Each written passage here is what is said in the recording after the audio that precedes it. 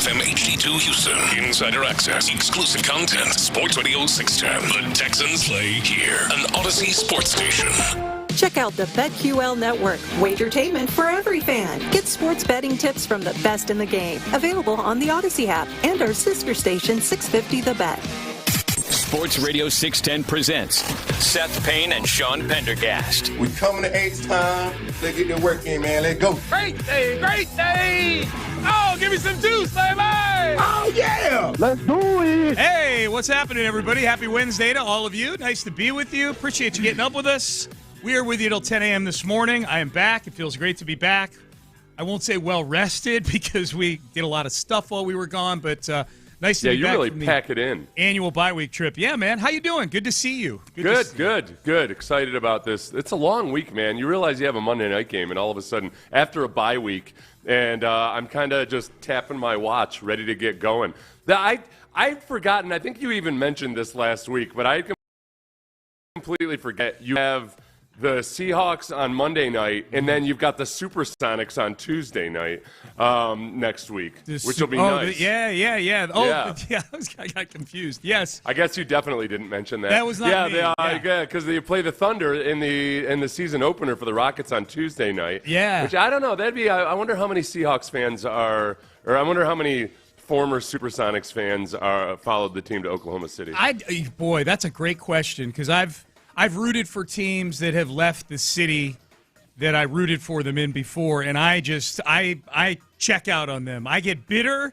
I get petty. You know this show. I get petty, and I'm like, they're not my team anymore. That's a great question because before the Texans got here, there were a lot of people that still followed the Titans when they went to Tennessee. There's still a few, yeah. But I mean, especially there's still a few now. But even before the Texans were announced, there were people that were still following those players. Yes, more I would guess. Yeah, no question about that. Yeah, especially when to the best of my knowledge, I don't think they deserve to lose the team in Seattle. It was a situation where a guy bought a team and then moved him back to his home city. So I I would be bitter. I would be petty. I don't want to put that on all the good citizens of Seattle, though. It was a little bit of the Katrina. It was a lot bit Katrina, actually, that even made Oklahoma City a viable destination. Yeah, that's right. Because the Hornets went up there. Yep. And they showed out in huge numbers, and all of a sudden Oklahoma City's big time pro sports city. Yeah, man. Oklahoma City. I got excited about that yesterday. They had DirecTV on our United flight home. So I was just watching reruns of The Office on E. But E is an NBC entity, so they kept showing promo. The season opener is going to be on NBC and Peacock, which is that's kind of history being made. The first game back on NBC in decades for the NBA is going to be the Rockets and the Thunder in the season opener next Tuesday. Who's the talent on that side of things on NBC? Oh, they just showed it. Who we got? Yeah, they showed it yesterday on social media. Tirico's going to be on the play-by-play. I know that. Yeah. Carmelo Anthony is part of the broadcast, but I think he's in studio. So I don't know. I saw a tweet with it yesterday. I was excited to see Tirico because Tirico is one of the best in the business. Can I tell you how good Tirico is? That he's one of these guys that he can do Sunday Night Football, he can do NBA, he could do a baseball game in Japan in the middle of the week, and I think he doesn't sound one bit like he's not 100% prepared for it. Yep. He must have a photographic memory. Because he comes with knowledge too, yeah. And he'll do 3 games in a week and sound way more dialed in than a lot of these other jamokes. Yeah, no, all that stuff you just named, he'll do on consecutive days. It's incredible. So I know we get Tirico on Tuesday.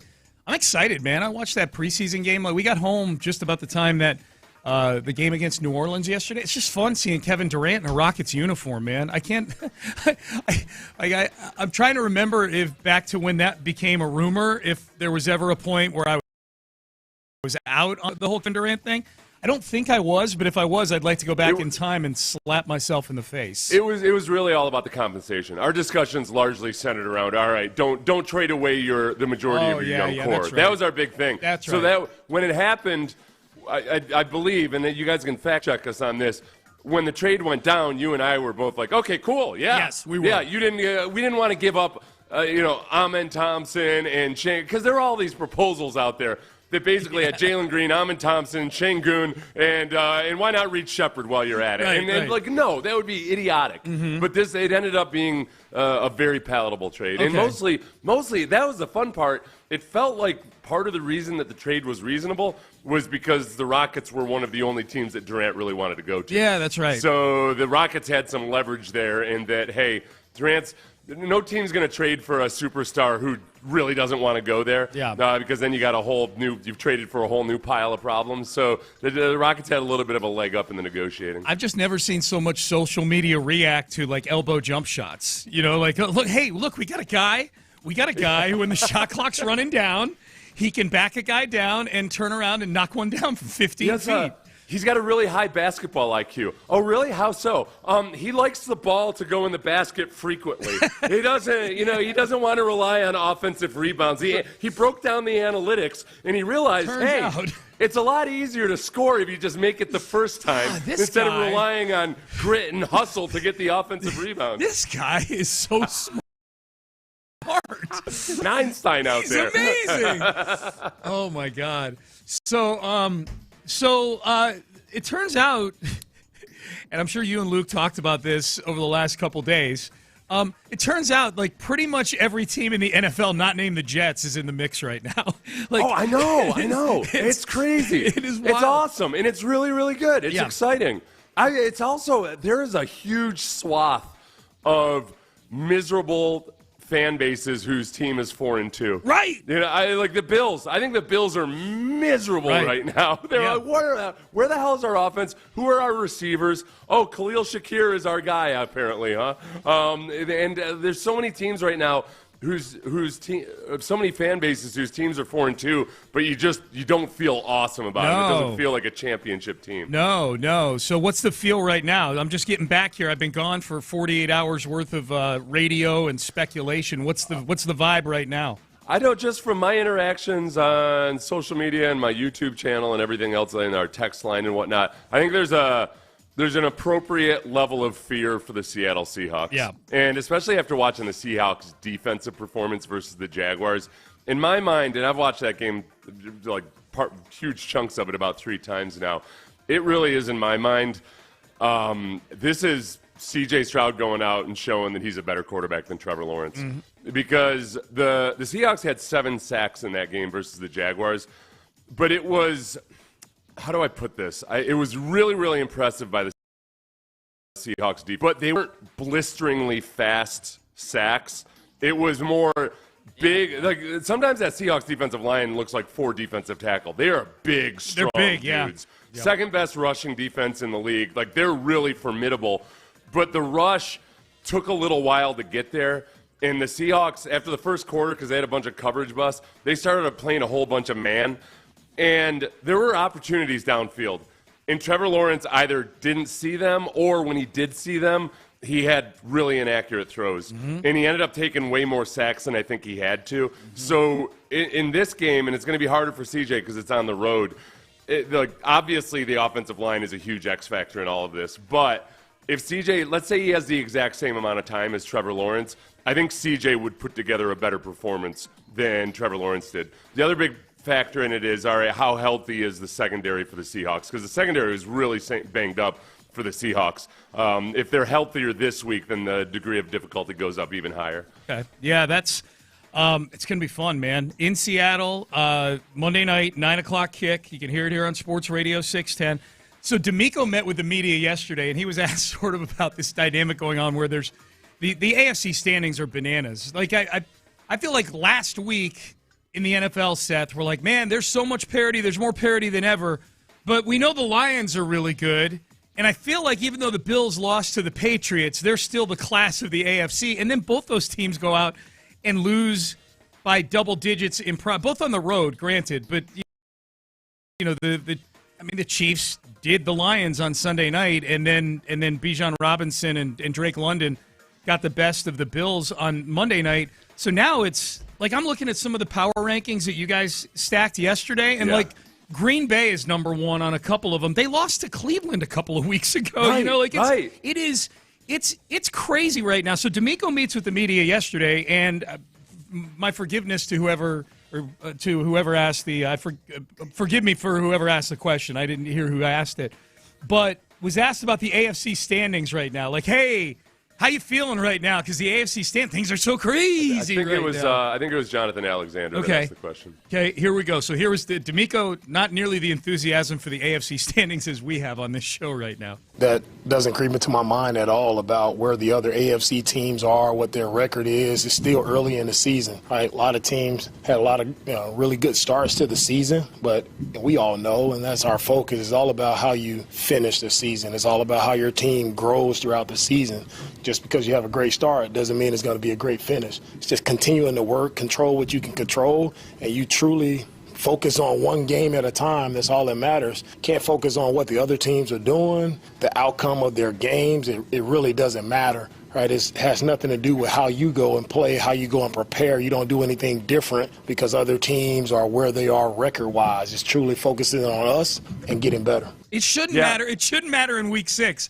But DeMeco, it's so crazy right now. I know. Yeah, this is a classic discipline that it's a high performer at your job. It's the same. The real world analogy is in living and dying with every fluctuation in the stock market. Like, no, it's just, and then it affects your decision making. You start, Sean's waving, Sean's raising his hand. It starts affecting your decision making. Your emotion creeps in. Or the other thing would be, I 100% believe DeMeco when he talks about how he doesn't pay attention to a lot of this stuff, even late in the season, because you can really only control what's right in front of you. But like if when you ever try to plan something out financially on a spreadsheet, and you start thinking, oh yeah, but what if I got a 14% return instead of 2%? Yes. You know what? Maybe I better start planning that private jet purchase right now. Or I don't have to save money. Look at this spreadsheet. everything's awesome. Everything gets distorted when you start thinking too far into the future and enticing yourself with the possibilities, or you talk yourself into a doomsday scenario because you start thinking about all the things that could go wrong. In either direction, it's bad, and I think DeMeco, which is just his personality, and probably most NFL head coaches try real hard not to worry about exactly where their standings are. Now, I say that, but now I'm having flashbacks to Coughlin. You would have liked Coughlin, because Coughlin was kind of like a box score nerd in a lot of ways. Yeah. We would be in meetings, and he would go through the play-by-play of our opponent from the previous game, and just like in the driest, he would have been a horrible sports radio host, but he would go drive by drive by drive, no highlights or anything. Play what happened. I'm like, oh my gosh, we're midway through the second quarter, and we've been in here for 12 minutes. You could have put a Tom Coughlin team meeting on an auction for charity, and I'd have spent 20 G's easily on that. I told you, like the whole. Oh, he would have been so bad. He would have been an awesome live streamer, because he could have gone for 12 hours. But we would do Saturday mornings.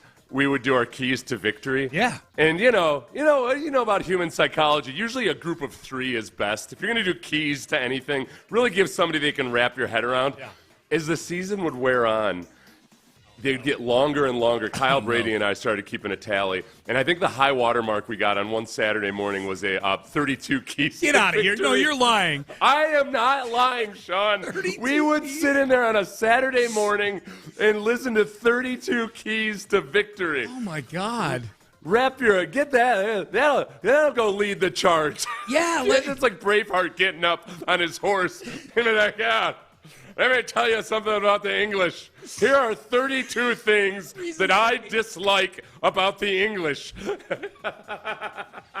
Everybody's like taking a knee, waiting for him to finish. They're all looking at their sundials, like, oh God, that's funny. So Coughlin would pay attention to that stuff. He would all about it. He would love the standings. Here's our magic number. Coughlin's up there, big gigantic 3 on the whiteboard. It's our magic number, boys. Capers would use the Vegas line a lot. I think as a motivator, he would tell us when we were underdog. The problem with that is when you're going through a tough season, at a certain point, you're kind of like, frankly, I think that's a bit optimistic. That's a bit generous. Call up my cousin Vinny. Yeah. Or in the case of Washington, just walk into the building and place a bet. Like there was a sports book in one of the stadiums we went to this week. Yeah. Oh, and of course, I'm joking about it. I was largely ignorant. I was so. You know me, propaganda is very effective on me. The war on drugs, people love to make fun of Nancy Reagan. Nancy Reagan scared the crap out of me on drugs. I stayed clean and sober for a long, long time just because of Nancy Reagan. But likewise, the NFL, the NFL drills it. This was before gambling was legal at so many places. Yeah. The NFL drills it into your head how you're not to touch anybody that's got any kind of shadiness to them. That's why it's so shocking to me when any of these guys just... Like, it seems like a bunch of them have inadvertently done illegal things on apps or whatever. Yeah. Like, they probably do 10 times as much education on it now than they used to. Yeah, they got to. It's the golden goose right now. This is the problem with team meetings in any sport, Sean. Mm-hmm. The people you really need to reach are not paying attention in a team meeting. Right. You know, I remember at the rookie symposium thinking about they get all the people to come up and tell you about the danger of this, the danger of that, and 90% of the guys are sitting upright, taking notes, paying attention. The 10% of the guys who really need to hear it, they're asleep in the back. Yeah. We're sleeping. Yeah. So I was asked last night. Actually, I got a text from a friend of mine who writes for Sporting News. And he said, "Hey, can I get a quote from you on this Texans game on Monday?" And I said, "Yeah, sure. What do you want to know?" And he said, "Is this a do or die game for the Texans?" And I'm like, "Yeah. Well, and this was my answer. You tell me if you think if I was on target or if I was off base on this." I said, "Well, no, it's not I didn't go with the whole mathematically. Of course not. They're only 2-4, and there's 2/3 of the season left." But I know what his point was, which is if they're 2-4, like the numbers don't really stack up for them, and this will be validation that those 2 wins really didn't mean anything because they were against bad teams, like they still can't beat good teams, that kind of thing. My answer was like the NFL is so crazy right now that even if they lose to the Seahawks, if you're coming home to play 3 straight games at home, even at 2-4, you're not out of anything at that point. You know, again, it's 6 games into a 17-game season. I do think that there's major upside to this game. Yeah. Like, I think if they win this game, I'm not going to say everybody's back on board because that's never the case. But I think if they win this game, I think that atmosphere for that Niners game, you know, that they've wiped out an 0-3 start and then gone on the road and beat a good Seattle team on Monday Night Football, I do think a lot of people are going to be believing in the team again, especially given how much parity there is right now. 100%. Yeah. I think that's people are taking this game seriously. Yeah. You know, when we come back, let's we got to go to break right now. Okay. Jem and I do this in the voice of Houston Press writer Sean T. Pendergast. Oh, okay. We'll give you the Houston Press version of Sean Pendergast answering, is this a do or die game for the Houston Texans? Okay, let's see if it's stacked up. I got the text still right here. See if it's better, and let's see if I just saved you a bunch of time for your next column. Oh, my God. Yeah, this could be good. All right, cool. So we'll do that coming up next. Also, the drum beat gets louder in another NFL city for a familiar name. We'll get to that. We got headlines later on this hour. Really, really good to be back. And big week this week, man, with Seattle coming up on Monday. So we'll hit that coming up next. But first, let's get you guys grilling.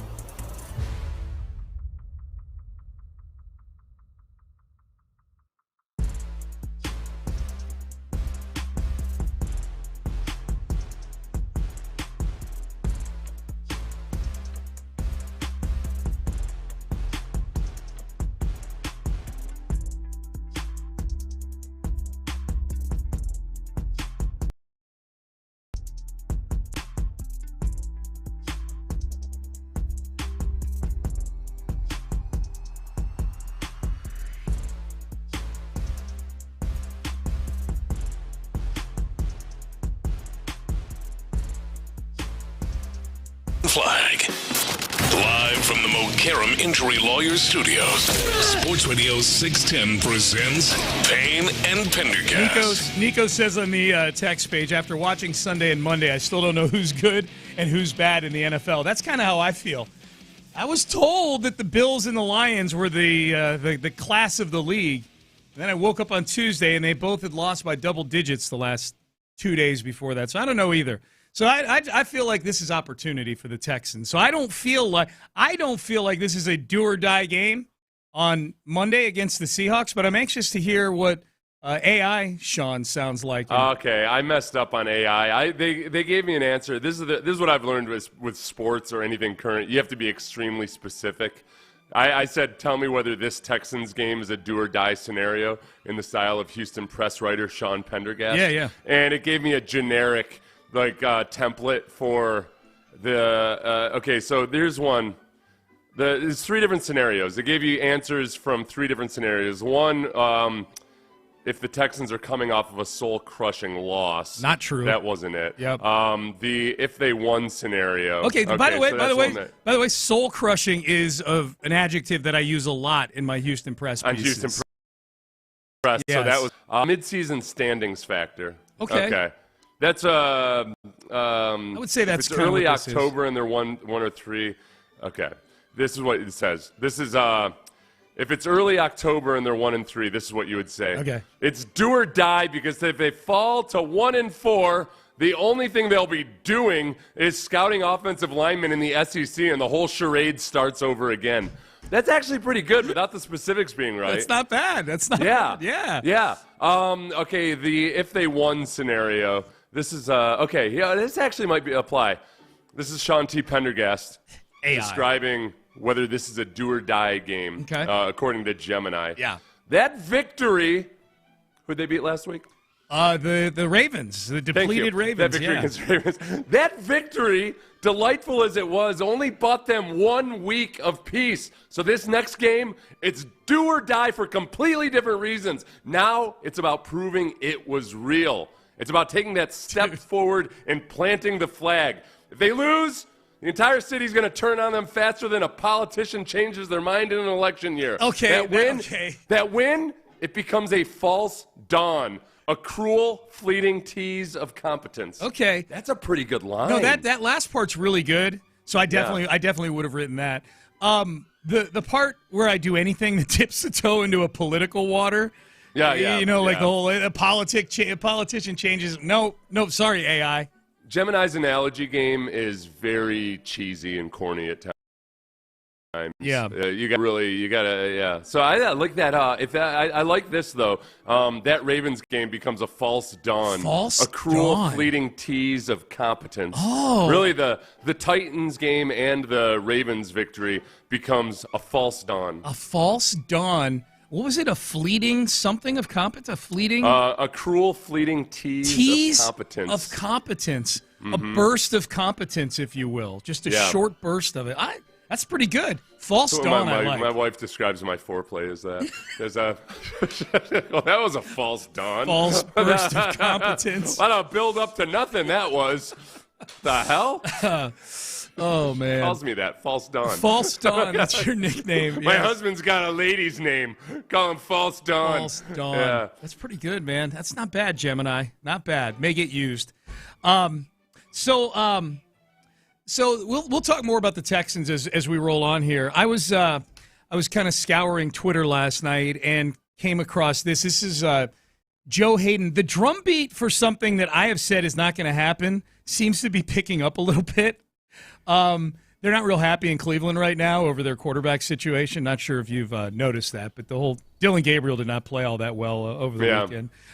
So you got Dylan Gabriel and Shedeur. It's a bit shocker that the mid-round pick didn't play well in his rookie season on a bad football team. But the best are the highlights where he's like bouncing it off of teammates' helmets and things like that. I don't know. The one was he bounced it. He put it right on the dude's face mask. But other was there was some other. I mean, I hate to say it is what it is, but you got to remember he's a mid-round pick on a bad team. Yes. And Shedeur Sanders by talent and everything else, probably has a higher ceiling than that. But even him, the reality of it, he's a mid-round pick. If Shedeur Sanders gets in, I think it's not going to change anybody's opinion or anything, because I think that I think any rookie quarterback has a really low chance of doing well on that team. And your best hope might be that Deshaun Watson, if he's 70% healthy, might actually be able to make something out of nothing. The drumbeat is getting louder for this, and I'm not saying that this is the opinion that changes and flips things, but I thought it was interesting that Joe Hayden, the former Browns cornerback, was on a podcast over the last couple days and said he thinks Deshaun Watson should play if he's healthy. As soon as Deshaun's leg gets okay, I'm putting as an owner of the team, whatever, I completely understand if Deshaun can play, we're putting him in the game. We got Shedeur here still for $1 million. Like, end of the day, we still got him. He's going to be good. Let's see if we can get anything out of the vet that we're paying $45 million. I wouldn't be mad at all about that, because you got to get what you can get out of Deshaun. Not just trying to act like that, but like, dude, he got 230. So while he's on this team and while he's healthy, I'm going to try to put him in the game. Okay. I think there's that element I'm thinking about. I couldn't tell you, Sean, what it must be like in the locker room or how players feel about it, because I've never been in a situation. I don't know if any team ever has, with just the oddity of Deshaun Watson, the whole Deshaun Watson saga and where he is right now on a team with these two rookie quarterbacks and how they feel about it. But I think there's got to be a little bit of that element of, we're paying the guy $230 million. Yeah. Like, what are we doing here? And I saw what I did. Like, I think no matter how high you are on Shedeur Sanders, you can't possibly think that he's somehow going to do well, or any rookie is going to do well in that environment. So can we be less worse? And I think that might be the entire reason Deshaun doesn't play, though, is that the team, like, they're super analytical. And they've already probably quit long-term on Deshaun Watson. Yeah. Do you really want to hurt your chances of getting the number one overall pick or really high pick? Yep. It's one thing to tank, and very few NFL teams are going to tank at the onset. Plenty of NFL teams kind of start making business decisions somewhere as the season goes along. It might just be a lot earlier in the season for the Browns than it is. Usually it's the last few games where you'll see teams start to, this guy's going on IR, this guy's going on IR. This year, the tank might start now in making the decision to not play Deshaun Watson. Do you have any feeling one way or the other as to whether or not you want to see him play again? Or is he just sort of out of sight, out of mind right now? There's I think the novelty of it and maybe the experiment side of it. I love experiments. Yes. And also just the fact that we've seen so many different quarterbacks take these wild swings and out they wait a second, he's actually good. Geno Smith. Right. Deshaun's would be one of the most extreme versions of that. Davis Mills has largely, since Deshaun left, Davis Mills and Deshaun Watson have very, very similar production. In a lot of regards. It's eerie how similar their production has been and their performance has been. And obviously, that the ceiling for Deshaun is way higher than that. So, I want to see him play. It has nothing to do with a redemption story or anything else like that. I'm just curious about just everything that he's gone through or put himself through or however you want to frame it, to see if there's still actually good football. Yeah, how old is he now? Is he even 30 yet? I think he just turned 30. Yeah, I think he turned 30 this fall. So, he's 30 years old. 30 years September old. 14th. Yep. So, I'm. That would be the wildest thing ever if all of a sudden, like, by the end of this contract, which has been labeled it's been labeled the worst contract in the history of football. And yet there's still 2 years left on it, and he looks pretty spry in the workouts that he's doing right now. I thought that Damon Arnett was the worst contract in the history of football. That's according to McLean. 1 year, 1.75. Yeah. We're signing no guaranteed money. Yeah. It was like calling a rookie free agent the worst signing in Texans history. Yeah. And Damon Arnett's been getting on the field. He was, he got on the field. It's actually turning into, depending on, we'll have to look at the wins above replacement at the end of the year. Damon Arnett. Like how much he paying him. Yeah, man. This is a text. So all AFC South teams are playing teams with 4-2 records this week. Oh, that's good. That's fun. That's interesting. Yeah. So every team in the AFC South? In the AFC South is playing a team that has a 4-2 record. Yeah. You know what that means to me? That means opportunity to play catch-up for the Texans here. I know they're one of those teams. You had brought up the Bills. What's the combined record of the teams that they've had victories over? 3-21. 3-21. So the Bills are paper champions right now. 6 games into the season. Well, and one of those teams was the Ravens in Week 1, and they were lucky to win that. I don't say lucky to win that game. They had a big comeback in that game, but boy, I mean, if Derrick Henry doesn't fumble the football, comeback. But then you learn that the Ravens' defense wasn't nearly what it was at the end of last season too. So that comeback doesn't look as impressive. No. And I watched that Bills game Monday night, and you know what, I got to give credit to the Bills' defense. They hemmed it up in the second half. By and large, the big story of that game, because I came in the morning and not having watched the whole game, and I was more down on the defense than I should have been. When really the story of the game is that, just like it was in Houston last year when Josh Allen didn't really have any receivers on the field. He did have Khalil Shakir this Monday, at least, compared to last year.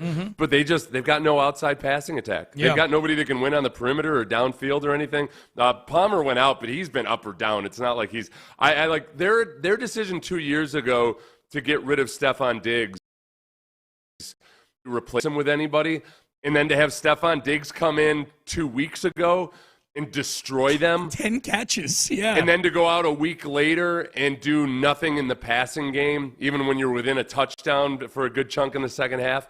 It's a rough feeling in Buffalo right now. No doubt. All right, hey, our football talk on Sports Radio 610 is presented by Paramount Plus. You can't count on much, but you can always count on Sundays with the NFL on CBS and Paramount Plus. Watch your local NFL game all season long. Visit ParamountPlus.com/NFL to get started today. Headlines coming up next. But first, let's get you guys into a break.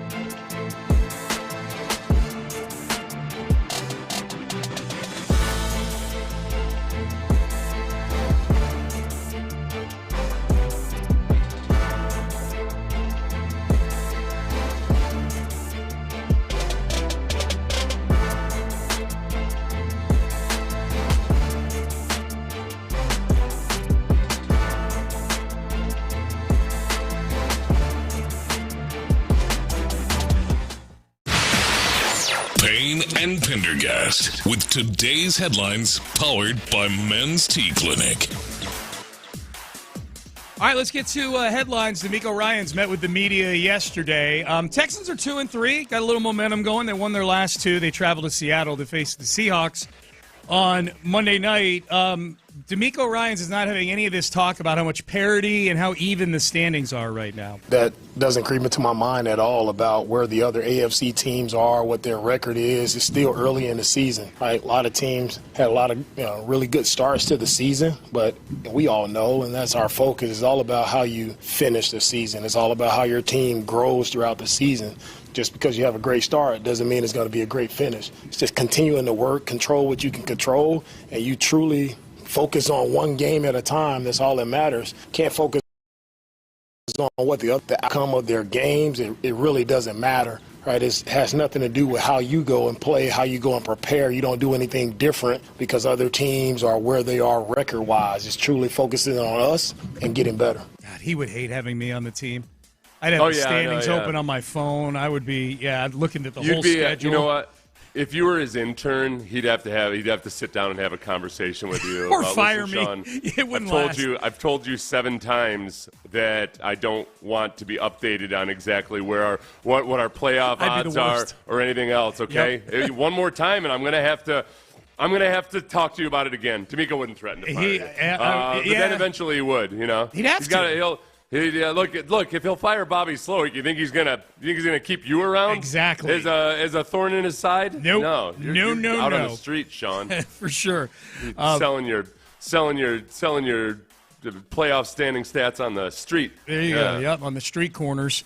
So that was DeMeco yesterday. Obviously, Seattle coming up. Seattle 4-2 on the season. This will be a big step back up in weight class for the Texans on Monday night, 9 o'clock. You can get that game here on Sports Radio 610. Seth and I have you at 6 a.m. for Texans Countdown. A little bit of news, kind of tangential to the Texans here. C.J. Gardner-Johnson was released again yesterday. This time by the Baltimore Ravens. This is being framed as an amicable split between both sides. Adam Schefter reporting yesterday. Kevin Connor is C.J. Gardner-Johnson's aide. Raven officials came to, quote, an amicable mutual decision.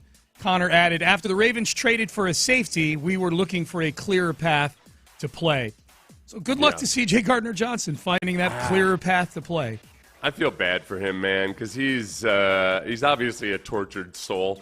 And he knows he is. That's the thing that makes it sad. He knows he is, and he just can't help himself. Yeah. And if you ever watch I know you watch this, Sean, but if anybody ever goes and watch the Pivot podcast interview with him, you know, he talks about how he had really wanted to make his home in Philadelphia, and he thought his son was going to be able to grow up there, and then he had to explain to his son why he wasn't an Eagle any longer, and it's just, man, that guy, he can't get out of his own way. No, there were some Eagle accounts yesterday when they saw the release from the Ravens, hey, things aren't going great for us right now. Things aren't going great for him right now. Maybe we can get back together again. I mean, you know what? There might be some validity to that, and just that they've made it work for at least a brief moment in time, and C.J. Gardner-Johnson was part of a Super Bowl winning effort that especially this might end up being like a long way around for the Eagles to cut salary, but then also now that C.J. Gardner-Johnson's been knocked down a notch or two,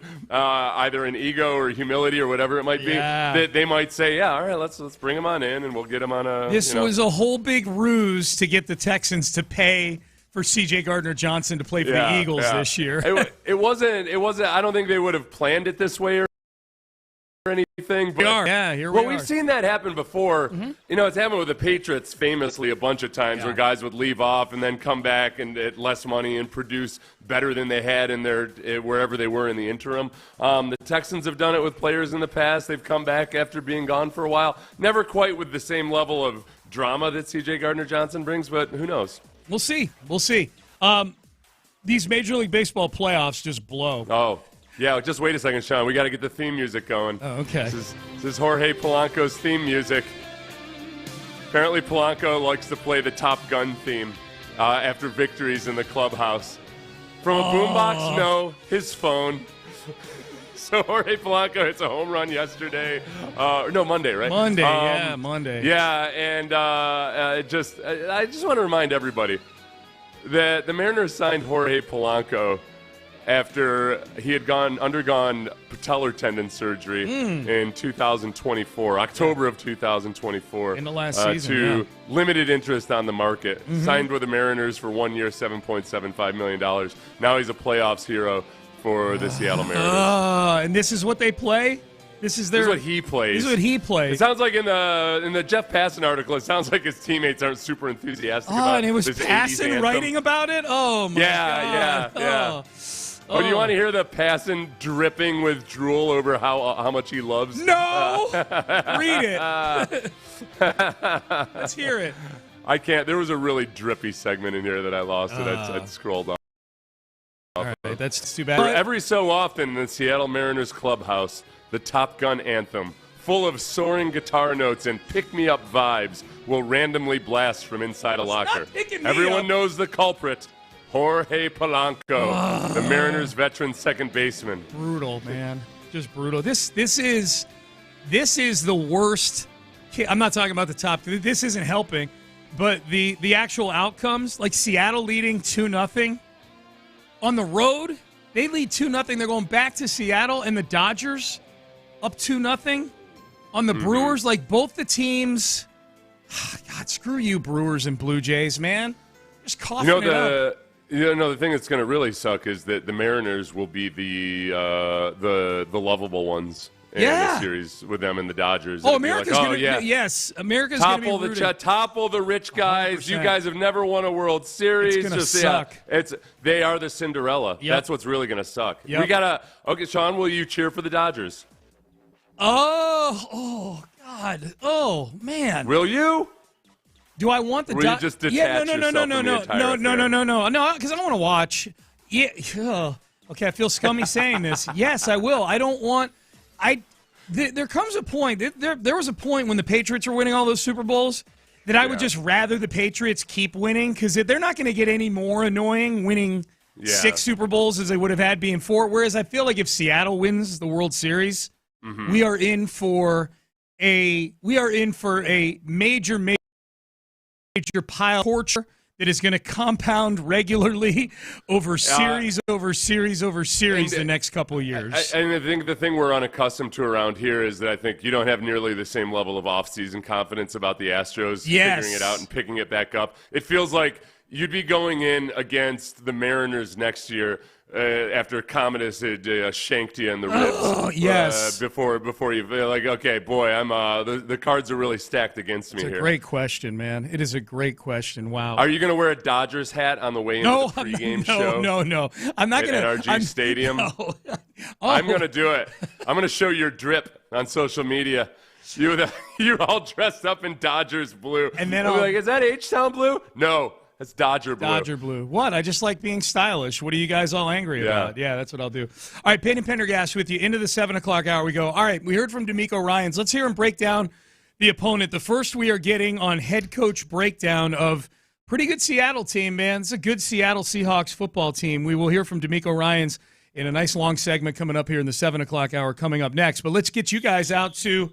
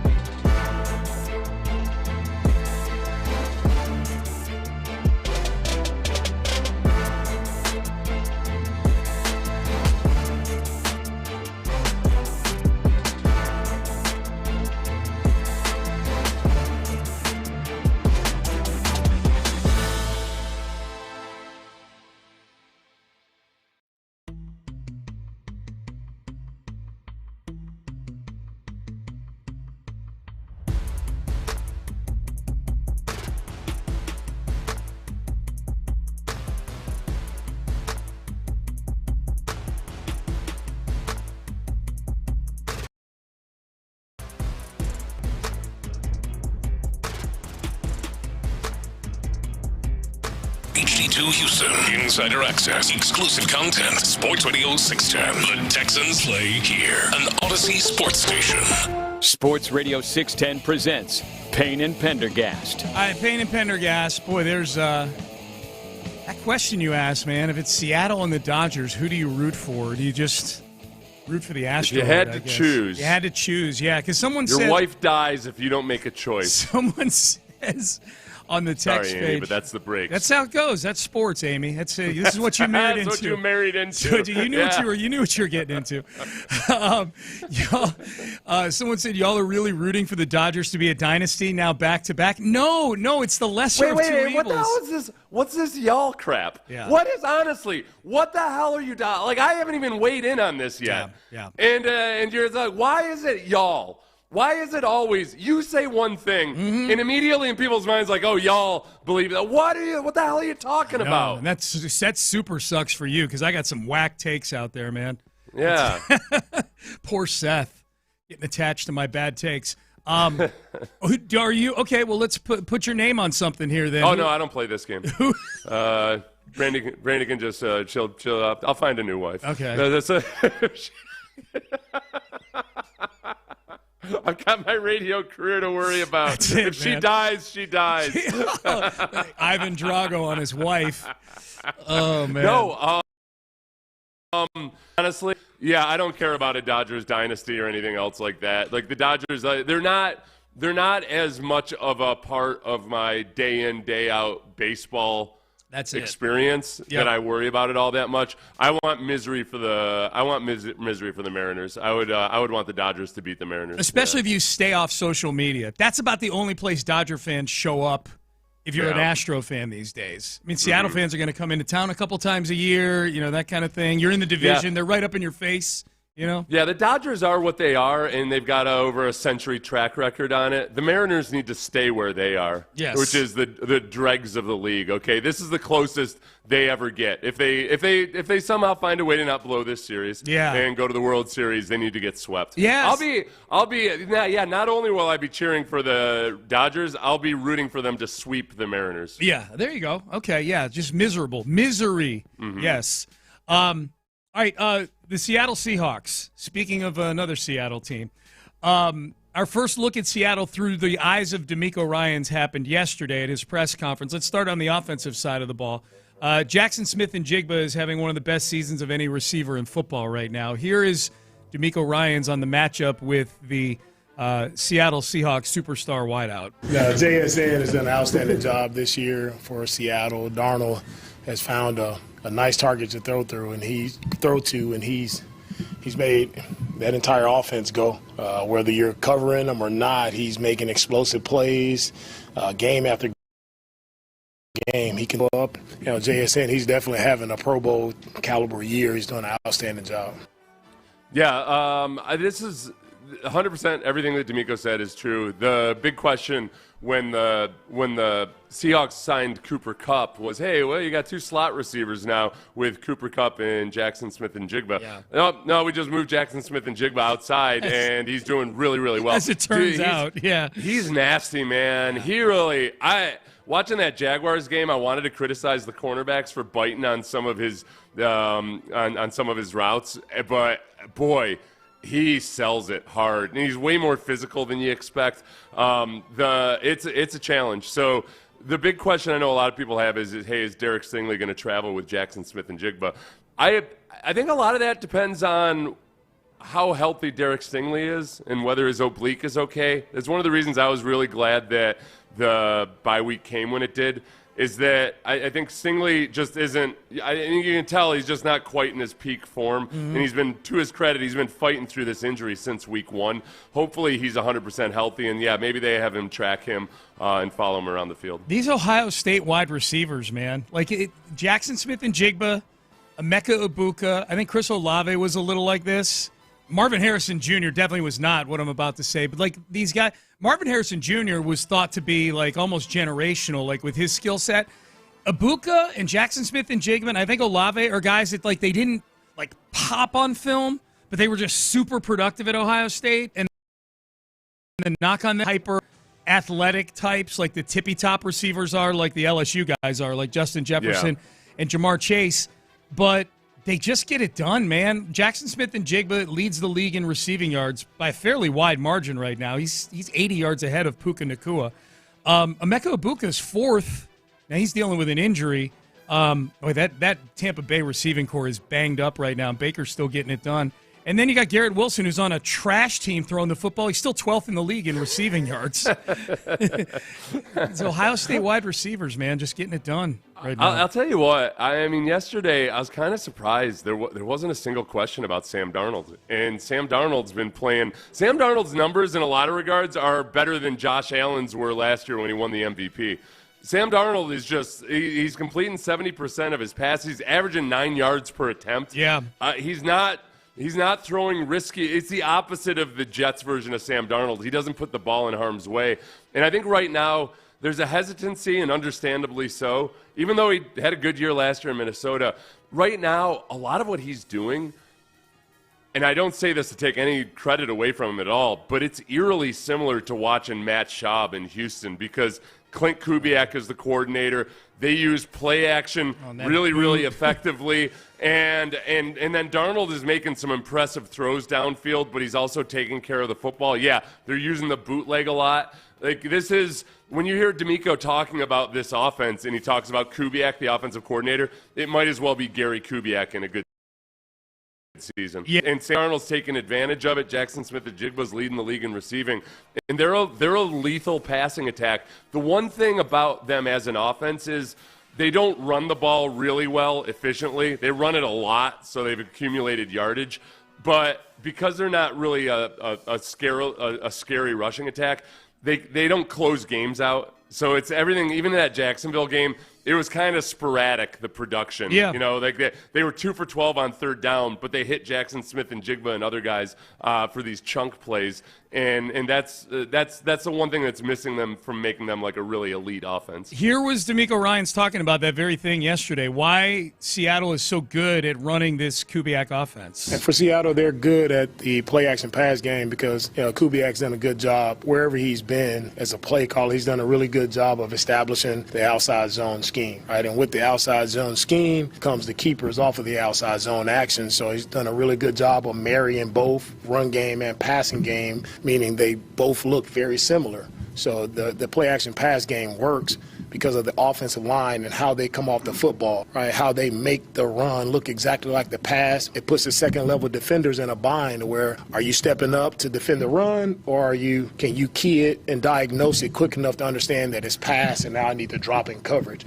So they've done a really good job starting with Kenneth Walker in the run game. He's a really, really good running back in this league, and he's done a really nice job. And when you have him running the ball the way he runs it, right, guys are going to commit. And once you get guys to step off, and now Darnold's done a good job of getting on the edges, making good decisions down the field, and he's had a lot of guys open in those play-action passing concepts. That's why they've been successful as well. A lot of guys are wide open. That's a scary cut if you're a Texan fan right there from DeMeco Ryans. Wide open. Well, yeah. We got the whole play-action thing. I mean, as good as his defense has been since DeMeco got here, they're aggressive. They bite on play-action a lot. The Rams game. The Rams game, they came up, they stuffed the run, the Texans loaded the box, and boom.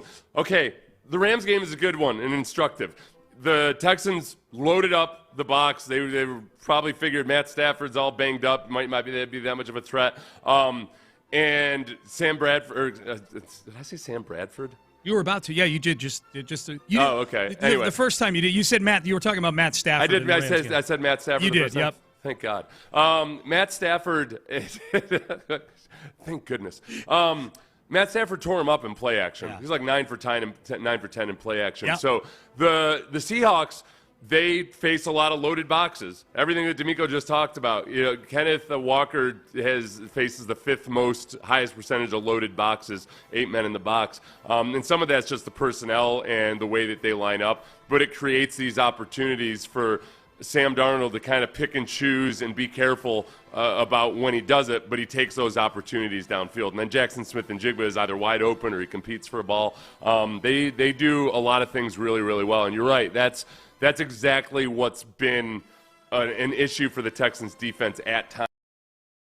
times when they just a breakdown in discipline or just not a blown coverage, whatever it might be. They just got to be sure that that's all cleaned up. The crazy thing is this offense, it feels like it's almost being referred to as like a genetic thing with the Kubiaks. Like Clint got the dominant gene of being able to run the play-action boot to the opposite side, just like his old man. Yeah. There's some other Kubiak kid we've never heard of who's off to running an air raid system somewhere at a Division III school. That's how they rebel. Yeah, that's the rebellious one. Yeah. He's got a lip ring.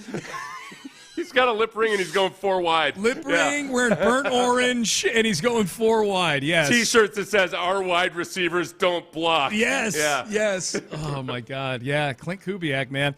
Hey, let's flip over to the other side of the ball for Seattle. Here's DeMeco Ryans on what the Texans' offense is going to be going up against. They're starting up front with their defensive line, like the interior piece with their tackles, Murphy, Reed, Williams. They're really big guys inside, strong. It's hard to move those guys inside, so it starts there. And then on the edges, really smart players on the edge with Nwosu, with Mafe, with all the guys that they have, DeMarcus Lawrence, like all those guys done a really nice job on the edges. Their entire defense line, I feel like that's the strength of their defense. Right? It's going to be a challenge for us to handle their front. It's all going to start there. Any team that's been able to move the ball versus these guys, you have to do a good job versus their front. And they're good in the run game, also in the pass game with the stunts that they run. They don't have to pressure much because they get a lot of pressure. A huge challenge for us, challenge for our offensive line this week. Sean, when I tell you this, you need to understand this about the Jaguars game, because that's what I watched on Sunday. I'm watching the game, and I thought to myself, it feels like Trevor Lawrence is getting hit every single time he throws the football. You go back and, statistically I was way off, but he got pressured 50% of the time. That's a really high number. Well, the Seahawks were barely blitzing at all. And sometimes when they did blitz, it was like a run blitz that turned out to be a pass.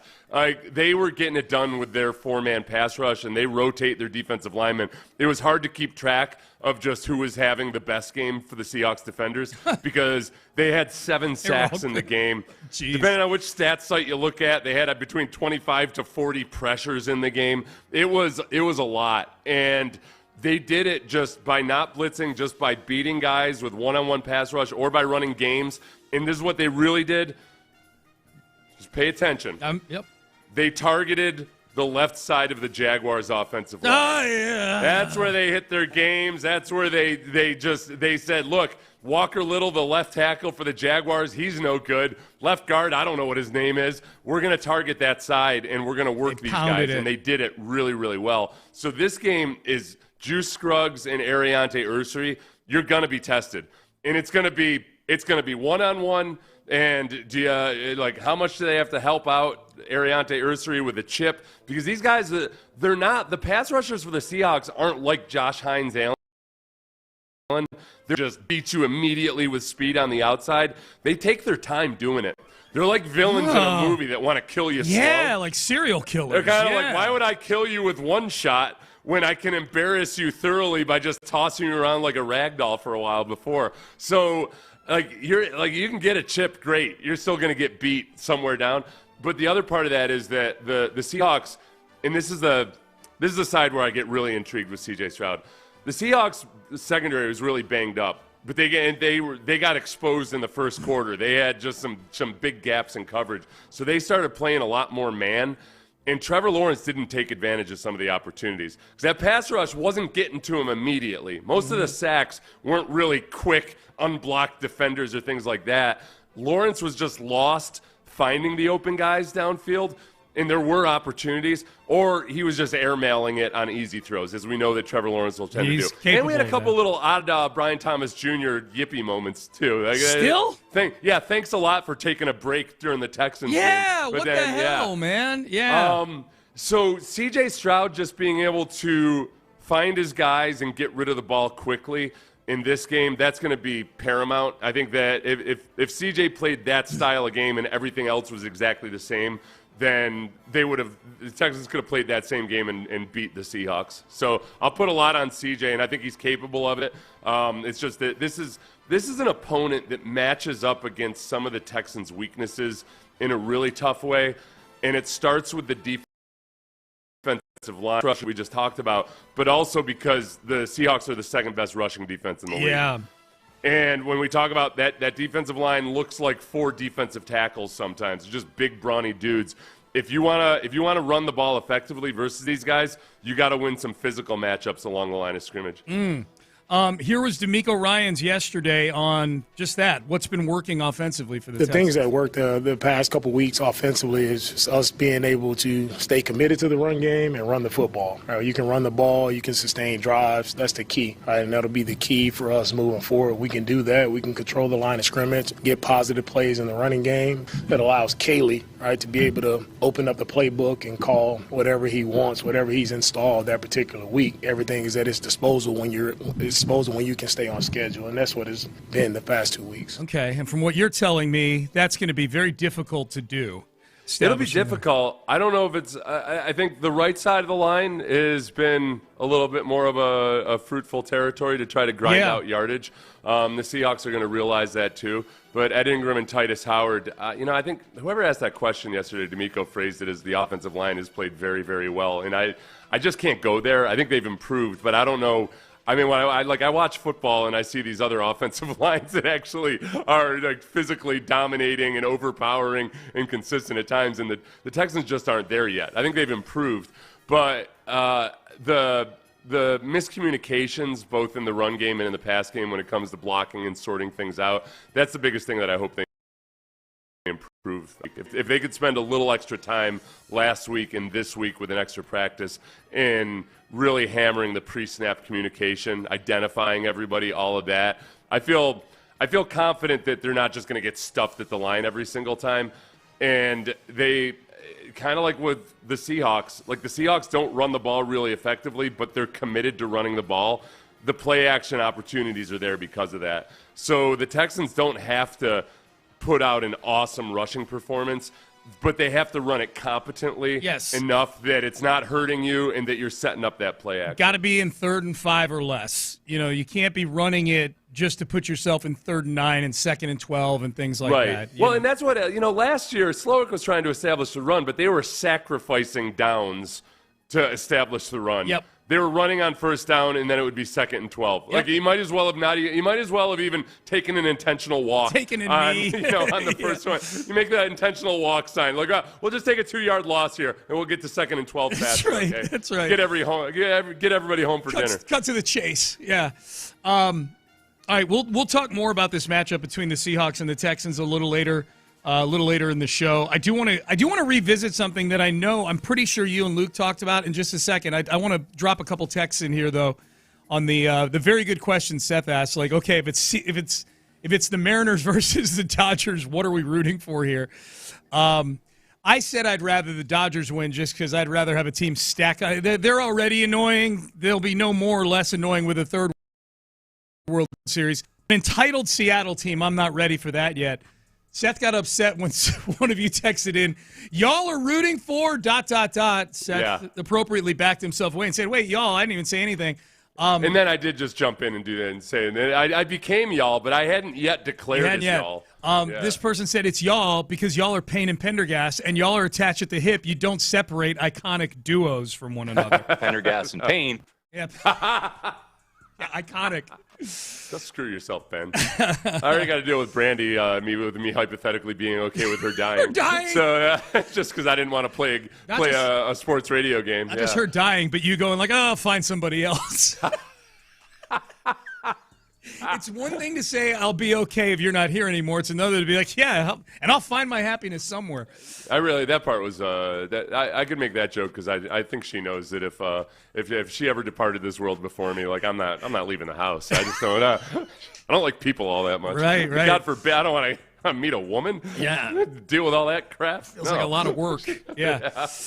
I trust that my wife's going to live long enough that the android will be available after she leaves. There you go.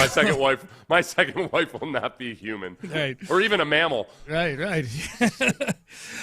No, Sean, Dodger fans live in Houston because LA sucks. Yeah, there are a lot of Dodger fans here. I mean, I know there's a lot of California people making the trip east to get out of there. California Spora or whatever. Yeah. I don't know. That's true. Okay, you and I are Get about that because especially with like Cowboys fans, we forget how many people have to work alongside annoying Cowboy fans. Yeah. Usually really bad at their job, so you're picking up the slack. You're picking up the slack for your Cowboys dullard, and then meanwhile he's talking smack as you're fixing his WTS reports or whatever. You know what we do on this, Seth? We kick the can down the road. It's not the World Series yet. They're not. They may not be playing each other. Why are we putting ourselves through this? Look, the division matters to me, and I don't want anybody to have a chance at taking over or taking the reins or anything long term in any kind of. I know obviously the World Series doesn't affect division standings. I'm just talking about pelts on the wall from various people within the division. Yeah. I just want to keep the Mariners in check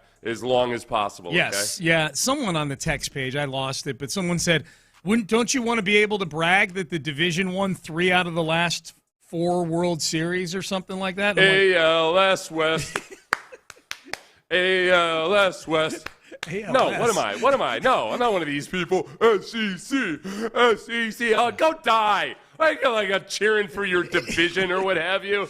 Oh, my God. There's at least one person that's doing that. Yeah, man. I love how, like GM and Ford and Chrysler and everybody else always gets together and loves each other because they're just, hey, we're all in this together. We're American automakers, yes. Well, there is that part of it, I suppose, so that's different. Maybe not a perfect analogy, but I get what you're saying. Not a perfect analogy. Every now and then Seth Payne whiffs. Yes. It happens. It happens. Yeah, but they're not cozy. No. It's not like Ford is like, yeah, boy, really hope GM pulls it out over Toyota. Can't wait let's do it. Let's do it. To get together with Ranger and Mariners fans and celebrate 3 out of the last 4 World Series with them. Sounds delightful. Did you and Luke Morrow, by the way, big thanks to Luke Morrow for sitting in the last couple days. Really appreciate that. Good to be back. I saw the cut on the audio on the rundown, but I know, knowing this show, we don't always get to all the audio that we played.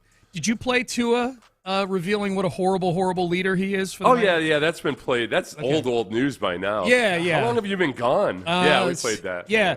I just wanted to as I look at things, I'm like, all right, I'm not going to rehash that because it's whatever. I really wanted a bite at the apple on the Tua thing. Is that okay? Yeah. Okay. Yeah, we can play it. Okay, so here's Tua Tagovailoa on after the game. I believe after the game on Sunday when they lost on a last-second field goal to the Chargers, revealing some issues inside the Dolphins building. Well, I think it starts with the leadership in helping articulate that for the guys, and then what we're expecting out of the guys, right? We're expecting this. Are we getting that? Are we not getting that? We have guys showing up to player-only meetings late, guys not showing up to player-only meetings. Like, there's a lot that goes into that. Do we have to make this mandatory? Do we not have to make this mandatory? So it's a lot of things of that nature that we got to get cleaned up, and it starts with the little things like that. Tua's and he's the worst. He should have tacked on to that. Like me airing the dirty laundry in a press conference like this. We got the kind of thing that we can't be doing, We've got a starting quarterback who's basically telling the world that there's some guys, pointing fingers at people, randomly from a podium. Some might call it a pulpit. Yeah. Yes, okay. Yeah, Tua just doesn't get it, man. No. He does not get it at all. He doesn't. He's just not the one, man. And they paid him. This is the thing. Tua, and I think Trevor Lawrence still falls into this category. I know the Jags are 4-2 and they're decent this year, but Trevor Lawrence is not good. Like these are the cautionary tales, man. Like $55 million just because, that's the going rate for a quarterback, and they're afraid to move on from anybody. Tua's the worst. That is what's worse. Tua doing that or C.J. Gardner-Johnson pointing fingers at teammates in the locker room? Well, that's at least in the locker room. That's why I asked. And that was and however that actually went down, because not like we were firsthand observers to all of it. Right. Because a lot of people tried to defend C.J. Gardner-Johnson the way that story reported was saying, what, he's holding guys accountable. No, there's a way to hold people accountable. There's ways you do it and there's ways you don't. And you certainly, in holding others accountable, have to be holding yourself accountable first and foremost. You have to be playing well. Right, yeah, right. No, but also never be the guy that's, pointing the finger all the time, but not raising your hand when it was your mistake. Yep. So, and that was part of the reporting as well. get really nervous to meet somebody who are like, what's the issue? He was just helping people be better. I'm like, I don't know if I want to hang out with you, man. Like, if you think it's as simple as that. Right. Like, if you think it's as simple as like, they're afraid of honesty. Like, no, that's not it at all. But they're perfectly capable of being honest without being a D-bag or a hypocrite. It's, in my mind, my first gut reaction when I saw that, Seth, was like, you're almost like telling on yourself in a way. Like, right. You're the captain of the team. You play the most forward facing. Your position. You're the face of the franchise, and you're sitting here just dishing on all the lack of leadership in the building. Like, dude, look in the mirror. It's a players only meeting, which is like, so this is. You're specifically saying that, this isn't really about Mike McDaniel or anything else. Like, what I can provide or offer from a leadership standpoint is, hey, we got to be on time, this, that, or the other, whatever. The other, I can't remember who I heard talking about this, but he's making a good point about the players-only meetings. Like, I think sometimes this is the problem. Players-only meetings happen a lot. Oh, Ross Tucker yesterday was telling us about it. It's just that it's whenever a team is struggling and the media finds out about a players-only meeting, then it's a tasty treat to the media. Yeah. Like, this is drama. This is this is signs of tension or what have you, and it's usually overblown. Like, good teams will have players-only meetings the entire season long. This is Tua himself inviting the press in for more scrutiny and drama and everything else. Anonymously selling out unnamed players on the team, but making himself it feels like he's trying to make himself look as like, hey, I'm one of the right kinds of guys. We're having players only meetings, and I'm punctual to them. Right. Well, in this, and I know they're player only meetings, and it shouldn't reflect directly on Mike McDaniel because these are meetings the players are calling. But let's face it, it just draws more scrutiny into the entire Mike McDaniel operation. Like, while it's players only meetings, it's probably symptomatic of a jillion other things we know are probably going on there in the building that are indicative of a bad culture. And I just think back to Mike McDaniel when he first got hired, and there's that video of him on the plane flying to Miami, and he's FaceTiming with Tua, whose career was circling the drain at that point. And I think that's why McDaniel got hired in the first place, was to salvage Tua. And he salvaged Tua to the extent that Tua ended up getting paid. Like, Tua owes a big part of why he got paid to Mike McDaniel being his head coach. This is a janky operation now, but Mike McDaniel has a good offensive mind, and they've done good things offensively. So I think Mike McDaniel deserves some credit. I just think back to that scene where he's on the phone FaceTiming with Tua, giving him the pep talk, saying, hey, man, we're going to do great things together. It was a really good pep talk. And now Tua is basically plunging the dagger right in between Mike McDaniel's shoulder blades in a way. By that rant, while talk, was still poor reflection on Mike McDaniel. No, and 100%. And Ross brought this up yesterday, and it's a point I've made about Cliff Kingsbury before, where, look, man, I think Cliff Kingsbury is just a guy that has a certain creative energy and ingenuity to him, and he's really good at scheming up offense. But when it comes to running an entire football team, the stuff, it was funny to hear Ross talk about it because he probably heard it from different people than I've heard it from. But it was every picture that was painted for me from people who had been in Arizona was that, man, this place is just not run in a ship-shape fashion. It's just the attention to detail is lacking to an extreme degree based on how NFL franchises operate. It's kind of like if, like a great chef, a brilliant chef. They're not always the best restaurant owners. Yeah. It's, because it's hard to find somebody who's the creative genius as a chef, but who can also handle the business side and the front of. Yes. So those types of guys need a partner. They need a GM type to actually run the business side of things. And I think that Cliff Kingsbury and Mike McDaniel might be really good chefs, but who lack the complete package to be an actual restaurant owner. Yeah. At least without a partner. Well, and they just, neither of them seem super presidential. That's the adjective I like to use. Like, if you throw them up at a podium, they're like, that's our coach. McDaniel seems a lot more like a chef, or at least a cook. Yeah. Based on more of a cook than a chef. Possible. The cook that's just got to figure out a way to make it through this shift without wanting to off himself. So what do you do during your breaks? Yeah, that's what Mike McDaniel feels a little bit like. That's what you do. That's what you do. Yeah. Thank you, Hotkey. man. Appreciate it. They were talking about this yesterday. Okay, I was watching on my flight home. I was flipping around the channels on the DirecTV on the flight, and I stopped on PTI for a little bit, and they had Jeff Saturday on there, the former Indianapolis Colts offensive lineman, one-time interim head coach for the Colts in one of the worst stints of head coaching ever in the history of the league, which he admits he's probably not cut out to be a coach. They were asking Jeff Saturday, Tony Kornheiser asked Jeff Saturday about the whole Tua thing, and Saturday just dropped in this little revelation about something in his household, which I just wanted to bounce this off of you and see if this seemed weird. This is PTI yesterday. Tua took off after some teammates for either arriving late or not arriving at all at players' meetings. I think this is a big deal, internally anyway. How do you think that plays in their locker room, Jeff? Yeah, so my wife, Karen, she has these things for our family called tone, tact, and timing, right? You got to have the 3 T's in place. And I think Tua missed it a bit. Okay.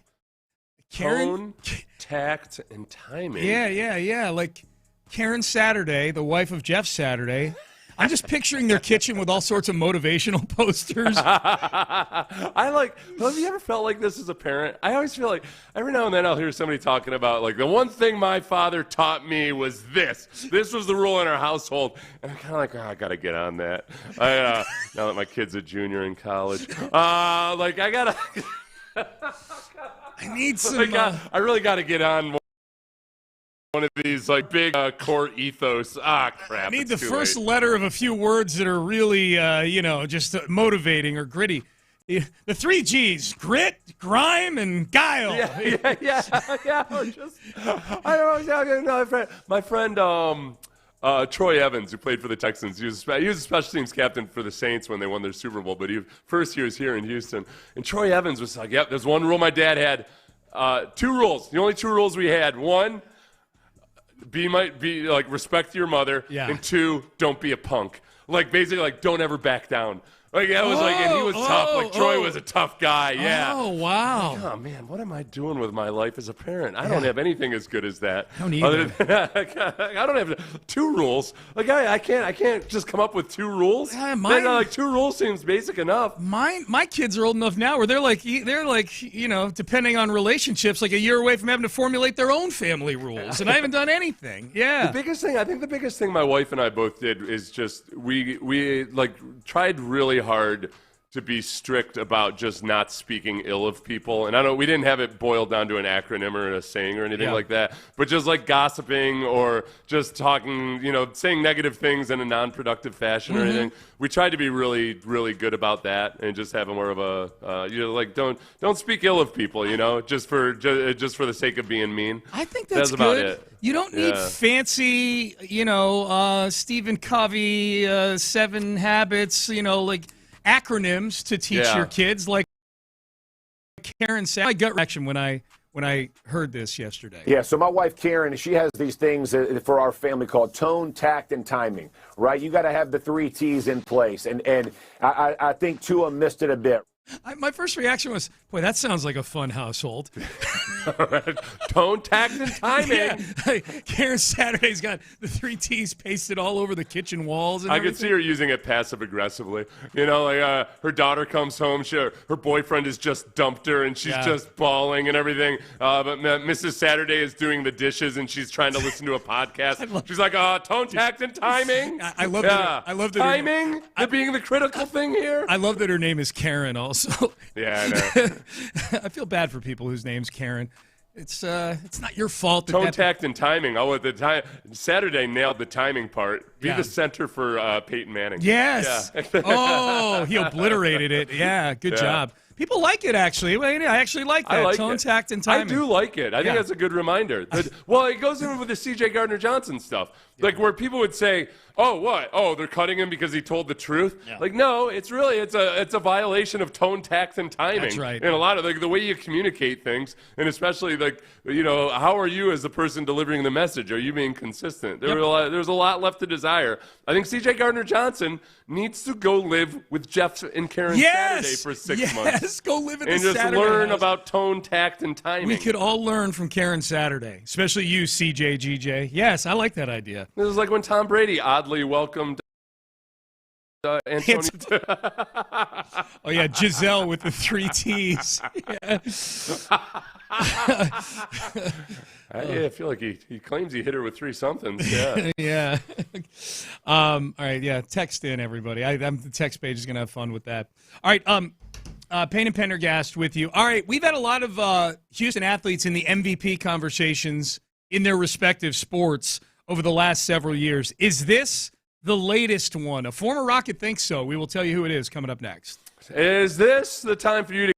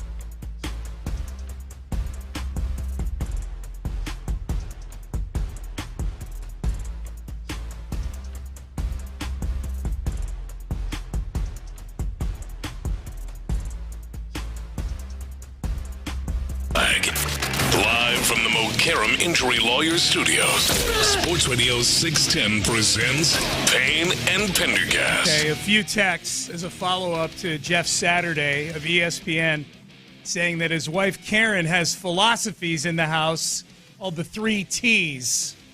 Yeah, so my wife Karen, she has these things for our family called tone, tact, and timing, right? You got to have the 3 T's in place. Yeah, you got to have words to live by, man, if you're going to run a household. Which Sean and I never did a good job of it. No. Now we're mocking the people that actually do these things. Just one. Could I come up with one like motto for the Payne family or something? Nope, couldn't be bothered. Yeah. Nope, couldn't be bothered to do it. Nope. Sounds like something she learned at a multi-layer marketing seminar. Yeah. Oh, yeah. Like she went to Amway or something like that. Mm-hmm. Time. Swarm. That's on the text page.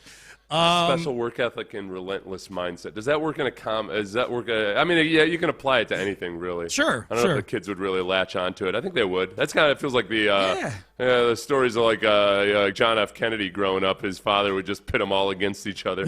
And create this psychotic level of competitiveness. Right. And it was very healthy. You can see. Yeah, it was very healthy. You can see exactly how healthy the Kennedy family's been through the years. Right. Yeah. Giselle's 3 T's are tap that trainer. Okay. He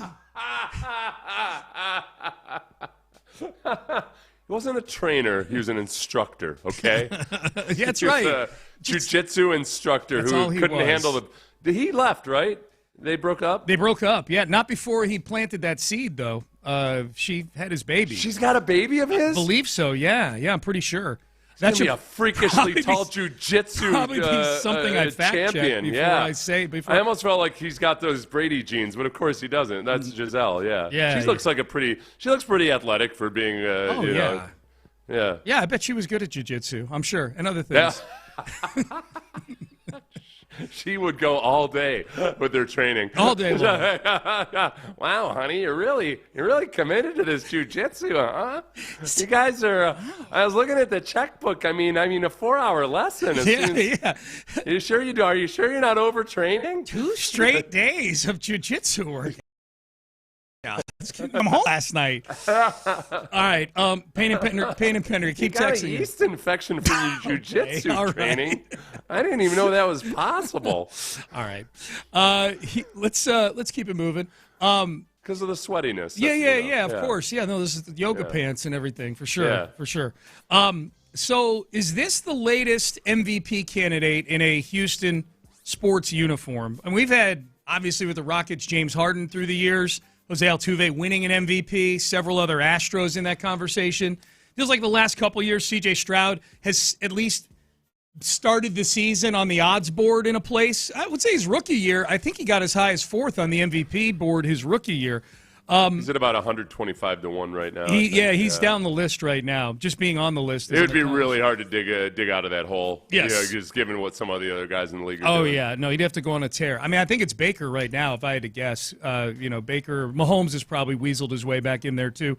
Alperen Sengun. This was Carmelo Anthony on a podcast yesterday saying that he thinks Alperen Sengun is the latest Houston MVP candidate. We talking about MVP candidates, like Sengun could be an He's gonna have a stat line that we look at the end of the year? Yeah, because think about this. KD never played with a big man that you could throw the ball into and the offense could be ran through the center. Yeah. Somebody who could go twirl on the block, somebody who could play up top, somebody who is a similar game to Jokic. Every team you had guards. You had Russ, Kyrie, you had Stephen Clay. You know what I mean? Like you had guards around you. Now you can just play on the wing, and I can just throw the ball to Sengun or play in a pick and roll with Sengun.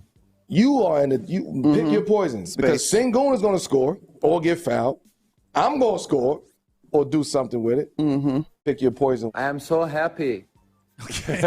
Well, and I think the other part of it with Sengun is it's just not everything he just talked about, but the inverse of it, which is that he's a good passer and a still developing passer that could end up being like an all-time great passer. And that part of it, when paired with Durant and actually having all of these options out there. That's the part that gets really fun to think about. Yeah, and it probably tone, tact, and timing. Tone, with tact, his passing. timing. Yeah, the timing of Fred VanVleet's ACL injury pushing this version of the offense to the forefront. Like I don't think we would be talking nearly as much about this whole two-man game that Sengun and Durant represent if Fred VanVleet were healthy. Like it almost feels like, Seth, we've been we've been talking about it because it's so exciting to think of the various permutations that Ime Udoka can trot out there.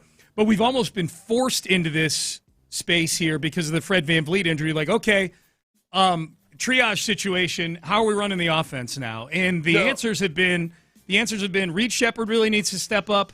Amen Thompson, does he handle the ball a little bit more? Does he function more as a point guard now than he used to? And running the offense through Sengun, which is super intriguing. No, and I think it's one of those things that trying to transition into over the course of the next couple of years anyway, and you'd work at it, and here we go. Okay, good, we're making progress. Amen Thompson, you could be a point guard someday. We'll just take our time with it. I think that I am intrigued and excited, but also a little bit nervous about the fact that now it's, all right, no, hey, by the way, we got to do all that stuff now. But it's human beings have an incredible ability to perform and finish tasks when there's a deadline. And the urgency of the deadline really gets you way more efficient at doing things. And that deadline that might have been a hazy 2 years off into the future when it's time to part ways with Fred VanVleet type of scenario now becomes very, very urgent. And I think that the young players, too, are going to – they recognize there's a personal opportunity in all of it. For sure. That, man, and to have it – if they had to do this without Kevin Durant, man, rough scene. It would be a rough scene. I think having Kevin Durant in there – and I think Kevin Durant, has anybody even bothered throwing out like a concern or anything about like, oh, well, Kevin Durant wants to be the star and, Sengun's going to be there's zero of that. No, I don't think anybody even in trying to be a troll or anything would suggest that somehow Kevin Durant needs to be the guy. Like he's just not that type of player. And I think being in this situation where even without Fred VanVleet, he's got about a bunch of young guys who want to play basketball the right way. Yeah. I think he's going to love it. I think it's going to be, like Stephon Diggs, there was Stephon Diggs drama. He got to Houston last year, and he seemed genuinely happy just to be in a wide receivers room with these young guys that just wanted to absorb everything that he was saying. And I think everything Kevin Durant has said since he got here feels like he's got that similar vibe about it. Just like I like being around these guys that are really eager to learn and be smart and good basketball players. His game is so got easy to interweave into the tapestry of the team. Kevin Durant fits on any NBA team almost seamlessly because of his skill set. Kevin Durant has gotten sideways in places before, but it's been more personality things, and it's been, hey, this guy's got to have the ball in his hands. Hey, this guy's a ball hog. Kevin Durant can be the end point on everything, and it's fine. Or if you need a basket with 6 seconds on the shot clock, just dump it to him, and he can go get buckets. If you're a player who's on Kevin Durant's team and you got an issue with his game, that's a you problem. That's not a Kevin Durant problem. I guess, if you go back to Golden State, I think there were legitimate difficulties when he first got there in him kind of integrating into their style of play. And but that was how many years ago now? It was 2016. Yeah, so it was almost a decade ago. Yeah. And I think that's the part where maturity and also him just, being a guy that knows where he is in his career and probably only has a few years left and has that opportunity to be part of an architect of a really well-orchestrated offense, which is, and that's the other part about it for Durant. Durant's always they're putting together a super team, or I'm going to go glom onto Golden State. This is the exact opposite. This is him coming in as the guy to lift the team up one more notch into a different tier, but also to be part of the architect of it and to help these younger guys become that guy. It's got to be I would imagine, I don't know how he's wired or how he thinks or anything. If I were in that situation, I would be really excited about that. Whether you care about the narratives or anything else like that, it's just kind of this is what you're supposed to do as a veteran Hall of Fame caliber leader is exactly what his situation is in Houston. This has a chance to be his most meaningful basketball he's played since he was the MVP in 2014. And I'm not saying the titles in Golden State don't mean anything, but that was a true super. He jumped onto a team that won 73 games the year before. That was a true super team jumping on situation. You're absolutely right. If he elevates a young nucleus like this to an NBA championship, this is his most meaningful season, I think. It feels organically grown, even though it was via trade. But it wasn't even free agency, No, So he's not even, it's not like he was, he kind of controlled where he could go. But still, it feels way more organic than the San Francisco or the Golden State situation. Has this been the Texans' best player on defense this year? DeMeco Ryans talked about this player yesterday. We'll talk about that coming up next. More Mokaram injury lawyers. This is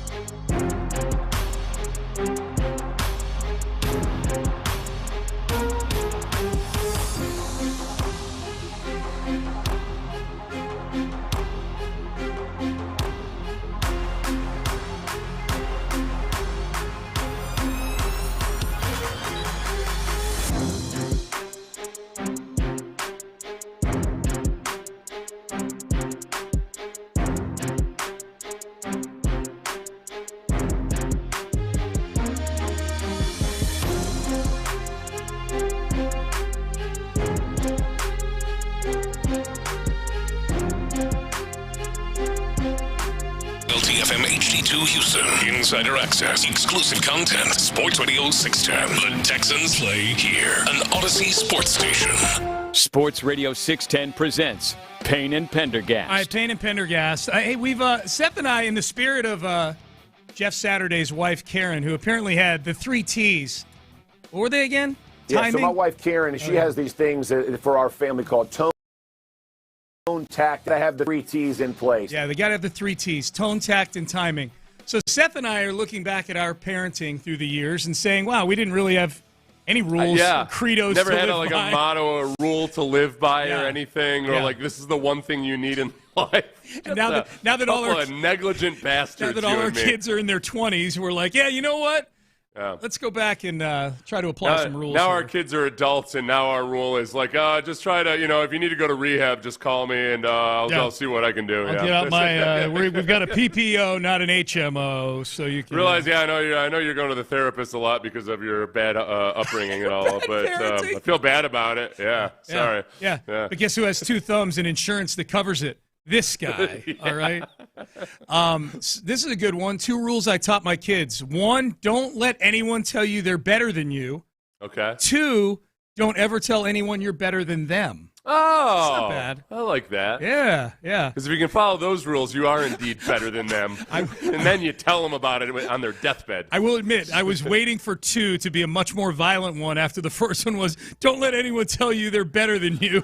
Yeah, and then take no prisoners. Right, something like that. Exactly. Yeah, and if they do, punch them in the face. That's an interesting one. I wonder how he coached up. Don't let anybody tell you they're better than you, because it's not like you need to confront everybody whoever says it. Like the truly strong individual is the person where the people can say like I'm better than you, and you're just kind of like okay, cool. Let's see about that. Yeah, You don't have to like stop them from saying it. That's you right. just gotta shut them up with it, or not care if it's not anything worth caring or not about. care, exactly. It's all right. Yeah, that's the whole thing. You can't go through life completely detached emotionally from everything. It's all about having the appropriate size chip on your shoulder. That's right. There is something about, man, there's that one that drives you through an entire season of film review sometimes is like one offensive lineman that kind of just getting the better of you in a game. You're like, it's good to let it gnaw at you a little bit. Yeah, appropriately. Yeah, appropriately.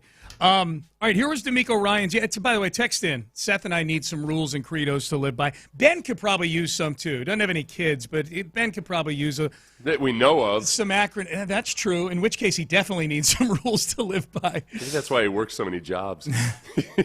He's actually got 7 kids out Baby there. Baby daddy Ben Gary. No. No? Okay. All right, here was DeMeco Ryans yesterday on Jaylen Pitre's had a really good season so far. This is DeMeco Ryans on the season that Jaylen Pitre is having. Jaylen is playing lights out for us. He is all over the field. He's asked to do many different things throughout a game, and he's the one guy who's very cerebral enough, smart enough to go out and handle whatever we ask of him defensively, whether that's, blitzing, whether it's playing in coverage, whether it's playing back deep, like what all 3 levels of the defense, Jaylen provides us that flexibility to be able to move him around wherever we need to put him each week. And so to have a player who is as smart as he is and as reliable as he is, it really gives you a comfort as a play caller. It gives you comfort to be able to know that if we want something to happen, and when he's on, he's going to find a way to make plays in the backfield. He finds a way to get the football, right? The way he's attacking the football, I love to see that continue. He's doing a great job of being a true spark plug for our entire team. I think this is a weird comparison I'm going to make here, but hear me out on it. Jaylen Pitre as the Manu Ginobili of this team, in which that there's sometimes you have a certain theme for the type of player you want on your team, but then it's good to have a rhythm buster that operates differently. And with Jaylen Pitre, I think what it allows DeMeco and Matt Burke to do in some regards is they like to keep things as simple as possible for everybody else so they can play fast. But in having Jaylen Pitre able to play multiple roles and ask him to do a lot of different things, he still plays very fast and very aggressively, but they can present some rhythm busters and tendency busters to what the offense is expecting just by having Jaylen Pitre out there as a wild card. Yeah. You just can't quite predict where he's going to be. So football is obviously a lot different than basketball. But, Ginobili was a little bit that way with the Spurs. He didn't quite fit the mold, but it worked perfectly because he offset the mold. That it was hard to predict exactly what the Spurs were going to do. I think the two things about that. This week it's really important to disguise and not give up tells as to what you're going to do, because Sam Darnold has been really good this year at figuring out what you're doing and checking to the other play that they've called in the huddle. And I saw it against the Jaguars. There were a couple times where the Jaguars were struggling to get aligned, and because of that, Darnold knows exactly what coverage they're playing. Taps his helmet, switches the call, adjusts his receivers, and boom, wide open Smith and Jigba.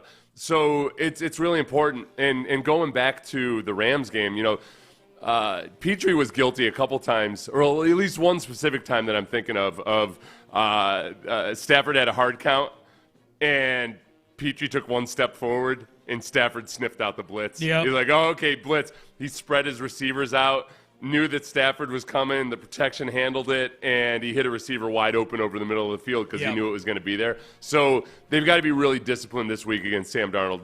Darnold does a really good job of figuring out the tells on the defense. It sounds like from some of the things you've been describing this morning, and I think you put it really well, I think in the 6 o'clock hour, where some of the Texans' weaknesses match up really poorly with some of the things the Seahawks do really, really well, or personnel that they have that not a great matchup. It sounds to me like the bye week, given the opponent after the bye week, might have come along at the perfect time. It sounds like there's a lot on the plate for the Texans to deal with on both sides of the ball.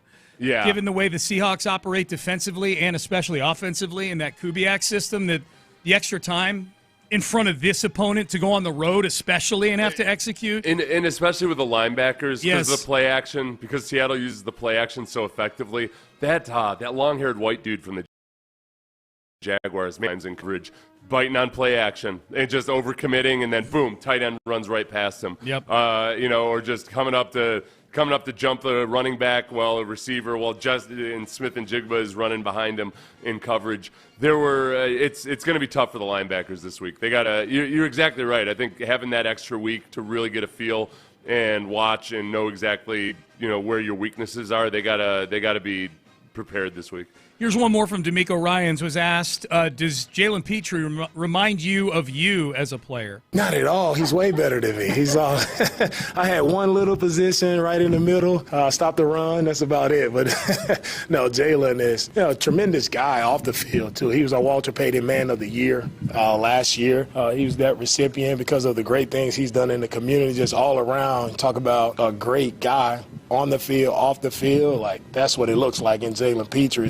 I'm proud to say that I'm able to coach Jaylen Pitre. Why is somebody asking a Jaylen Pitre question every single press conference? I feel like every single press conference, somebody's like, hey, isn't Jaylen Pitre awesome?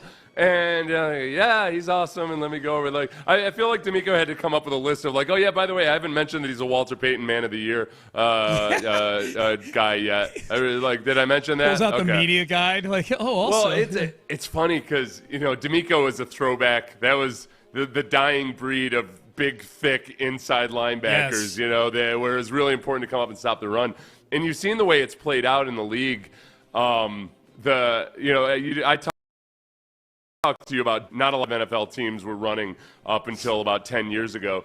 And one of the reasons is that play, it's all about just double teaming defensive tackles up into the laps of the linebackers. So I called a couple of my old teammates who played back in the era of big, tough inside linebackers. Jay Foreman was one of them. And Jay was like a big dude, not that fast. Couldn't play linebacker in today's league. But he said it's because defenses are so light at linebacker. They just don't have guys who can take on blocks. You've got Jaylen Pitre playing linebacker. I was just going to say, exactly. Jaylen Pitre, yeah. And that's where the Texans sometimes, that's why, so the Texans have tried to compensate for it at times by either taking Jaylen Pitre off the field in certain situations or playing with five defensive tackles or five defensive linemen. You got to find a way to just get more bulk up there because offenses, the pendulum's swinging back the other way where offenses are realizing, okay, like, this is ridiculous. I know we don't care about the run game, supposedly, but these guys, we've got lightweight wrestlers back there playing linebacker. Yes. Like, we should be able to just mash up in there and get yardage. And by and large, a lot of teams have started to do that. Yeah. It's not as sexy, but, you got 7 yards available to you there if you can just run confidently. You know, go take it. You know what I always say? You need the 3 T's in parenting. That's one. My parents' rule was don't start no bleep, but don't take no bleep. Mm-hmm. Don't start no bleep, don't take no bleep. Right. So that tells me. I think stand up for a lot of these are coming in to kind of stand up for yourself. Which, like if you were going to try to be a little bit more like a cardigan-wearing psychologist or something, you might say setting boundaries. It's important to establish boundaries. Yeah. These are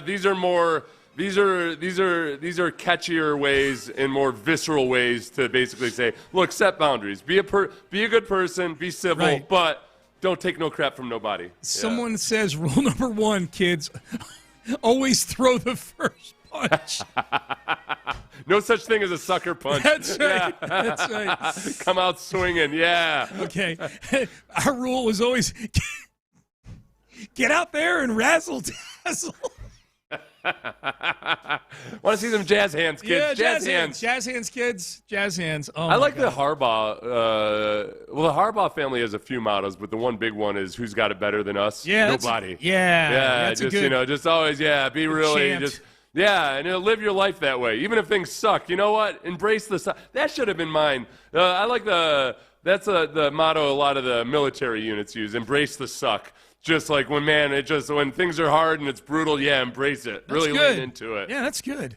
Yeah, keep texting them in, 713-572-4610. Someone is asking here who won the head coach death pool. I had Funny Callahan. you should ask. And then Sean should read it aloud. On this show. Well, Seth won last year. He had Robert Saleh, so that was a good get by Seth. And I think the big lesson is don't take the favorites, because Brian Callahan, for those who don't know what we're talking about, Seth and I do a head coach, 4 head coaches draft style. We draft 4 head coaches apiece, and the goal is to try to get the one among the 4, have the one that gets fired first. There were a few years where neither of us won because nobody had Urban Meyer one year. Nobody had Frank Reich. I think nobody saw Frank Reich getting fired 10 games into Bryce Young's rookie season. I took Callahan. I think with my last pick, I took him. He was 18-1 on the odds board at the time. And the reason I took him was exactly what played out, which is, hey, man, if it's going sideways and it's a rookie quarterback, number 1 overall pick, owners do not want their rookie quarterback to get on some sort of gerbil wheel with a bad head coach. Mm-hmm. And that's what Brian Callahan proved to be. He didn't know the rule book. He was not super inspiring. Cam Ward and the offense was a disaster. He was brought in as an offensive whisperer. And, so he's gone. Yeah, so I win this year. For that, I win nothing but the ability to read a text and brag for a few seconds. That's it. That's the prize. Callahan, and now it becomes, at some point this week I want to do kind of maybe our wish list for who we want the Titans to hire. Yeah.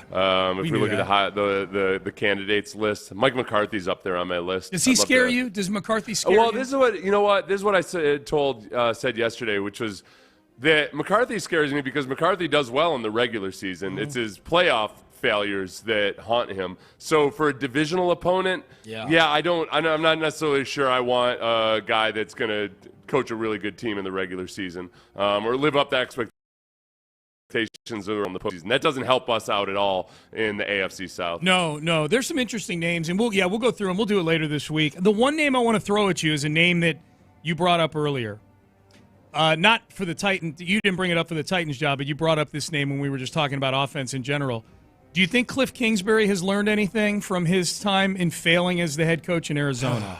I don't think so. I think just who he is probably he's best as an offensive coordinator, but I think he's going to get one more opportunity. I do too. I think that this is the big hazard is I understand the preference in hiring a coach who's an offensive mind for all of the reasons that everybody knows and we've heard about him forever. But then the mistake that teams make is that they forget that first and foremost you're hiring a head coach. Yeah. that having a defensive-minded head coach who's a genuinely good head coach presents some obstacles, but you can work through those. Yes. If you have a brilliant offensive mind who's a horrible head coach, there's nothing you can do about it. Nope. And I think that's what Cliff Kingsbury is. I don't think he has that same fanatical, almost psychotic control freak in him in terms of running an entire operation to be a genuinely good head coach.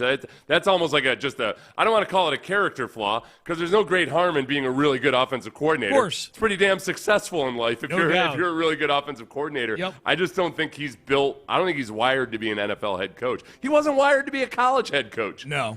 He got that job despite not having had a winning season in however many years. It was wild. At Texas Tech, Yeah, it was wild. It was wild. All right, Payne and Pendergast with you on Wednesday. This is a one. By the way, I like this better than tone, tact, and timing. Yeah. This is before you speak, ask yourself: is it kind? Is it true? Is it necessary? Oh, okay. Well, people adhering to that would be terrible sports talk radio hosts. I will say that. Yeah. Well, that was the rule in our house. We were tried to be strict about not gossiping and talking smack about anything. But the one big rule after that, the asterisk, was Daddy's job is a little bit different. Exactly. Like, okay, that's Daddy on the radio versus Daddy in real life. It's a little different. It's a good way to put it. All right, Payne and Pendergast with you. Oh, we just got done talking about the big opening that or the big job that just came open in the NFL. I want to hit the one that came open in college over the weekend as well, and why this one is super interesting. I don't think this is as good as everybody's painting it out to be. We'll talk about that and a whole lot more coming up next. Stay there. Zadok Jewelers.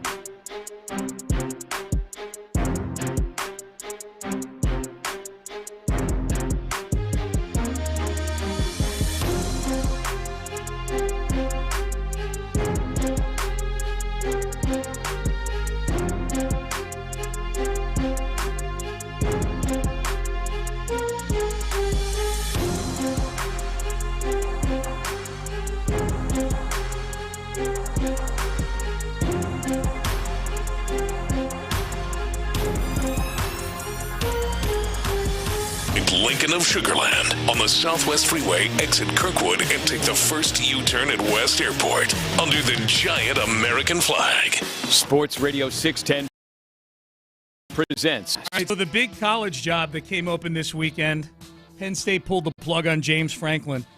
The top candidate on the odds board, Seth, what's funny, the top two are Kurt Signetti of Indiana, who's got Indiana number 3 in the country right now, which begs the question, in the age of NIL, if Indiana's ready to invest in NIL and whatnot, aside from blue blood and prestige, why would I leave Indiana when I'm in the same conference and I'm number 3 in the country and I just beat Oregon in Oregon, and one of the losses that got James Franklin fired was losing to Oregon again? I think one of the things is probably that he's from Pittsburgh, that might be part of it. Now, I don't know if he grew up a Pitt fan and not a Penn State fan or whatever, but he's a PA guy, okay. So that might be a big part of it. Yeah. He also, we talked about this yesterday. Signetti is so interesting because he was at Alabama and he'd been kind of a career position coach at that point, and he decided, like, you know what? No, I need to be more than this. So he went to IUP, Indiana University of Pennsylvania. Yes. So he went to Indiana University first, Indiana the lesser, the little one, to kind of vault himself up and into that head coach status. And now he finds himself doing really well at the actual Indiana. The actual Indiana, yeah. He went from there to another small school. He's at James Madison, obviously, for a little bit. Brought a bunch of his guys to Indiana. He's doing a great job, man. He's doing a great job at Indiana. I think that's the thing. He's 64 also, so that's the thing. Okay, like, can I just put a shingle down here in Indiana and just down? Paterno was old as hell when and still kicking. And then at the end of the performance waned or something. Something happened. Yeah, something happened at Penn State. So Signetti, I think Bill O'Brien is number 2 on the odds board, which proves that nobody gives a flying F about Boston College football because they're 1-5, I think, this year. Yeah, well, okay, so O'Brien, I guess O'Brien did a really good job in a bad situation, but I feel like in people's memories, they feel like, oh, he actually won a bunch of Big Ten championships or something at Penn State. It's like he kept them afloat and made them more competitive than people expected them to be. But it was largely an unremarkable stint in terms of just overall. If you had to judge them just as how competitive were they as a college football team, it wasn't like he proved that he was an awesome head coach there. No, it's totally about the Jerry Sandusky fallout. Yeah, it was all about that. They were 8-4. I think they were banned from going to a bowl game, so they were fine. But he won the Bear Bryant Award that year. Like, he was here in Houston accepting the Bear Bryant Award. But that's different. It still isn't the same as, manning the helm for an extended period of time at a program like Penn State. I mean, look at James Franklin, and you see exactly just how hard it is to do it over a stretch of time there. Yeah, he clearly is on the odds board because I'm guessing Penn State fans think positively about Bill O'Brien. People talk about James Franklin managing it out of the mess. Like, Bill O'Brien took over, there in Penn State. Well, the biggest thing that he did that was impressive was that he retained all of those upperclassmen, all of those players that were allowed to leave before any transfer portal or anything. Those players were given the permission to go transfer with no penalty whatsoever, and he talked the vast majority of them into sticking around. Do you think in this age that a job like Penn State still has the draw that it did back when pre-transfer portal and pre-NIL, where it feels like a lot of things have been equalized if you get the right head coach who can bring in the right group of transfers? Yeah, I would think it still has that. It's got that name brand appeal, and if they've got the powder and the powder to they got a lot of money. They got a lot of money. They went and grabbed Jim Knowles off of the defensive coordinator from Ohio State after he'd won a national championship, basically by paying him a good chunk of money. It was over $500,000 a year or whatever. Yeah, I got a call. I haven't talked to Jim Knowles in a while. Now that he's super rich, I got to give him a call again. Oh yeah, for sure. he was a linebacker. Oh yeah, that's right. $3.1 million per season. Yes. For the defensive Obviously, I don't know why I said $500,000. It was going to be over $1 million. Yeah. He's making $3.1 million per year as a defensive coordinator. As a DC, holy smokes. For a team that the head coach just got fired. $3.1 million, and he's probably not being viewed as a great investment right now. Yeah. You know, that's tricky, man. So we're still, I if I'm Signetti, I hang out at Indiana as long as they're keeping me paid, and as long as he's proven, you know, a couple years in here that he can bring guys in and he can win a bunch of games in the Big Ten. You know, so you think the appeal of Penn State and everything else that comes with it just isn't it's not enough? Do you think that 10 years ago it would have been a slam dunk? Of course you're going to leave Indiana for Penn State, where now, because things have been evened out a little bit. Yeah, I think 10 years ago it's not even a conversation, because I don't know that Signetti's able to do at Indiana what he's doing now because of the rules. So for sure it was on a different plane then. I just think, man, we just see so many schools now that are able to get into the mix, beat other schools, compete if they get the right transfers and they get the right guy pushing the buttons and they get enough money, you know? Yeah, I guess that's the difference, though, is there's a big difference between doing it for a spell, but then wondering, like, okay, how are we gonna do this long term? Yeah. And Penn State just got way more firepower in that regard. They do. They probably have more staying power. Yeah, he can do what he's done. Great. He did what he did at Indiana, and it's impressive. And yet, if you go to Penn State and do the exact same thing, plus extra money on top of it, theoretically it should be a slam dunk. Yeah. There is something about doing it at Penn State, and as you point out, he's a Pennsylvania guy, so we'll see. It's easily the biggest opening in college football right now. Matt Rule's getting a lot of run for it because he went to Penn State. He's from that area, so it'll be interesting to see who ends up taking that gig. The NIL collectives, Penn State right now. It was, I think where were they? I lost them. I'm sorry. It ranked money. Spent a lot of money, man. Yeah. They spent a lot of money. Lane Kiffin did his press conference yesterday. I don't know if Lane Kiffin is showing up on the Penn State radar. Lane Kiffin feels like he's right where he needs to be at Ole Miss. I'm sorry, real quick. Yeah. Okay, I take it all back. Penn State was 11th at $13.7 million. Yeah. Indiana Hoosiers, $13.6 million. Okay, so they're right there. They're right there. Yeah. All right, I think you won that one. Okay, we'll see. Yeah. We'll see. The problem for Signetti might end up being his team's going to make the playoffs, and Penn State's going to need a coach here in a window where the transfer portal opens up. That's the thing. That's almost like a penalty for successful coaches that might be looking to move, is if you go too deep into the season, you just don't come available unless you want to leave in the middle of a playoff run, which would be a really bad look. Yeah. Really bad look. So Lane Kiffin did his press conference yesterday. They're playing Georgia this weekend, Ole Miss, and someone asked him, who burns more calories running around on the sideline, you or Kirby Smart, the coach at Georgia? Off-the-wall question, you and Kirby, probably some of the more demonstrative coaches on the field. Who do you think burns more calories in a game, you or him? I don't know. That's a good question. I walked by the TV and saw his press conference today, so it don't look like he's burned too many calories. Just fat-shaming his opposition. Lane Kiffin. He wouldn't have done well in the Payne household, where there are just our rule of just not speaking ill of other people. Random drive-by on Kirby. Well, I mean, actually, it would make sense that Kirby Smart probably does burn more calories than him, just he's got more body mass. Yes. So he probably burns more calories. Lane Kiffin's got the frame of a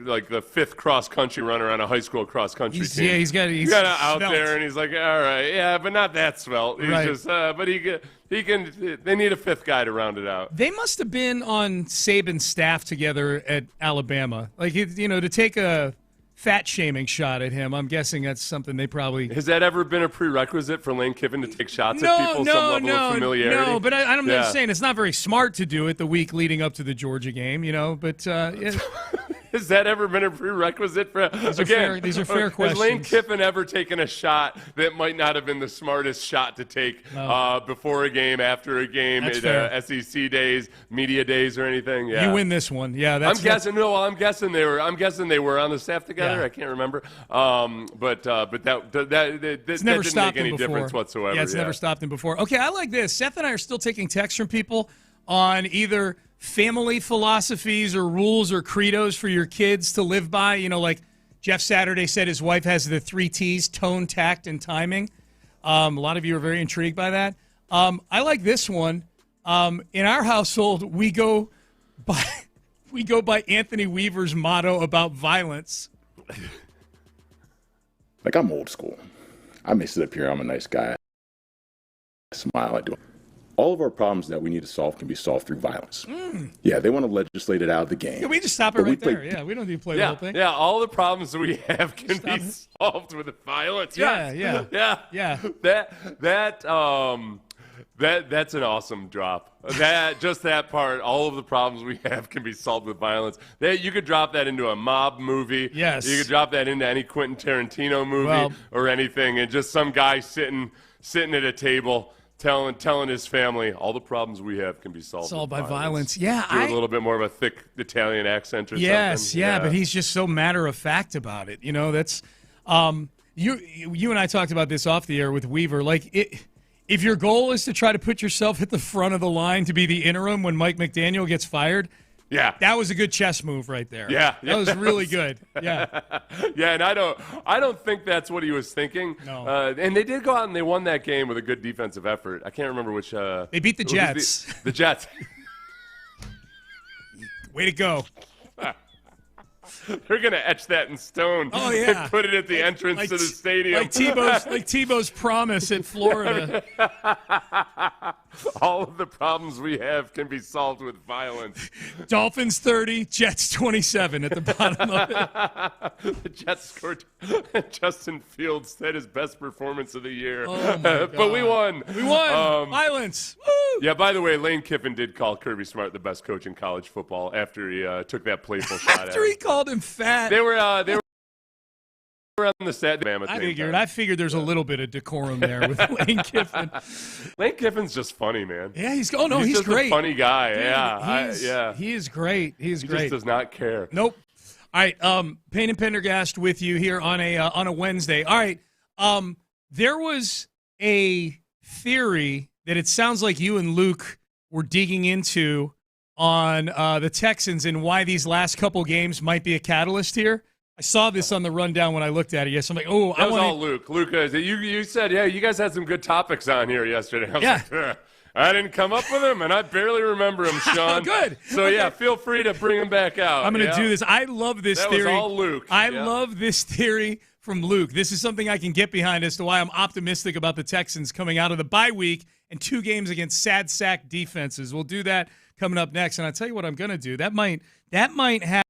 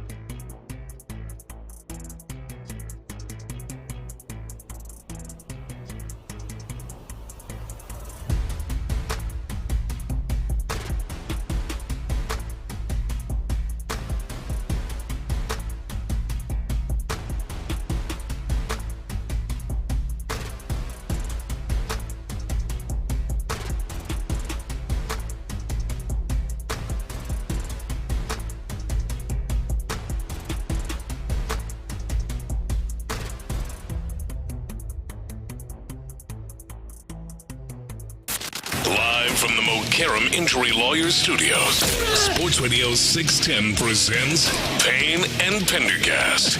Our family rule is always pay people for their work. Signed, Warren Sapp. Okay. Always pay people for their work. Yeah. Warren Sapp. He wasn't, well, allegedly. It was at the Super Bowl, right? I believe so, yeah. A couple of women complained that he did not pay for services rendered. That's right. That's a good way. Hotel. It's a good, safe way to put it, Seth. Yes. Yeah. At a hotel. Yeah. Services rendered. And scuffle ensued. So they didn't call the cops saying, hey, we need to be paid for these services we rendered. There was a scuffle of some sort, and that apparently was the explanation for night that Warren Sapp was doing business with. Their family motto was, if they don't pay you, start a fight. Yeah. Go get your money.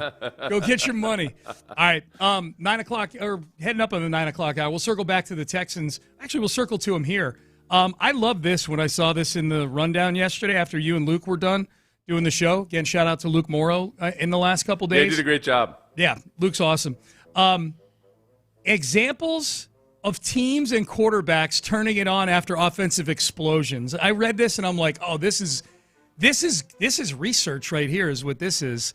Because I think there's a lot of people out there, Seth, that still think the Texans' offensive outburst against the Ravens and the end of that Titans game might be a little phony.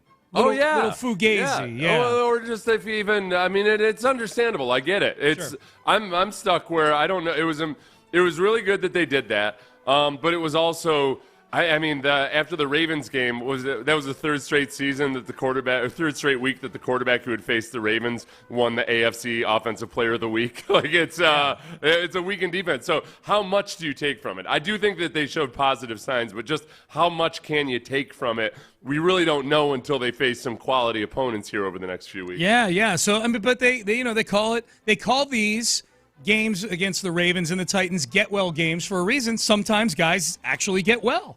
They get better.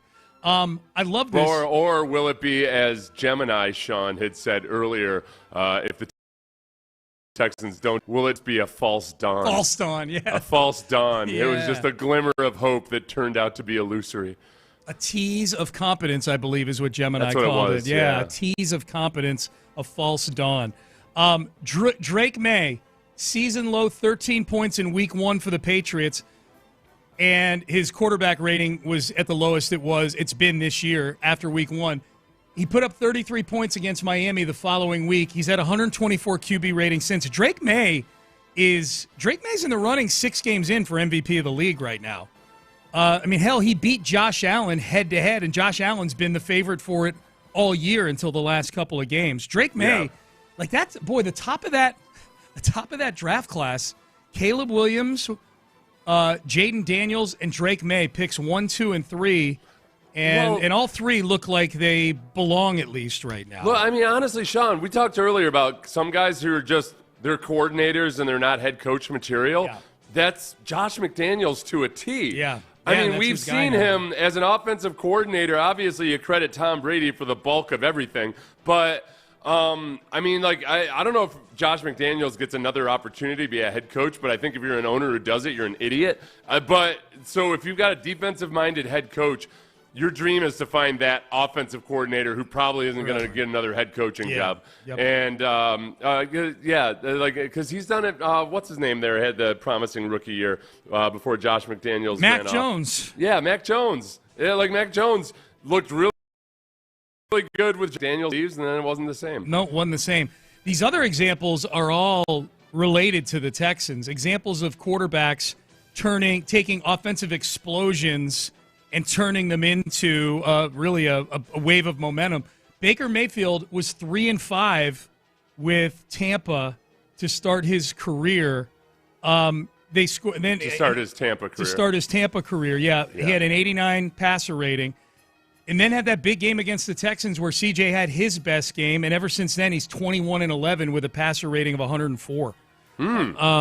Baker's been really good, and he's another one he might be the favorite for MVP right now. I haven't looked, but Baker Mayfield getting it done with his whole receiving corps, just an offensive line, just racked with injuries all year. Yeah, no, and like Baker, I mean, part of it with Baker has just been his ability to come up and crunch situations. Like that's when it comes to highlight reel stuff and fourth quarter scrambles and all of those things. There's a big emotional part of it there that people are really latching on to Baker. The one scramble he had in the game on Sunday, the one guy who was probably happy to see that was Henry To'oTo'o. They're like, oh, good.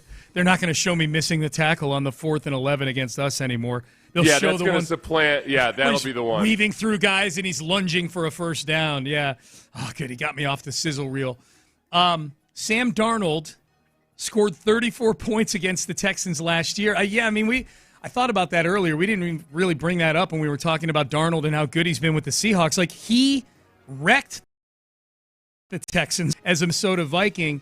Since then, he's 16-5, 42 touchdowns, 13 interceptions with 105 passer rating. And yet, I think there's a lot of people out there based on how he did down the stretch last year where he lost that had-to-have-it game against the Lions to win the division and then goes on the road and loses in the first round of the playoffs.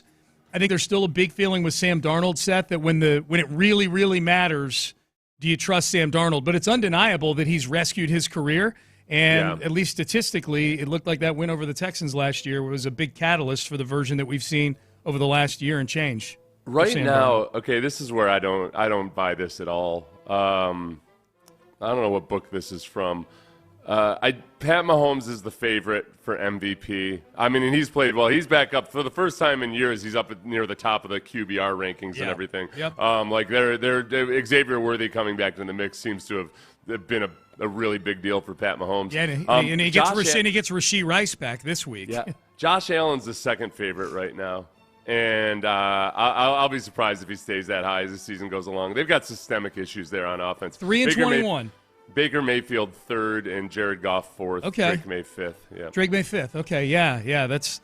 I think there's probably almost zero value on any of those guys right now. Like it would have been nice to get in on Baker Mayfield when he was 50-1 or something like that. Drake, and who knows where Drake May was to start the year. I mean, probably coming off his rookie year, new head coach and everything. One that Luke put in here. You didn't do CJ yet, right? We haven't done CJ yet. Yep. Yeah. CJ Stroud in his rookie year when it was 0-2. Yep. Remember that after those first 2 games in CJ's rookie year, it felt like a whole lot of just the fan base was out already. Yes. Like, no, they screwed up on the quarterback and blah, blah, blah, blah, blah. And it was not a great effort by the Texans in those first 2 games. I think DeMeco's catching, if I remember, was catching more heat than CJ because remember CJ at least piled up some numbers in the second half of that Colts game that year when they went 0-2. Yeah. I mean, I know it was extreme garbage. It was extreme garbage time, but I remember coming out of that game not feeling like CJ was the issue. Now maybe fans did, and at 0-2, everybody's fair game. I thought he started to turn a corner in that game, but Luke brings up the following week where he definitely turned a corner. That's when they went into Jacksonville as a touchdown underdog. They beat him by 20. They beat him 37-17 in that game. And CJ was great. And he did some things versus the Jaguars that were really impressive, just genuinely impressive. But it was also just while they were playing catch up that it was really hard to know what to take from it. And they broke it wide open in the Jags game. I am embracing the Luke Morrow sentiment that CJ's performance, AFC Offensive Player of the Week performance against Baltimore, is going to be a similar catalyst to these examples. That's what I choose to believe. Choose a cockeyed optimist that I am. I choose to believe this is where I am on it. Honestly, the more I watch the Seahawks defense, the in the secondary, the CJ will have some opportunities if the offensive line takes care of their business.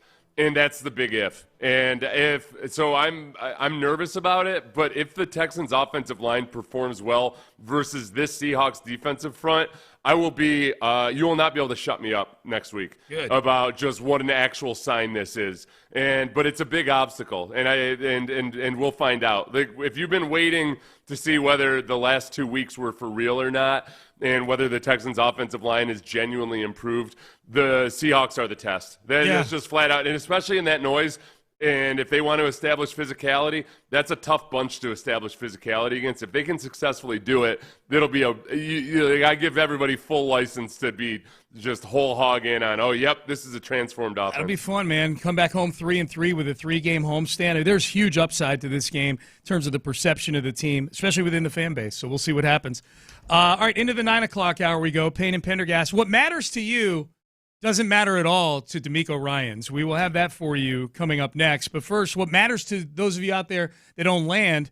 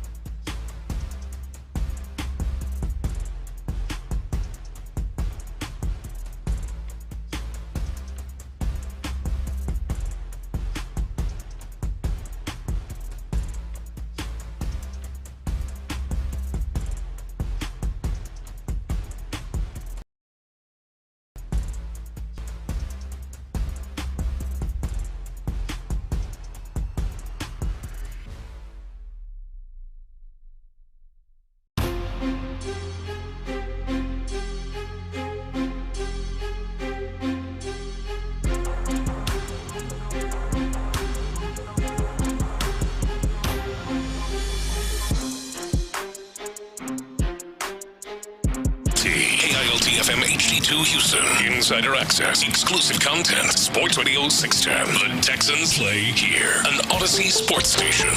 Sports Radio 610 presents Payne and Pendergast. I have no idea who's good and no idea who stinks in the NFL these days. It is as parody-ridden as it's been in a long, long time. And DeMeco Ryans was asked about that yesterday at his press conference. As we welcome you back in here on the 9 o'clock hour, Payne and Pendergast, Sports Radio 610. Hey, DeMeco, you paying attention at all to these AFC standings right now? That doesn't creep into my mind at all about where the other AFC teams are, what their record is. It's still early in the season, right? A lot of teams had a lot of really good starts to the season, but we all know, and that's our focus, it's all about how you finish the season. It's all about how your team grows throughout the season. Just because you have a great start doesn't mean it's going to be a great finish. It's just continuing to work, control what you can control, and you truly focus on one game at a time. That's all that matters. Can't focus on what the other teams are doing, the outcome of their games. It really doesn't matter, right? It has nothing to do with how you go and play, how you go and prepare. You don't do anything different because other team record-wise. It's truly focusing on us and getting better. Can you imagine the team meeting of a coach who felt differently than DeMeco? If like DeMeco came in and said, hey guys, you know what? I think I wasn't so sure, but now I kind of feel like we might have a shot in this thing. Let's actually work extra hard this week, okay? Yeah. Let's really try to work hard this week. That'd be great. A rogue assistant coach that only in his room puts up the standings. Like, why are the linebackers are like the defensive backs are acting a little differently? It's good, but the DB room puts up the standings.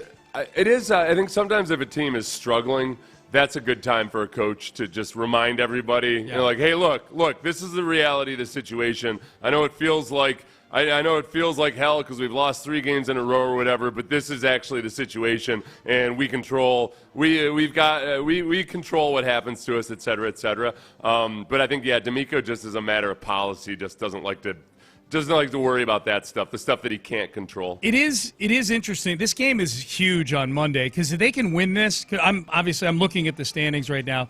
If they can win this and get back to 3-3, it's almost like it's kind of erased the 0-3 start. Like you're back to 500.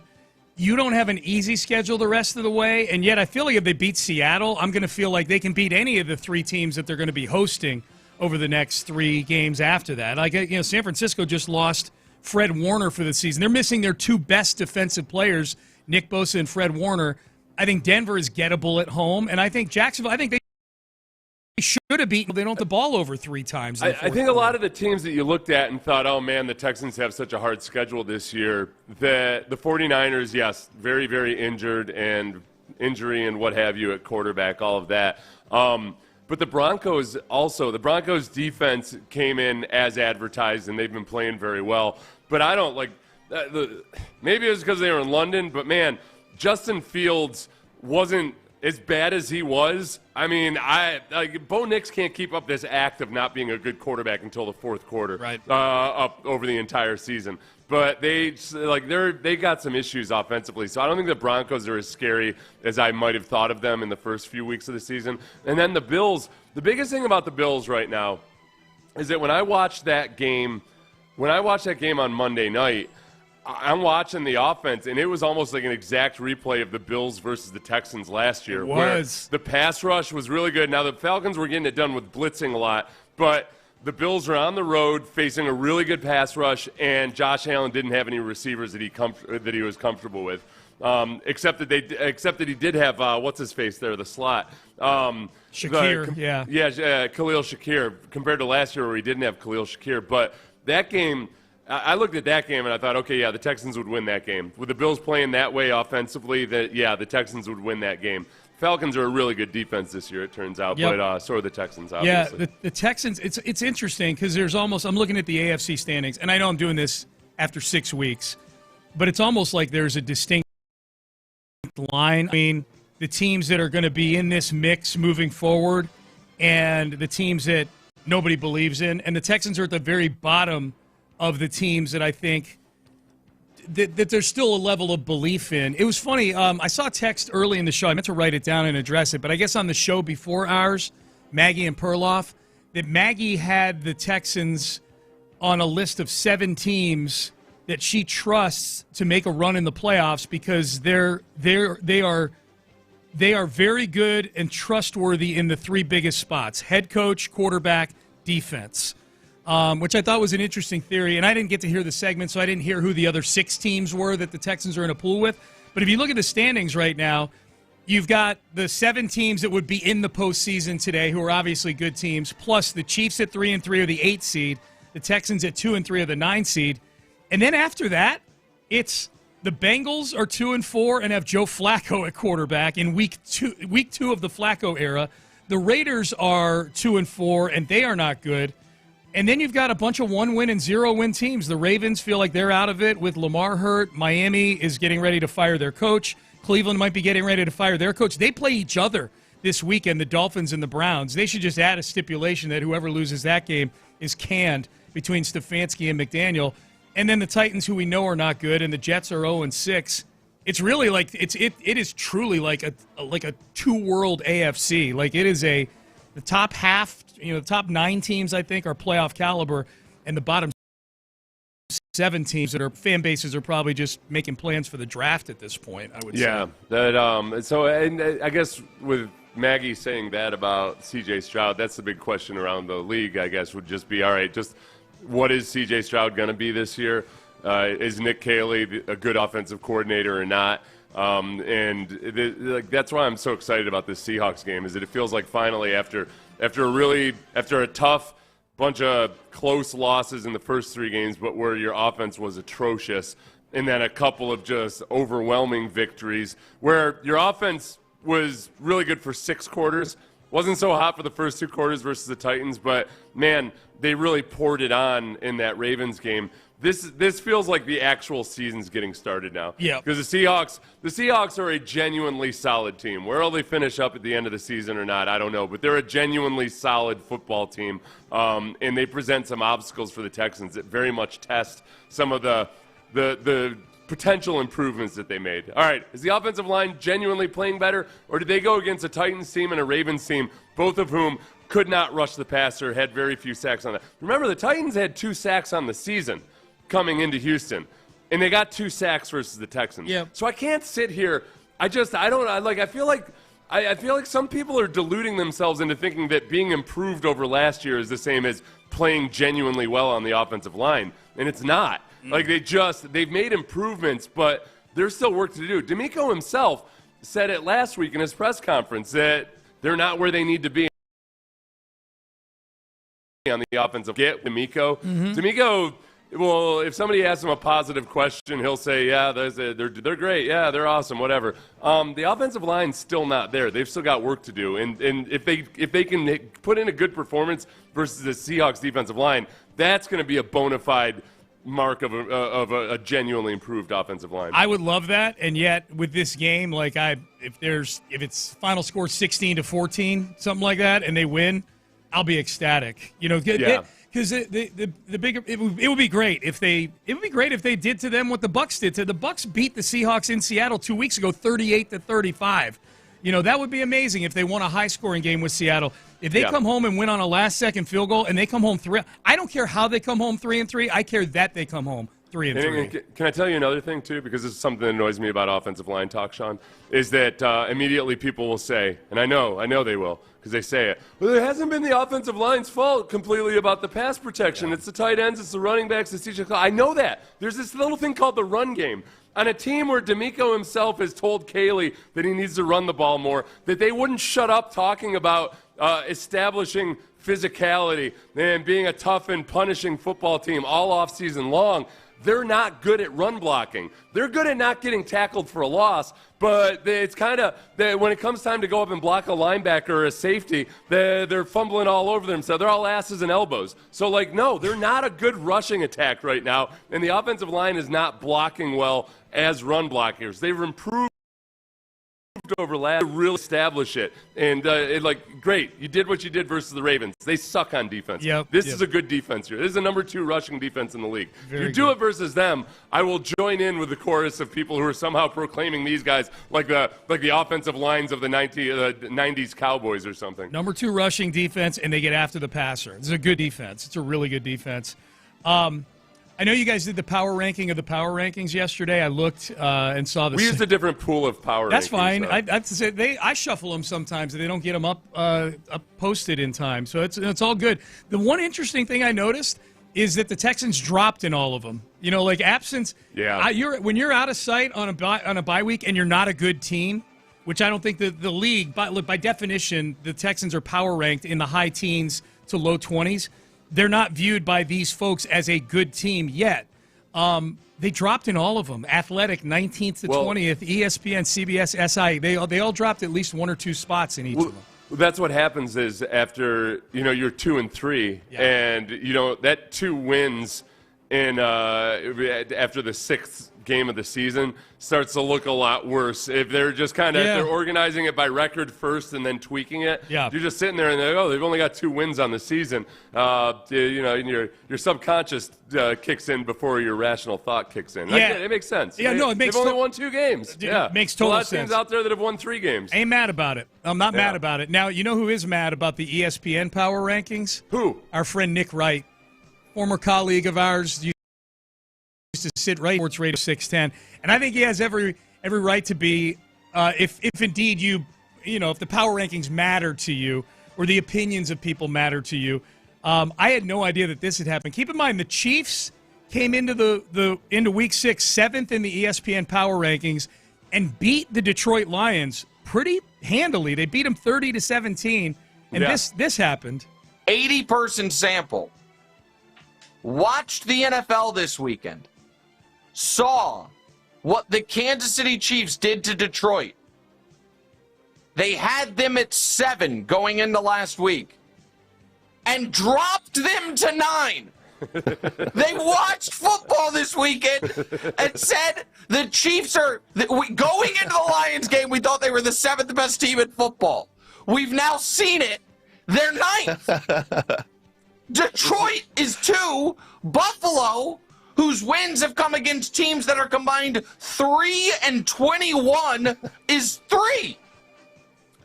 I don't want to overstate it when I say this is the single worst power ranking in the history of sports media. I've never seen anything like it. Okay, this is what happened, Nick. I'll explain it to you. This is what happened. That game versus the Lions jump-started everybody into actually thinking about the Chiefs as a normal football team. Okay. I think there were a whole lot of people that watched last year and saw them win all those close one-score games and yet still keep winning, despite all of their issues on offense. And they said, all right, look, keep them up there until we get into a certain portion of the season. They win that game versus the Lions, and now they think, okay, wait a second. Mahomes has actually been playing a lot better. They're on the sum total of the season. They're still 3-3. But where would I put them if I was treating them as an actual football team? Okay, 9 makes sense. Okay. So if anything, Nick, they vaulted up from 2 to 9 by now being treated like an actual football team instead of some oddity that was fueled by Pat Mahomes' improvisational brilliance at times. And because the other thing people couldn't figure out the Chiefs was, the defense doesn't look as good this year either. So, but they still couldn't let go of the last couple championships or Super Bowl appearances, and they weren't treating them like a normal team. Now they look at it and say, okay, the defense is not what it used to be. The offense is showing a lot of signs of life, but they're 3-3 for a reason. They're the 9th best team. I of all the things Nick cited there, and they were pretty egregious. I love your explanation for why they dropped 2 spots after beating. Vaulted from 2 to 9. Vaulted -7 spots or whatever. Yes. The Bills still being 3 is, after losing to the Falcons by double digits, having only beaten 4 teams with a combined record of 3-21 is outrageous to me. Right, yeah. No, now the Bills are getting the Chiefs treatment. Yeah. I think people are still looking at them and thinking like, okay, yeah, but they're the Bills, right? Yeah. I know they got that logo and everything. And the job, sure. Right. I got to tell you, Sean, if there's one thing about the Bills that if I were a Bills fan, this would be driving me crazy. And I know I've read some articles that ask this similar question, so I'm guessing the fan base up there is feeling this way. Well, why does Joe Brady hate James Cook so much? Like, what? They take James Cook off the field in critical situations every chance they can. Did it in the There was playoffs a point in that game in the second half where the Bills hadn't done it. The Bills got a touchdown on the first drive of the game and then punted every possession after that in the first half. They come out in the second half. They score by running the ball on the first series in the first drive of the second half. And then they got into another situation later on where James Cook had run to get them to 3rd and 1. James Cook trot off the field, bring in the receiving back there, and they run a jet sweep for a tackle for a loss. They hate having James Cook do good things. They don't know how to accept good things. It's the weirdest thing. They did it in the playoffs last year in a crucial drive. James Cook had been hurting the Chiefs and going off, or had been doing really, really well. Yeah. And then he disappeared in the second half. Disappeared, man. They love their Tyler Johnson and Ray Davis. Tyler Johnson, thank you. Yeah. Football Talk on Sports Radio 610 is presented by Paramount Plus. You can't count on much, but you can always count on Sundays with the NFL on CBS and Paramount Plus.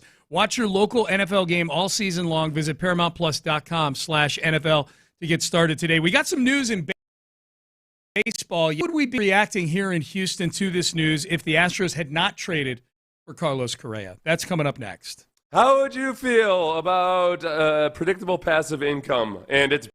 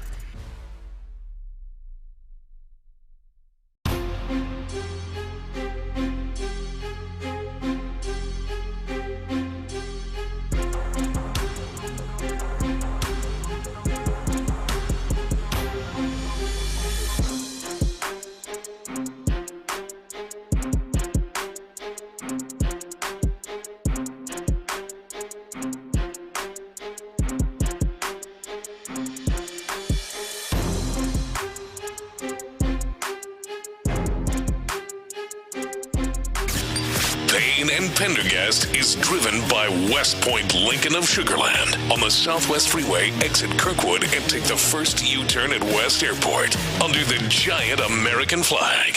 Sports Radio 610 presents Payne and Pendergast. All right, Payne and Pendergast with you. Text message. Anytime that Nick Wright gets his Toucan Sam nosebin out of shape is a great day for me. That's a text story. Why you got to make fun of personal appearance, man? Why do you got to do that? What are the two biggest things Nick does? He loves LeBron James. LeBron James. Will die for him. Yes. Would easily hide a murder weapon for him or whatever. And then obviously he's a Chiefs fan. So those are the two big things. Are those the two biggest things that Nick would die on a hill for? That I think he's just always angrily, constantly defending? Yes, okay. I think the Chiefs and LeBron James, and I don't think it's even close. I don't even know what the third one would be. Those brands. Yes. It's going to be tough for him as LeBron inevitably will age at some point. Like right now, he's out with sciatica.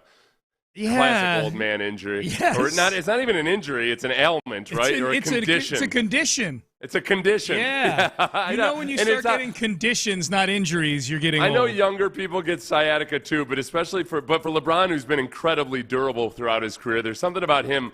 If you one thing, if he sprained his ankle or something, there's something about him having sciatica that feels like, all right, this is the beginning of the end. Now, it might take 4 years for the end to really just to get there, but it feels like this might be it. In terms of just the first real sign that, okay, that sciatica, LeBron, come on. Reported on the very day that Nick Wright sashayed out to the end of that limb and said he's going to be an all-star at age 50. That was good. I love. He's going to overcome sciatica, gout. Shingles, right. All sorts of middle-aged maladies. Sleep apnea. To be still going. Yeah. All right. Hey, Alex Bregman definitely opting out of his deal with the Red Sox, which this is going to be an interesting free agency journey here. It was already interesting last year. I liked when the Red Sox did the deal with him. I thought it made sense. I think the Red Sox were thinking that's going to be a deal that can push us over the top this year, get us back into the postseason. It did. They lost to the Yankees in the wild card round.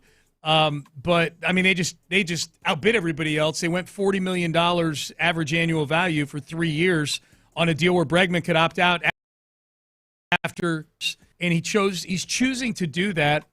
I still think opting into $80 million over the next 2 years would be the right choice for Bregman, but maybe he wants something longer term now from somebody. I guess the question would be, Seth, did he do enough this year to get the deal that he felt he should have gotten last year? You know, we were talking to somebody a few weeks ago who had, talked about how there were some people in baseball that I don't know if you'd want me to say who it was or not, but we talk about some people in baseball, worry about like with a guy like Bregman who spends so much time in the batting cage that it ends up just being too taxing and wear you out over time. You know, it's like one of those weird dynamics where sometimes being a really hard worker can be your own worst enemy when it comes to longevity and durability. And I don't know, him getting injured again this year, like not to tie that specifically to the batting cage or whatever. I wonder if the long-term deal at marquee dollars that maybe he thinks is out there for him, I just wonder if it's actually out there. Yeah. And that opting into this deal where he's in a good situation where people love him, and it's like he's such a baseball nerd. Like, there is that side of it. Money's nice and everything, but man, if you're a baseball nerd and you're playing at Fenway, like there's something to be said for that. I don't know. Yeah, I'm mildly surprised that he's opting out. Yeah. My whole thing was, unless he thinks they can't win a World Series there, because that's important to him. Right. Then right. If he thinks they can't win at a high level, but you went 3 games in the wild card round. Not that you're sniffing the World Series from the wild card round or anything like that, but you're one of the 5 best teams in the American League right now. In a very even American League, there's nobody running away with it right now. You know, and immediately, of course, as soon as you hear that Bregman might be opting out, people are going to wonder, hey, reunion. Look at it, worked out with Correa and everything. This is the biggest thing. For one, obviously, okay, you have 3 third basemen on the three really good third basemen on the team. 2 people are moving, yeah. At least one person would have to move and another person would have to get traded. And I mean, I'll tell you what. No, I was trying to think at first base, but you still got unless you trade Christian Walker or something. I saw people talking about that yesterday. What? Who did they move to first? Correa? They were just saying Christian. Yeah. It was a tweet, so they just had a picture of Christian Walker, and the caption was the beginning of bringing Alex Bregman back, getting rid of this guy, basically. So I don't know that. Like Correa, I know he felt a lot better physically after, moving to third, not taking the physical toll. But for him to really take a break from the physical toll, base, him man. At first. Are you kidding me? Oh boy, that would be. We'd have highlight reels of plays at first base. It'd be awesome. The position that Billy Beane was basically like, I don't know, get this Hatterberg guy, throw a glove on him and teach him how to play first. Yeah. That probably is it. I mean, and Correa's somewhere got down the road. Yeah. Like if they were to they're not doing this. They're not bringing Bregman back. But if you want to fantasize, you would probably need to trade Paredes and trade Christian Walker just to make it happen. This is the problem. And this is what nobody ever wants to believe. Myself, I always have to remind myself and fact check myself. Everybody, Paredes is 26 years old. Are you Paredes sure? is 26 years old. I know he looks like he's 47. He's 26 years old. I'm not in the mood for yet another nostalgic deal. We've had enough nostalgia. Altuve, the nostalgia ends with Altuve. Yeah. Correa wasn't even really a nostalgic deal because the Twins are still paying for a big chunk of his salary. By definition, a nostalgia deal means you're overpaying to have it. Yeah, and now would you be overpaying for Bregman? Probably not. Whatever the going rate would be, the competitive offer. But I think on this roster that it needs an infusion of youth in the entire system. I don't need another guy who's going to grow old on the Astros and who's got injury concerns from year to year already. And I can't do it. And I'm not going to trade away Paredes to make room for it. Oh, dude. He's 26 years old. Dude, and especially when you got your two best players on the team are Hunter Brown and Jeremy Pena right now, and they're both more than likely going to hit the market here, and I don't think either of them are signing, a Jordan or Christian Javier type of deal. Yeah.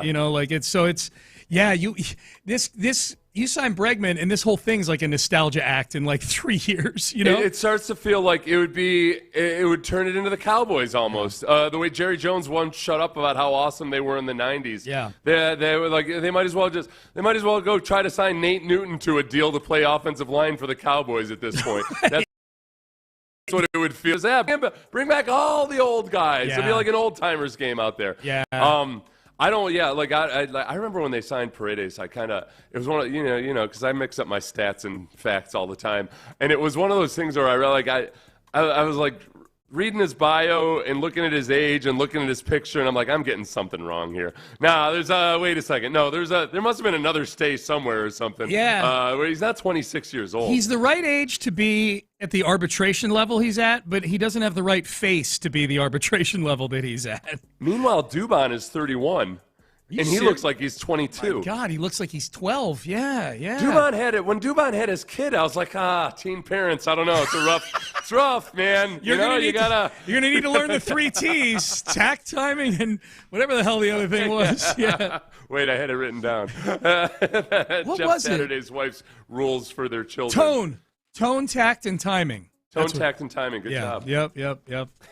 Well, Karen Saturday's having. If you wonder what it is we're talking about, rewind to the 7 o'clock hour, and you'll find out.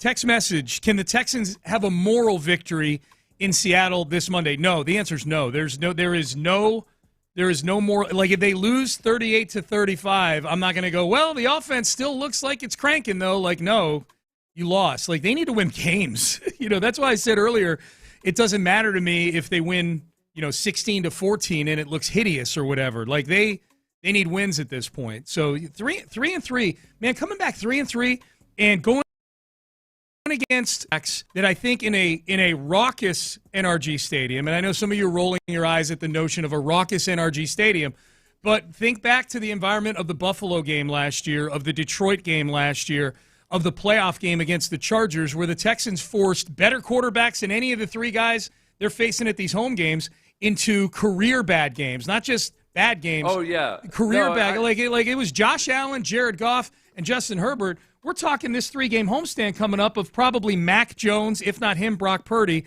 and then Bo Nix and Trevor Lawrence. I don't think I'm rolling my eyes at you thinking that people are rolling their eyes about the raucous environment when it's geared up and making noise. There are people rolling their eyes when I say the raucous environment of NRG. You're on the internet too much. No, when it comes to nobody's calling it the same as like the Seahawks environment up there or anything. No. But it's a really loud enclosed environment, and it helps the pass rush out a lot. And like that's an established fact from last year. Yeah. You said Gemini AI Sean. Yeah. Said that the critical thing about this game is that we'll find out whether the Ravens' victory was something that we could take. Actually, whether this would prove that it was real. Yeah. That it was that you actually took a step forward and planted a flag. And that it was not a false dawn. A fleeting tease of competence. Yeah, yes. fleeting tease of competence. Yes. This is what you said. The entire city will turn on them faster than a politician changes their mind. That win, it becomes a false dawn, a cruel, fleeting tease of competence. I like the last part. The part about me even invoking the word politics in a story, though, is AI's got to get up. Gemini's got to get up to speed on that, man. All right, Payne and Pendergast with you. All right, final segment coming up. I'm guessing that this might make this particular former player a favorite of Seth Payne's. A thought that he had on something that is the scourge on the existence of a lot of people. We will get to that coming up next. But first, Men's Tea Clinic. Last Friday, went.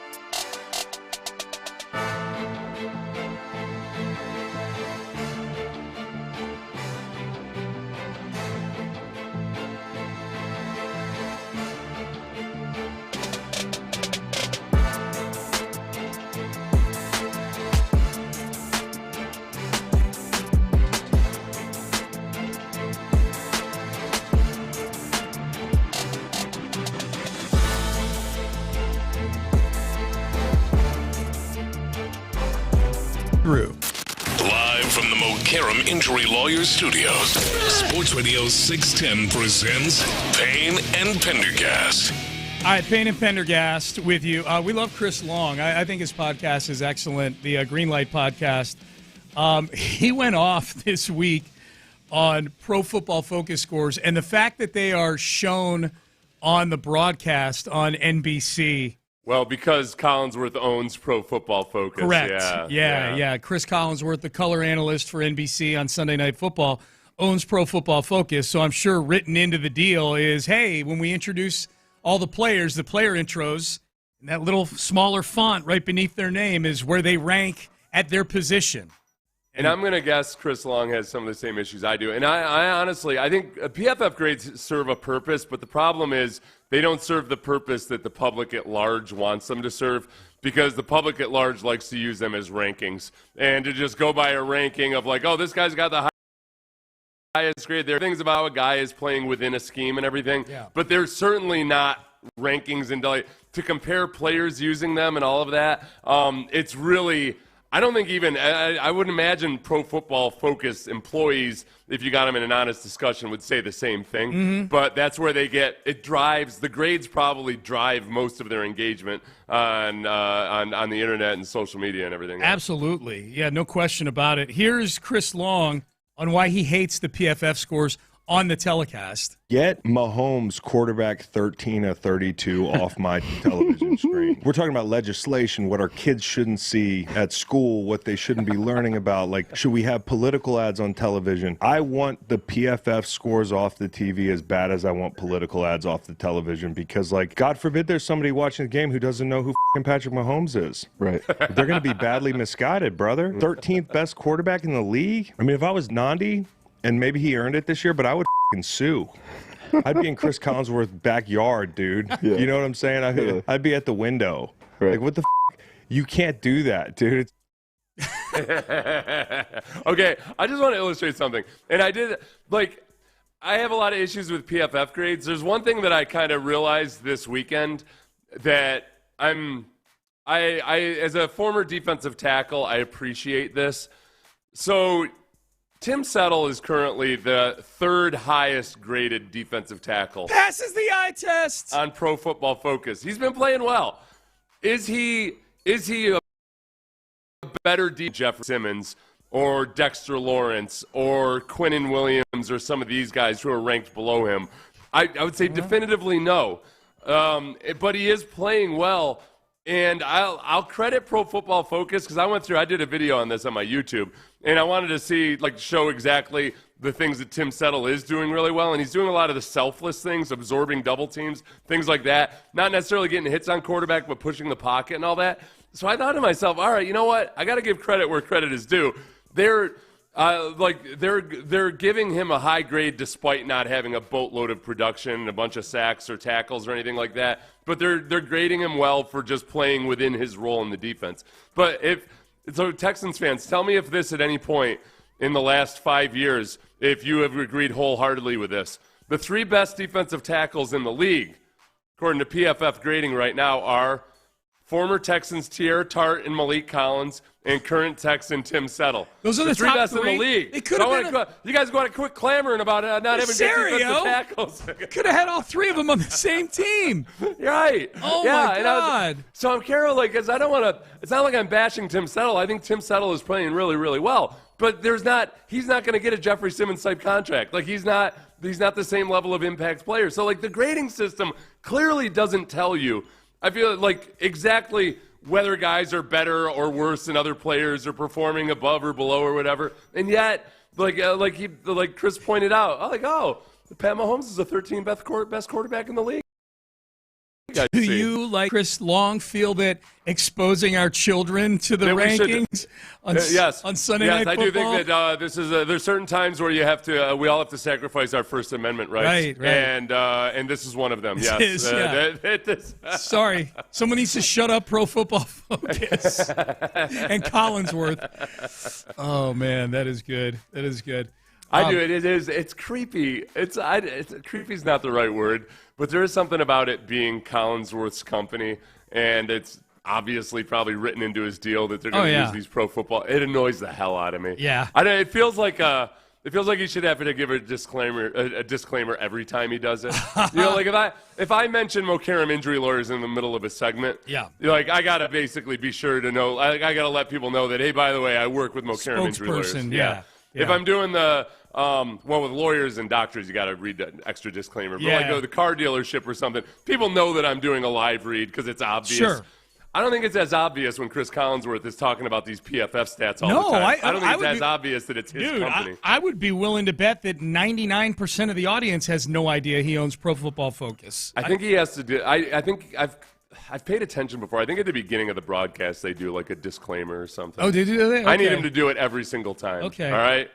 All right, Collinsworth. Do you have any ethics about you? Do you even give a damn? Yeah. No. There are certain things that I think I know I fall into this trap that I feel like the regular football fan knows the same level that we do on stuff and I'm not saying we're more in it because of our jobs. Well, just say even though people that listen to sports radio versus people that don't. Like people that read a boatload of blogs about it or something. Like there's a different level of kind of understanding all this stuff. Yeah. The wake up call for that with me this weekend, and for those who don't know, Amy and I went to the Ravens-Rams game on Sunday in Baltimore, and we went to the Bears-Commanders game on Monday in Landover. In Landover, Maryland. At the Commanders game. If you recall, Seth, I don't know if you watched that game from beginning to end or not, but there was a play like in the, first or second quarter, somewhere, end of the first, beginning of second. There was a play where the Bears threw a pass to a running back, and the running back went down to catch it, and it was called a completed pass, and he got tackled for a 1-yard gain. It was 2nd and 9. Mm-hmm. And it was in the second quarter because the clock was moving with about 5 minutes to go in the second quarter. And they showed a replay of it, and the ball clearly touched the ground.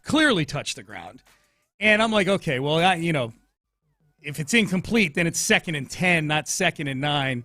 I get it. It's definitely, if you challenge it, you're going to win, but what's the point, like gaining a yard, Yeah. Dan Quinn challenged it.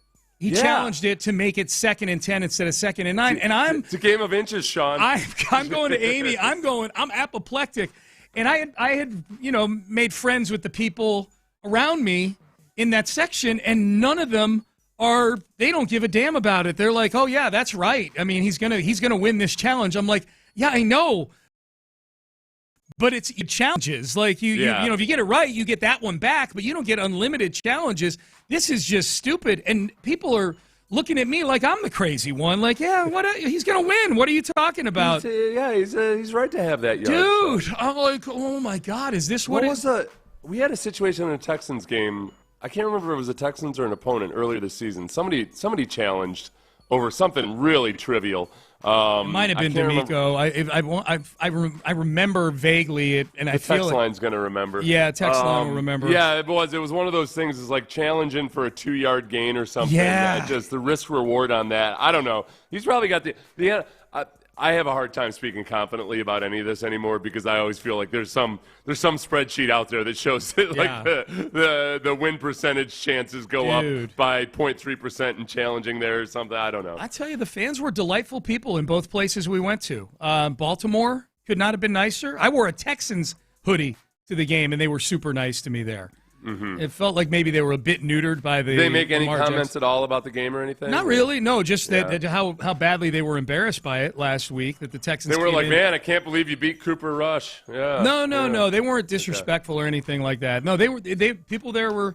I wish I had a better story of conflict at either of these games. They were really not. Well, the day game, 1 p.m. Eastern game in Baltimore, probably going to be a more civil affair than potentially what a Monday night game is going to be. Yeah, for sure. I went and What'd you wear at the Commanders game? I wore just a pair of just a button down. Nothing. So there's no reason for anybody to harass you other than they just don't like your face or something. Exactly. Yeah. And they didn't. They in fact they gave me all kinds of compliments on my face. It was really nice of them. They have a sports book. That's weird. Did you fly but you flew out of Baltimore, right? Flew in and out of Baltimore. Yeah. You ever get this feeling when you fly out of D.C., either Reagan or Dulles? It's like I've flown in and out of there on a Friday before when people are like all the politicians are leaving to go back home to either their families or their fake families or whatever. It's a weird look. It's like it's all these like good-looking people that are like a dorky version of Hollywood or something. Yeah. Because you're looking around, you're like, there's some good-looking people here, but they're all dressed up like the preppy, like the prep at an expensive boarding school or something in a movie. Yeah. And their hair is like they got a little too much hair, but it looks good on TV and everything. Yeah. Well, DC's a weird place in the political set. Yes, that's why I fly in and out of Baltimore. I'm the best-looking one on the plane. It's awesome. I look amazing. Baltimore, I like the Baltimore airport. They have it's nice. It's nice, and they have that. They don't have a United Club there. They have the Baltimore Airport Club there. That you can either be like a priority person with a pass, or you can pay a nominal fee and get in there for the afternoon. And Amy and I get to the airport super early. Like when we're traveling, like coming home, we're there like 3 hours early. We paid the cover charge to get in there. It was complimentary drinks. There was food in there. I'm like, why would anyone go to the airport? I got Wi-Fi. I got comfortable it's like chairs. The airport buffet, but with alcohol. It's like if you went to Golden Corral, but they gave you free drinks. And it was like free alcoholic drinks. It was $50 a piece. So an airport meal. Yeah, it's $50 for a burger, dude. It's not like it was a huge buffet or anything, but it was enough. It was sustenance, and the bar had a lot of good selections. I would have easily spent $50 myself at the airport bars. That was a nice little cheat code. I went to the hot bar at a grocery store the other day because I needed because I was stuck out away from home, and it was $27 for lunch. Yeah. Oh, dude, sesame chicken will get you when you're paying by weight. Yes. Especially when you get 3 servings of it. But still, $27. That's a lot, man. That's a lot. It wasn't even a Whole Foods. Nope. Whole Foods, I'd expected. I'm like, all right, what are you going to do? I had a good buffet at Whole Foods, but it's pricey. John Lopez, Reggie Atatula, gentlemen, it's good to see you. I feel like I haven't seen either of you in a long, long time. Glad you're back. It's good to be back, man. Yeah. Good to see you. I've got to say, though, Seth, I understand you meant it as a good thing. But Golden Corral with alcohol sounds terrifying.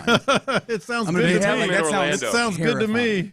No, they have them in Orlando because the Europeans there are like Disney. Europeans are visiting Disney, and Europeans go to have lunch, and they're like, "What do you mean you have no red wine?" Yeah. So the guy that owns the franchises there, at least back in the day, basically got an exception so where he was allowed to serve alcohol at some of the Orlando ones, and I can imagine. Oh man. Yeah, Golden Corral. Some Krogers have wine bars. Yes, and really? that's the best value in alcohol. I think there's one in Louisville. There's one in. There's at least one in Houston. Where you can sit down and just there's socially. A few different. There's a few. HEB is like that, and they have or Central Market. Central Market has a wine bar. Okay. The best value in going out alcohol is the Kroger. You can go. They have the Kroger wine bar. They have a little bar. They have a TV in there. You can pick which wine. They have a TV. Up there and watch TV. What's the talent like? I don't know. Yeah. I'm trying to make plans for the weekend. Is it a target-rich environment there? Well, like after the ladies work out about 9:30. Yeah. They're all in their stuff. Okay, that's a very specific answer by you. All right. I wonder why. Yeah. I wonder why. You know what? And I might be wrong about Central Market. I'm thinking of it actually. The Whole Foods on Voss, I think, has a little bar off to the side there. It's a value, man. The one across the street Very from me underrated. doesn't have one. Oh man, very underrated. You've got Sean. You got kind of a ratchet Whole Foods. You got one of the old ones there. I do. It's like everything in River Oaks up there. There's a lot of stuff where you're like, hey, most expensive. You go to some of those. There's places in River Oaks where you're kind of like, this is like. It's kind of like when you go to Epcot Center and you're like, okay, this was what people thought the future was going to be like in the 1970s. Yeah. You go to River Oaks and you're like, this is what people thought was fancy in 1955. Yeah. They walked in Space Mountain back in the day. They had the walk through tomorrow. You're going to have by the year 2050, you're going to be able to talk about it. Yeah, it's going to be amazing. Now I can't go to that ratchet Whole Foods on Kirby anymore. Yeah, you're going to get spotted, the employees in there listen to our show. Slip a little something in my sesame chicken. That's right. Hey, no, that one does have a bar. No. It has a buffet. It has the salad and the food bar. It doesn't have a wine bar though. It has a bar. With alcohol right there. We're going to find out that there's security they sell tape. alcohol, but they don't have a place you can sit down and drink. We're going to find out there's security tape of Seth just opening bottles. Truth be told, everywhere is a bar. As long as you got a flask, I don't know. Every time I go in, I just crack open a bottle and start drinking. Oh, man. So I think if you go in the entrance on the left there, isn't there a bar when you first walk in? That's where the Amazon exchange thing they is. changed. I haven't been in there in a while because I don't lower myself to go to that one, to the River Oaks Whole Foods. By the way, Crosstalk brought to you by D&M Auto Leasing. You're listening to KLT AM, KLT FM HD2 Houston, an Odyssey sports station. So question of the day, boys. Go ahead. Yeah, question of the day. What is your favorite, or what are your favorite this changes everything sports realizations? Like there's instances in sports where it clicks to you, you're like, oh, this thing that I'm seeing, or this thing that I've now contextualized and realized changes everything about what's coming. Okay. Like a moment, a player, a coming out moment, that kind of thing, because it's based on apparently Luka, his offseason was real. Yeah. He looks good. Yeah. I'll keep you. I'm like elbow up next to him at the Whole Foods wine bar. Yeah, baby. Hey, what you doing in this? What you doing in this part of town? He's hanging out at Whole Foods. You should be over on Voss. He's definitely at Whole Foods more now than he used to be. That's for sure. I'll give you, along those lines, I had one. I'll give you two, though. This is a very simple one, and Seth and I joke about this for like the last week or two since the Rockets started playing preseason games. Wow. Look at this guy who can go get you a bucket with 6 seconds on the shot. Oh, yeah. Kevin Durant. That's a great one. Kevin Durant, like, wow, elbow jumpers are back in the mix, eh? Okay. I had a couple of those last night where I'm like, this offense looks terrible. Oh, there it is. There it is. All right, we're good. Yeah, right. It erases everything. Yeah. I would say my second, real quick, Seth, my second one was Deshaun Watson's rookie year. Training camp. Deshaun Watson, training camp a little, but Deshaun Watson's second start, which ironically they lost to the New England Patriots. That was in 2017. He had beaten the Bengals on Thursday Night Football in his first start ever, 13-9. Yeah. So and he had the only touchdown in that game. He had a long run. So you were like titillated by it a little bit. But then they go to New England, and they are 2 touchdown underdogs to Tom Brady and the Patriots, who are the defending Super Bowl champs at that point. And they should have won that football game. Yeah, they should have. I remember it very well. 300-something yards. He's throwing across his body back to Ryan Griffin for touchdowns. That was that. This changes everything moment. And for a while it did. Okay, this doesn't fall into that category exactly. I know it feels like, because it's not like as I was watching this that it seemed like it was going to become a new strategy in sports or anything. But there was something about the 2017 ALCS Game 7 where with each consecutive curveball that Lance McCullers was throwing. Yes, that's a good one. It was almost like you got to a point you're like, he's really just going to keep throwing curveballs Changing every the game. single time. Yeah. 24 straight times. Yeah. I didn't come out of that game making any grand proclamations like, yep, this is the way baseball is. One pitch pitchers they are. Yeah. Ultra specialization. Yeah. But even in the moment, I kind of like, okay, I think he's really just going to keep doing this. That's wild. Yeah. Yeah, those are good. Did you? The one that, and you're better at the dates than I am, the years and all that stuff. But I remember in preseason football, it usually doesn't matter for squat. Mm-hmm. I remember watching Arian Foster when he was in that preseason before he really came out and thinking, oh, okay, this will be nice. 2009 was his rookie year, but that was the practice squad year. Yeah, but you're talking about 10. It was 10 was his first year as the full-time starter. He started a few games at the end of 9.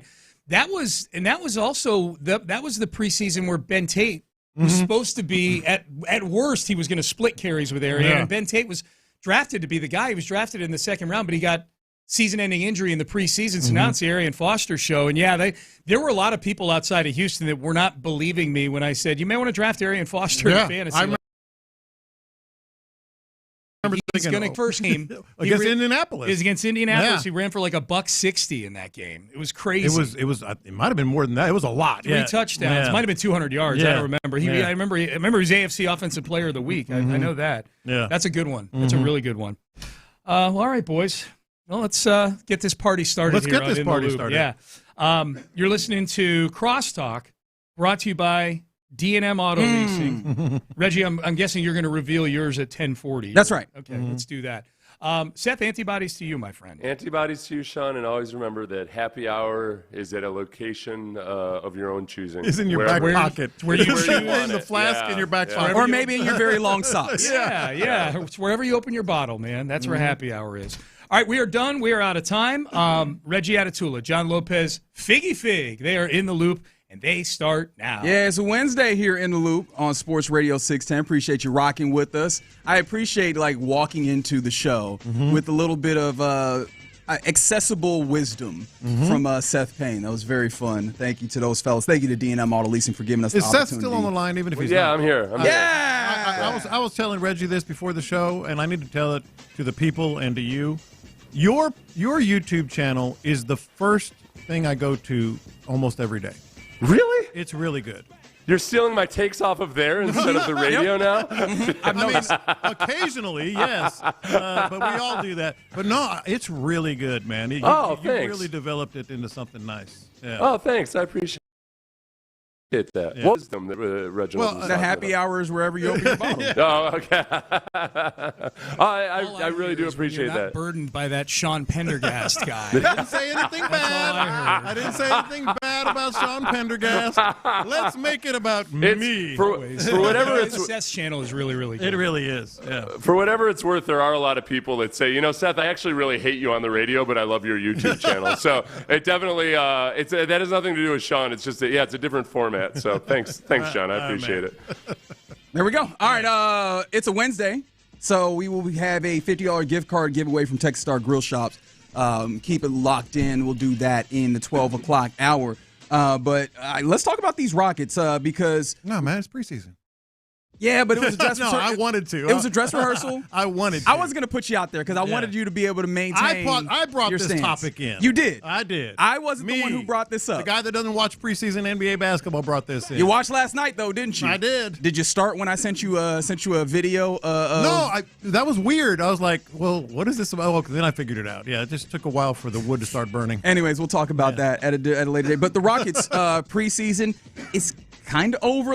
Obviously, there's only 4 preseason games for them. Their final one will be on the road in Atlanta. Was that Friday? Or is it Thursday? Thursday, rather. Thursday. Friday is their first home game next week.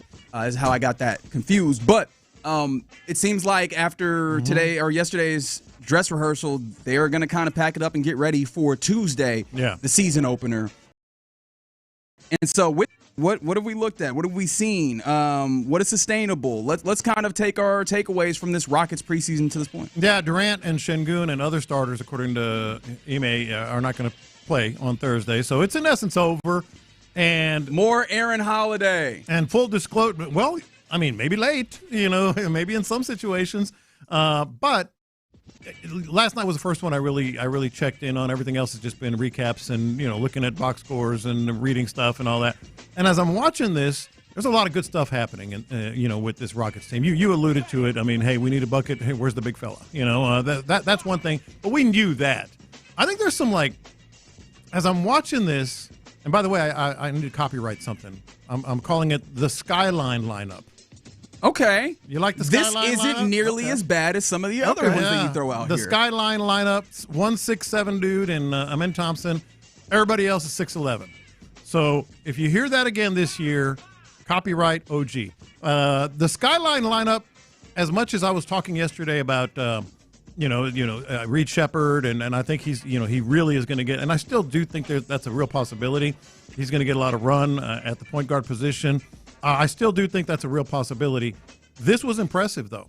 It was impressive in a lot of ways. The way they were running the ball through Sengun, the way they were just being, they were able to create shots at various places with a man feeding the ball, and then finding a spot on the court, an open spot on the court. Jabari took. It was amazing to watch him. Just the offseason was good to him, and he was already real good. I like the Skyline lineup. I really do. I don't know, though, if there's some holes in it. Oh, 100%. There are some holes in it. All right, I would also like to start positive before I get to some of my negative notes that I have here. You speed ran a few of them. There's a few I'm confident notes that I have here, so I'll start there. I am more convinced of Point Alperin. I am even more convinced than I previously was to this point that is going to work. He looks incredible working from that high post, and especially in those, I guess what we're going to call the double big lineups, maybe even all the way to the Skyline lineup that you've now coined here. He could play really very much on the perimeter. He's knocking down those shots when he takes them, and the passing is getting even better, and that only stands to tick up as he gets more opportunities. Right. I feel really good about that. Contrary to what you were talking about there, I'm more convinced than ever that Reed Shepard is your backup point guard and nothing more right now. Well, the reason I think that he's still going to be in the mix and maybe even end up starting some games is Amen was really good. He had a couple of moments where he was distributing, handling the ball well, being able to cross guys and get into a spot where he could feed. I still wonder about pressure on the ball. Pressure on Amen. And how they're going to handle that. Reed Shepard can handle that better. And then the second thing... I'm actually not all that certain of that right now. I think he can, but that's neither here nor there. The second thing is when you have some bigs down there, double bigs at minimum, the spacing and being able to be a real threat, spacing the floor, that's Reed Shepard all day over Amen. Yes, however, I think the things that Amen brings are significantly more important. And on top of that, I was very much impressed with Amen Thompson in a couple of ways, right? Obviously, we're all impressed with Amen Thompson. Last year was quite a glow up to where everybody started getting on this Amen Thompson train, and people are looking at him as like Defensive Player of the Year, potential All-Star, all those types of things. One, the confidence with which to say, oh, you're not going to guard me. I am taking this shot. I'm going to knock a couple of them too, right? I am going to shoot somewhat credibly. That's to be determined, though. It's to be determined if he'll shoot it credibly. Yeah. But before you shoot credibly, you got to shoot. And there were times last year where he was open and he was not willing to shoot the ball. And I understand why that is. However, especially if you're going to have more or higher usage rate, you're going to need to dare those, or you're going to need to rather answer those dares that happen when your defender turns around and looks at the rim because you're out there and they're like, Psh, you got it, self-check. Yeah. Right? You have to take those shots. And he knocked a few of them, which was encouraging. Yeah. The bigger thing for me is pursuant to that, I've said that I was a little hesitant on Amen on ball as initiator, as pseudo point guard, because in pick and roll, team defenders are just going to go underneath, and you're not going to get the benefit of getting downhill. Well, the Rockets have done something kind of cool, and I wonder if you notice this. There's a lot of high pick and roll. So they're getting that pick and roll started so much higher up the floor where defenders aren't sagging off yet, and that allows him to turn and get downhill even before before he gets to, and that's some of that energy that you would lose if you're setting that three or that pick and roll at the 3-point line where defenders might go under. Yeah. So you're getting the effect that you want in the pick and roll that I think would normally be negated if you set that a little bit lower. I think that's going to be an interesting thing to help a man be more effective. I think it could be. I think the help defense is going to be a lot quicker to get to him after that. Sure, but he's solid at passing out at that, right? They're going to be able to rotate to him a little easier. But the other thing that and again, it's going to work. They're going to use it. Hell, they might start, especially against a big team like Oklahoma City a week from Friday, with that lineup. They might use it. Oklahoma City is sometimes big, and sometimes they go really small. Depending on what they do, yeah. But all to similar effect. Ultimately, I keep thinking, I want a man to do what a man does best. I don't want him thinking like a point guard all the time. That's what's holding me back. I don't want him to think like a point guard. I want him to think like what he is, a slasher, a finisher, a guy that can still be able to get into the drive and kick or drive and shoot. I don't take that away as much. And to be fair, my point. I think that's what they're doing. I think that's why the Alperen Sengun as the hub is prevalent. He had 7 assists in this game to a men's 4. I think that's actually what's happening here. And you've seen that connection between Alperen finding a men doing what you're talking about, that nose for finding space and cutting and backdoor cutting and slashing. I think that you're seeing those things pair together in kind of the inverse of what the typical way we would imagine with the small and the big. The big is standing up at the post, at the free throw line, at the nail, and finding a men a lot more often. I think that's really cool. Can I get one more positive, but needs to be mentioned and really harped upon? Hey, this Jabari Smith Jr. jump is noticeable. Yeah, he had a good offseason. The offseason was good to him. Yeah. Even something as small as the physicality that he's able to impose is different than last year. He is able to use his body, use his weight in a different way. He can elevate and take shots. And again, I'm still interested in seeing that tempered a little bit, but especially in the preseason, early on in the season, I'm okay with him being aggressive, and he's comfortable with being aggressive, which is something that feels like it's a lot more befitting of the talent we thought we were drafting as a number 3 than I can't think what we've kind of seen him settle into over his first few years in Houston. And I think ultimately, as much as we're discussing and arguing this point, nothing is set in stone. Last night was, to me, if I were to guess what Ime Udoka and his staff was thinking, is let's run it out there and give it a good run, the Skyline lineup, and let's just see how it works. I don't think it was like a legit dress rehearsal. This is what we're going to do. Oh, no, and it's an 82-game season. There's going to be different circumstances. I will say, one of the things that I am concerned about with the big lineup that they're throwing out there is corner threes. Well, it seems like they're trying to stop the corner threes. They're trying. And it's obviously they're getting some of those up, but there's so much space in it. And, hey, guys, this is supposed to be a defensive team. I know Ime mentioned this after the game that he wasn't super happy with all of the defense. This probably still needs touching up. When you get up top of your 2 up top in the 2-3 zone, that back line is not as exuberant in their defensive effort. Yeah. And teams are attacking Steven Adams in the middle of it. And it feels like he's staying dropped and not stepping up. And there's not necessarily as much of a communication or playing on a string on that back line to make them effective. You're seeing teams be able to attack the middle of that or pass out of it because there's not as strong of effort on the backside of that. And some of that I'm like, hey, KD, man, this is part of, you like this? I'm going to need you to bring the effort defensively. And guys, we can't just sit and ball watch. Yeah. We need to know what's happening. That will happen over the course of the season, but also if you're at all concerned about the actual win totals, you want that to start earlier, and I was hoping to see some of that energy and effort early because that was one of the staples of what this team was. Is this team plays hard. Yeah, no, and the defensive side, he actually talked about that, and in a weird way, because of rotations and because of keep in mind, you're going to face some very quick players with the ball in their hands that can dish and go find open space. I think that's what they're going to have to be working on. They're not obviously they're all great athletes with across the board with that big lineup. But they still are going to have work to do with some of these quicker, smaller players. Yeah, and half-court offense is going to need to get tighter. That's, of course, to be expected somewhat with preseason. And one thing I'm watching, I don't know what to do with it. Kevin Durant and with the skyline, with all the size, screen navigation rotation is going to be, again, you're going to need to try and stick with your man, or we're going to have to figure out the rotations on the back end a lot better. Yes. But, of course, I trust Ime Udoka, particularly with defense, to get that right. Mm-hmm. It was interesting. The offense they're scoring a lot of points, giving up a few more than I would anticipate, but it looks like at least the offense is there, which Zion is looked good too. Yes, he did. he was getting in the path of passes and everything, going dunking. It's what you expect. But shout out to the Rockets getting another preseason win, but more importantly, showing us some things that give us some encouragement headed into the start of the season, which is next Tuesday, and they'll be playing in Oklahoma City. All right, we're just getting going on a Wednesday here in the Loop on Sports Radio 610. Coming up next, we're headed into Week 7, man. Seattle Seahawks on Monday night. What's the most obvious change that you think you'll see from the Texans this week? 713-572-4610. Let's discuss it next. Thirsty Thursday is headed northeast.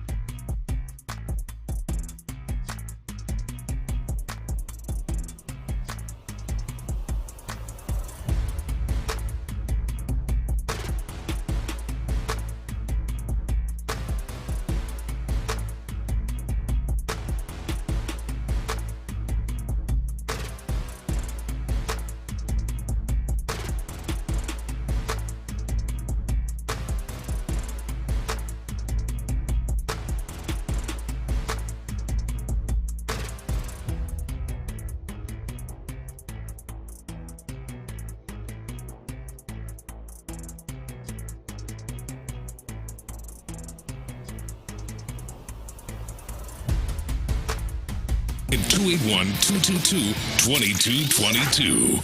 Figgy, let's hit him big time. Houston, let's get in the loop. You better get ready because we're going to show up and show out. With John Lopez and Reggie Atatula. Always live, always local. So what do I do? Just take a nose hit? Just take a good whiff of that. It's my favorite. Whoa! You're in the loop on Houston Sports Leader, Sports Radio 610. Yeah, you're in the loop here on Sports Radio. One more in there? Okay, I didn't realize that. My bad. Sometimes they're stragglers. Shouldn't have said nothing, man. Biggie's feeling a certain kind of way. We're going to be 13 minutes into the segment. Just doing one more. What's the most obvious change you think we'll see from the Texans this week? 713-572-4610. A Texans team coming off of a bye week. 2-3, obviously. And, if you're talking about the run of form, a couple of wins in their last couple of outings. But this is different. We know that this is not going to be like facing the Tennessee Titans. This is not at home. This is not going to be like going up and facing not only a bad and broken Baltimore Ravens team, but then one that was heavily injured. This is not going to be any of those things. This is a team that's on the uptick. This is a team that has a young, energetic coach that has an identity that's going really well for them. Got some talent on that team right now as well. And so it stands to reason that, especially after self-scout, after a week off and headed into a very big game with a longer week, there might be an opportunity for some change. So what's the most obvious change that you think we'll see here, John Lopez? Well, I think there will be changes. Just by design on the off week, teams, it's not unique to the Texans, they don't not only self-scout, and DeMeco was talking on Texans All Access, they self-scout every 3 weeks, which is kind of a cool idea. I was surprised about that. Yeah, that's a good idea, actually. Because usually the number that I've heard is 4 weeks. Like you break the season into quarters. Yeah. 3 weeks is kind of very apt number for these Texans because how many weeks did they lose games? Yeah. And at what point did they start winning them? And then what now, happened? Of course, there's other circumstances at play there, but I was like, interesting. No, there are going to be things that are different. I think it's going to be obvious. Whether it's personnel, that'd be the most obvious. If Jaden Higgins does so much, whatever it might be. Yeah. But some of the less obvious things, when you self-scout, and especially when you have a bye week, you tend to come back saying, all right, we've gone through this. DeMeco has said it. Now we're going to change this. I think some things that are going to change. And I'm curious what you think in terms of like what might be different. I think what might be different, and this sounds weird, is doubling down on what they are. That in terms of it was yesterday, day before, when he was talking about yesterday. Yeah, running. Like we are going to run the ball. We're still this, and he came into the season talking about it, and I think double down. I think they've seen some success there. I think they're going to they're going to be themselves even more, if that makes any sense at all. But the other thing I think they're going to do. I'm trying to make it make sense. Be yourself even more. But I think the other thing they're going to do, they still rank in the bottom third in terms of getting the snap off, in the bottom third of the NFL. I think that's something that's going to be very, very obvious. They're going to work on, whether it was the coaches, because the players take a lot of time off during the bye week. Coaches not as much. I think the time on the clock when they get to the line of scrimmage, break the huddle, get to the line of scrimmage, I think that's going to be something that's going to be. I also think the quick pass, the quick passing concepts, the more three-step drops or whatever it may be, maybe even some more horizontal passing, to get guys like Jalen Noel, maybe even Christian Kirk into space, a little bit. I think we're going to see what they have done well, emphasized even more. Yeah. Well, in a similar way, I understand what you're saying there. However, you got to be honest, or I have to be honest. It sounds very much like, what's the most obvious change? Not really. No, I think, but I think they're just doubling down. No, I hear you, but objectively, hey, we're gonna keep doing what we're doing, even harder. It feels like that's not a change, right? And to be fair, I don't know that there is a change that I would expect in an obvious way for some obvious reason. Let's start with the defensive side of the ball. This defense is not one that changes what they do necessarily. In fact, I actually want to talk more about this at noon, but I think that actually might serve them pretty well versus the Seahawks team defensively, because the Seahawks offensively, what they have been able to do very well is dictate to defenses what the defenses do, and then give Sam Darnold easy options because I have dictated what the defense is going to do. So now if I can plan and tell the defense what they're going to do, I can put them in circumstances where I can make plays easier, right? That is something that you obviously give Clint Kubiak a lot of praise for. It's one of the reasons why, if you've heard people talking about this game to this point, looking at the Seahawks, they are great in 12 personnel. They are okay in everything else. Like, they have decided we are going to put those two tight ends in, or maybe have a fullback in, and we're going to play base. You're going to play with 3 linebackers or what have you, and get bigger, and then we can make it to where we're getting Jackson Smith and Jigba out there in space, or getting deep balls on you. Like, I think that is something that other defenses have had struggle with. The one defense, or the one game that they lost early on in the season, was the San Francisco 49ers, a similar defense. That is, hey, we largely do what we do, and we're not going to have a lot of changes because we're fairly malleable in our personnel and in our play. And so you can't dictate to us, we're going to force you to have an extra linebacker on the field, right? And then that's going to make it so that we can get a mismatch here. You know, and so I think that actually they're going to stay there. And then offensively, I don't even know how much they have opportunity and room to change. They're just finding their groove.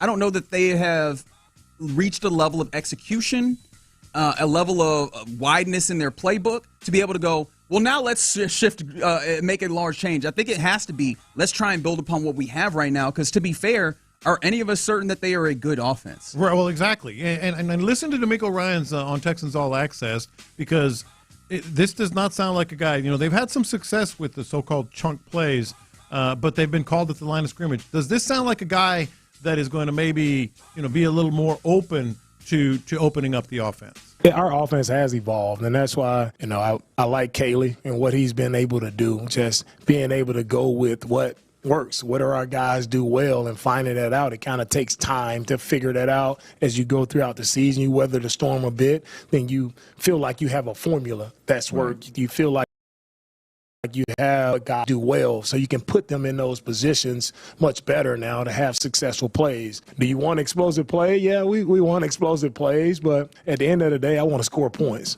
Like, and however we score points, however long it takes, like in a drive to score a point, that's all I care about, is can we finish drive with points and now make their offense have to drive the field on our defense, which I feel like our defense has done a really nice job of being a strength for our team, and we got to go out and make people earn it. That's how we play complementary football together. And our special teams, they've been outstanding, making play after play for us each game. So we continue to play together as a team to win games, not just being about the offense doing one thing or just leaning on the defense, but us collectively playing together is our formula for winning games. That is not a guy that's, if you thought they were deliberate before, they're going to be even more deliberate now. I think the changes are going to be getting C.J. Stroud in position to have time to make more adjustments at the line of scrimmage. That's going to be the biggest change we're going to see, getting there quickly, getting out of the huddle quickly, et cetera.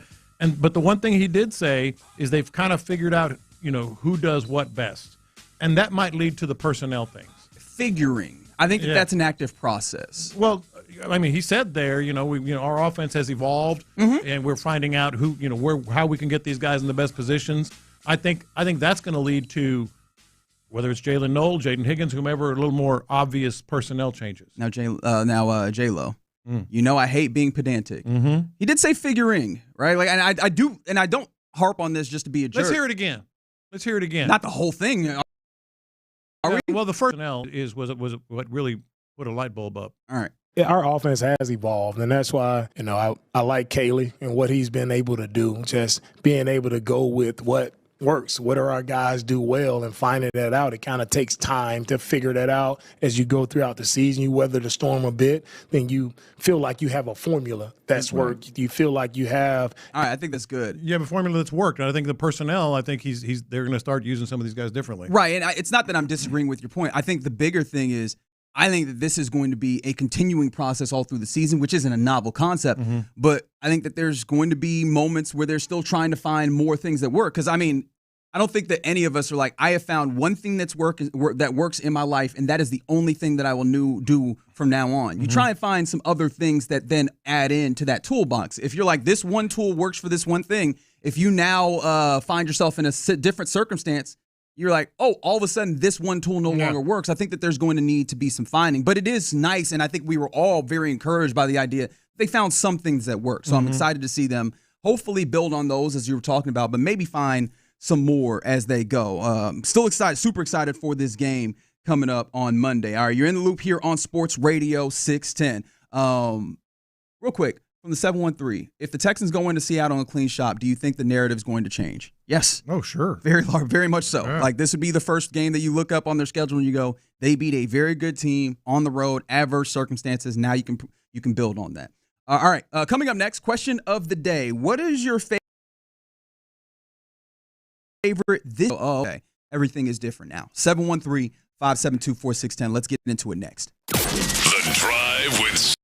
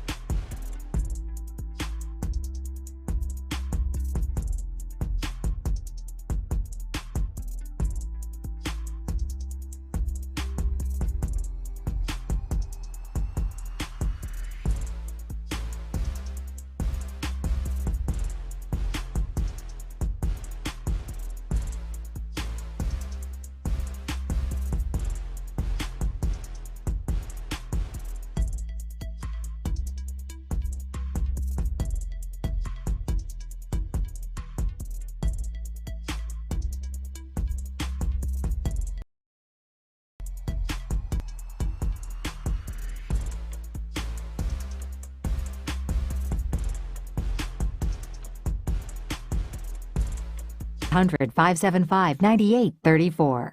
Tax Relief Advocates. Real solutions for real people. Live from the Mokaram Injury Lawyers Studios, Sports Radio 610 presents In the Loop with John Lopez and Reggie Atatula.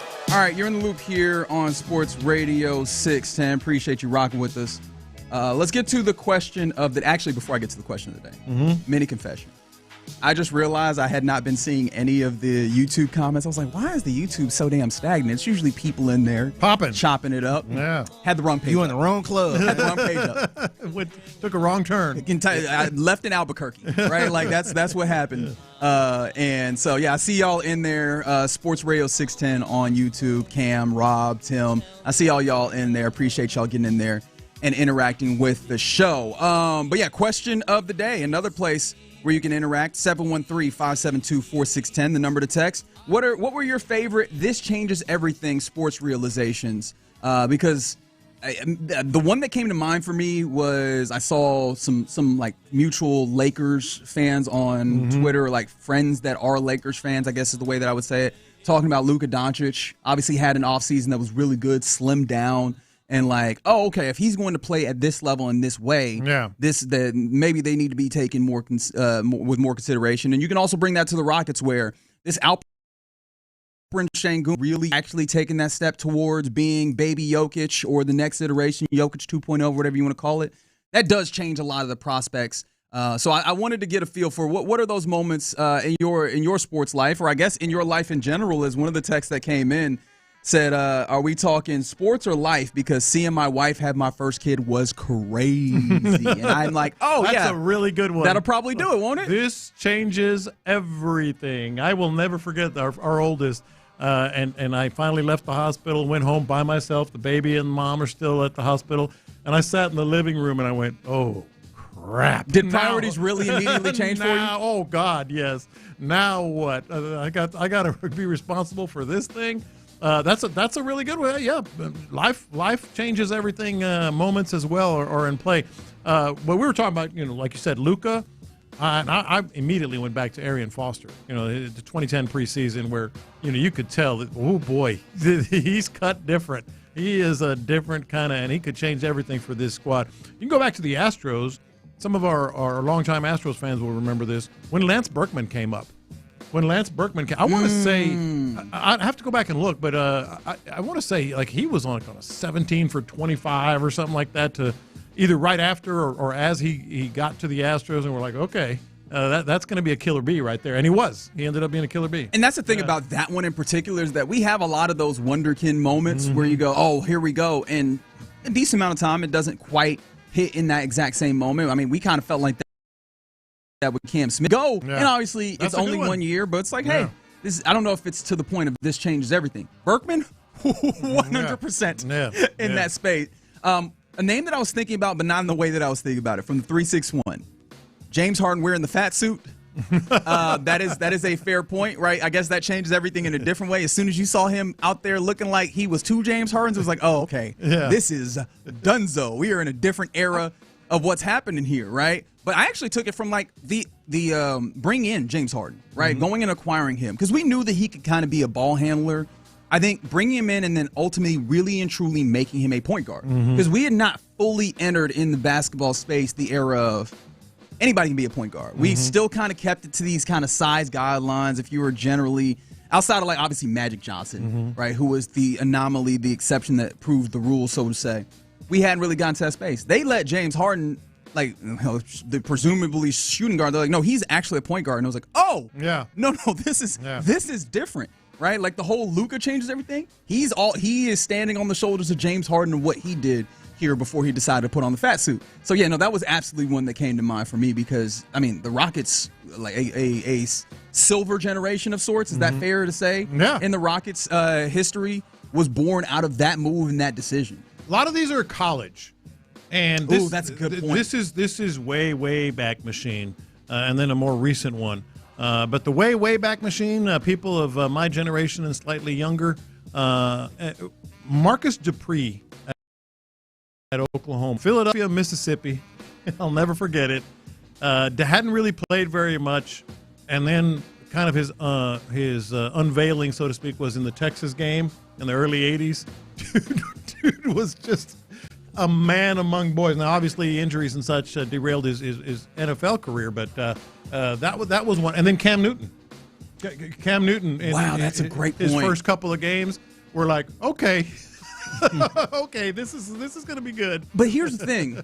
Some of us knew it changed everything, and some people took a little while to come along. And I guess that's with anybody. There's early adopters and laggards and everything. You remember that Sports Illustrated cover with that, was it 2011 draft class? Is that the year? Oh, yeah. Where you have Cam Newton. Do you remember the two dudes next to him? Because I honestly it always takes me a second to remember who else was on that Sports Illustrated cover. It was Cam Newton. I think was it Jake Locker on that cover along with him? I don't recall, yeah. And then there was one more, but suffice it to say, the people that were like, yeah, these three guys coming out, which one of these? Ain't no which one. Ain't no which one. That guy, and then that guy came in, and he changed the way that we also handled the quarterback position to a different level. Shout out to the best third and short option for a good long time, Cam Newton. From the 979, a fantastic answer. Acquiring JV at the deadline. Acquiring Verlander at the deadline. That is a perfect one because that was him at his best. And at the deadline, it was in the last 15 minutes of the deadline. It was like 11:45. They finally got him, and they weren't going to get him, and then they did. And that's a really good one. Right, you went from being a good team to just like this is unstoppable. Like as I like to say, that was a cancel Christmas, and it ultimately did serve as that. Right, you go and you win. That World Series and everything is all different for the Astros as an organization and really for the landscape of baseball from the 2-8-1. A lot more people coming from a negative perspective than I thought would happen. Deshaun playing safety. Oh. Yeah, well, by then we already knew, but that was pretty much that was the death knell. Solidifying it, of course. That was the death knell. Some other ones that Earl Campbell, just seeing him. Earl Campbell, I'm trying to think the game. I think his was an Oklahoma game, too, when he really took over. Oh, remember Cedric Benson? That OU game. Cedric Benson, RIP. I think he went for 200 in that. It's funny how that OU game, Texas OU game, always unveils something special. Yeah. Figure you got one? Yeah. The one that came to my mind, this is not even a person, but remember it was 2022, the last game of the season where Texans versus Colts. And it was that battle of the number 1 overall pick. Oh, yeah. And Davis Mills threw that Hail Mary. And I want to say Jordan Akins caught that ball. Yeah, I think it was Akins. And they went on to win that game to get the number 2 instead of the number 1 overall pick. But we didn't really know it. But I feel like that moment changed everything, for the Colts, for the Texans, and the Panthers. That kind of changed everything. People were taking both sides on that, Like, Yeah, I mean, ultimately making the selection that you did. And honestly, you could talk about the change in everything when you get to that draft and actually making that trade forward, right? That trade forward for Will Anderson Jr., which is a lot less foreseeable than obviously the selection of C.J. Stroud.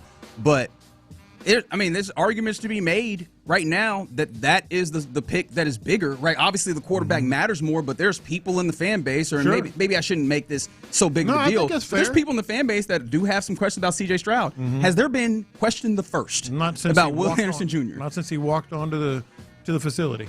Not one. Was there a Jordan moment? I was trying to think. Jordan came over. It was kind of a gradual ramp up with him, it seemed like. There wasn't like this changes everything. But I can't recall. I'm sure our listeners will come through on that. J.J. Watt pick versus Cincy comes in. C.J. Stroud against Tampa rookie year. Yeah, that's a good one, right? Like you're just like, okay. Like early on, it's belief. It's this guy is pretty good. It's like, oh, okay. No, this is real deal. This is when the hype gets really loud. This is for real. C.J. Stroud has announced himself on the stage. And Deshaun Watson in training camp. Yes. I'll never forget that training camp. We were in West Virginia, and I'm looking at him next to Tom Savage, and I'm like, what are they even talking about here? Why is Tom Savage an option? He started that first game. And he started the first game. I was like, what's going on here? Why are that's freaking Bill O'Brien is what that was. Bud Adams taking my football team. Fair. 100% fair. Because Texans, Houston, Texas's relationship with football forever. Like we've talked about this in various different instances. You can't even get anywhere near having any kind of arguments when it comes to trying to get new stadiums that go anywhere near that. You will alienate your fan base instantly. Oh yeah, 100%. There's so many of those. I'm trying to think of another Rockets one outside of. I think if I had to go back, the Drexler trade. Yeah. You know, when he came in and stepped into was that the Compact Center back then, I guess? Or was it? No, it wasn't the Toyota Center. Already. I think it was still the Summit. Was it still the Summit? Might have been. But anyway, when he stepped into the arena and you just saw him hugging Akeem and everything else, I was like, okay, this changes everything. And a very fair one from the A3 too. CP3's first year when it was like, oh, okay, defense is now here in a strong way after it had not been prioritized. We could say prior to that, really. Yeah, that is absolutely fair. Keep sending those in 713-572-4610. We always appreciate you joining us here in the loop. Coming up next, let's go around the NFL where. Look, the Chiefs are now favored in a few ways. That's nasty. But there's also a study that shows that officiating favors Kansas City. Does this seem to actually fit what the narrative has been? We'll talk about that and more next. The Drive is live.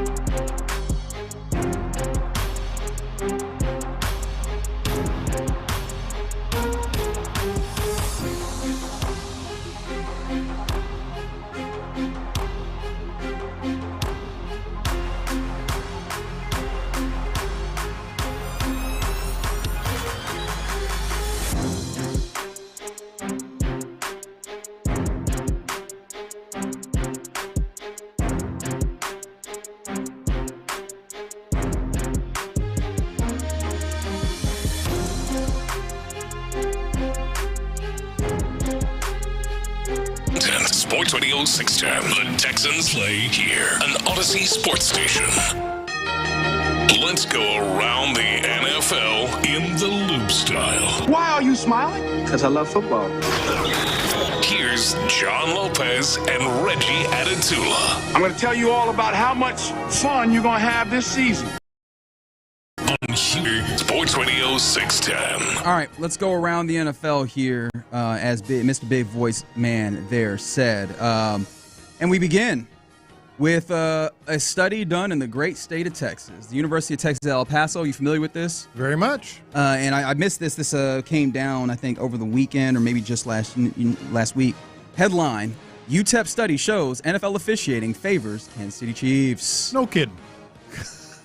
So apparently there was a study that presented evidence that the Chiefs have benefited from slanted officiating from 2015 to 2023 is what is the time period that it went with. I found that to be interesting because I feel like, especially of late, the people that have really been harping on it have been going from like towards the tail end of that, but actually into recently. However, the study that was published in the Financial Review apparently provides, quote, one of the clearest empirical looks at how financial pressures can influence real-time rule enforcement. That's what they were looking at.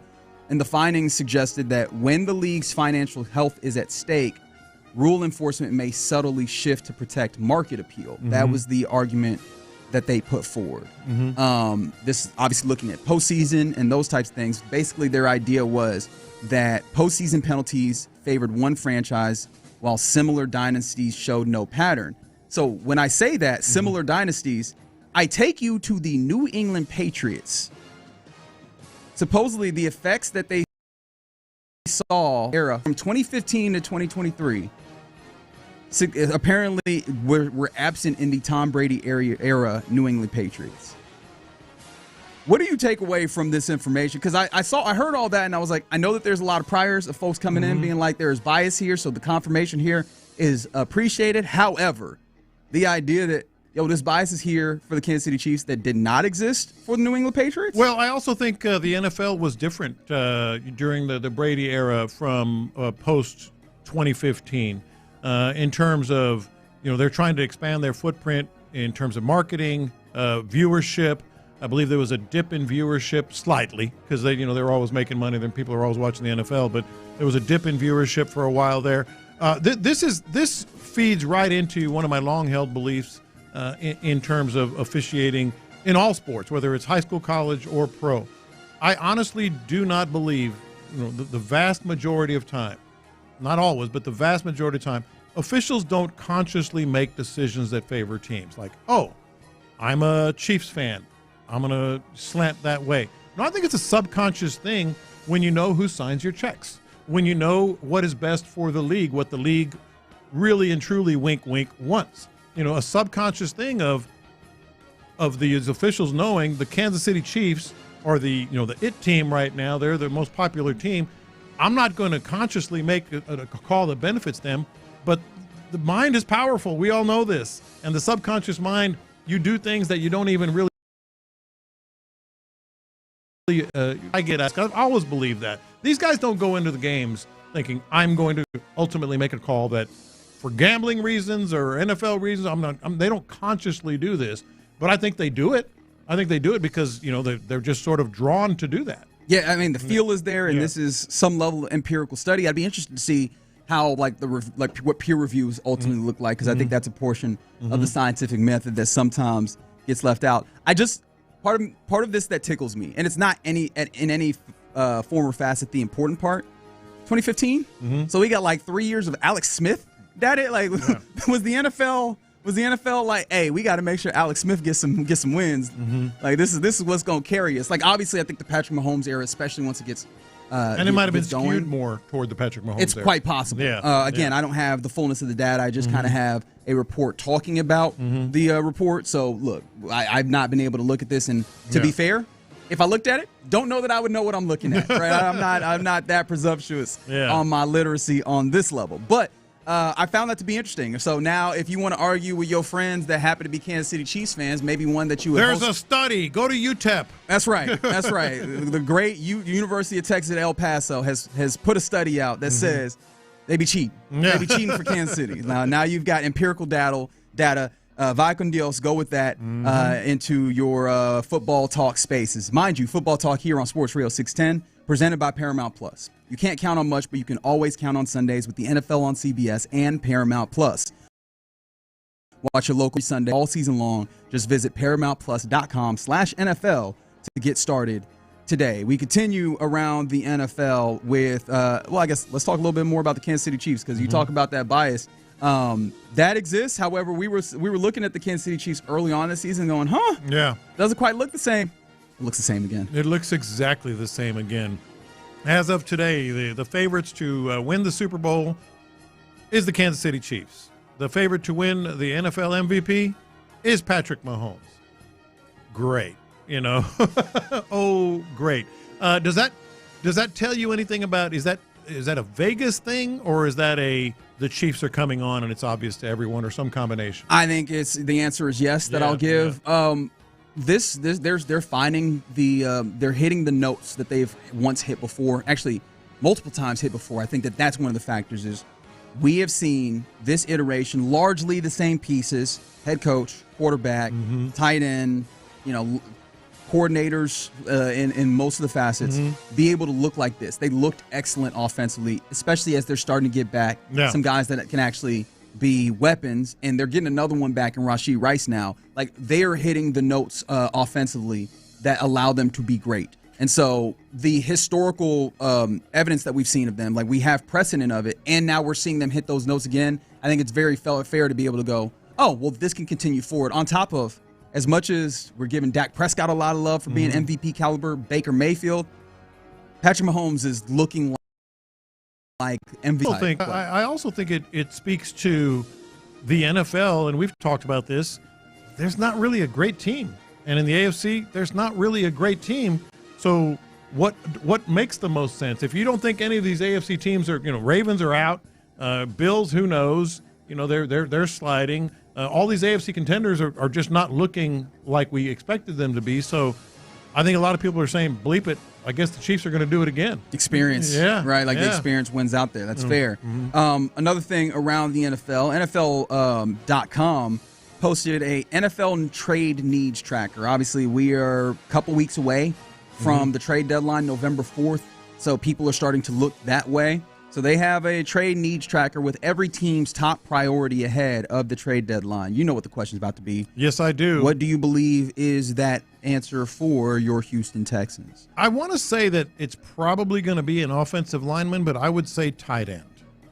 Interestingly enough, they go offensive line. Yeah, I could see that. Here's a segment I like to call reading. Week 5's blowout of the depleted Ravens provided a needed breath of fresh air for the Texans offense that previously felt like it was suffocating. However, the game did little to answer lingering questions about the offensive line's long-term play. Coming out of Week 6 bye, Houston has games at Seattle versus the Niners and Broncos, which will give us a better idea of what this unit has, or if that positive showing was just a one-off and against an injury-ravaged opponent. Close quotes. Like that feels all pretty fair. In fact, as fair as I would expect a nationalist. You put up offensive line. Why did you say tight end as opposed? I just think the tight end is a really big need for this squad. I mean, Dalton Schultz has been playing very well. I don't know how much confidence I have, beyond that. They've been using Blake Fisher as a blocking tight end, and that may continue because they've had some success with it. The jumbo packages that but it doesn't give you an option of passing, to that position. I think tight end is the biggest need right now. Quite possibly. I did find it interesting though that they were saying offensive line, especially because my general premise is offensive line is hard to get. there are some teams that feel like they're, tanking it out or getting rid of what they're doing here, including team in the division that has already fired their head coach. Like, I don't think that they're going to go to a place where they go immediately, we're not trying to win. However, they did in week 3 trade away their best cornerback.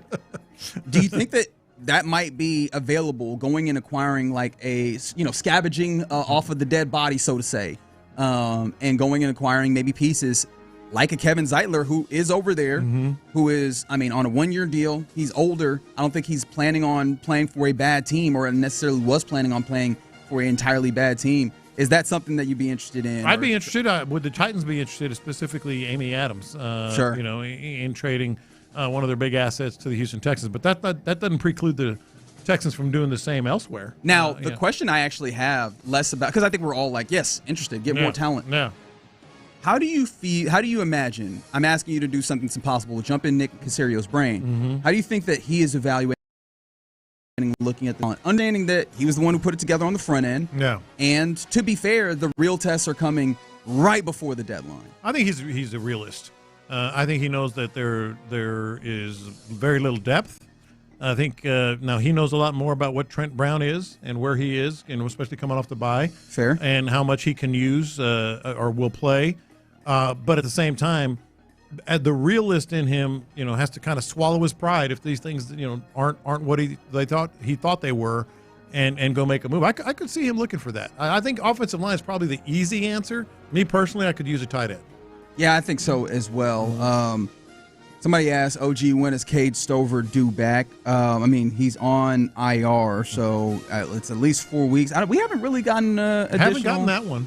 Update on that. Yeah. So there's a few injury things that we need to jot down to see if someone can ask and maybe even get an answer about from the Texans. But yeah, offensive line, obviously one of those things. And interestingly enough, it does feel like there might be some places that in theory would be willing to make a move. I'm thinking very much about whether they would be willing to kind of admit defeat question mark. Right. So put your pride aside and make the right thing for the line, for the team. Yeah. Something I forgot to mention earlier on in the week, Zadarius Smith of the Eagles announced his retirement suddenly. That Eagles team, like, maybe I asked this as a reality or nah. The Eagles are actually in trouble. No, they're a mess. That's the other thing about, and we're seeing this more and more. Players in the middle of a season just saying, yeah, no. I ain't got it no more, man. I ain't got it no more, man. That's like the second one this year, right? That after the regular season started, said, no, I'm done. I'm out. Good for them. The second one for the Eagles? No, second one in the league. Just a period? Yeah, okay. Yeah. I'm trying to remember who the other one was, but yeah. But the Eagles, and again, it speaks to what I just said. Like, where is the great team in the NFL right now? Oh, I don't think there is one. The real weird thing about it is the teams that we would have anticipated would be that coming into it are definitely not the answers. No. There's some that you go, oh, possibly, but the ones that we would have anticipated, I think the closest one that you're thinking right now. Let me look across the AFC. You were probably thinking the Buffalo Bills probably are one of those. Defensively, real problematic. They can't stop the run at all. So there's that one there. The Ravens, we all saw what that was. Yeah. The Broncos, defense is still really good. Offense, a little bit less substantial than we had once thought. The Kansas City Chiefs maybe are working their way into some level of form to be some of that. On the NFC side, the Eagles were one of the few ones that we were looking at to begin with. They're in a mess right now. And they are an absolute. Commanders were the up-and-comer, trendy pick. They're 3-3. Packers? Do you feel like the Packers are still pretty damn good. I will give them that credit. Do you feel like this is better or worse for the league in a larger sense? Because there is an argument to be made that every league is looking for parity and not having a clear, definitive the cream of the crop is parity, but also you're still kind of selling the narratives of, narratives that exist, and sometimes the narrative is a lot easier when you have a Goliath of sorts. Absolutely.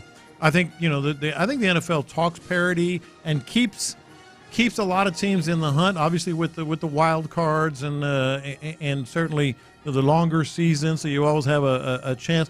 But I think in their heart of hearts, collectively, the NFL loves when there's a boogeyman. As Figgy has said about the Astros, when whether it's back in the day the Cowboys or the Patriots or the Chiefs or so. I think they love when that's happened, and that's not even the case. There's nobody like that right now.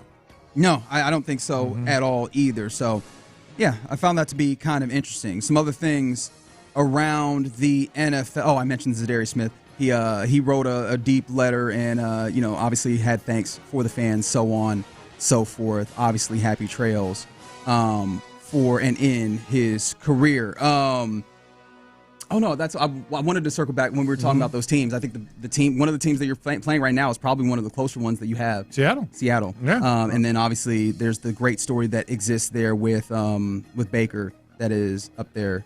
But they weren't necessarily expected to be a power. They were a contender, but now they look like the real thing. No, that is absolutely the case there as well. Man, what is happening with Bill Belichick? Oh, apparently, he is now coming out and denying. They've looked at the possibility of buying out. The thing that I've thought about is, and that I know people have talked about, is the possibility that he does buy out, or at least tries to get out of that contract and make his way back to the National Football League and coach. Obviously, that was one of the things that we brought up with the Tennessee Titans. Yeah. What is your thought process on the possibility that he actually does that to try and get one of the jobs that eventually open up this year? I think 100% he wants to get back into the NFL. But his denial is plausible simply because I don't think he's trying to do it right now. I think by the end, he will not be coaching at North Carolina next season. I mean, so he's done at North Carolina. It's just a matter of the timing of it all right now. I think he's looking to see which jobs come open, and you were putting on here earlier some of the places that are going to be coming open.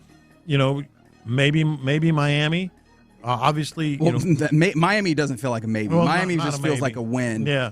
The Browns job feels like it'd come open. With all due respect to Kevin Stefanski. Circle back. Didn't Kevin Stefanski circle back? I think this week he was talking about how the outside noise. He started commenting on outside noise, which is always a good thing when you're like, oh yeah, we're not worried about them out there. That's always a good thing when you have to get to that place. Yeah.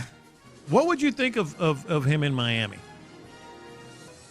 In the division, being able to stick it to Robert Kraft. The first thing I thought about was, who was it? Jimmy Johnson in Miami? It was a coach that went to Miami, didn't do much. And Saban? That was it. Saban. Yeah. So I think that's probably about it.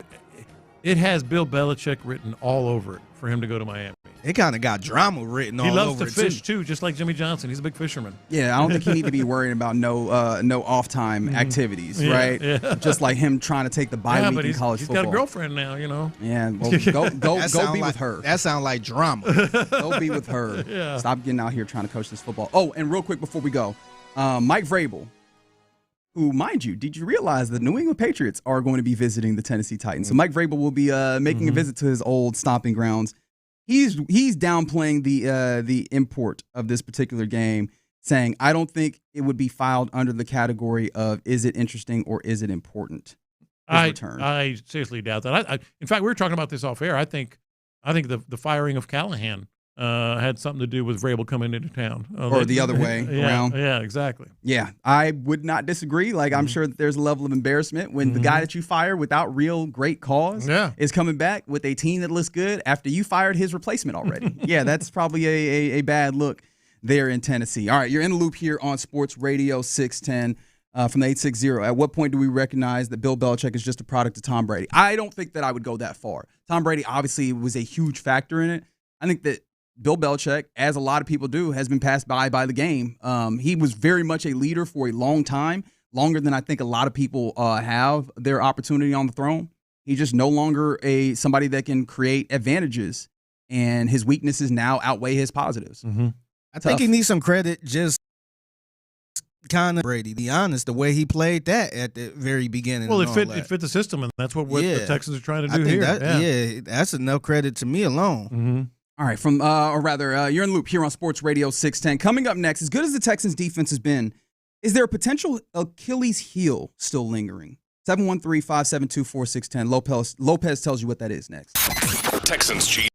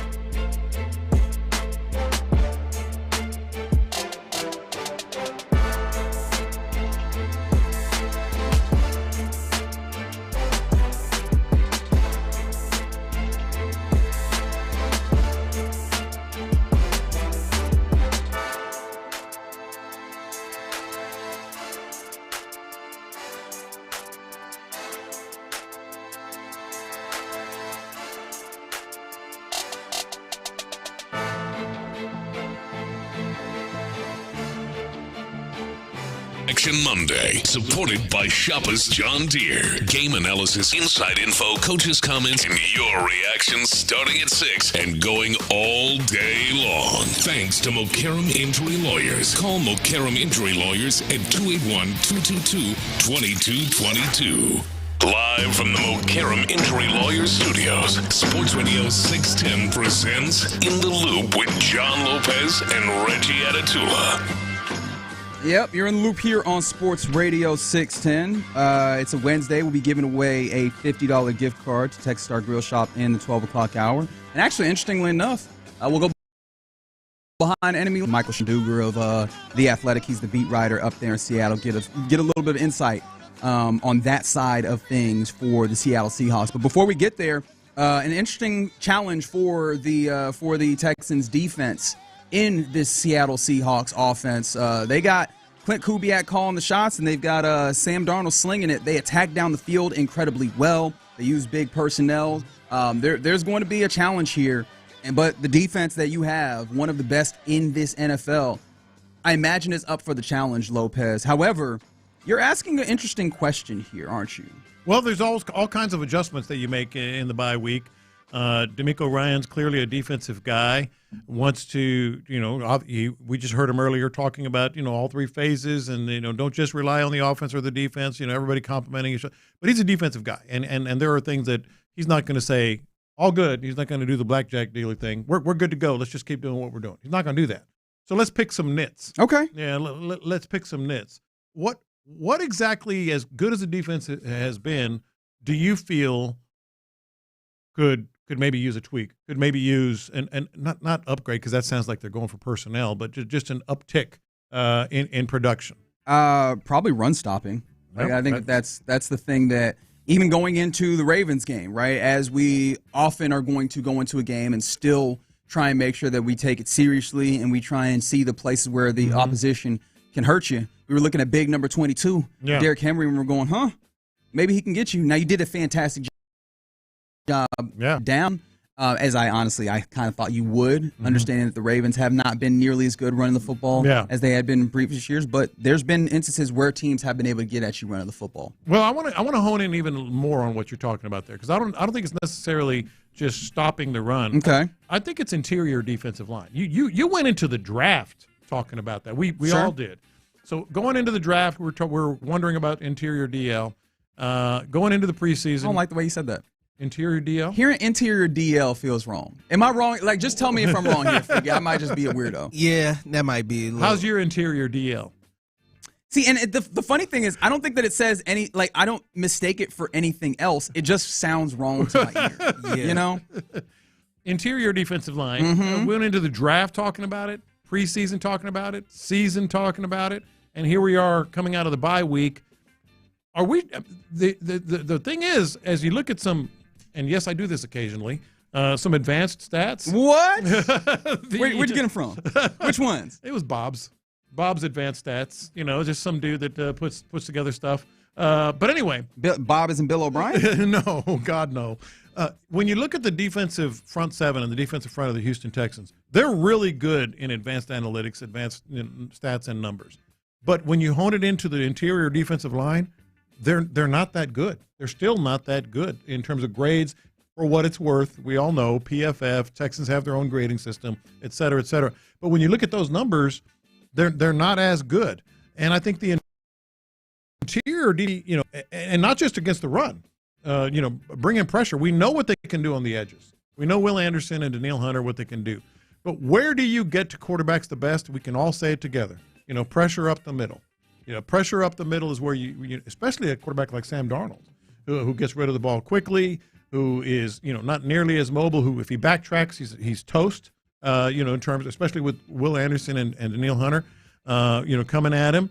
PFF ranks the interior defensive line of the Texans in the bottom third. Not bad, and this defense is great, but I think that's where I would like to see some improvement, coming out of, and maybe DeMeco Autry helps, if they can slide him in there a little bit. Especially if you're talking about pressure from the interior. That feels like the specific thing that you would talk about with DeMeco Autry. Yeah.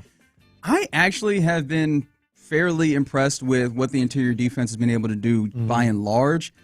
I mean, you've seen Sheldon Rankins do a great job. Tim Settle do a great job of like covering up and replacing contain at times where you have your edge rushers kind of work inside on their pass rush or whatever. Honestly, I think the guys that I look at more so, and it feels weird as, again, we're nitpicking, is those edge guys, making sure that they're playing really stout in the run game. I think that's really what's gotten them at times, or, allows a quarterback to pull the ball down and run. Yeah. Thankfully, I don't know how much Sam Darnold troubles you with that generally. But, yeah, I felt better about that, although, to be fair, last couple of weeks have been ones that aren't as big of challenges. I think I'm still more in I want to see more perspective. Well, yeah, these are very little things, as we've said a couple of times here, but I think it puts a lot more pressure on your linebackers, especially in the pass game. If you're not bringing pressure up the middle, quarterback stepping up, avoiding pressure, hitting guys crossing and such. And then another thing that I think could be something that I'd like to see more of, the Texans also rank, I believe, 14th, which is good. Which is right good. There, middle of the league. Yeah, but you're smack in the middle of the league. It's not fantastic, but it's good, and we're trying to look at some things that the Texans might be sort of improving on defensively. Is they also rank pretty average in yards after catch defensively. So and that's tackling. That's tackling, and we've talked about that a lot, especially in the first 3 games. Improved a little bit. But tackling and interior defensive line, if we're going to ask for perfection and improvement, I think those are the 2 places. Yeah, tackling is always the thing that we look at with this Texans team, and that's a common refrain we've heard from DeMeco, from Burke. We had an opportunity to talk to Matt Burke in training camp, and we talked to him about that. Like, that's always going to be something that they need to make sure that they're stout on. So yeah, no, I'm with you on that, but that's one of those perpetual make sure that you're swarming to the football and like rallying and making tackles. I also wonder how much of that, you mentioned linebackers, happens with changes in personnel. I don't think that it is a coincidence the amount of love that EJ Speed has been receiving. Now, of course, the question is asked about EJ Speed, so it's not like they're specifically bringing him up, right? But the ways that he's talked about him, in fact, let me go back and I want to make sure that I quote this correctly. I was about to say incorrectly, which is absolutely not be what you want to say there. But DeMeco Ryans, when he was talking about EJ Speed, said that he, covers ground well, sideline to sideline, talked about all of those things, like talking about his athleticism, his ability to come up and identify things. And he talked about how he is earning more reps. I think that is one of those things that's helpful, especially when you go and you start talking about missed tackles, not to say that it is false on one person, but if you were going to talk about a main culprit, who would you think about? Yeah, I mean, you think about probably Henry To'oTo'o a little bit from time to time, and so I think that could be one of those places that absolutely helps you bolster that, especially up that spine of the defense, which it seems like you're looking at. What's Christian Harris going to do? Where is Christian Harris? On the team, chilling, providing support in that linebacker room. Like I don't know, and I think that'll be an interesting thing to see what the belief level is. But I have to imagine the belief level has waned. And it seems like it also. Hey, we got to treat him like that family member we barely talk to. And somebody, hey, how your auntie so and so doing? Oh, she doing good, man. She, doing her thing. Like I ain't talked to that lady in 5 years. Yes. I don't know. And honestly, to be fair, this is where I need to come back and give Nick Caserio and DeMeco Ryans a level of credit, right? Going and adding depth to that linebacker core, that competition has allowed you. If we had come in, at least I'll speak for myself. If I had come in, I'd be like, all right, here's Christian Harris, Henry To'oTo'o played well last year, nucleus of your linebacker core. As of this moment, it might feel like the guy that you brought in to add depth and continue to push and compete might be one of the best guys, at least at the very moment, and maybe over the remainder of the season, to give you major snaps at that place. And that happens because you were not complacent and not simply content with what your linebacking core looked like. It's almost as if we should have seen it coming when they acquired EJ Speed. Because there was people that did too. Maybe. Well, they were. I'm not saying I was. They were talking more injury with Christian. Like they like, okay, I could see this. Maybe Christian Harris is not fully recovered or whatever. He's been a healthy scratch. That sounds a little bit like last year as well. Yeah. So it more in terms of like the confidence they have in him. But I still think that speaks to what I was talking about here. The very middle of this defense might be somewhere where they need to bolster. I know that we haven't gotten that deep into this year and everything. How are you feeling about, the big dogs that you think about on the with the secondary? Because we've talked a lot about the coverage breaks and everything, but since then we haven't talked a lot about it. And Derek Stingley, there's reasons to celebrate. Congratulations to him on his engagement. How do you feel about him? Because he's got a pretty interesting challenge this week in Jackson Smith and Jigba. He does, but I feel great about him. Because we just haven't talked about Sting a lot this year. No, I feel great about him. Kalen Bullock came on a little bit. Lassiter has come on a little bit. The secondary I'm not really worried about. MJ Stewart has done more than we could have expected. This is going to be a week to be not concerned, Big but time. a week to look at it. Yeah. This is an incredible deep passing team. Yeah, it was when Geno Smith was there last year, and the year it's going to be with Sam Darnold. This team attacks down the field. So the secondary is going to be a fun one to see. A relatively quiet secondary. You have to answer the bell. Explosive plays. Texans rank, I believe, 15th in giving up explosive plays. Again, good, but maybe that feeds in with the tackling and some other things. So we will see. All right, you're in the loop here on Sports Radio 610. Coming up next, let's get into what's popping, including former Astro who is back on the free agent market. Yeah, we'll have that conversation. And also some Golden Gloves could possibly be coming to Houston. Do you agree or do you believe that they will? 713-572-4610. We discuss it all next. Thirsty Thursday.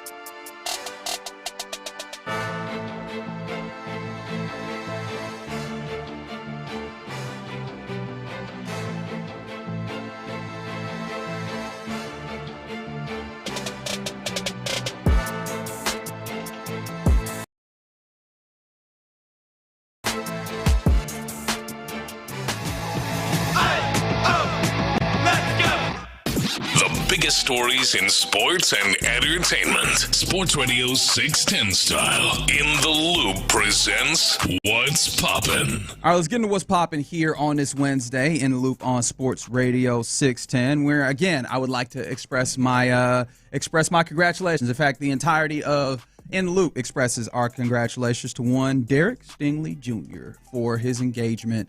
I guess on the bye week, he decided, you know what? Let's go ahead and get married. You know, well, why not? Let's make this happen. So congratulations to him. It was and a good his run. Fiance. What? What are you doing? It was a good run, Derek. Oh, you think he about to take a step back? No, not on the field. No, on the field he's not going to take. He said you're gonna have weak legs now, young fella. First thing to go. No, he's fine on the field. Maybe even better, you know. But hey, things change, man. Hey, my favorite thing is people who weren't really familiar with Derek Stingley With his game. Post, familiar with his game. Yeah, and so it was a lot of comments. There were a lot of comments. Like, oh, you a milkman, huh? All right. Okay. I'm not gonna lie, I had forgotten. I didn't forget because I remember seeing them at they were at the preview premiere. The premiere rather a couple years ago. So I was familiar with his game. Yeah. His favorite Christmas carol's Let It Snow. All right. Okay. I wanted to get into a different cliche rather than that one. You down with those snow bunnies. What is hilarious to me is, y'all are not serious people. What is funny to me is like all of the marriage cliches that you would throw at an athlete feel like they just don't apply, right? Where like you think of like the Wild Boys, like, oh, settling down will help him out. I don't know. I don't know if Derek Stingley goes outside. He is settled down. He don't. Yeah. Right? Like, is there any other like marriage cliche? Like all of them feel like, yeah, no, it's fine. No, not really. I just think, things change. Things change when you get married. But I don't even know how much would change for him. Like, I bet he might have been basically acting like he was married. Like, he, for some reason, strikes me as the young cat that basically has old guy tendencies. Yeah, but I guarantee you he doesn't have a lot of decorative pillows on his bed. That's going to change.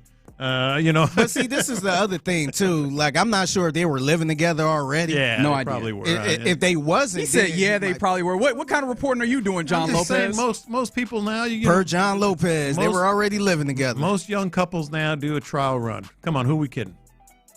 Who we kidding? Yeah. I mean, maybe they could have been a little old school and traditional. Maybe. I don't know they lies. I don't know what they on. You wild for that, brother. Just playing the odds, man. If I was a betting man. Maybe he wasn't messing around at all until marriage. Wait until marriage. That's a good boy there in Derek Stingley. Maybe handles his business in the right way. Maybe not. Oh, all right. All right. Hey, you gotta try that milk, man.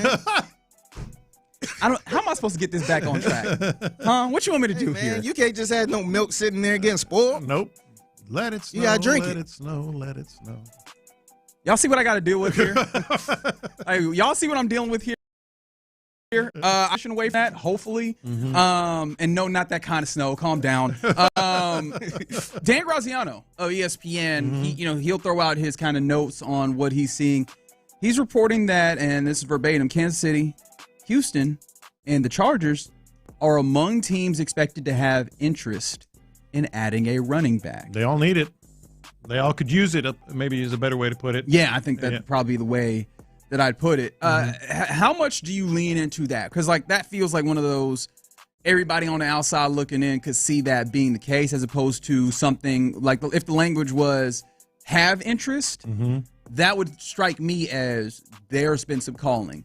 Are among teams expected to have interest feels like it means a little bit less. No, I think, look, heck, Nick Caserio said it on the air on this in this studio. He's always talking. He's always talking and accepting calls, making calls, whatever it may be. He has to be kicking the tires. I said it this week. If there's any, heaven forbid, but any slight, bump or bruise that keeps either of these guys out, what are you going to do at running back? There's not a lot of options there that you feel. It's really, like you lean on the other one, and then you hope that you can get a little bit something out of Dameon Pierce. So it makes sense to go ahead and make this call. Whether it's whomever it might be, Breece Hall. I personally have another one that I would be more interested in, but although I don't know what the relevance is or the interest. That's Alvin Kamara. Oh yeah, I was because Alvin Kamara is one of those guys. The Saints are just terrible. He's getting up there in age, but also he is getting up there in age. Like, is that a? He's still good. He's still good. But even just as a role, having a role on this squad. Interesting kind of thoughts. And of course, that's the space we're gonna have to watch over the next couple of weeks up until November 4th, where the trade deadline is in the National Football League. How about this, man? Shout out to some Astros who are finalists for the Rawlings Gold Gloves. Two of them, Cam Smith in right field, Mauricio Dubon as a utility. They are Gold Glovers, or Gold Glove finalists, I should say. First and foremost, were you shocked by the actual names of Astros that ended up as Gold Glove finalists? Not Dubon in the least bit. In fact, he should win it. He's won it before. He's won a utility fielder Gold Glove before. I think he should win it again. Cam Smith a little bit. Were you? A little bit, because it's one of those things where his athleticism clearly showed up. It's one of the things that we could gush over all season long was, did you see him get to that ball out there in right? I mean, the speed and honestly good jumps that he had out there. I am just a little surprised that the rookie with the rookiness that did show up from time to time gets him in this place as a finalist. Do you think he actually wins it, though? I think that's the bigger question. Cam Smith, I don't think will win it. I think it'd be a crime if Dubon did not win it. He was really good everywhere. But Cam Smith, that'd be a little bit of a surprise to me. By the way, the guys that they are finalists alongside, because, of course, it's not just whether these guys are given it. It's who ultimately wins it of the final. Bond is alongside Daniel Sheenman. I don't remember how to say his name, and Ernie Clement. And then Cam Smith, these are names that you might be a little bit more able to remember. Adolis Garcia in right? Yeah. And Wilyer Abreu, obviously former Astro himself. Those are the guys that are competing for right field Gold Glove. And I feel like Garcia might have the edge there just off of name value. But better season for the team when it comes to the Astros. I don't know if the team itself season was good enough to just be like, well, that is the trump card over Adolis. Yeah, no, I think that's probably the case. Adolis Garcia is going to have the edge.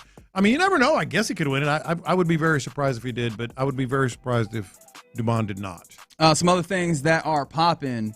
Man, we have a little bit of news for a former Houston Astro. Nobody say it, okay? Go ahead. Red Sox third baseman Alex Bregman has made a decision to exercise that player option that he had on the deal. He will become a free agent. Dana Brown, make the call. Nobody say it. Make the call, Dana Brown. Nobody say the words like Figgy just did. They already have so many. How many third basemen do you need? More third basemen. We playing a video game at this point. They said, oops, Houston Astros, oops, all third basemen. Just like, can we, remember, last free agency, they were saying that Alex Bregman could play second base. I'm just saying, I'm just pointing things out. They were. And what did Alex Bregman have to say about that? We'll see. I mean, I guess he was open to it a little bit. It just happens all. Like, there's obviously the logjam. He's going to get paid.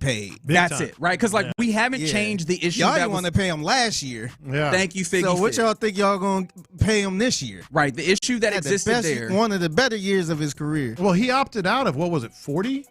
Yes, I believe so. It's 80 over the next 2. He opted out. He had a prove-it deal of pretty 40. much. Yeah. He had his best OPS going back. Literally his best OPS going back to when he was an All-Star in 2019. By the way, this is the first time he's been an All-Star since that year. There's a lot of metrics that you can look at and go, damn, he's actually had an uptick in what he's done, even if he had fewer games that he actually played than the last few years. Like, he has looked pretty damn good. The reason why he opts out is I can go back to the market at 31 years old. That was a smart move by him, too, because we was kind of arguing about this move a little bit as far as, like, the opt-outs and all that stuff, but he played it right, man. He had a great year, and he could go right back to the table. Alex Bregman has made some very shrewd and smart moves his entire career when it comes to getting paid. Remember, he signed early as an Astro for $100 million. But it was early enough that he could get paid again, and then so now he's going to do it again. And I'm glad you bring up that history because being willing to having an MO of I'm getting back to the table early so I can stack up some more money. And right? he is. I think that is crucial to understanding how he and his business is operated. So this only makes sense. I do think, however, I was trying to see what are the teams that might be actually interesting for him. I mean, the Tigers look a little bit more interesting now than they obviously did then. Obviously, the willingness to pay ends up coming up. Could you see him joining like a team like the Blue Jays, though? Who's the third baseman for the Blue Jays? I know that. Well, they have a young guy there, I think, right now. But there's some teams that I'm looking at that I go, I wonder where he might slide in. They trying to keep up with the Yankees. I mean, I know it's weird to say because the Yankees out of it, but they trying to keep up with them, and they trying to lessen Boston. But I can see them spending a little bread. Would you like me to give you the nastiest of all the possibilities here? Don't you say the Mariners, man. Eugenio Suarez is a free agent. Come on, man. Now, admittedly, Eugenio Suarez, fantastic year, so maybe they just go, hey, we're paying him again. Yeah. If Eugenio Suarez does not return. Yeah, young team.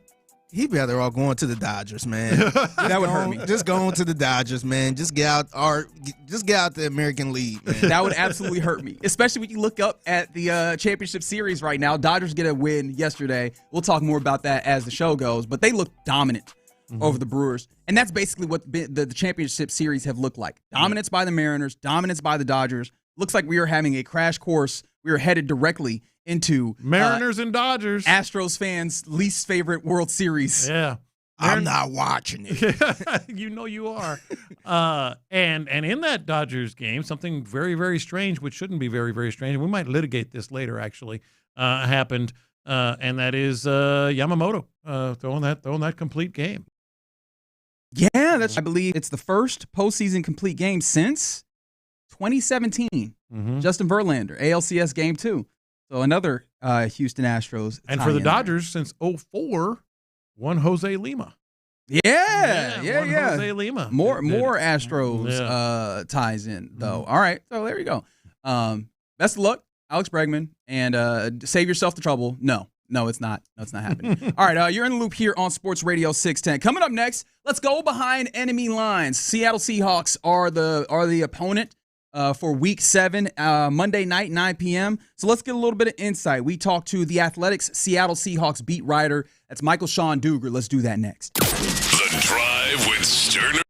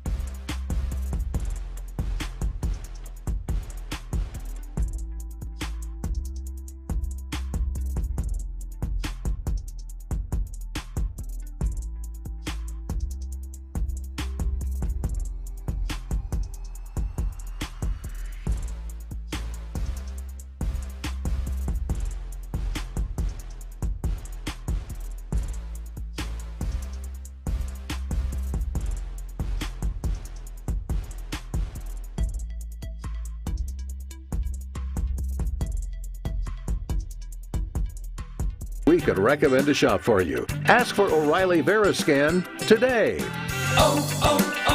O'Reilly Auto Parts. KILT FM HD2 Houston. Insider access, exclusive content. Sports Radio 610. The Texans play here. An Odyssey sports station. Sports Radio 610 presents In the Loop with John Lopez and Reggie Atatula.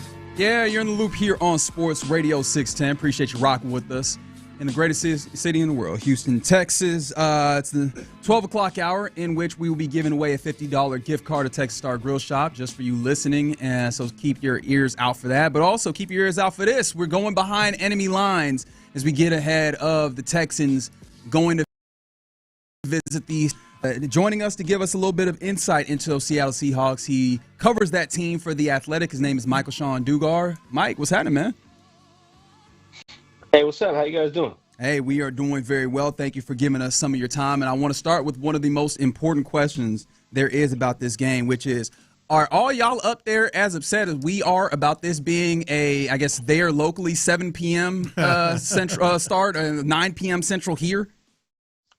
Yeah, I mean, I am. I don't know if I can speak for everybody, mostly because I got 2 small kids, so I don't want to be out that late, But yeah, I think most people are like, yo, you're hitting me up and texting me, as they've been seeing the promos on other Monday Night Football games. They're like, yo, Mike, we really playing at 7? I'm like, yeah, we play. Y'all playing at 7. Y'all are the backup. Monday night game. I think it's Bucks Lions, I think, is the one beforehand, and then they throwing y'all on, So I don't like it. It's a little weird. It's the latest start time I can remember in Seattle in a long time. The second half might not begin till like 9 local. That's pretty crazy. But at the same time, the Mariners are 2 wins away from the World Series. So generally, Seattle sports fans are on cloud 9 right now. The game could kick off at 3 a.m, and a lot of people wouldn't care because they're just floating because of the Mariners. Right. Yeah. Well, obviously, Mariners are a big story. We want to talk to you about this this Seahawks team, of course, though. And specifically a name with which we're very familiar here in Houston, Kubiak, Clint Kubiak, and what he's done for this offense, and Sam Darnold.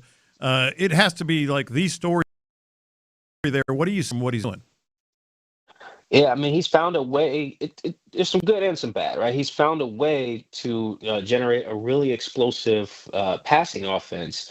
With Jackson Smith and Jigba and Sam Darnold, it's, I think, the second most explosive in the league right now in terms of pass plays, behind only Green Bay. And that's the good. The bad is that Clint was hired in large part to fix the run game. That was the big thing that's been an issue in Seattle pretty much since Marshawn Lynch's first retirement in 2015. So the run game's not very good. The Seahawks are running a lot right now, and they just go nowhere.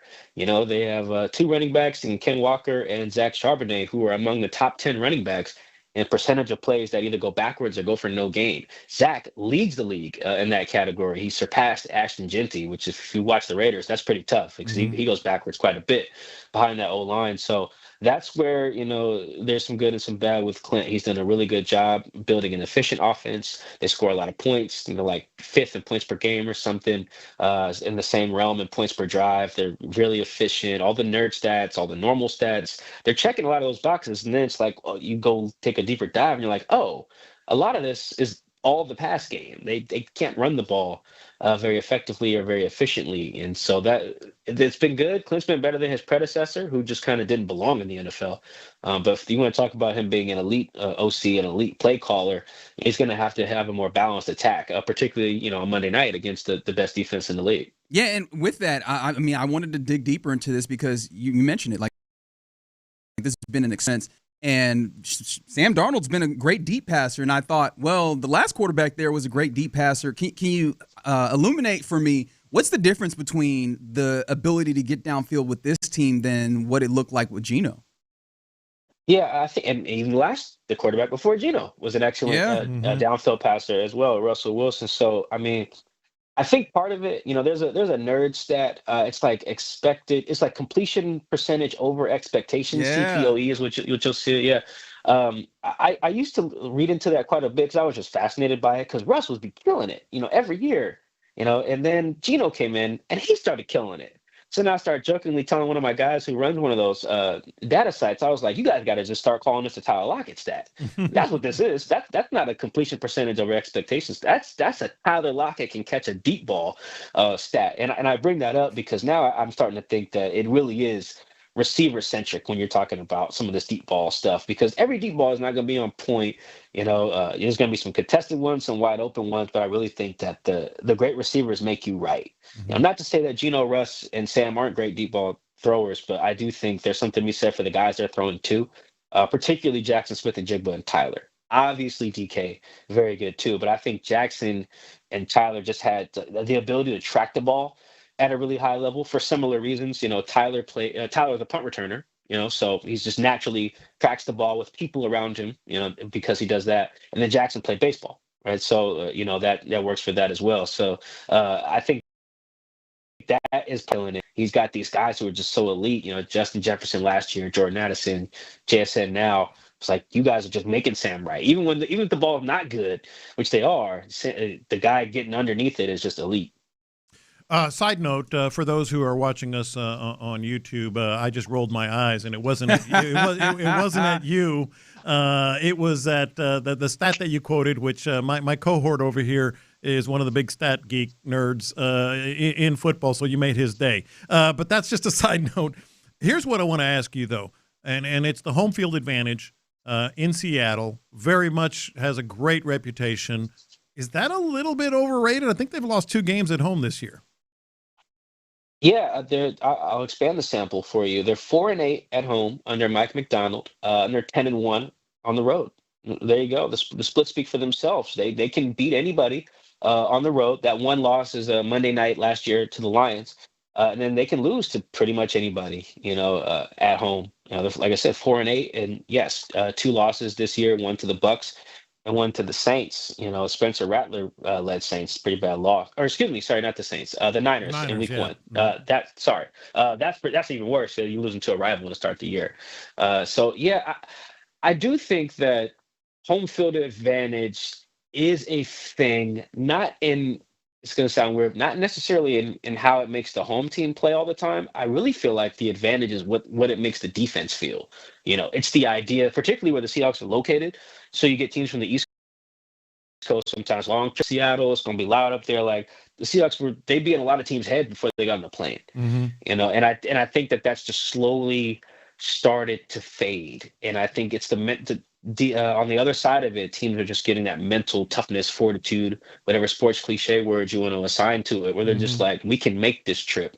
We can go win up there. I just feel like teams are approaching it differently. It's just like, okay, it's not this. It's still loud. They're still like trying to account for all that probably in practice. But it's not this scary place. Before, I think it really was like a mental thing. Teams were coming in here, they were false starting all the time, far more than they usually did. They were scoring points below their average. I think that was part of it. The Legion of Boom was obviously really good, but I really think it was mental. It was like going into a fight with someone you think can knock you out. You start fighting like you're just trying not to get knocked out. Mm-hmm. And I think that's flipped a little bit. Teams are coming here with the mentality we can go knock these guys out. How they play necessarily has not changed, schematics, whatever. It's really just the attitude. That's kind of my theory on why over the last few years, even before Mike McDonald got here, they were just dropping home games left and right. That feels uncharacteristic if you really caught on to the Seahawks during the Legion of Boom era. That's so interesting. I had not considered the idea that the outsized kind of mythos of the building kind of would steal opponents' resolve as they came in. That's very interesting. We're talking to Michael Sean Dugar here in the loop on Sports Radio 610. I would like to take a moment to just ask you, what is life like as a hyphenate first name guy? Because I feel like there's got to be a thing that you have to get right and correct whenever you exist with that name. Yeah, it just kind of depends on what my mood is, whether I want to explain, whether I want to explain it seriously or joke. When I'm joking, I always like to conjure up. There's a movie, First Sunday, where Ice Cube and Tracy Morgan, for reasons only them and God know, rob a church. And Tracy Morgan's character's name is Lee John, and then someone asked him like, "Why is your name Lee John?" He was like, "My mom had 2 boyfriends, Lee and John. He didn't know which one was was my pop, so she named me Lee John. I don't do that as often because I don't need to just assign false promiscuity to my mother. But it does come, it does make me think of like, oh, who can I mess with today when they ask me why my name is Michael Sean. So I do that sometimes. And then the other one. It's funny recently, I would say since I joined the Athletic in 2018, people have started calling me like MSD, just by my initials. Never asked them to. It just started, I think, on like our Slack channels or whatever at the Athletic, and it just stuck. Yeah, I told my mom about that. She's like, "What? Who started that?" And I honestly couldn't tell her, but that's a new one. Now I'm like I'm initials now, so like that's kind of cool, I guess. Yeah, I like that.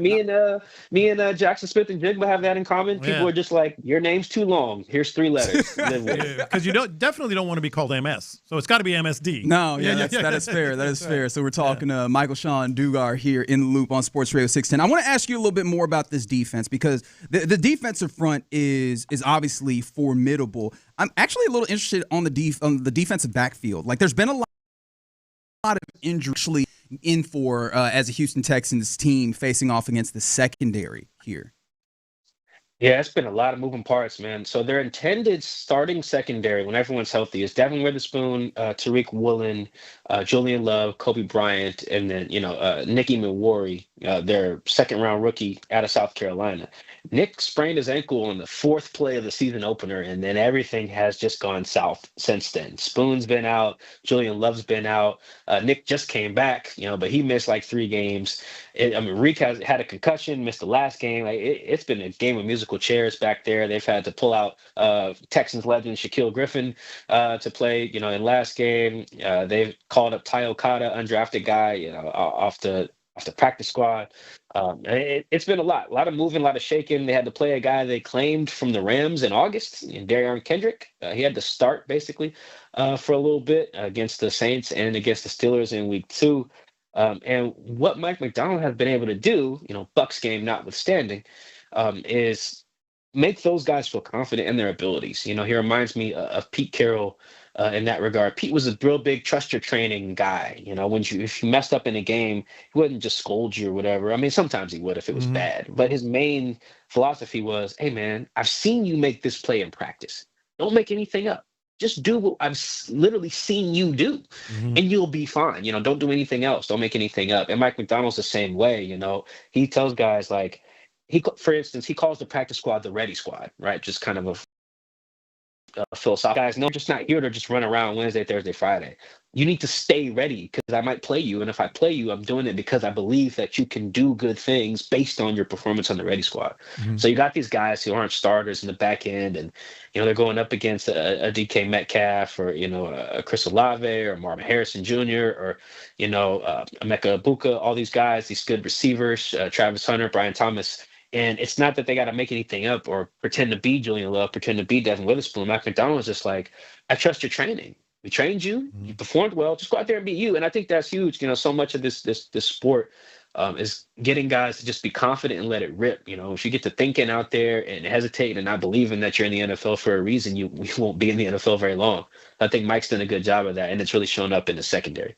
I do want to hone in on the defensive front simply because I'm curious what yourself and the Seahawks might be thinking with this Texans offensive line. It was a complete bleep show the first 3 games, came along a little bit, but against bad competition in the Titans and the Ravens.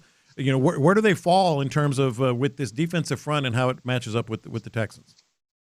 Yeah, I think the Seahawks front feels like they got the advantage every week, to be honest. And some weeks that's true, some weeks it's not. The Bucs game is a good example. Baker dropped back 38 times, only 1 QB hit, so you can see which team had the advantage there. But I'm sure, without talking to them yet, we haven't had open locker room, I'm sure they're licking their chops playing this Texans offensive line. I felt very bad for CJ. He must not feel bad for himself, but it's got to be frustrating for him, see the moves independent of themselves, like why trade my best guy? You sign Laken Tomlinson, you sign Cam Robinson. Like these guys, I know these guys aren't very good.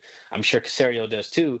And if you're CJ, you look around some of the other young quarterbacks who had good years and some of the O-lines that their teams have at least tried to put around them, what they've tried to put around a guy like J.J. McCarthy, what they've tried to put around Jaden, what they have successfully put around Bo Nix. Even Michael Penix, Atlanta has allocated resources to making sure he's protected. So yeah, man, this Texans O-line is just nothing like any of the stuff that the young quarterbacks are getting around the league. When teams have the money to spend on it, DeMeco and them guys just spend all the money on the defense. And I think that you guys are seeing the result of that every week. And these guys are going to feel like they can get after it. Whether CJ has the protection call autonomy or whether he doesn't, it don't matter to these guys. They're just going to try to get after him. And I mean, you guys probably feel like they will. Watching this Texans O-line, I would agree.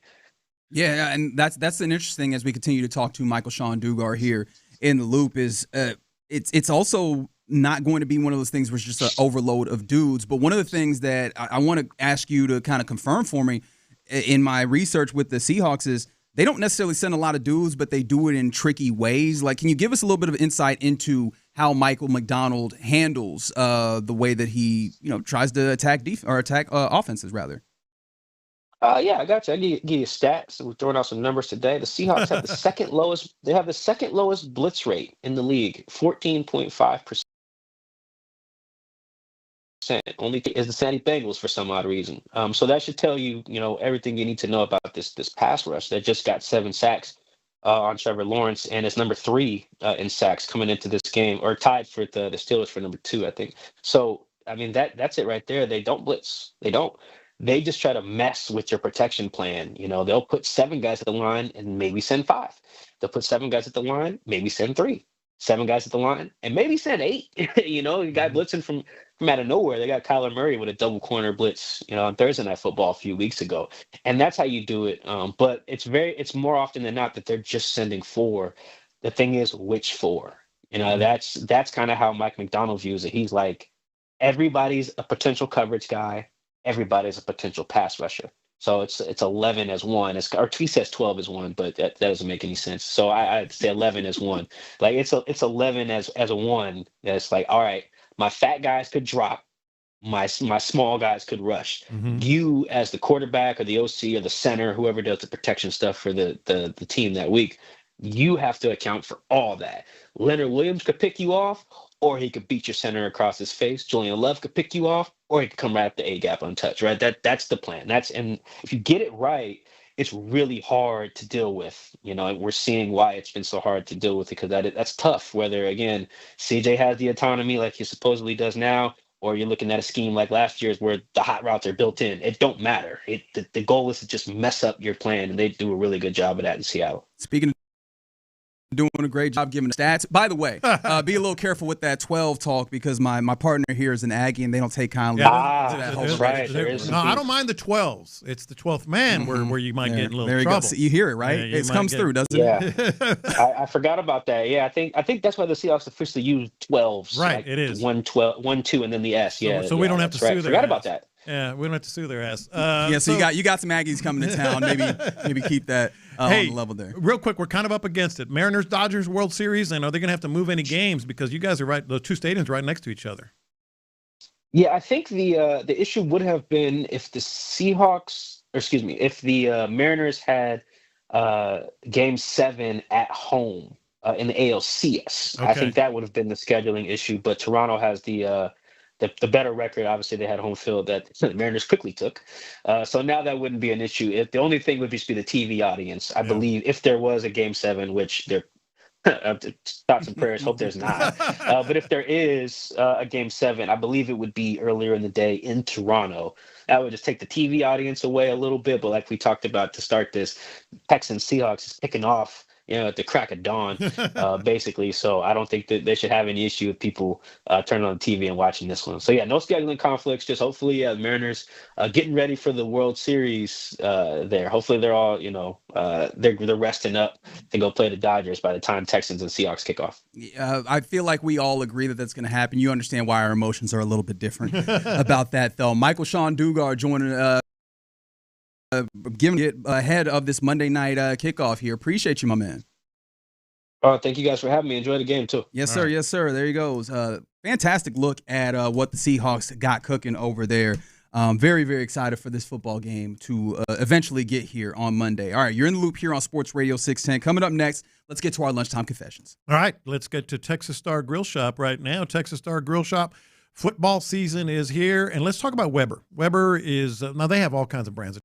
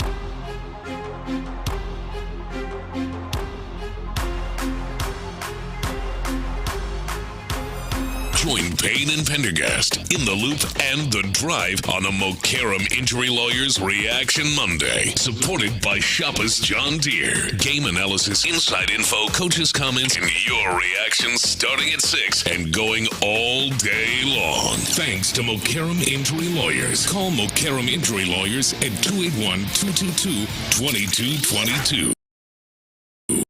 Sometimes it's sports, sometimes it's not. Whatever it is, Reggie and John are keeping it real. It's In the Loop's Lunchtime Confessions, presented by the Men's Clinic on Sports Radio 610. Watch this. These are my confessions. All right, so this is a little bit of a different type of confession because I'm not necessarily saying this is a definitive thing, but it got me wondering. It got me thinking. So we all remember, because it's not that big a deal, too. It just got me thinking a little bit. You sent us a text to Dem Boys on Wessie. Yep, that is true. Yesterday. Mm-hmm. And what was the gist of the image that you sent? Oh, okay. Yeah. I was like, which text was this? Yeah. So this was a video, which I wish I had sent the audio. Is that what did you send the audio? Another one. Okay. Yeah. I wish I had sent the audio. If you've watched the television show Snowfall, there is a character in there named Uncle Jerome. Oh, no, not that one. We're talking about the CJ one. Oh, I sent that. What did I send? Yeah. You sent that. Okay, cool. I was like, I don't remember sending that. Yeah, it was pretty much a screenshot of CJ or a tweet of CJ saying he liked the Seahawks. From like 20, it was like when he was in high school or college, right? It was like 20, was it 2015? 2015, June 14th. I think it pretty much said his favorite team was the Seahawks. Favorite NFL team, Seahawks. This had to be when he was in school. And then I came across this. The funny photo with the Seahawks that they tweeted out that went viral. What was your meeting like with Pete and those guys? How'd that go? It went amazing. I was a big Seahawks fan growing up. I loved the Legion of Boom. Richard Sherman's from LA, so that was somebody I really looked up to. Just like Wilson, and Pete had some amazing things to say. I had a great meeting with him, and it went amazing, man. So they're a really good organization, and they're going to continue to do great things. What are you trying to do right now? Remember, you also wore a Mariners hat? What are you trying to do right now? Why are you doing this? What do you stand to gain from this? You media people. I'm not saying anything. You media people, John Lopez. Yeah. I literally came into this saying, I don't know if it means anything, but it got me wondering, could he just be a Seattle fan? Got the Mariners hat? You just heard that? Figgy texted us that tweet of like, my favorite team's the Seahawks. Could it be? And this, again, he's a Texan now. He's not going to, he obviously loves the Texans, but could it be just... Maybe he could go to Seattle one day. That Mariners thing was more than just style? I mean, maybe it could be, right? Like within this space of not having anything definitive that we can lean on, there is a non-zero chance that he could be, right? Like, I will acknowledge that. Because the Astros were in it up to their necks with Seattle at the time. Okay. Yeah. Just saying. It just got me thinking. Got me wondering a little bit. Y'all see this, right? But that's not unfair. No, I'm not saying it's not unfair. It's not unfair, but I think it's kind of funny that all of this is popping up, especially if he didn't wear the hat, nobody would give it. This man is instigating right now. That's what's happening. That's my issue. These media people. You can tell when somebody instigating. Doing this for ratings. Doing clicks. Hey, did old boy pay you back all that money that he owed? I was just asking to see if he still owed you that money. I just wanted to see. Curious. It's like, no, you instigating. You know what you're doing. These are my confessions. I don't play fantasy football anymore. However, if I was to rejoin, I have to admit that I saw when I was scrolling Twitter yesterday, as I think we all do. Hopefully a lot less that you guys scroll it than I do. I saw someone tweeting about a 32-team fantasy league. Oh my gosh. Yeah, they got seeing the depths at which they were going to the waiver wire and looking at players. Y'all playing franchise mode. What is going on with that? And I've got to be entirely honest. I would rather do that than it's 8 or a 10-team league. A 32 because you got to go deep. Yeah, I think crazy statement. Man, just play Madden and play franchise mode, man. I find that to be more engaging and entertaining. Like, nothing makes me more upset than an 8-team league where everybody's got good players and there's not really a point in trying to manage it. The fun, I imagine, of fantasy football is having some level of managing, or although I guess for some people the fun is now I have attachment to these players and that gives me some interest and investment in watching these games. I don't need that. I'm going to watch this football. Yeah. So, if I'm playing fantasy, I want to feel like I'm making moves. And nothing makes you feel like you're making moves when you have to decide, do I want to pick up tight end 3 for the Panthers, or do I want to pick up tight end 4 for the Chiefs? Right? Like that'll make you feel like you're doing something. Or I mean, that's all fun and games until you got some money on the line. Yes, exactly. Yeah, I want no part of that. Yeah, so the acknowledgement is I recognize there's some sicko in there. Because I'm like 8-team league, even 10-team league, which I think is probably closer. I start at 12-team league, or I will not play. I prefer 10 or 12. 8's too much. Yeah. Somebody said brothers going to be fighting on waivers for Tyler Algier. Absolutely, 100. In fact, that's cute that you think Tyler Algier would be out there. He had a 21-yard run this week. That is gold. He'll be franchised. Sitting here trying to get Harrison Bryant. Oh, I think I got him. I think I got the waiver position to get Harrison Bryant. I think I can get him. These are my confessions. So I got to confess this, man. I hate that we got to go through life doing stuff like this. So my wife texted me this morning. She said, don't judge me, but I think I want to start watching The Cosby Show. Oh. Why do we got boy. I hate that we got I hate that Bill Cosby put us in this position. That's where right. Now it's like a warning sign or a warning or some type of warning flag that, hey, don't judge me, but I want to watch The Cosby Show was a good show. It was a very good show. It was a good show, man. I hate that we at a point where we just got to give a disclaimer all the time, man. I talked about the disclaimer yesterday about people getting fired in the media and stuff like coaches. Man, we got to give a disclaimer before we watch The Cosby Show. Man, is that figure over there railing against PC culture? Is that what I'm hearing? Everything's so gosh darn politically correct. Yeah, I'm like, man, it's The Cosby Show, man. If we doing this for The Cosby Show, I hope they don't do no background checks on anybody else that have a show. Or that's always the fun one. Your playlist. Yeah. Because I just listen to the music because I like it. I don't know about this guy did this or that girl did that or whatever. I don't care. I do not care. Yeah, it's a lot of nitpicking when it comes to stuff like this. I'm like, man, like, why would I judge you for watching The Cosby Show? I mean, like, are you judging somebody if they sitting there watching The Cosby Show? I don't. Or Different World? I don't think I am. However, ultimately, I think you're right, Lopez. Everybody's got to draw their own line. Yeah. But I also think that when it comes to disclaimers, once you draw that line, you got to understand people are going to think what they want based off of that. I think that's the thing about the disclaimers that I don't necessarily rock with is like you trying to put this disclaimer up like I'm still a good person. Don't think things about me, but I'm going to do this. Yeah. Like these are kind of the consequences to that. And I understand that. Like I'm somebody who I can't listen to R. Kelly. You listen to the music, and he's talking about the stuff he was doing. Bridge too far. I'll put on some Miles Davis, and if you need to go look at what Miles Davis has done, please do. Yeah. Problematic. Deeply problematic. Got to draw your line. It's the same thing whenever we bring up Deshaun Watson, rookie year, all that stuff. People always got to bring it. Yeah, it's like, man, we talk about his rookie season, man. Like, we ain't got to go there. I hate these disclaimers all the time. Yeah. These are my confessions. So we have settled on a Halloween costume as a show, correct? Yes. I think so. Yeah. We've settled on a theme. Are we gonna wait? Well, let's not give ours away because we'll let that happen on Halloween and let the viewers see it. I like it. I don't mind it. I think I can't use the accent. Of my character in that, I don't think.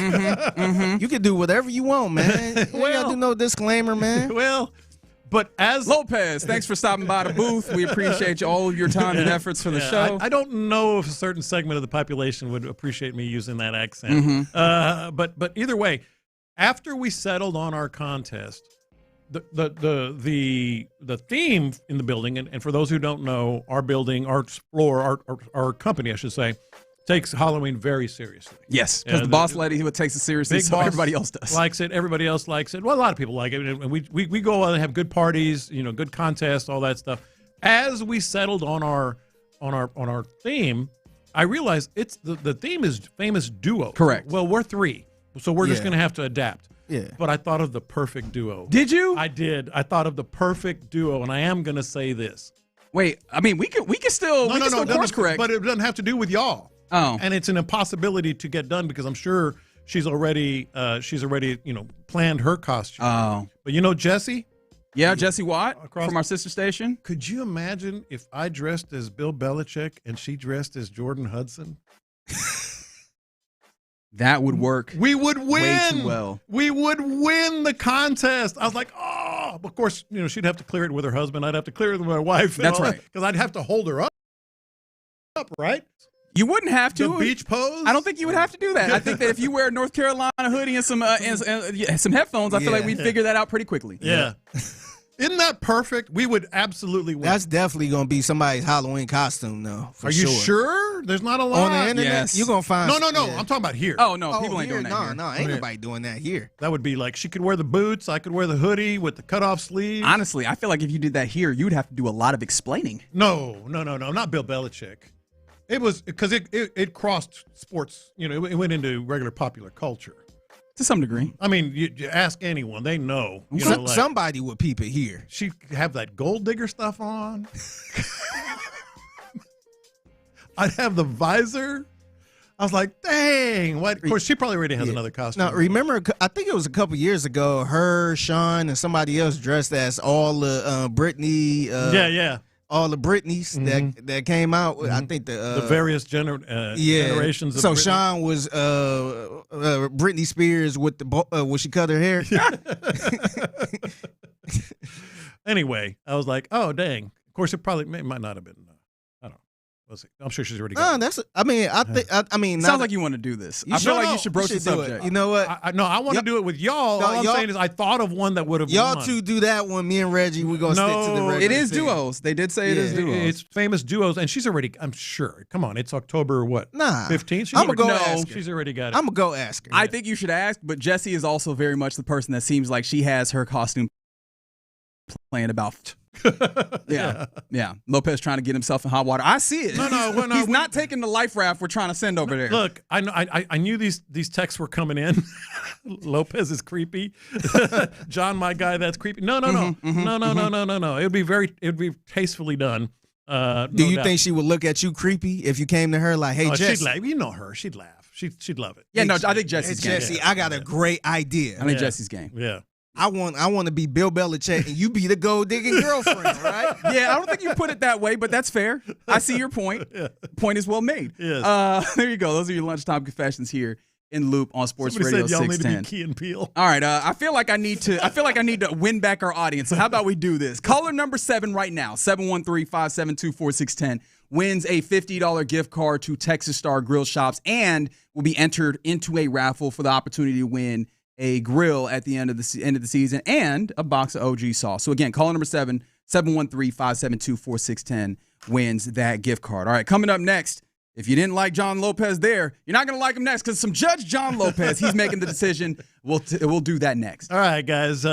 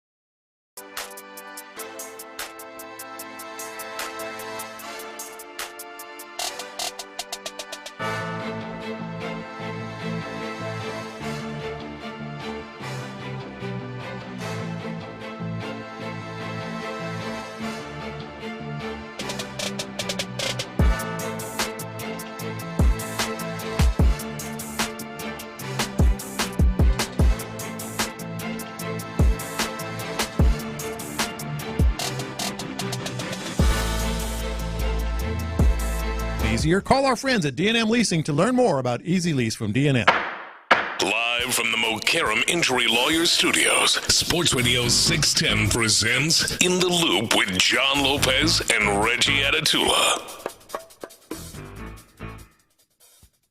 Hear ye, hear ye. The court of the Honorable Me is now in session. Do we have to get a bailiff for this? Who is the bailiff? I don't know. Raise your right hand. The court of the Honorable Me is now in swear session. to tell the truth, none but the truth. We have two cases on the docket today for representatives attorneys Edward Figueroa and Reginald Atatula. Thanks. Here's the first one. Okay. Who is counsel for? Well, I'll give you the case first of all. Thank you. Yes. The case is an unidentified Las Vegas Raiders coach said that might be, quote, the worst team I've seen in the last 25 years.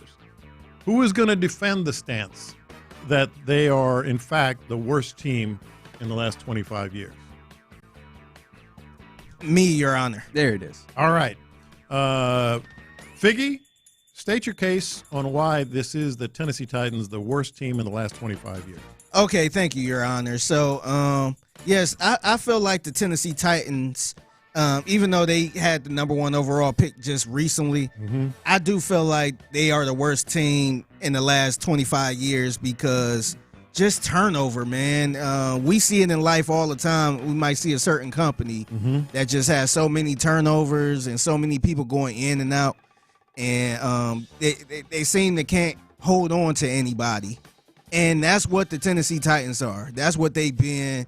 They had a lot of turnover the last 10 years, I would say, as far as GMs. And now they just fired their head coach that they just hired about a year ago. And, yes, this seemed like it's a lot of spitballing. Amy Adams Strunk.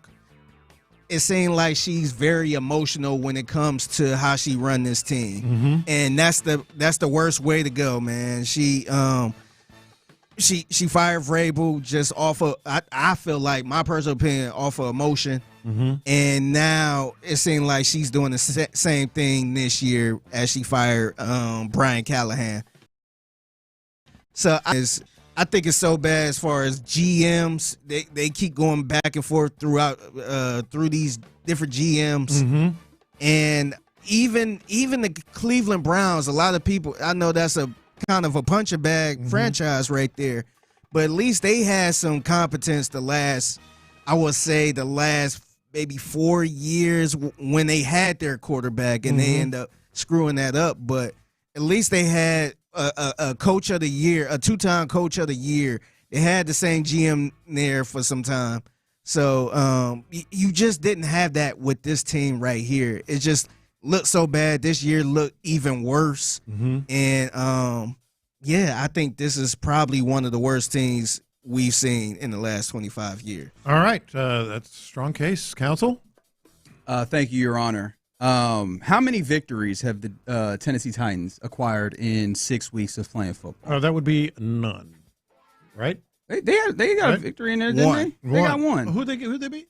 That's a good point. I question actually. Let me go and double check that because I forgot who they. I just remember that some poor soul. Oh, that's right. They actually did get caught by them. It was they're 1-5. That is correct. It was that's the Cards. Yeah, that was the last second situation. Oh, that's right. Yeah, that's right. I was like, I know some poor souls. The fumble and all that stuff. What a disgusting game that I have already put out of memory. Fantastic. Can I take you back to 2008? Okay. When the Detroit Lions didn't even manage that feat. This was a team. Are you familiar with a man named Calvin Johnson? Yes.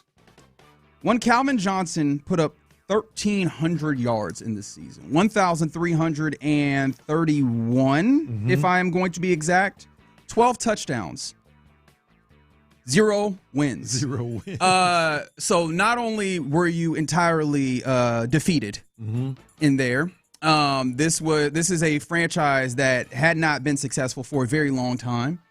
And on top of all of that, there's memes, right? We got memes. You remember a certain, Now TV analyst running out of the back of the end zone in the midst of it? Oh, I'm Dan Orlovsky work very much. Dan Orlovsky running out the back of the end zone and not intentionally taking a safety. Yeah. Like, they were in the pits. They were in the pits.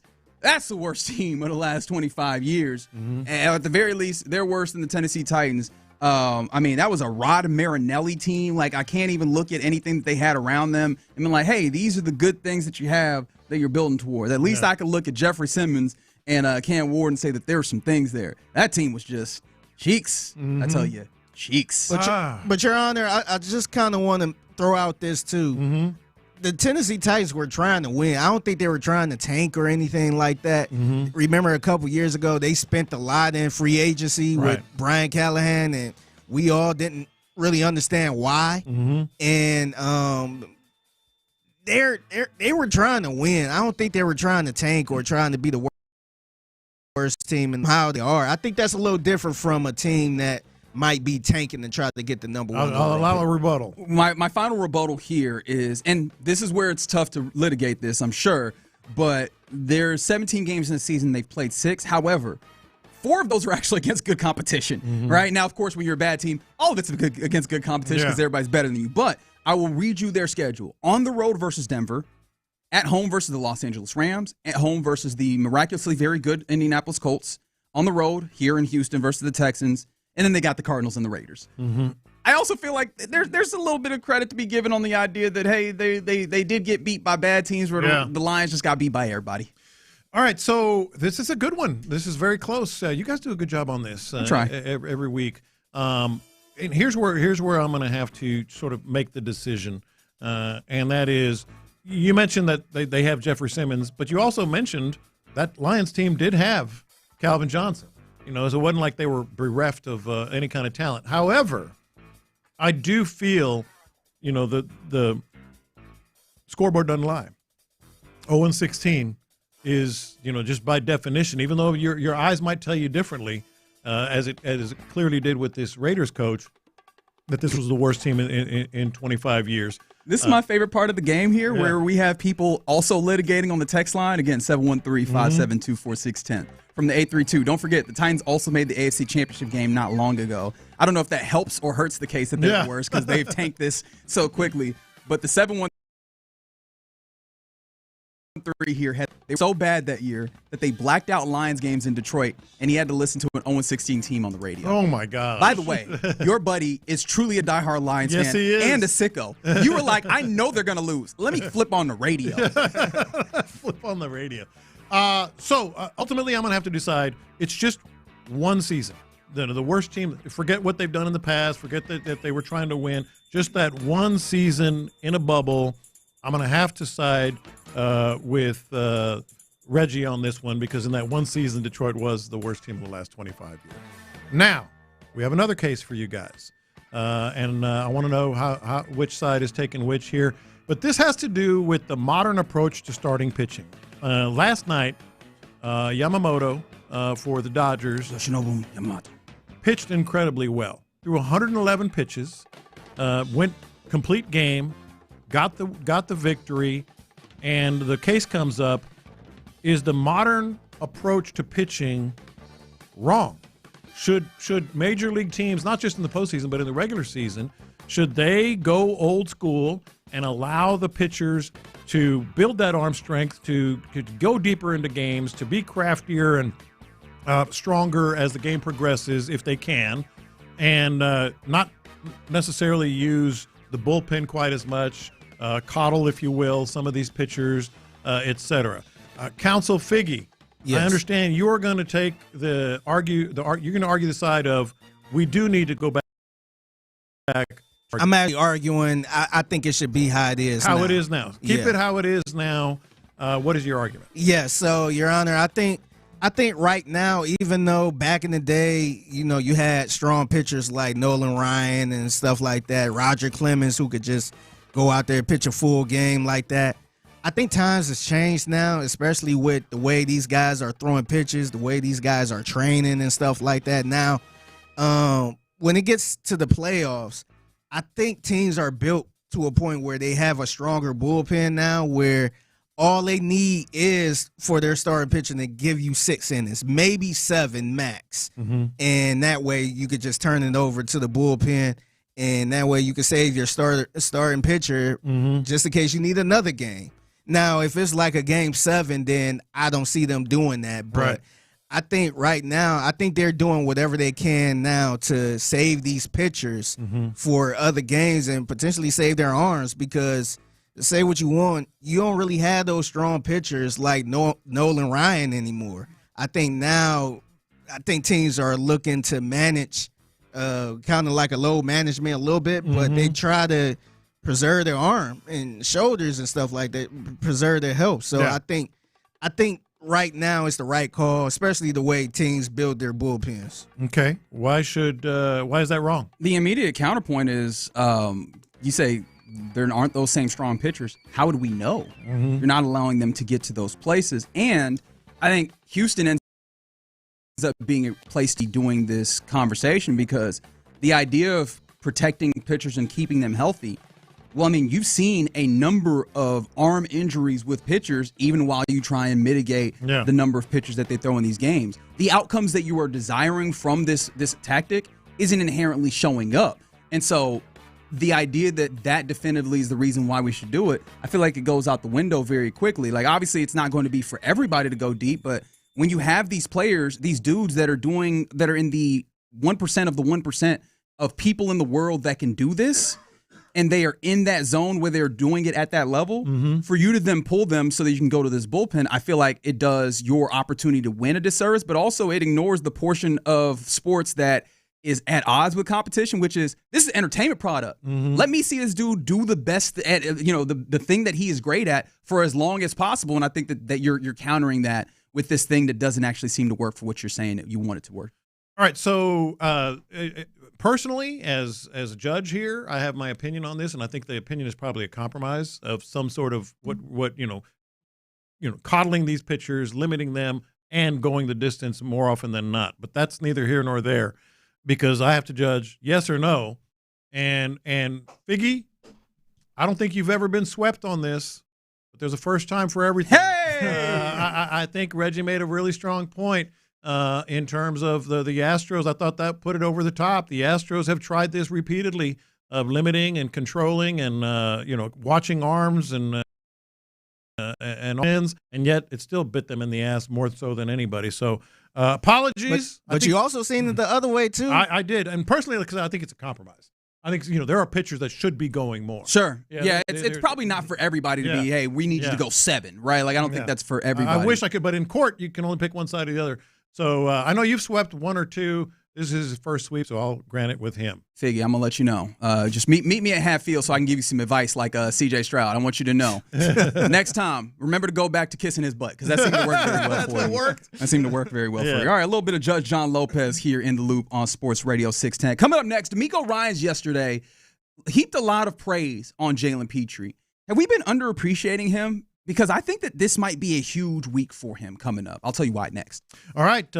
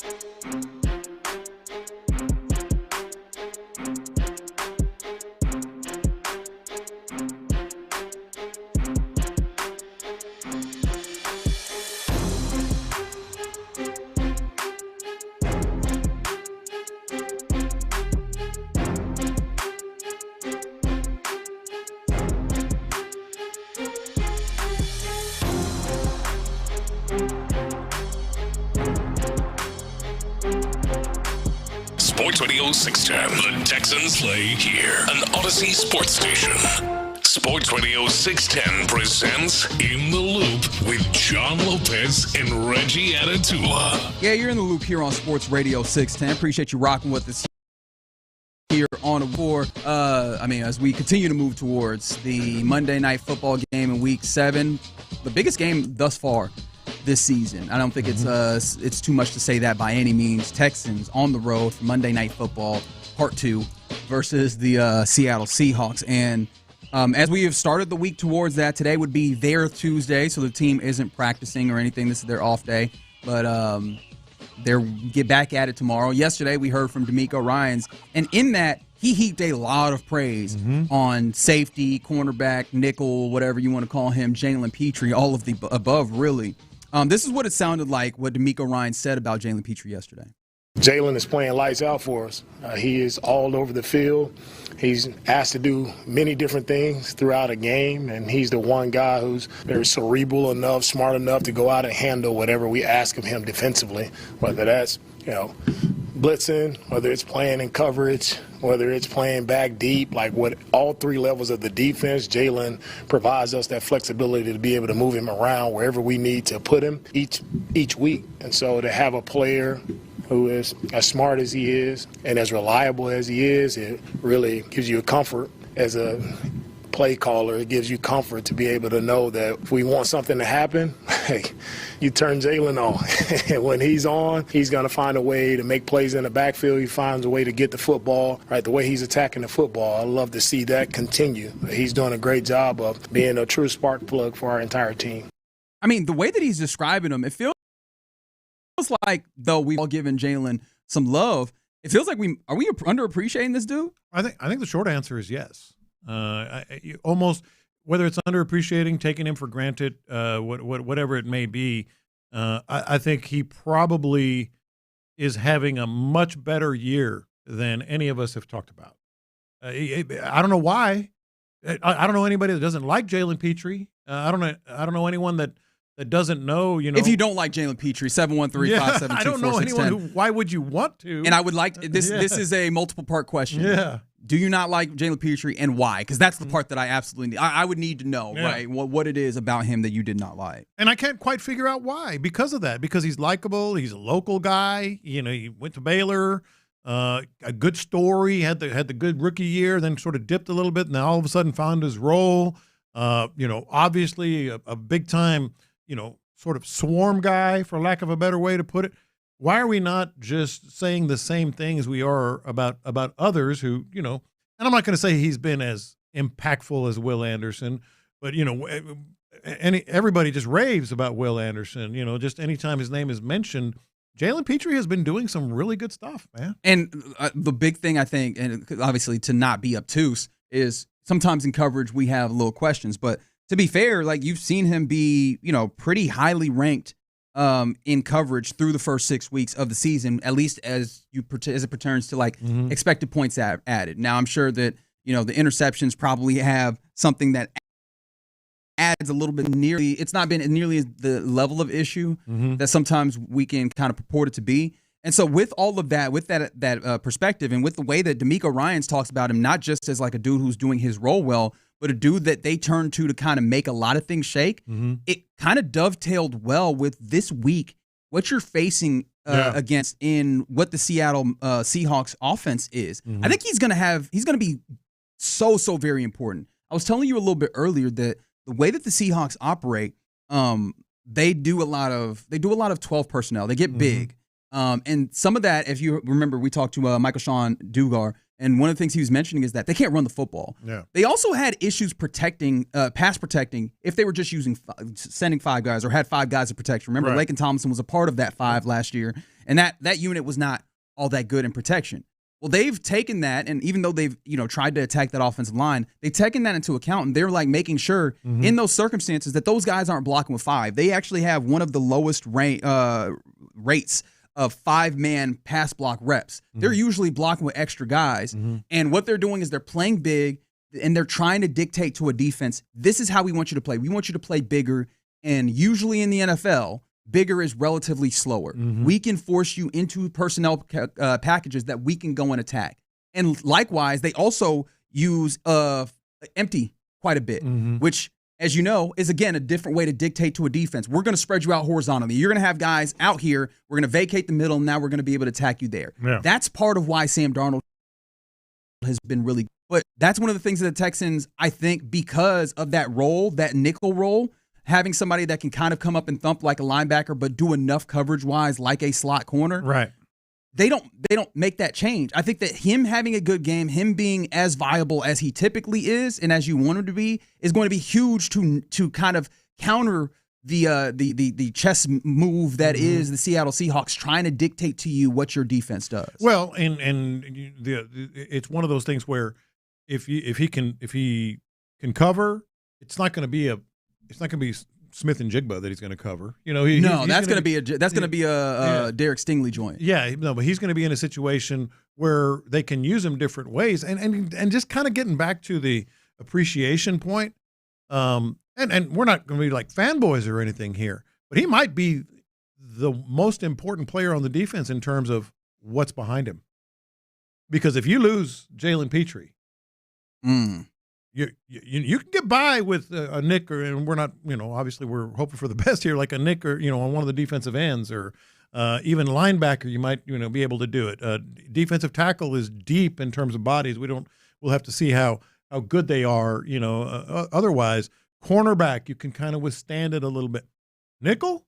Well, cornerback is going to be tough. I'll withstand it a little bit. You got some players that have been on the field this year, on the defensive side of corner. But regardless, at the nickel position? Yeah, it's a very, very particular role in this defense. And right now the bodies aren't necessarily there, especially with, obviously, Jimmy Ward still dealing with the injury that he's working back from. Like that, all of those things very much make it so that he is super important. He's the guy on defense that has actually gotten interceptions. He is the guy that they trust when you're sending a blitz to actually go and create that. And he's had I can't recall if he's actually gotten sacks in that way. I believe he has, but he's also got his hand on the football, batted some balls. Like, he has had an impact at every level, as DeMeco was talking about. So, like, there's clearly a lot of value there. But I think that this is going to be a huge game for him because of the defensive flexibility. But then also, again, if you're talking about getting pressure, Sam Darnold has been one of the least pressured quarterbacks in the league this year, and he has a 1.3% turnover worthy play rate. He hasn't put the ball in danger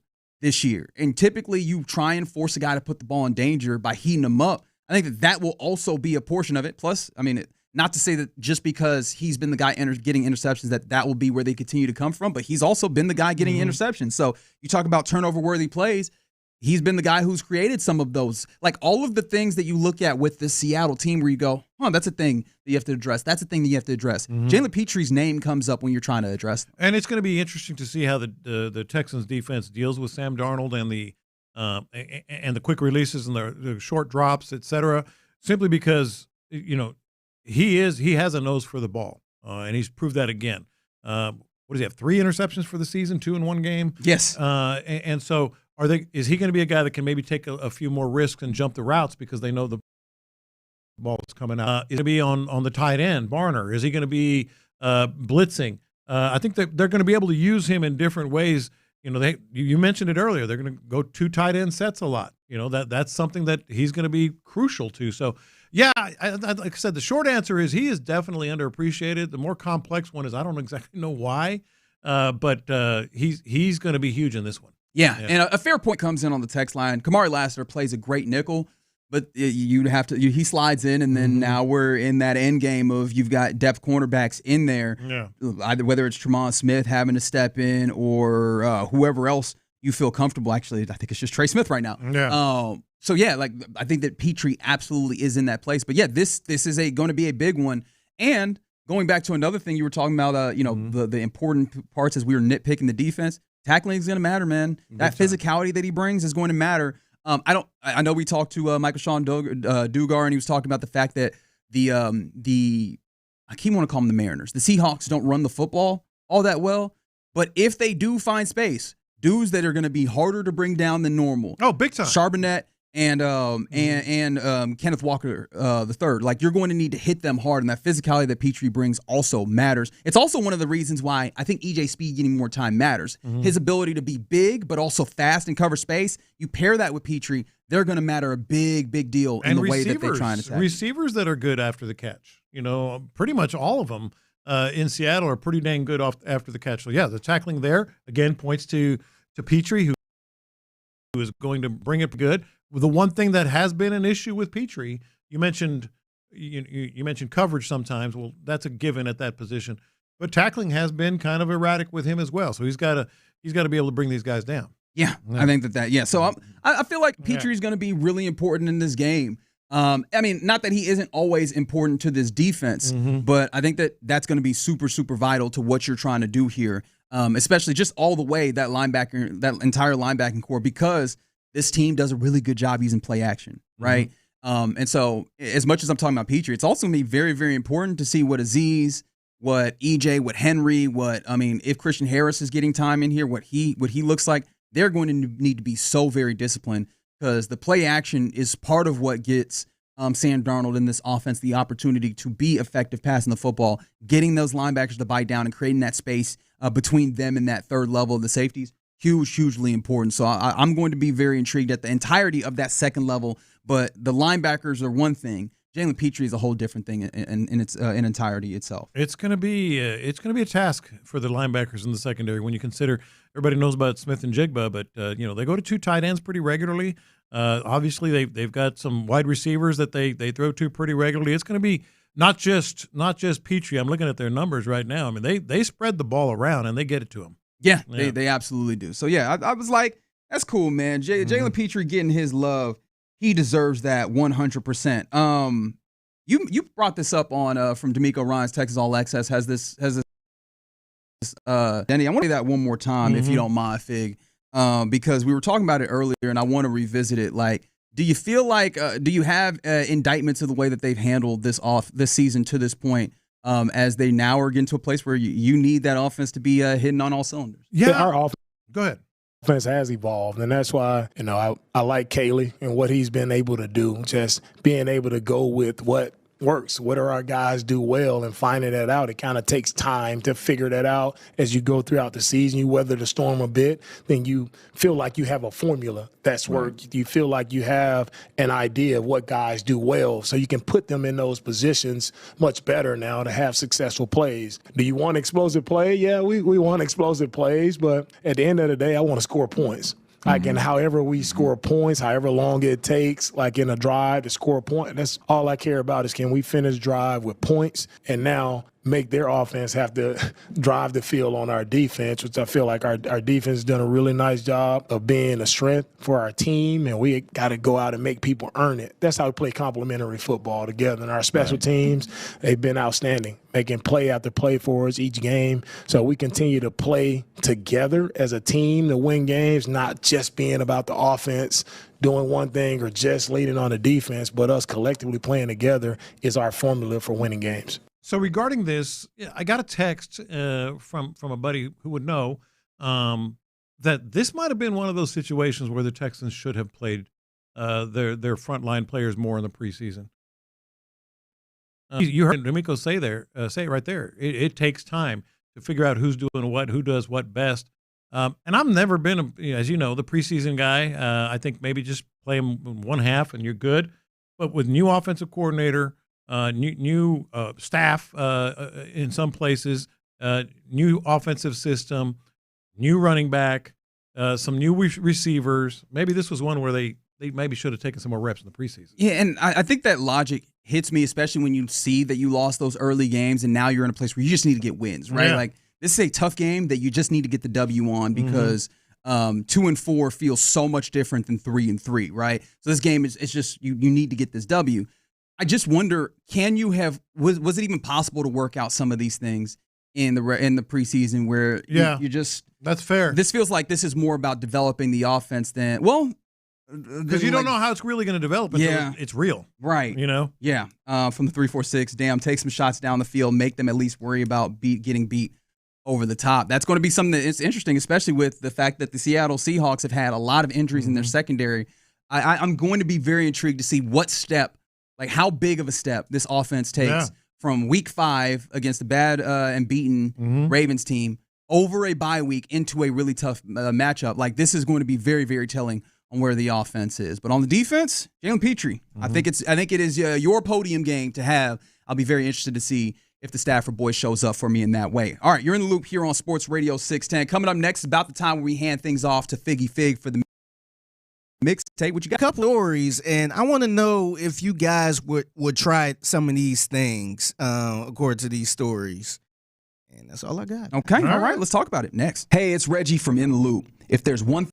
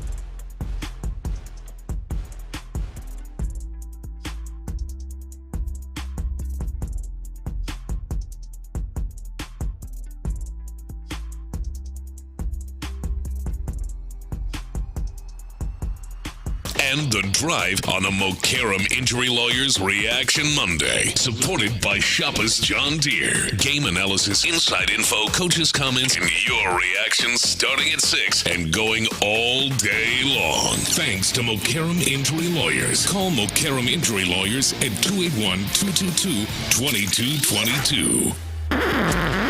Pass the aux cord and crank up the volume. Figgy Figs in the driver's seat. Sit back, relax, and enjoy the ride. It's time for Figgy's Mixtape on Sports Radio 610. Yes, it is the Mixtape in the Loop, Sports Radio 610. It's your man Figgy Fig holding it down on a Wednesday. That is what day it is. Happy Wednesday to everyone out there. So I want to know if you guys would try this. I kind of got Reggie's answer on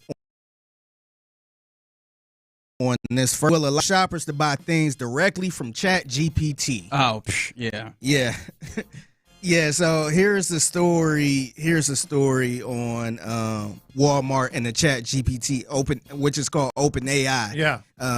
This is their collab. This is a story courtesy of NBC News. Walmart and ChatGPT are teaming up. The nation's largest retailer announcing a new partnership with OpenAI today. That means customers will soon be able to use the app to help them shop. Yeah, well, Walmart and OpenAI announcing this big splashy announcement. Basically, the idea is that if you use ChatGPT, which increasingly it seems like regular people are doing, well, then you'll be able to shop Walmart through the chatbot. So you could basically type to ChatGPT, hey, by the way, I need some more vegetables, or hey, I need a new pair of pants, and I also need a USB cable to charge my phone. And that would send you to Walmart to then place that order. So this is a way that you don't even need to necessarily go onto the Walmart website to search, knowing that so many people are using ChatGPT these days. One open question is, when will this feature actually be unveiled? They only said soon, so we don't really exactly know when. So probably not through the Walmart app. It's through the ChatGPT that you get there. Is that what you think? Exactly. Yeah. Some chatter that Walmart might integrate OpenAI's ChatGPT onto its website as well. But the big announcement was kind of the use of ChatGPT to shop on.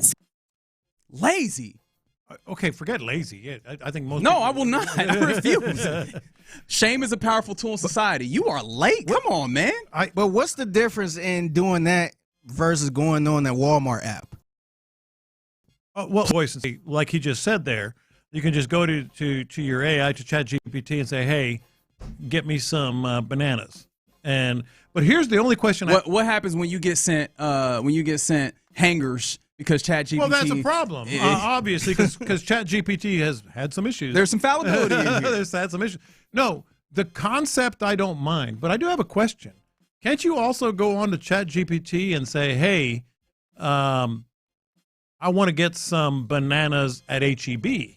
And it'll take you to the HEB site to buy banana. So I don't understand why it's. I think the thing is, with the partnership, I think you can actually I think it's something called instant checkout that they're gonna put on ChatGPT. Where you just tap the button and you're good. You can save yourself about 3 seconds, and instead you can of use exponentially more energy doing so. But there you go. The thing is, I mean, we all know what convenience sells, and so I don't mind the concept. It's more convenient. All I'm saying is, I can go on ChatGPT and talk and say I want this from any store. Now it wouldn't have the you can't buy it instantly, but it will take you to a website where you could buy it. But I thought that was kind of interesting that Walmart is getting in bed with ChatGPT pretty much, and if it do go okay, I can see other companies doing the same thing too. Right, you're sure. Now I don't know things, but I mean I would bet that this is less about, hey, look at this cool functionality, than how can we integrate this tool into what we're doing to create one buzz with a power, two, just kind of like a level of novelty here. Like I wouldn't be surprised if this was kind of, I don't know if that's top down, bottom up, whatever. No. But I don't know if that was like, if this didn't work in reverse, where the outcome was like, oh, this is kind of an interesting thing. Let's see if we can make this happen, as opposed to like, this is something, there's a need here that we can address with this particular I think that's technology. definitely in play. I think it's definitely in play because it's really just a marketing thing. But there is convenience on the back end with the being able to purchase it. I just feel like you're lazy. No, I don't mind that. I mean, everybody, like I said, convenience sells. Yeah, and I think Walmart is probably looking at it like, wow, everybody is using this instead of, because you could kind of say the same thing about Google. where they buying different stuff, so they Walmart website can pop up first. Right. Right. So to me, I always look at this Chat GPT specifically as kind of like a new Google search, where people just go in there and search for answers, pretty much. Right. There's particular issues with that, which is the instances where it is wrong frequently, and then the Google is wrong too, though. The incredible energy usage. Show me something that's perfect. Yeah, but I think that would be in the thing is if you feel like that's the gospel, if you feel like Chat GPT is the gospel and is always right, then that's when you're wrong. Yeah. But what's the difference in Google and something? There is very much a difference in the ways in which I think the perceptions of it being correct. I think that is at least a portion of this. 832 has a good point. It's funny because Walmart doesn't even have tap to pay at the Yeah, that's frustrating. That is so we don't do this, but you want to use your Apple Pay? Nah, dog. Ain't gonna work. No, thank you. Cash only. Ain't gonna work. Cash only. Yeah. Would you try this as we continue on the mixtape in the Loop Sports Radio 610? I think I actually brought this up on this very segment. RB Steak Bites. I think I did bring that up, but apparently Kev on stage actually tried it. He did a little review video on it, and here's Kev on stage trying the new RB Steak Bites. First stop, Arby's for the steak nuggets. I got the hickory smoked barbecue. We gonna see what it tastes like. And I seen all your little jokes. I seen what y'all said. Kev, that ain't nothing but laptop batteries and penguin backs. Kev, that ain't nothing but some old Chevrolet tires and chicken ears. It's good in protein. Smells good. So let's dip in and see what they talking about down to the Arby's. They got the meats. Hey, y'all tripping, bro. This is choice cut. First of all, I don't care if this is giraffe knuckles. Let it be. Giraffe knuckles? Is fire. Giraffe knuckles. Would you try the RB steak nuggets or whatever them things? Hell, I would now. He sold the hell out of them. Yeah, I was good on it until he did this video. Yeah. And I'm like, you could hear him licking his fingers. Yeah. That's good. I don't know.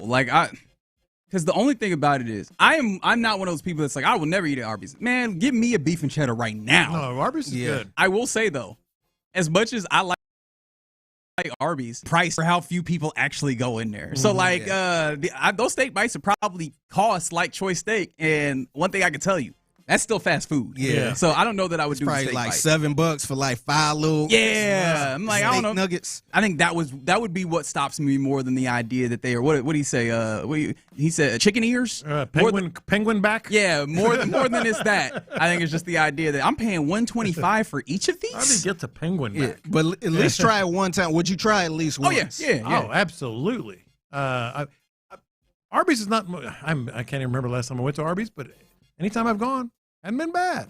Big fan of the horsey sauce. Isn't that what they call it? Yeah, the horseradish. Yeah. I'm sorry. I feel like too much of a child saying horsey sauce. All right, so we all would try that. Yeah. All right. Would you try this? Well, actually, we won't try this. I think I'm fair to say we won't try this. Maybe our significant others could try this as I continue on the mixtape in the Loop Sports Radio 610. Kim Kardashian released underwear with pubic hair. What? I saw this. Yes. Hold on. Really? Yes. Don't get so excited over there. No, I'm not. I put Trust me. I put the link on there, Lopez, so you could check it out. Please. Now I have to. Let's go. Okay, don't be so put out by it. He's like, well, let me go ahead and do that. Don't mind if I do. Yeah. Let's go to entertainment tonight with this story about Kim Kardashian new underwear for Skims.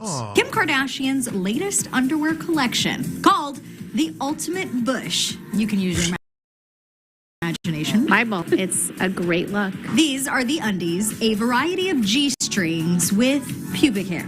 Plenty of textures and colors to suit your liking. I don't know what's going to top that. Some may be outraged, but it really shouldn't come as much of a shock, to be honest, considering Kim's already designed a jaw bra to snatch your face, a pierced nipple bra, and a hard nipple bra. I know when I see something and when I like it and when I want to be involved and help reinvent it and figure it out. And while Kim admitted that bra was created using her body as inspo, verdict's still out who she modeled the new undies after.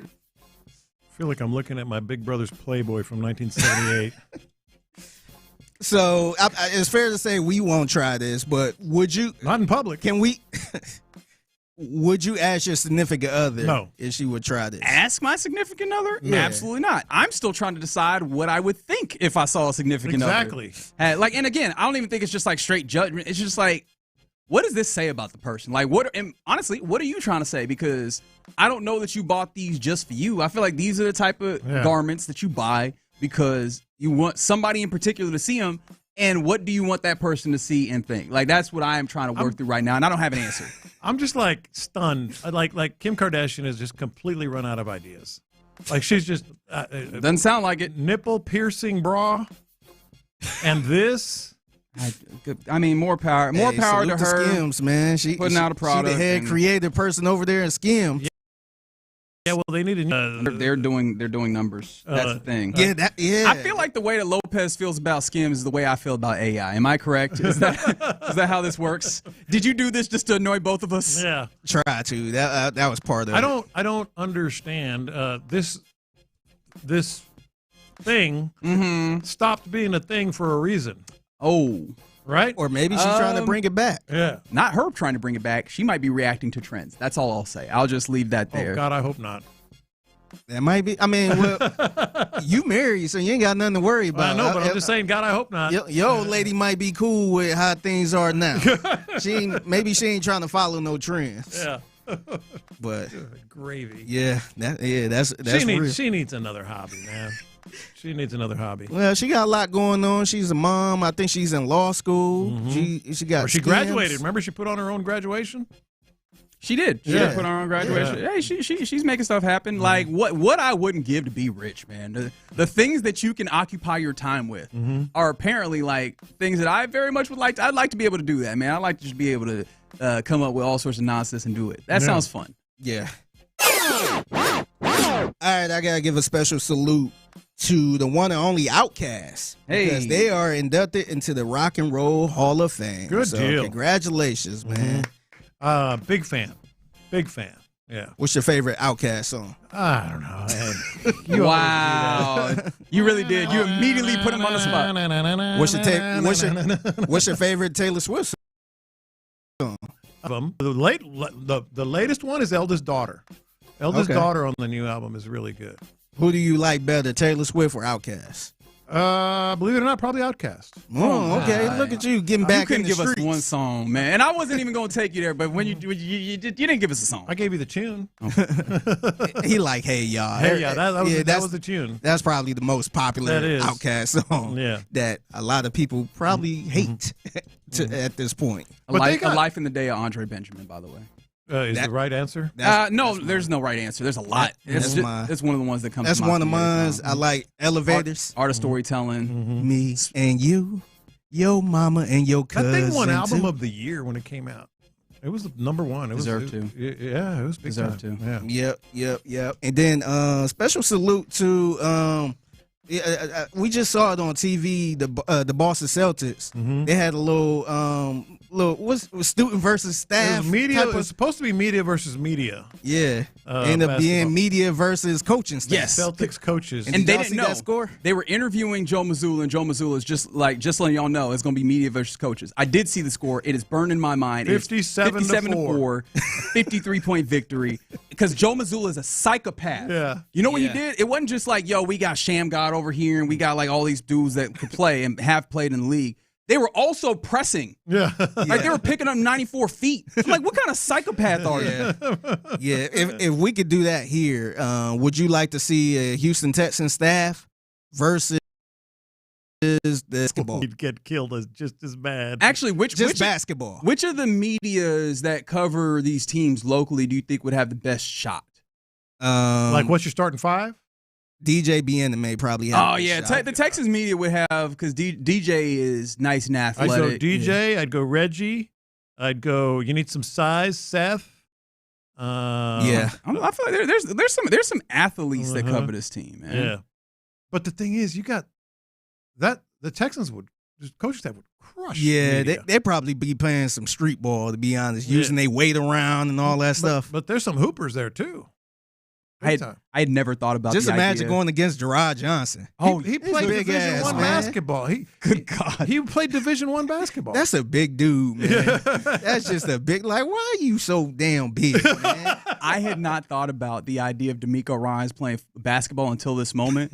I know he played basketball hard. Like, I just know. he was the foul His machine. country bump Rebounds and himself, fouls. man. Yeah. Well, don't call him a country bum. That brother from Bessemer, Alabama. He sure is. Hey, I got family. I call DeMeco my cousin because I got family all throughout Bessemer, Alabama. Yeah. So we probably related somehow. DeMeco's that dude that smiles while he's out there and just giving you these hard fouls. Yeah. Hard fouls and be sitting there smiling. You all right? Great morning. Great morning. That's a good call, Landry. Ain't he like 6'4"? Like, hey, 6'5", we put some height out there. 6'5". Yeah, we put some height out there for sure. Someone said Nick Caley is routing Sarge up. Okay, all right. That's enough of that. There you go. That is on Sports Radio 610. Coming up next, we get ready to hand things off to the fellas of the drive. Before we do that, though, there is a list of the top trios in the NBA that's been going around. Where do your Rockets stand, and are they right? 713-572-4610. We'll discuss it next. All right, D&M Auto Leasing right now, and get your new.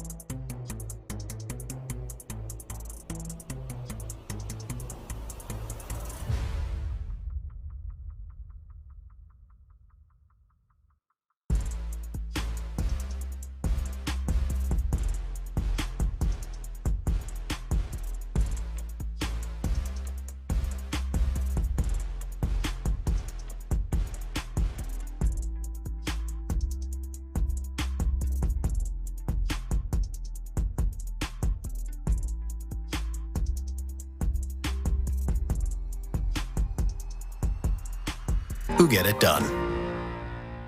Thank you, Figgy. Live from the Mokaram Injury Lawyers Studios, Sports Radio 610 presents In the Loop with John Lopez and Reggie Atatula.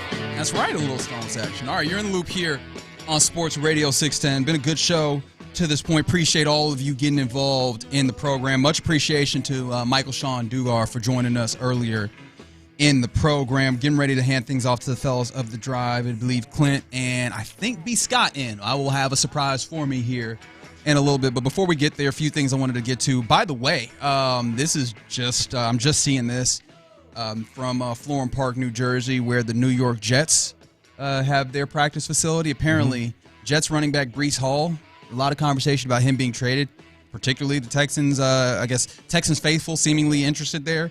Aaron Glenn, not feeling it. He says, quote, their room same way, talking about Breece Hall. Obviously, he's just, he's been seemingly not being used in the way that that you would imagine him to be used. And so the question I have for you, John Lopez, is this nothing, something, or everything? So what, is he not participating? I mean, they say that they don't have plans of trading Breece Hall. Well, I mean, that you can say that all you want. We know how things Why are. are they not playing him like they was at one point? Right.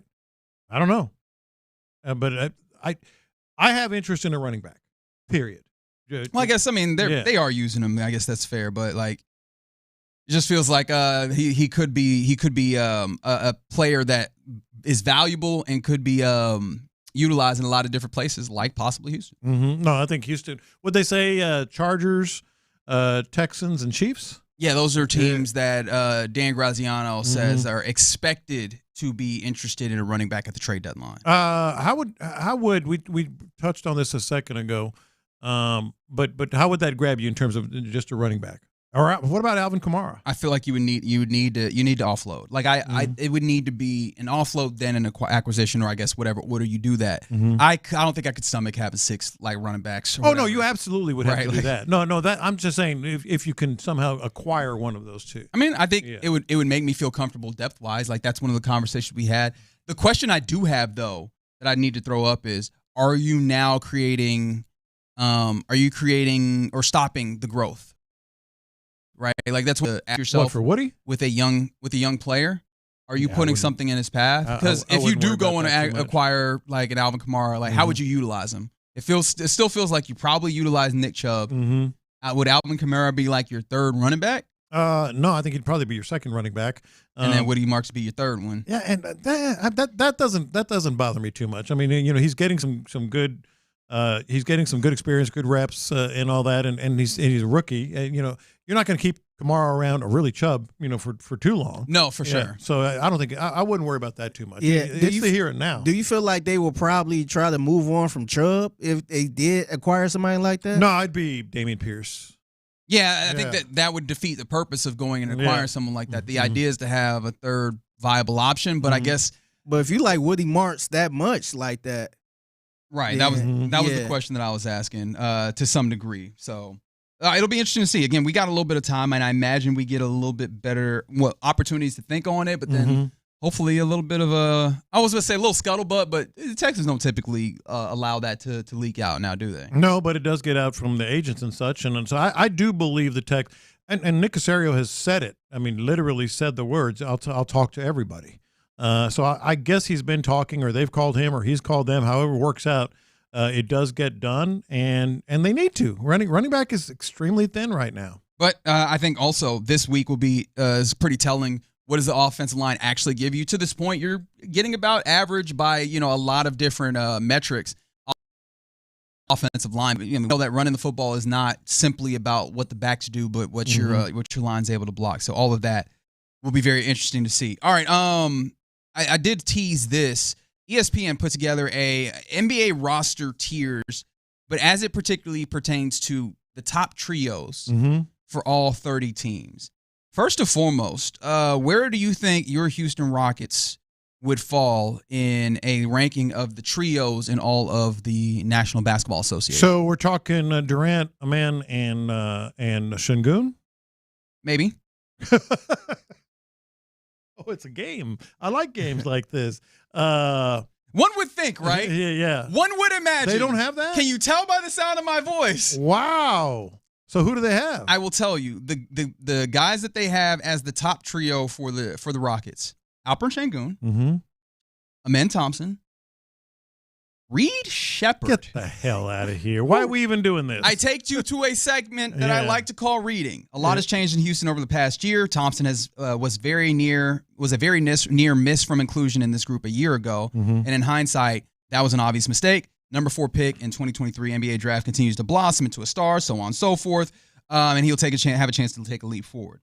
I'm sure you're thinking, no Kevin Durant, really? Thank you, Ryder. Yes, we are thinking that. Yes, we are. Remember that the purpose of this list, purpose of this list, Durant remains, at least for now, without a contract extension, and Shepherd could be the team's long-term starting point guard this season and remains a key player. So there's a level of projection.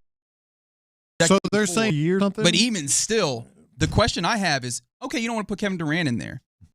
Jabari? Is Jabari not the guy that you put in next? Yeah, Jabari is the guy. What was that part they put in that article where they said, we clearly made a mistake? Well, because they do this yearly, and last year, Amen Thompson was not a part of the trio. Well, I think they probably made another mistake here. I think they did, Figgy. Yeah. I think they did.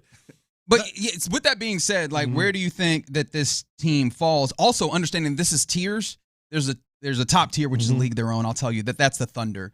That they have Shai Gilgeous-Alexander, Chet Holmgren, Jalen Williams. That's going to be something that you have to contend with. There's a knocking on the door tier. There's actually a best of the East tier, as you might imagine, not in there. There's an ascendant young teams tier.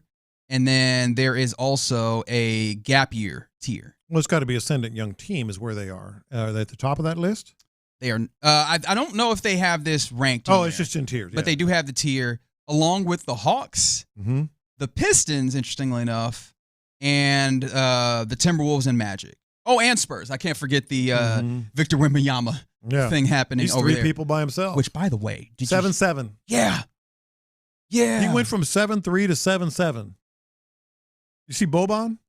Yeah, Boban was the one that said, I'm looking at Boban's 7'4"? Yeah. Saying I'm looking up at him. That's scary. But yeah, I found that to be interesting. Yeah, they are an ascendant young team, but if you change out and don't have Reed Shepherd there, does that change your outlook at all to where you'd want to put them along the likes of Darius Mobley or the New York Knicks is Anunoby, Brunson, and Karl Anthony Towns? Do you feel like the second tier there? Yeah, or the third tier. Because I think maybe the idea is you don't have as much bona fides in there, but Jabari is looking really good in ascendant, but maybe you could say still seeing what that is. Amen looks like he's stepping into one of the better team players in the league, at least in that tier. And then Alperen is a bona fide all-star. Yeah. Yeah, no, I think that those are the 3 players, and I'd put them in the second tier. Hell, they were the number 2 seed without Durant, and now you got that. Yeah, so I found that to be interesting. Speaking of Amen Thompson, I did want to acknowledge that I have made a grave mistake, which is I have not spent a single second all of this show talking about that time that Amen Thompson fought somebody yesterday. That wasn't a fight. Look, that was a tumble. It was so funny because you start to see on social media, I saw him throw a punch. I saw him throw 3 punches. Punches? Well, I will say he swiped at the guy like, get off of me. So if you didn't see the preseason game yesterday, in which the Rockets technically got a victory, forever that's worth, versus the New Orleans Pelicans, 130 to 128. During the course of this game, there's like a rebound coming off of the scuffle. Yeah, and was it Alvarado, Jose Alvarado, who plays for the Pelicans and is a noted agitator. He is not quite as Pat Beverly, but Pat Beverly, right? It's somewhat in that vein. Apparently, him and Amen Thompson, in the course of, boxing, tangled up. Amen threw him to the ground, and as he's going to the ground, or they're both going to the ground, I did feel like Amen took a little bit of like a half punch. He swiped at him. Okay, very It wasn't good. a punch, it was a swipe. There's a big difference. However, I think it is clear. Amen's about that, man. We have so much evidence That's that Tyler Hero. Amen is so much about this to the point that it reminded me of one of my favorite clips. This is a video. Can you remind me who did this video? Or I don't know who did it, but it was Amen and Alsar, obviously the twins. They were going back and forth trying to be able to tell what the answer of the other one would be in the interview. This is a clip of it between a man who you'll hear first and All-Star, who I believe you'll hear second. Well, what does Sar say was the worst thing he ever did as a kid? Sar was a pretty chill kid. I don't know, so I didn't do a lot. A nicer kid than a man. What was the worst thing you ever did as a kid? He'd probably say fight. I didn't fight for real. I just wrestled. A man was an aggressive child. He used to try to hurt me. He used to try to hurt me. A man was an aggressive child. He used to try to hurt me. It wasn't a fight. Yeah, but I mean, put a pin in that because he's got some priors, you know. No, he does. I don't think this. I think you're right. Like, of course, as much as I'm having fun with it, it wasn't a fight. They dapped up at the end of the game. They're both like aggressive competitors. But I, just to kind of put a bow on it, I am very intrigued to see that continued aggression for a man as he steps into a higher plane. And I think it's going to be necessary because who was the aggression setter on this roster last year? Him. Dylan Brooks. Oh, well, yeah, obviously outside of Dylan Brooks, but he was as well. It's going to be part of his role in addition to being a little bit more of a playmaker, taking a step up, and obviously just being a bucket getter on this team. Yeah. I think he's going to need to bring some of the nasty if you're going to have the same type of defense. All signs are pointing that way. There you go. Right. So I did appreciate seeing that. And something I always appreciate is seeing the fine faces of these fine gentlemen jumping in courtesy of D&M Auto Leasing. It's Clint. It's Luke Morrow in for Ron. Fellas, how you living? Man, we're living good, man. Living good. I've listened to In the Loop on the way in. Got a bone to pick. Crossfire, right, here we go. I haven't done this in a while. I want you to know, before you start picking bones, I have missed it. Well, I mean, if I was more consistent, we could probably make it a pretty good thing. But I mean, that's been a problem for 47 years, and as my wife tells me, it's probably not going to change. But I was listening when you guys were talking about the worst franchise in the last 25 years. Let's get it. Or worst team, not franchise. Yeah. But either way, did anybody I think it was your judge. It was Judge Lopez. Did we even mention the 2021 Texans? Oh, no, we did not. No, we did not. No, we did not. Well, good. I feel really good about this. What in the hell is wrong with y'all? I mean, look, I know, Fig's a fan. I know Lopez is a fan. I know Reg is a fan. But damn, I mean, it was so bad we can't even. I'm sitting there going, I'm chomping at the bit at the radio boys. How many games did that team win? 4. And that's the thing. Don't matter. They had a chaplain take this joint over. You man. are correct. You kidding me? And then hired David Culley. You kidding me? You are right. I mean, there ain't nothing Brian Callahan. At least Brian Callahan's daddy has done something. You know what I mean? At least the hiring, you can connect a couple of dots. That is a good point. Because J.J. Watt quit on these fools, man. I mean, think about what Deshaun was actually up to. Deshaun was the only guy in Houston, Texas, in Texans history with every reason to never quit on the franchise, and his ass quit. Yeah, no, I mean, I said, boy, I tell you what, if I could jump through this radio and get on both these cats, it works. All three of them, because Figgy didn't say it either. That's fair. To be fair, I was trying to get that 0. I was like, this 0, I feel like that's the winner here. If I could put this 0 in front of you, what can you say when you go, that's a win-win team through 6 games? They won 0 of them things. Yeah, this one went a little deeper than win-losses. This one right here. Yeah, I mean, damn. You had a joker you was paying $250 million or in line to get it, wanted his ass up out of here. Yeah, that's true. I mean, that's part of this with the Titans, too, is just like they're just so poorly coached and they seem to be a mess. Because I was thinking about that. You could turn it into a topic, not that it'd be a great topic to do or a fun topic, of the worst Texans team, the last 25 years. Because I think that 2005 team that went 2-14 and Dom Capers got fired. I think that's even worse than 2021. But to your point, 2021 had all the other nonsense outside of the football that just makes it feels like so much more embarrassing. Well, they just made the football product one that was like, yep, I get it. Yeah. Yep, I got you. No problem. Yes, sir, I got you. Y'all keep talking about them 6 trophies Casario won in New England. You know what I mean? Boy, if John McClain would have said that one more time, boy, I was madder than more. I love you, John, but I defend the hell out of John McClain. But when he's talking, everything came up. Well, you got 6 Super Bowl. Dang, man, that same Belichick is trying to walk out on North Carolina. Got 6 of them too right now.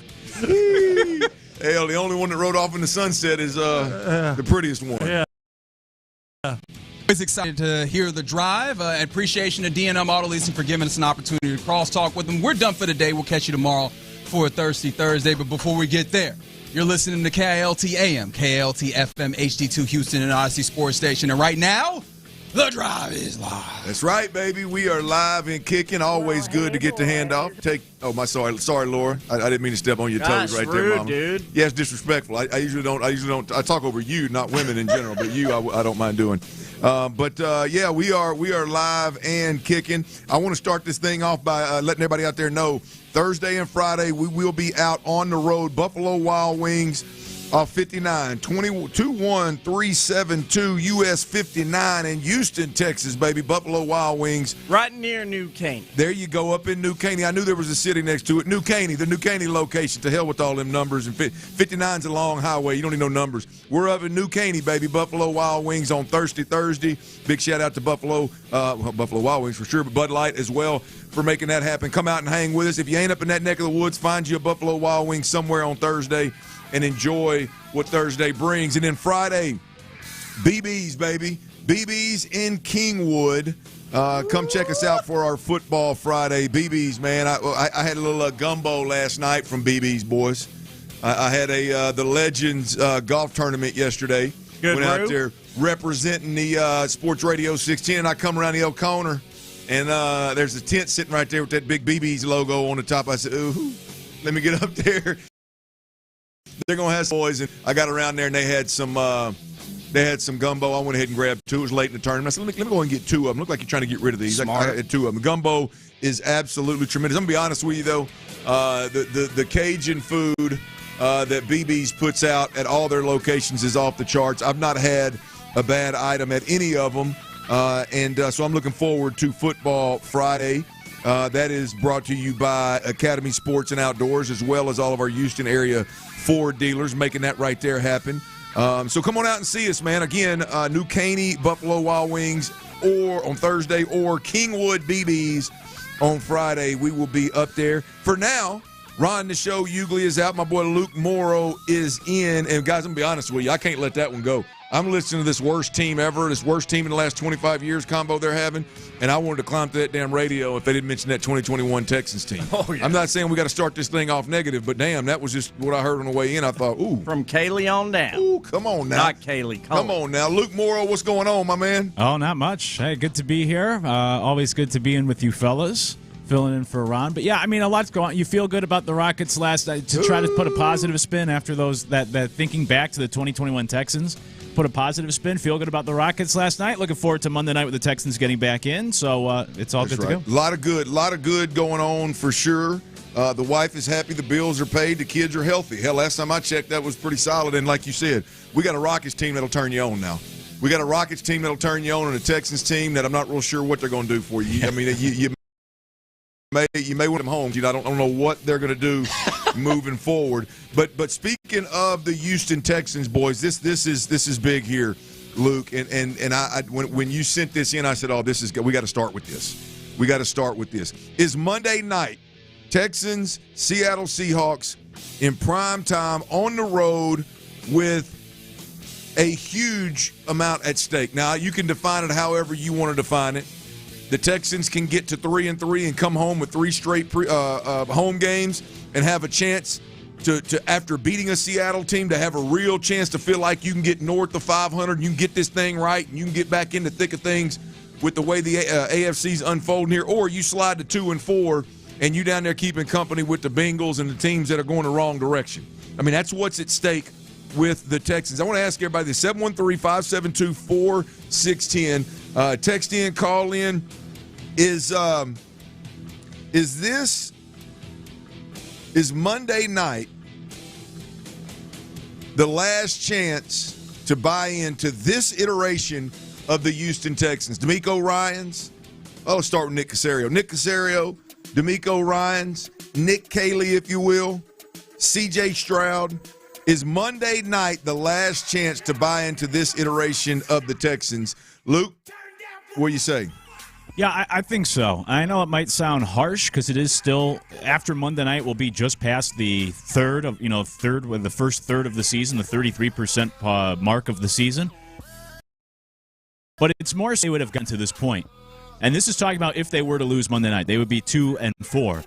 But it's not just the fact that they're 2-4 because the AFC and the NFL right now is so wide open. It's just more of that feeling of at 2-4, you would look at the schedule and they would have beaten the 2 worst teams on their schedule, 2 teams that have a combined 2 victories, and then be 0-4 against the good teams that they've played. And at a certain point, you have to be able to beat good teams to be able to be considered a good team. And while it's still early in the season and they would be heading home for 3 straight at home, my whole thought process would be, hypothetically speaking, if they were to lose Monday, is that it would be hard for me to buy in this idea of, well, they'll just win the next 3 at home, because to that point, we will have seen them beat 0 good teams and should have no faith or give them the benefit of the doubt that, oh yeah, they'll just return home next week, win the next 3 at home, no problem. So I think Monday is that opportunity of, you just played well the last 2 weeks, you're coming off the bye, here's your chance to show that what we saw against the Titans and the Ravens is legitimate and not just about the competition, and to show that you can hang with some of the good teams in this league and not start 0-4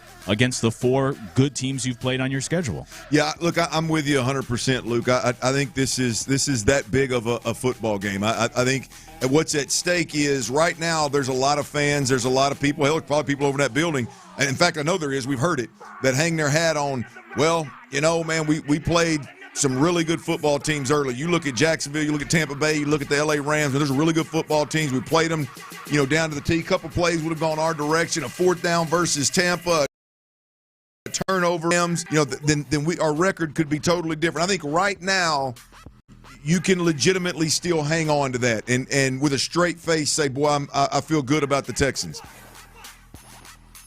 Secondly, there's the momentum that you speak of after the Baltimore win and the Tennessee win, right? You go to Seattle, can you keep that momentum rolling and bring it home? You go to Seattle, can you beat a team that's call them a fringe playoff team that's really hot right now, or call them a true NFC contender on that side of the league? Whatever you want to call them, they're better than anything you've beaten to date, right? And if you beat that team, you can swing this thing in a major way, not just our confidence and not just our support and not just our excitement as fans, but also, you know, in the building over there, that confidence rolling. But I'm going to take this perspective right here, Luke, for me. When I look at this week's game, I guess it's Monday night game against Seattle, it's the last chance that this team has to salvage the season. I mean, because let's be honest, man, the expectations coming into this season were to win 10 or more games. Mm-hmm. The expectations coming into the season were to get to the second round or beyond in the playoffs. The expectations were through the roof. So unless you're just going to lower your expectations for this team, then they've got to win Monday night. And I'm going to tell you, I was listening to Texans All Access, I believe it was Monday this week on the way home. You can miss me with this freaking nonsense. No, I'm not going to miss you, Johnny. I'm going to hit you square in the nose with it. Andre Ware. I'm talking to Andre, listening to Andre Ware, and he just confidently, I mean, that guy right there, I mean, zero doubt about it, said, look, if the Texans, and I'm paraphrasing a little bit here, but this is the point. If the Texans are ever going to win a Super Bowl, they're going to have to get home field advantage throughout. Okay, so again, and he just said it, and Mark Vandermeer and everybody just kept on conversation, just rolling along. You know, it was like everybody agreed, like it wasn't far-fetched. I am just saying. If that is a reality, which I think very highly of Andre Ware's opinion, watches every game, watches film, knows the organization inside and out, if that is even remotely close to being true, then this ship has sailed if you come home after Monday Night Football 2-4, and the only 2 teams you've beat have literally been 2 of what might be the worst franchises in football right now. I know they are right now. They may be the worst in football coming into the season. Right? I mean, so that part of when Andre Ware, somebody like that is bringing that to the table, and he didn't say anything wrong. His point was you got to get can't go to Kansas City, can't go to Buffalo, can't go to what used to be Baltimore and think you're going to win 3 of those games to get to a Super Bowl. It's going to be significantly more difficult than really, you know, you can handle if you're the Texans or anybody for that matter, right? And number 3 for me is C.J. Stroud's contract is right around the corner. And now, look, I don't want to assume, because I do think that the downward trajectory of what we're looking at offensively has got to fall at the feet of C.J. You can't just watch a rookie, all-rookie, you know, rookie of the year, on the offensive side of the football, rookie year, and go, okay, I'm going to pay this guy $60 million a year. Last year was not a terrible year for C.J. Stroud. In fact, I think it's couched probably a little bit more negative than it really was if you take into consideration that it was a kid's second year. But the reality was the expectations, the bar was set high after what he did his rookie year, right? and then you go out there and you win 10 games, although the offensive product wasn't great. You win 10 games, and now that bar and that standard is still extremely high. If the offense continues that downward trend and continues to be the reason why you're not viewed as a true contender, the reason why you can't win games because you can't score points, I don't know how the franchise goes and pays $60+ million for the quarterback that's been here those years. However, if they do, it is going to be significantly more difficult, Luke, for this team to become a team that can win 10, that can go to the second round of the playoffs, or that can get home field advantage throughout to win a Super Bowl. It's going to be significantly more difficult if, one, they got to find another quarterback, or two, they pay C.J. Stroud $65 million and don't have the money to go around. Yeah, for sure. I've always said I'm a C.J. Stroud guy. I don't think you can do what he did that rookie season and not ever replicate at least a certain part of that, right? You don't just fall off a cliff and disappear the rest of your career. So I am a C.J. Stroud guy, but to your point, and I've had this conversation with Ron before, that if you pay the quarterback, obviously it keeps you from putting enough talent around him. So that quarterback has to be able to elevate the rest of the offense and win with less pieces around them. And I know, like, are they a truck or are they a trailer? Are they pulling the team to victory, or does the team have to kind of guide them to a victory? And for C.J. Stroud, even if you don't blame him for the offensive struggles completely for the last 2 years, I think we've seen enough where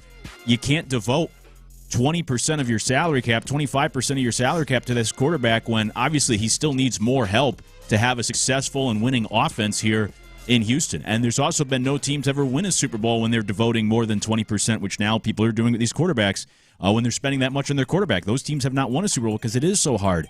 So there's very few guys I'd pay that much money to, like a Mahomes, a Josh Allen, probably Lamar Jackson, these guys that can win with less around them. I'm not saying C.J. Stroud can't do that, maybe at some point, but to this point he's shown that obviously he still needs more help here in Houston, because this offense, especially the first 3 weeks this year, was a mess, where you see other guys, Baker Mayfield elevating his players around him.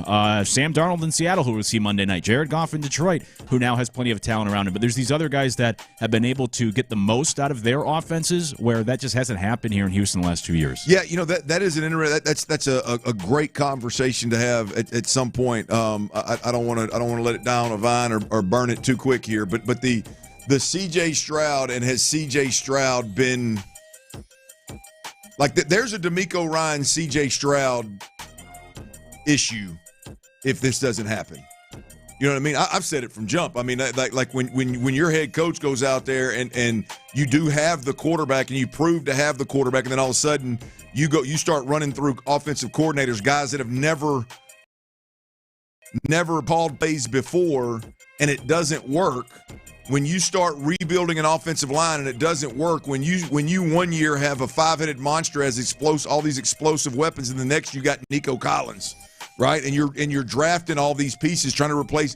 Like, there's a conversation of how bad has the organization, really, Nick and DeMeco, if CJ doesn't get that second contract here in Houston, how bad did Nick and DeMeco have to fail the young fella for that to be the case? There's a conversation there, whether you agree or disagree, there's a conversation there at some point that we may have to flush out down the road. Boys, I went on a little road trip this past weekend, and I circled back to one of my old methods. I circled back to when you're driving alone or you're driving tired. I went back to the sunflower seeds, man. Not a bad strategy. Is there anything more satisfying than getting to your location and having a water bottle that is full of chewed sunflower seeds that you spit into it? Solid road trip snack. Absolutely, especially in that circumstance. Now, we can't just call this a snack now, because I don't necessarily. That's fair. I don't necessarily appreciate. I obviously don't get full off of it, but I do not appreciate the fact that by the time I get there, my mouth is raw from the salt that's on the thing. Yeah. Right? That's true. But Tyler, what this is and this is having gone to the University of Arkansas. There's some serious road trips, 9 hours back in the day, that were started probably a little too late because I didn't want to leave home. I was a little homesick. I never really considered that. That's a long ass trip. I'm gonna tell you, flower seeds, Chick-fil-A ice, and beef jerky. Beef jerky's a good one too. You talking road trip snacks or to keep you awake? I'm talking keep me awake. I don't know if I got another hour to go. How am I going to make it?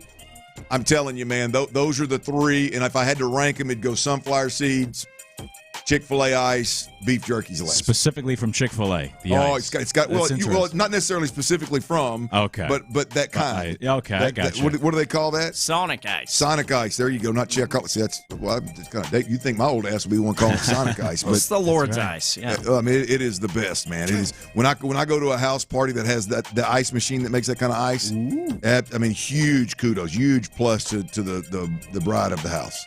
The lady of the house, I guess, because she could be a girlfriend. Hell, it's maybe her house. Aren't y'all remodel? Oh, it's not your pantry or anything. Y'all remodeling a utility room. I was going to say you're remodeling. Get you one of them ice machines, bro. A utility room would be a great place to have a True. Problem is, I've got a dining room with a bar and a big pantry and a kitchen. I mean, I got plenty of room to put an ice machine. I don't think that's on my wife's radar. She's not a big ice eater, so I don't. That would be on me and her father's list of. Not into the frozen form of the whole water. As long as we can put some shoes on a shelf and hang them backpacks up, Mama's going to be happy, brother. There ain't no doubt about it. All right, now look, the Rockets starters, they went into the second half last night, pretty good ways into the second half last night, and what it looked like.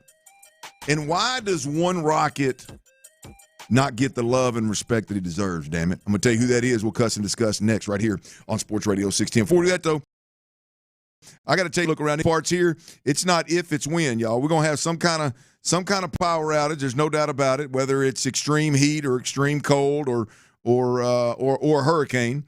What I need you to do and what I'm recommending you do is you stay ready so you don't end up in a panic. Get you a free estimate on a Generac home standby generator from Generator Supercenter. They're the nation's #1 Generac generator dealer, and they're waiting on your call. Man, the reality is the power grid was built back in the 40s and 50s, and it ain't worth a damn. If we're being honest. Grid failures and outages are going to happen, right? What you can do is you can take control of your power today with Generator Supercenter of Houston. 281-251-61.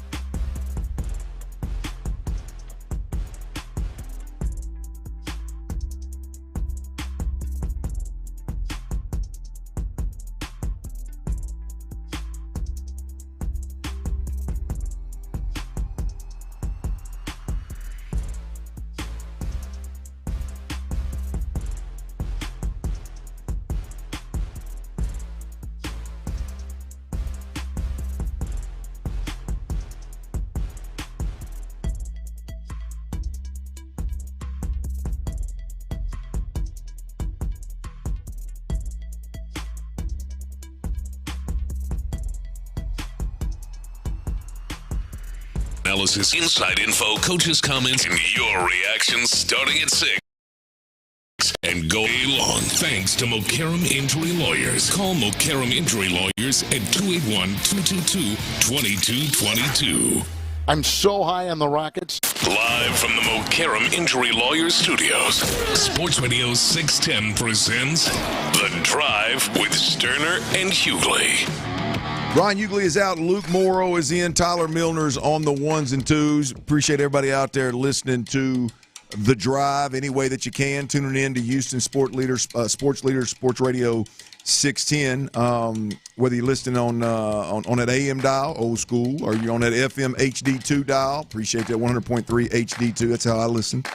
Or your YouTube and Twitch. We greatly appreciate everybody watching the video stream as well. But also, I want to encourage everybody out there, that Odyssey app, AUDACY. Download that Odyssey app. Keep it on your hip. Take us everywhere that you go. The Rockets, boys. The Rockets played last night. They got one more preseason game before they crank this thing up. I believe that's correct, right, Luke? They got one more preseason game? Yes, sir. But they played the New Orleans Pelicans last night, and they won 130-128. Not a lot of defense being played right there, but this game, it actually had a lot of – I mean, there was some physicality and some defense. Not that I'm a NBA preseason aficionado. I've not watched a ton of preseason NBA action, so I don't know what it typically looks like. But I know last night for the Rockets, the plan was to treat it as much like a regular season game as you can a preseason game, if that makes sense. That was the approach the coach and for the squad, and they kept their starting lineup out there a little bit longer, I think, than they typically do. And last night, Luke, they went with the big lineup. Amen Thompson, obviously KD, Jabari Smith Jr., Alpi Sengun, and Adams. That big lineup, or that double big lineup that they call it, and which they got a lot of run out of last year, is really, really good for them. I gotta imagine this year that with Capella in the mix, I gotta imagine they may even lean into it a little bit more. I mean, wouldn't you think, Luke? Yeah, I think so. I mean, the whole offseason was kind of built around with the pieces they brought in. They focused more on size and those forwards than they did the guards. So I think, they're going all in on this idea of this big lineup. Two guys stood out last night. I mean, it was a good night for the Rockets overall with the starters playing into the second half. But the Amen Thompson had a solid evening. 21 pints, 5 rebounds, and in 24 minutes of work. I feel like Kobe. I think the big thing that stuck out for Amen Thompson last night, so much so that the commentators mentioned it multiple times, free throws and three-point percentage. Last night he was 7 of 7 from the free throw line, and he was 2 of 3. I believe he was 7 of 7. Did he get a couple more? And I know he's 100%. 9 of 9. 9 of 9, so he did get 2 more. So as he was making 8 and 9 is when they were having this conversation. He was 100% from the free throw line, looked very, very comfortable, obviously. And from the three-point line, he was 2 of 3. And I literally saw 2 of those. One he missed and one that went in. He looks a lot more comfortable, setting his feet and stroking the basketball. So I don't know what that means moving forward, but it was a good night for him. 2 struggles last year, struggle points for him last year where he shot it better and seemed to be more comfortable last night. And then also Jabari Smith Jr. had him a night. 22 minutes, 26 pints, 4 of 10 from the three-point line. He was shooting a higher percentage from the three-point line earlier in the game. He missed a couple late, but he had a good night and kind of stood out on the floor. And that's where I want to start with this, Luke. And I know you cover him closely. And I feel like Jabari Smith Jr. is a guy that doesn't get the love and respect that he deserves. We spent a lot of time, and I thought it was last year because there was a lot of, call it controversy, whatever you want. Should this guy play? Should that guy play? How many minutes should he get? Should he be your predominant ball guy or what? And I thought this last year. I just remember when I'm watching the Rockets, I'm like, we don't talk about Jabari Smith enough. And I felt that last night. I'll be damned if the first preseason action that I watched, at length, if I'm not sitting there going, Jabari's the one that really, you talk about spacing the floor and knocking down shots and all the other stuff that his big frame brings to the floor. Isn't he the one that's a much bigger piece of this than I know what we've allotted time to talk about the Rockets. It seems like he's always on the back burner. Mm-hmm. I mean, he is a much bigger piece of this as I'm watching him then maybe our conversations would I think he will be. I mean, props to B. Scott, who we'll catch up with later on. But when I was talking with him last week, he kind of put me on that idea of watch Jabari. He has already, B. Scott was saying Jabari Smith has already improved so much in terms of like creating and finding his own shot instead of a year ago where he needed more help from others to kind of set him up. Now he's. And look, this was the big thing when they brought in Durant, of people pointing to the fact of like these two work out together. This is going to be a huge benefit for Jabari Smith. And so I think quietly or in a sneaky fashion, he could be the one that takes.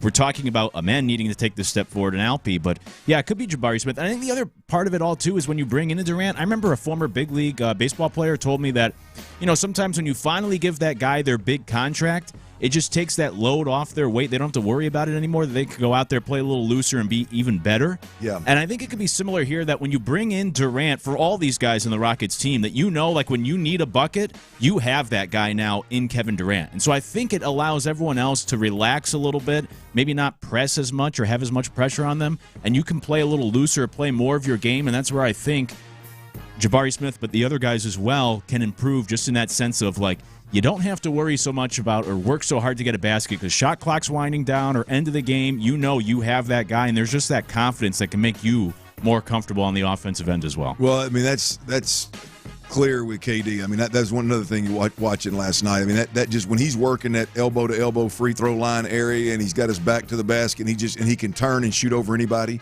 and it just seems so effortless for him. It is so. I mean, and watching like. I love the guys that we've had, all these youngsters that have come through here, but everything is so damn difficult. You know what I mean? Like last year watching the Rockets, loved watching the run. I love the physicality and the hustle and the defense and love it. Everything's so damn difficult, right? And KD goes out there. There's a certain level of effortlessness. So as I'm speaking, he's shooting the old Dirk Nowitzki knee in the chest fadeaway, right? But I mean, it's just there it is. That's the one I watched. But it just seems like it's just so damn easy. To your point, is it's got to take the pressure off of everybody else. We spend so much time, though, Luke, and just to put a bow on this thing, we spend so much time talking about the development of Amen Thompson, the development of Reed Shepherd. Can Reed Shepherd be a guy that can just be a spot-up shooter and be dead-eye, right? All these guys. And in reality, if we're talking about development and how certain guys developing can help this team, then sure, maybe that's where the conversation should go. But I look at Jabari Smith as, to your point, yes, a guy that has developed, but I look at him as more just a guy. If he's on the floor and does what he does well, he makes this team better. Last year, he had to fight for minutes. Last year, he had to fight for starts. Last year, it was tough for him to get on the floor, and it just seems like, once again, I turned on last night and watched 20 minutes of Rockets basketball, and I'm like, I can get down with this Jabari Smith guy. By the way, are we buying or selling Skinny Zion? Did you watch any of that game last night? Yeah. He looks good, but I don't. It doesn't look right. I need Fluffy Zion back out there. Till they start losing and he needs some comfort food, I'm buying. Oh, what a mess! I mean, you put him with a weight problem in New Orleans. Boy, that's a recipe for disaster. All right, DeMeco Ryans, head coach of the Houston Texans. He spoke yesterday post-bye week.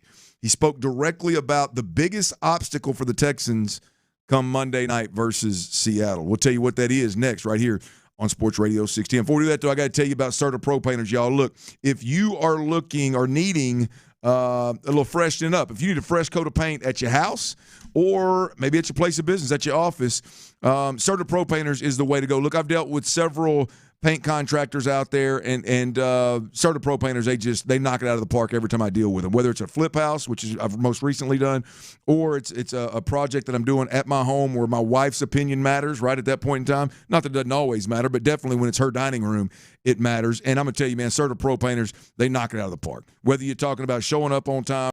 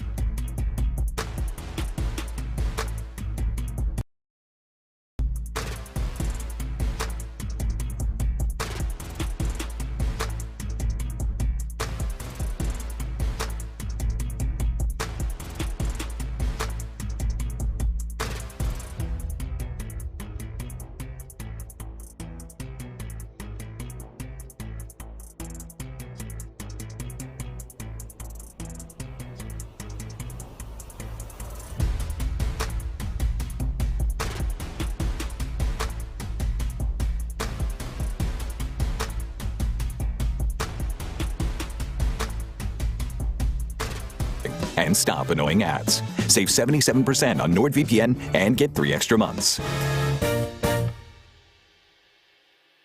Live from the Mokaram Injury Lawyers Studios, Sports Radio 610 presents The Drive with Stoerner and Hughley.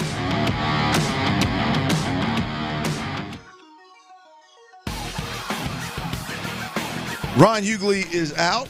Luke Morrow is in, and we are rocking and rolling. It is a game week. Last week was bye week for the Houston Texans. Now we've got another slow and easy weekend for everybody here in the city because the Texans don't play until Monday night. Prime time, baby. Monday night football. This is a good chance for me to remind y'all. Football Talk on Sports Radio 16 is presented by Paramount Plus. You can't count on much these days, but you can always count on Sundays with the NFL on CBS and Paramount Plus. Watch your local NFL game live every Sunday. Visit ParamountPlus.com/NFL to get started today. As I said, the Texans, they go to Seattle Monday night in a big-time primetime matchup, and this is a monster game on the schedule for the Texans, given how this thing has laid out. Let's be honest. The Texans have given themselves zero room for grace down the stretch. All right, you start a season 2-3, you got to get on a streak late. And the problem is you're playing a first-place schedule, and the problem is it goes through Seattle Monday night. One of the most difficult places to play, maybe not right now, but historically speaking, one of the more difficult places to play in the NFL, whether it's the weather or it's just how loud and raucous it gets down there. They've had a pretty good team a handful of years over the last 15 or 20. So Seattle has been a really, really tough place to play. I think when you look at this team this year, Luke, it's what stands out to me is on both sides of the football, I think they're probably better than people expected, right? Sam Darnold is a quarterback that they bring in, pairing with Clint Kubiak. Clint Kubiak's been really good with young quarterbacks and quarterbacks in general, and they're pretty damn good, right? But you look defensively, and defensively they've been in and out of statistically in and out of some of the top defenses in football to this point, right? 5 or 6 weeks into the season, and so I think when you and throughout the next several days in our show Monday, we'll lead you up to Seattle. But I think whether it's today, Thursday, or Friday, or even next Monday, I believe that this matchup with the Houston Texans, it starts in one place, and it starts with the Seattle Seahawks defensive front. I think this is the biggest challenge for the Texans, given where our struggles have been offensively, as well as given kind of how we've improved over the last 2 weeks. The biggest challenge for the Houston Texans is the Seattle Seahawks defensive front. And DeMeco Ryans, he spoke to the media yesterday, and to no surprise, he believes that as well. Here's DeMeco Ryans talking about the Seattle Seahawks defensive front. They're starting up front with their defensive line, like the interior piece with their tackles, Murphy, Reed, Williams. They're really big guys inside, strong. It's hard to move those guys inside, so it starts there, and then on the edges, really smart players on the edge with Nwosu, with Mafe, with all the guys that they have, DeMarcus Lawrence, like all those guys done a really nice job on the edges. Their entire defense line, I feel like that's the strength of their defense, right? And it's going to be a challenge for us to handle their front. It's all going to start there.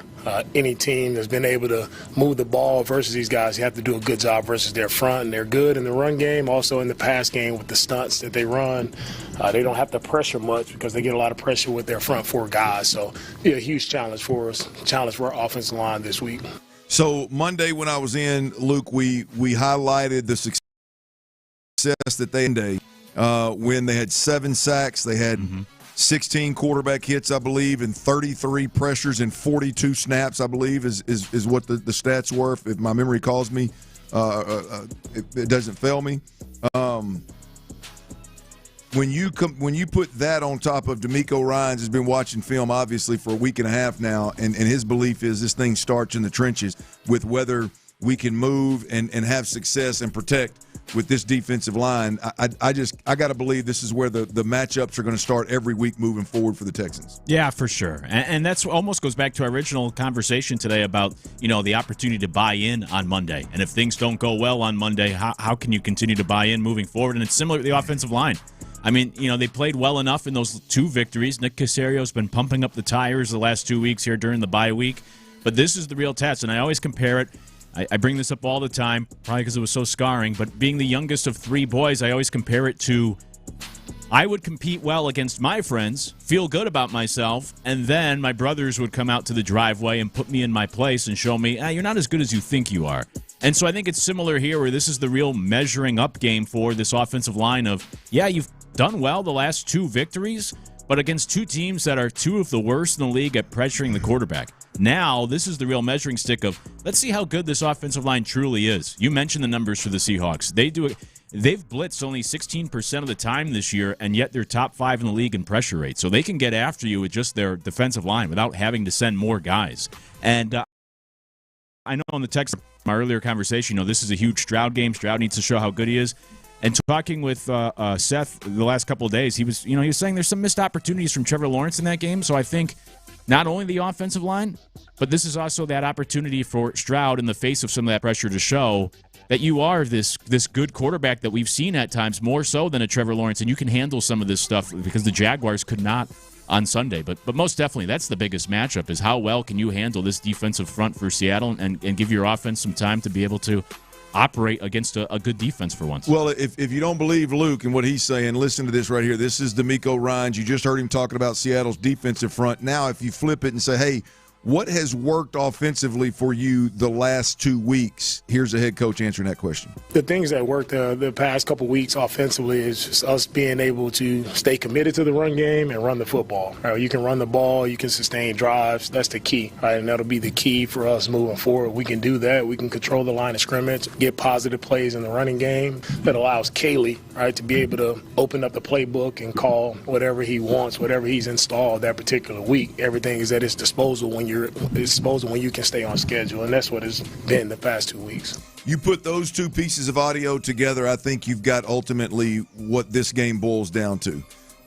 Again, Seattle's defensive front, as you said, when you talk about defensive football, there's all kind of different schemes at work. There's all kind of different pressure and bend don't breaks and yada, yada, yada. There's guys that have edge rushers. There's guys that have monsters inside. There's guys that have both, right? But when you good defense, right, typically what the most powerful aspect of defense is, can you stop the run and can you pressure the quarterback with just your down 4?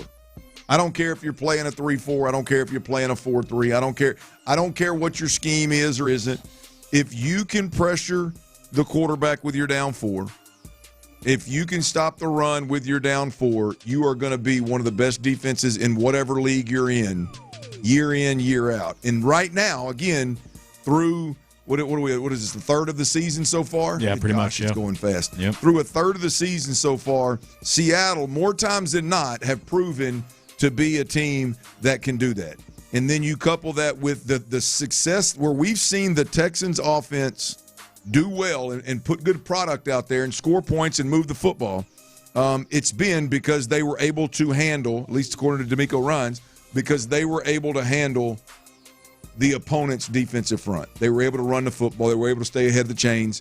And so now I hope there comes a day, by the way, Luke, I hope there comes a day where winning and losing football games isn't dependent on the scheme and players staying at keeping the offensive coordinator in a perfectly comfortable situation every damn drive just to score points. At some point, we've got to be able to overcome those. I understand the emphasis. Good football teams stay ahead of the chains. Good football teams don't take sacks. Good football teams, they fall forward. They don't fall back. I get it. But at some point in time, it isn't just trying to accomplish the very basic of just staying ahead of the chains. At some point, we've got to be so explosive or so good schematically or have a quarterback that is cerebral enough and lethal enough to, hey, we get into a 2nd and 10 or a 2nd and 12, no worries, man. We got you. We got plays for that. The whole thought of like leaning into, and we've heard offensive coordinators around here early this season as well as really Bobby Sloak all year last year talking about how the 3rd down and long playbook is really thin. There's not much out there. Well, I mean, I would argue that the good ones find a way. The good ones find a way to get that done. And so we shall see. But this week, the big matchup between the Texans and the Seattle Seahawks is going to be at the line of scrimmage, and I believe it's going to be our offensive line versus their defensive line. Can we force Seattle to have to bring safeties and linebackers out of coverage to where we're dictating, okay, now I know we got you in man, and I know I've got you in middle field closed, and I've got a soft corner. Now we can throw our screen game. Now we can throw our quick game, and now we're dictating what's going on. Or are we sitting back and just trying to respond to everything they throw at us? Right? Can we get to a point where we're dictating? We did that against Baltimore. We you know what, Luke? We did this. I say we. The Texans did this against Tennessee for more than just the fourth quarter. I mean, there were 2 balls that were missed earlier in that ball game that I think would have given you a 2-score, 3-score lead early on that would have narrative around that game would have been completely different. So we've really seen it for 2 weeks. We've seen the conservative approach, stay ahead of the chains, run the football, check the football down, and then we just missed the shots early in the Tennessee game. We've hit them ever since then. CJ has hit them ever since then, and so we've been able to separate. Can the Texans get to that point where they can take calculated risk instead of everybody in the stadium knowing you got to throw the ball? Good luck. Yeah, and can they do it against a defensive front like Seattle? Yeah. I mean, that's the $1 million question on Monday night. And as you already laid out, I mean the Seahawks, you know, you always point back to like those Giants teams that won the Super Bowl with Eli Manning and the defensive line and how they were able to get after Tom Brady. Those were good pass rushers. They weren't so good against the run. But this Seahawks team, not only are they top 5 in pressure rate, they're number 2 in rush defense. So like this defensive line does a little bit of everything. It's tough.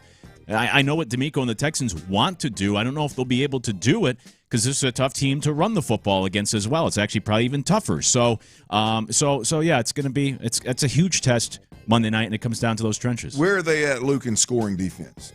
Oh, where are they at in score? I know I mentioned this about 3 weeks ago, and I saw this. It was one of those moments where I saw a graphic, and it was really highlighting the fact that the Texans were the number 1 scoring defense in the NFL. And I was like, hell yeah, this is good. These guys are kicking ass, man. This is good stuff. And then I started looking down, Luke. Guess who 2 through 6 was? Opponents on our schedule.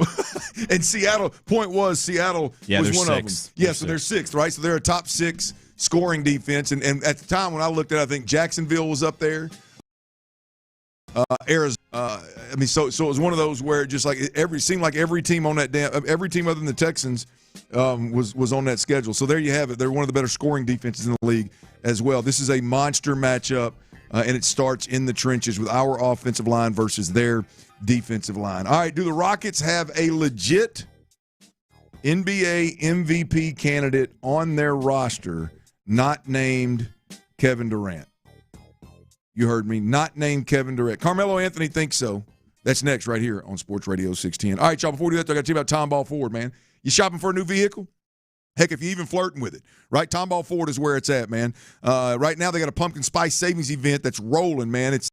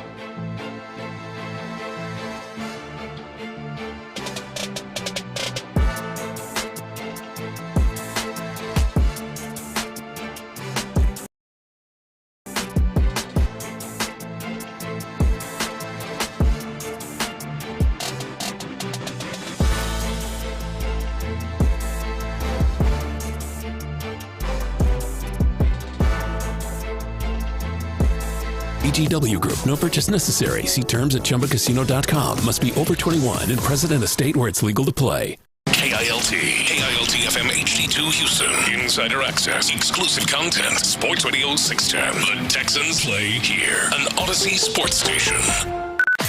Sports Radio 610 presents The Drive with Stoerner and Hughley.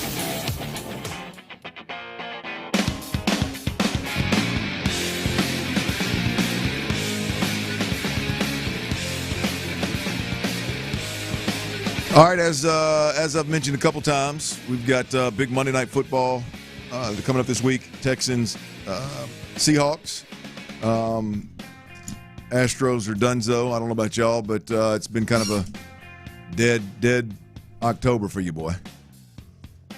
Oh, you went on a nice little trip and treated your wifey. That is fair. That is fair. To hell with the Astros. My wife's happy. That's a good point. That is a good point. Silver linings, you know. But, and other than my wife's happiness, the Rockets look like they are going to be very, very, very fun to watch.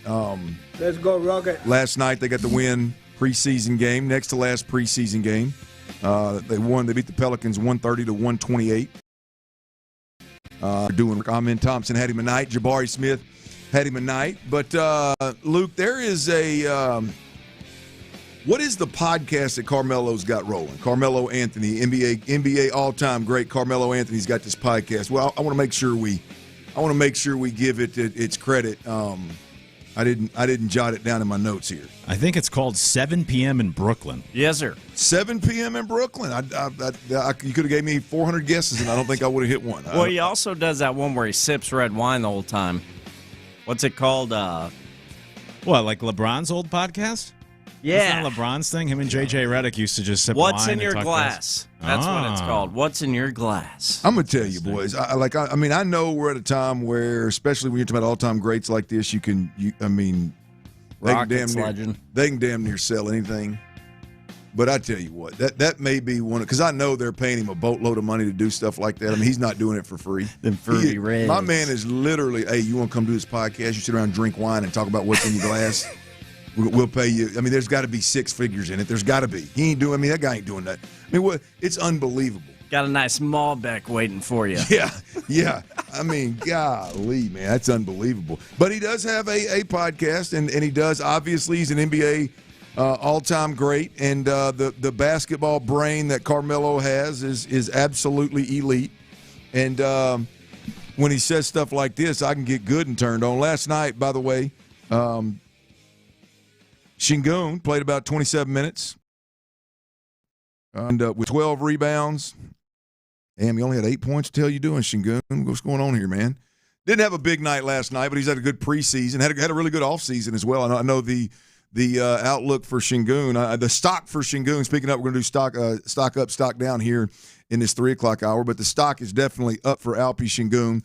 But the question I asked in the tease there was, do the Rockets have a legit NBA MVP candidate on this roster, not named Kevin Durant? And I don't know that I can get here, but here is Carmelo Anthony talking about who he believes is a legit MVP candidate this year. Hey, Houston fans, I am so happy. We talking about MVP candidates, like Sengun could be. He's gonna have year a stat line that we look at the end of the year. Yeah, because think about this: KD never played with a big man that you could throw the ball into, and the offense could be ran through the center. Yeah.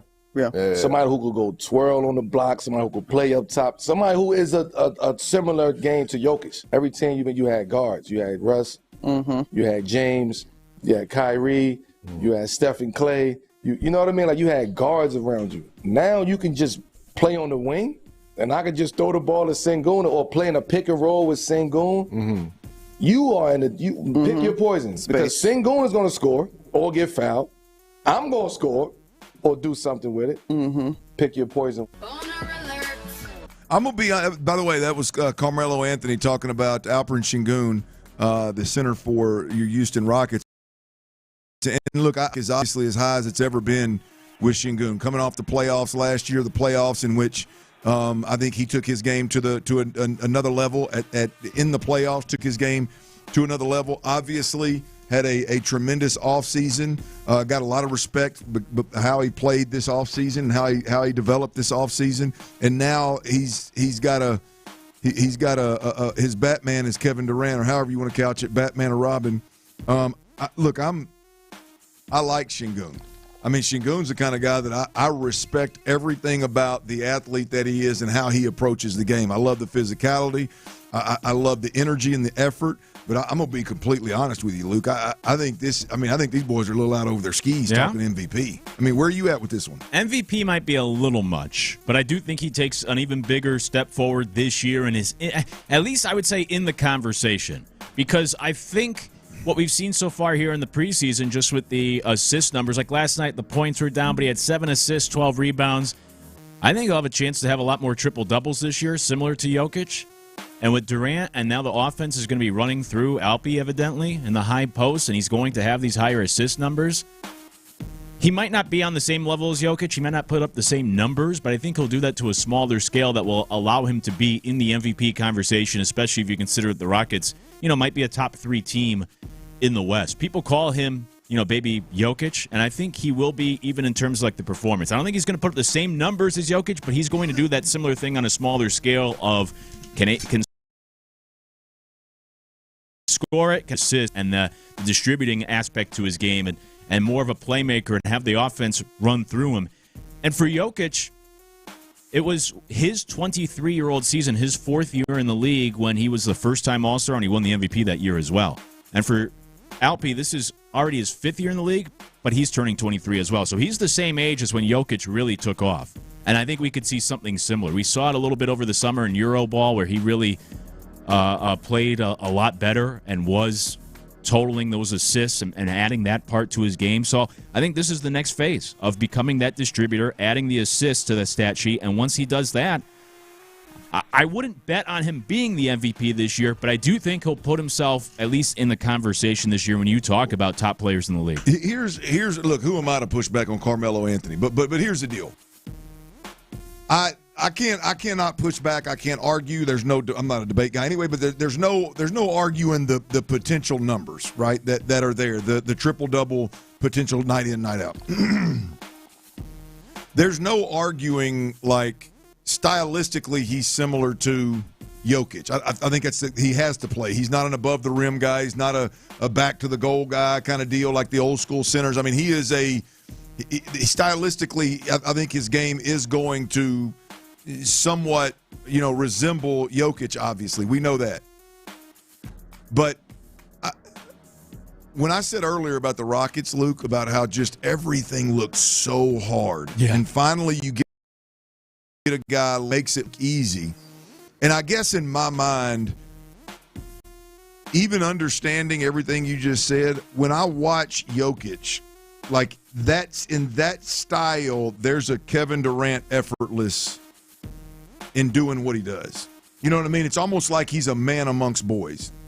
And when I watch the Rockets, no disrespect, not minimizing anything that he does, but I don't see a guy that exists in the NBA as effortless as the guys that are typically we reserve MVP conversations for. Am I crazy, or do you understand where I'm coming from? And do you think? I'm guessing everybody thinks he's going to take that next step where all of a sudden it does look effortless. Is that the thought? Yeah, I think so. I think by adding Durant, by running the offense through Sengun, that it is going to look different this year. And so far, look, it's only preseason, so you take it with a huge grain of salt. But I do think so far in preseason we've seen that, and this offense has looked a lot different, more efficient, smoother. Yeah, it was such a grind last year, the last 2 years at times. I think it has become a little easier on the offensive end and will be in the regular season. And it's interesting. I was talking with Seth yesterday on Payne and Pendergast about, Fred VanVleet obviously is a huge loss. I think it's a huge loss. I think it knocks them down a little bit for this season.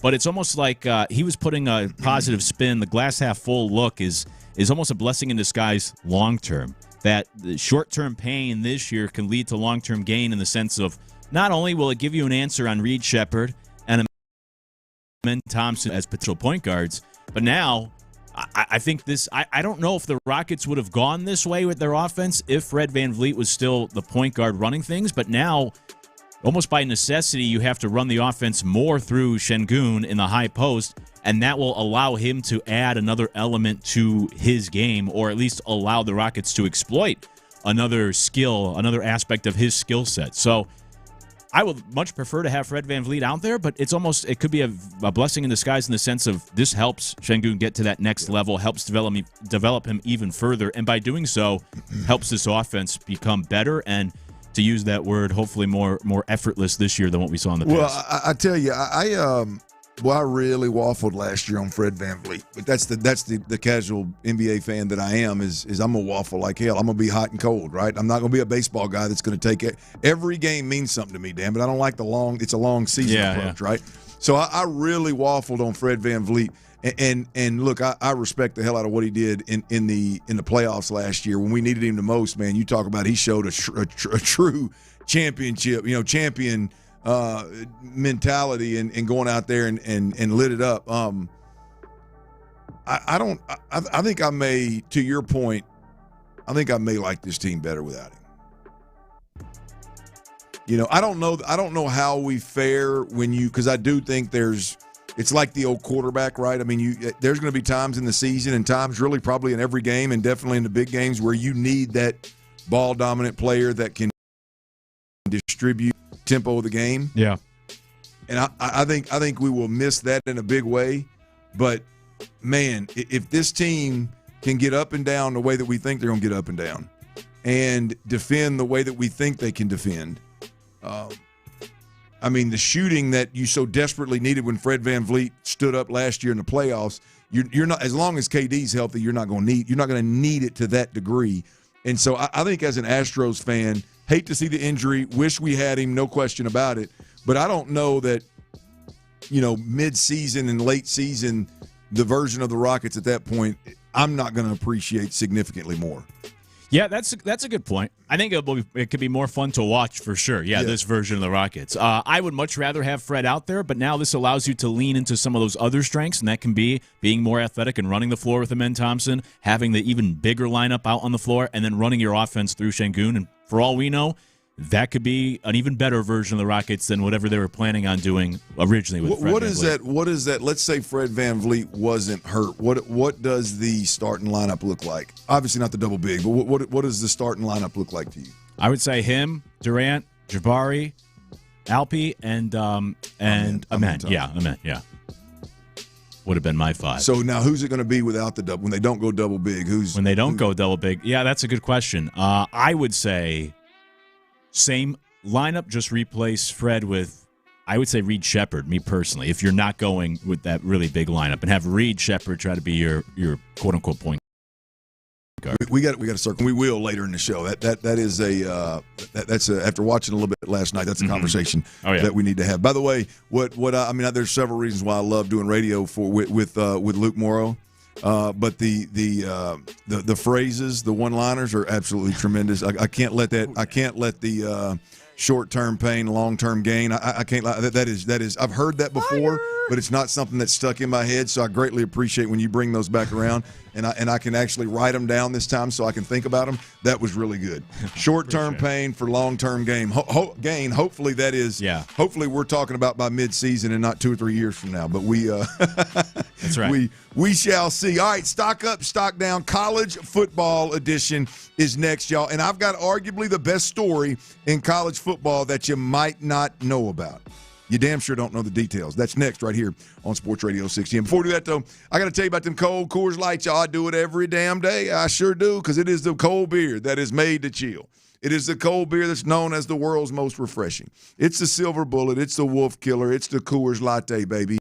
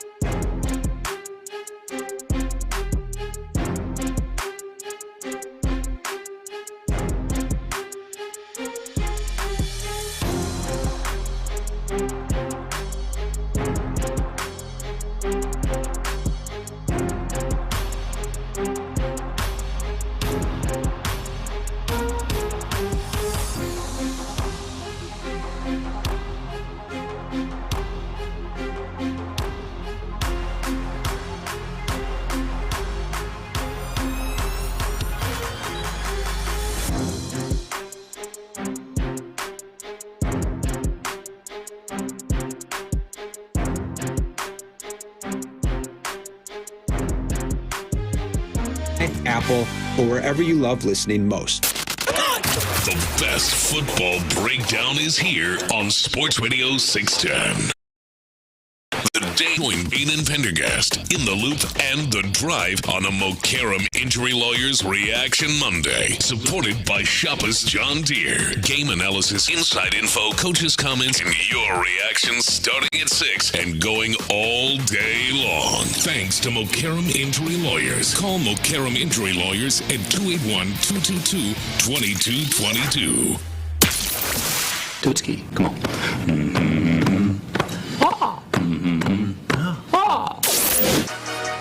Every football season brings highs. Yes! Rock and roll! And lows. Every week, though. There's no excuse for that. Oh, no. It's time to buy or sell. And tell them to sell! It's Texans Stock Up, Stock Down on the Drive with Stoerner and Hughley. I gotta pump those numbers up. Those are rookie numbers in this racket. You're damn right. Every hump day on Houston's #1 afternoon drive sports talk program. That'd be this one you're treating your ears to right now, The Drive with Stoerner and Hughley. We do a little stock up, stock down, our best Wolf of Wall Street impressions. And I want to start with you first this week, Clint Stoerner. This week's edition of Stock Up, Stock Down is college football. And if you folks did not know, my Aggies and Clint's Piggies, them Hogs, they got a matchup in Fayetteville on Saturday, I believe, at about 2:30 p.m. for kickoff. But I want to start with you, Clint. Stock up, stock down around the world of college football right now this week. Your stock down will be the Hogs having to play the Aggies, but what's your stock down? No. Our stock is about as low as it can get. You want stock down or stock up? Stock I'm sorry, down. I talked over you. No, you're good. I'm going to go with Boss Man's Auburn Tigers, man. You freeze. I mean, I don't follow Auburn. Eagles. I don't. Are they? I can't. They do have a low. They do have Tigers. They're Tigers, but their chant is their war hymn, if you will, is an eagle, and I believe it's that's one of the coolest things in college football, though. By the way, too bad they can't win games to make it. They let the world watch it every week. Wah, wah. That eagle flying down and landing. That's solid, man. Right now, the Auburn Tigers are 3-3. And Jackson Darnold, who was Arnold, not Darnold. Sorry about that, Sam. Jackson Arnold, who was at one point a 5-star, was at Oklahoma, transferred to Auburn. You know, sometimes that works out, sometimes it doesn't. It's not been all it was cracked up to be with the Jackson Arnold marriage to Hugh Freeze. Hugh Freeze being an offensive-minded head coach, really one of the better offensive-minded coaches out there. I thought this was going to be a match made in heaven. I thought Auburn was going to be back, I'll be honest with you. I thought they were going to be back. A couple of the SEC powerhouses are down. It was an opportunity, I thought, for somebody else to kind of arrive, and I thought that could be Auburn. And I think bigger picture here, stock down for me is talking to Boss Man yesterday. I think he's in the fire Hugh Freeze. Get him the hell up out of town. I think he's in that crowd. And what makes that interesting to me is, you know, Hugh Freeze had this plan, and I don't know all the details, but I'm very interested in NIL and transfer portal plans. And there apparently was, like, Hugh Freeze's kind of approach to the NIL stuff was to kind of rat hole some money, develop some younger players for a year or two, and then make a big splash and go like bolster a roster that you've developed with guys that you paid for, that you bring in these former 4 and 5 stars, and boy, you just take off. So I was overly patient with Hugh Freeze is where I'm going. And now to see 3-3, Boss Man not happy, I got to say the stock is down on Hugh Freeze, and I thought it was going to be high. I thought we were going to be singing a different song about Auburn, man. Hate to say it, but my stock down is Hugh Freeze and the Auburn Tigers. Yeah, I really like that higher. I was a fan of Hugh Freeze despite the off-the-field stuff, but for sure, I'm with you on the whole stock down. Hasn't had a winning season in 3 years. Only 5-14 in the SEC. It's bad. So yeah, that seat is certainly heating up for him. Well, you know the thought of like be patient because I got this plan. So you don't even worry about the record in first year. You don't even worry about, and then all of a sudden you go, wait a minute, this plan's not going to work out the way you thought it was. So now let's bring them first 2 season records back into this mix. But also nowadays, like there's not as much. It used to be give a guy 3 to 4 years to turn the program around, but nowadays with the money and everything, it's like let's win right back on 1-900 numbers again on that school credit card or whatever he's doing at Ole Miss. Yeah, Aggies, we're hearing that patience talk. Be patient for a long old time with old Jimbo Fisher. Some bitch. But there's Stoerner's stock down. It is stock up, stock down here on the drive every Wednesday right around 3:20. Stoerner laid out his stock down around the world of college football. It's Auburn, them Auburn Eagles, Tigers, whatever the hell those losers are. Over to you, Luke.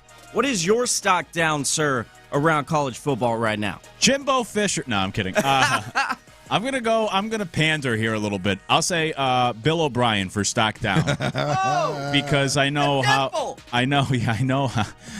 much he's so beloved in these parts. Started off really good at Boston College last year, and then they ended up losing 5 of their last 8. But even worse, this year they're 1-5. The one victory was against Fordham. So they're really 0-5 against FBS competition. He said Fordham, not Florida. Yeah, Fordham, yeah. And so they're 0-5 against FBS competition, and they lost by 40 points 2 weeks ago. They lost by 30-plus points this past week. He's an offensive guy, and yet they have a bottom 5 rushing attack in the country. And Reese Davis called Boston College a mess on College Game Day this weekend. So it is not going well. Funny enough, they're mentioning Bill O'Brien still to return to Penn State and replace James Franklin. That can't be real. There's some rumors of that at least. But, I hope they do. To be honest with you, I hope. I'm not a Penn State guy for whatever reason. I do have it's not healthy. It's not fair. If Petrino can return to the Hogs. Come on, man. That's true. Keep my Hogs out of your Wild story we need to dive into at some point this week. You can always go back home. We got them stock downs, them negatives out of the way. You're listening to The Drive, Stoerner and Hughley, stock up, stock down, college football edition. Now we move on to those stock ups. Who around the world of college football has that arrow pointing up in the stock market in your eyes, Mr. Luke Morrow? I'm going to take the low-hanging fruit and say Curt Cignetti for Indiana because I think Saturday was the biggest win in program history. Just the second time Indiana's ever beaten a ranked team on the road. They're not a football school, and yet he's turned them into a football school in less than a year and a half. They have 0 5-stars on the roster. They have less talent based off of the recruiting rankings than even the aforementioned Boston College. They're ranked 72nd, Indiana is, in the country for talent based off of recruiting rankings, and yet they just did something last year's national champ couldn't do. Ohio State lost at Oregon last year. Indiana went to Oregon and won by double digits. They're a legitimate national title contender. And I think it is, I've been thinking about this all week, I think this is the best coaching job I've ever seen in my lifetime in college football. At least Nick Saban, you had Bear Bryant previously at Alabama. For Colorado there in the early 90s, they had some success prior. Bill Snyder did a great job at Kansas State, but was never really in the national championship conversation like Indiana is now. I think Curt Cignetti, I think what we've seen the last year and a half is the most impressive thing I've seen from a college football coach in the last, in 35-plus years. I think it's fair. Now what does he do? Does he shock the world and stay at Indiana, or does he? Nope. Is he that is a legit? I think target, the number one target. Are they able to go get him and bring him back? Or not bring him back, but bring him to Happy Valley. That would be. I love Curt Cignetti. I mean, look, I like him. I like his story like that anyway. But then when he sat down with us at the Bear Bryant Awards a couple years, I guess it was last year, you can't help but like the dude. I mean, and it's a weird older white guy, straight laced. When he walks up, and then all of a sudden he sits down and he's got some swag and some juice, and you're like, "Whoa, wait a minute, where'd that come from?" Going, Philly? You can understand how he can do it all. He can appeal to the masses, but Yeah, that's a good one, man. Would not surprise me if that move happened, him heading up to Penn State. That's Luke's stock up. Put a cap on this thing for us, Clint Stoerner, Dirty Red. Your stock up in the world of college football right now as we stand. Well, this is not only stock up. This is an amazing story going on in college football that you may or may not know about. Trinidad Chambliss, he is the Ole Miss quarterback, and he's got the Rebels. He's quarterbacked the Rebels to 6-0. He's got 7 passing touchdowns, almost 1,300 yards through the air. He's got 3 rushing touchdowns and almost 300 yards on the ground. True dual threat guy, a little bit undersized, but his story is absolutely tremendous. He was the backup. They had the starter was I can't remember the kid's name, but they had a starter that was a bigger armed, faster, a higher star rating and all that. Gets injured, and this quarterback Trinidad Chambliss comes in. And is lighting college football on fire in Lane Kiffin's offense at Ole Miss. But the story is, he came from transferring from Division II. He quarterbacked Ferris State to a national championship. I think it was their 3rd national championship in 4 years. And he put up big numbers there. Was on that level because I don't think he played a ton in high school. He is an undersized guy.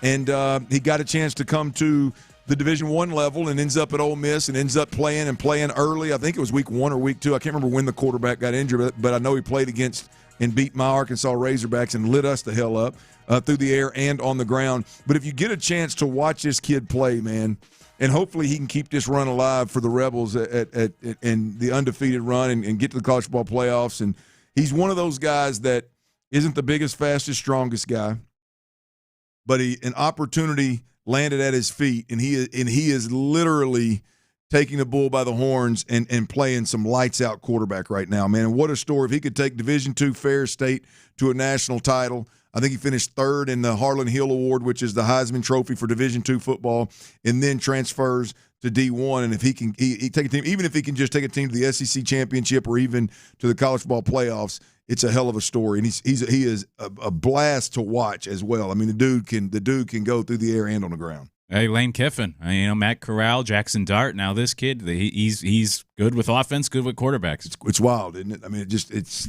year after year, man, and he's playing uphill because Ole Miss, contrary to popular belief, Ole Miss does not have the Jimmies and Joes that they take the field with every Sunday that some of these other SEC teams and Big Ten team. Well, the Astros, they got 2 Gold Glove finalists. It's been announced, y'all, and I'm happy for the boys.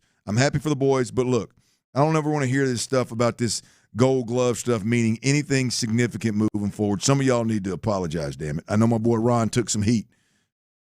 We'll tell you which Astros have been our finalists, and we'll cuss and discuss that right there next on Sports Radio 610. Before we do that, though,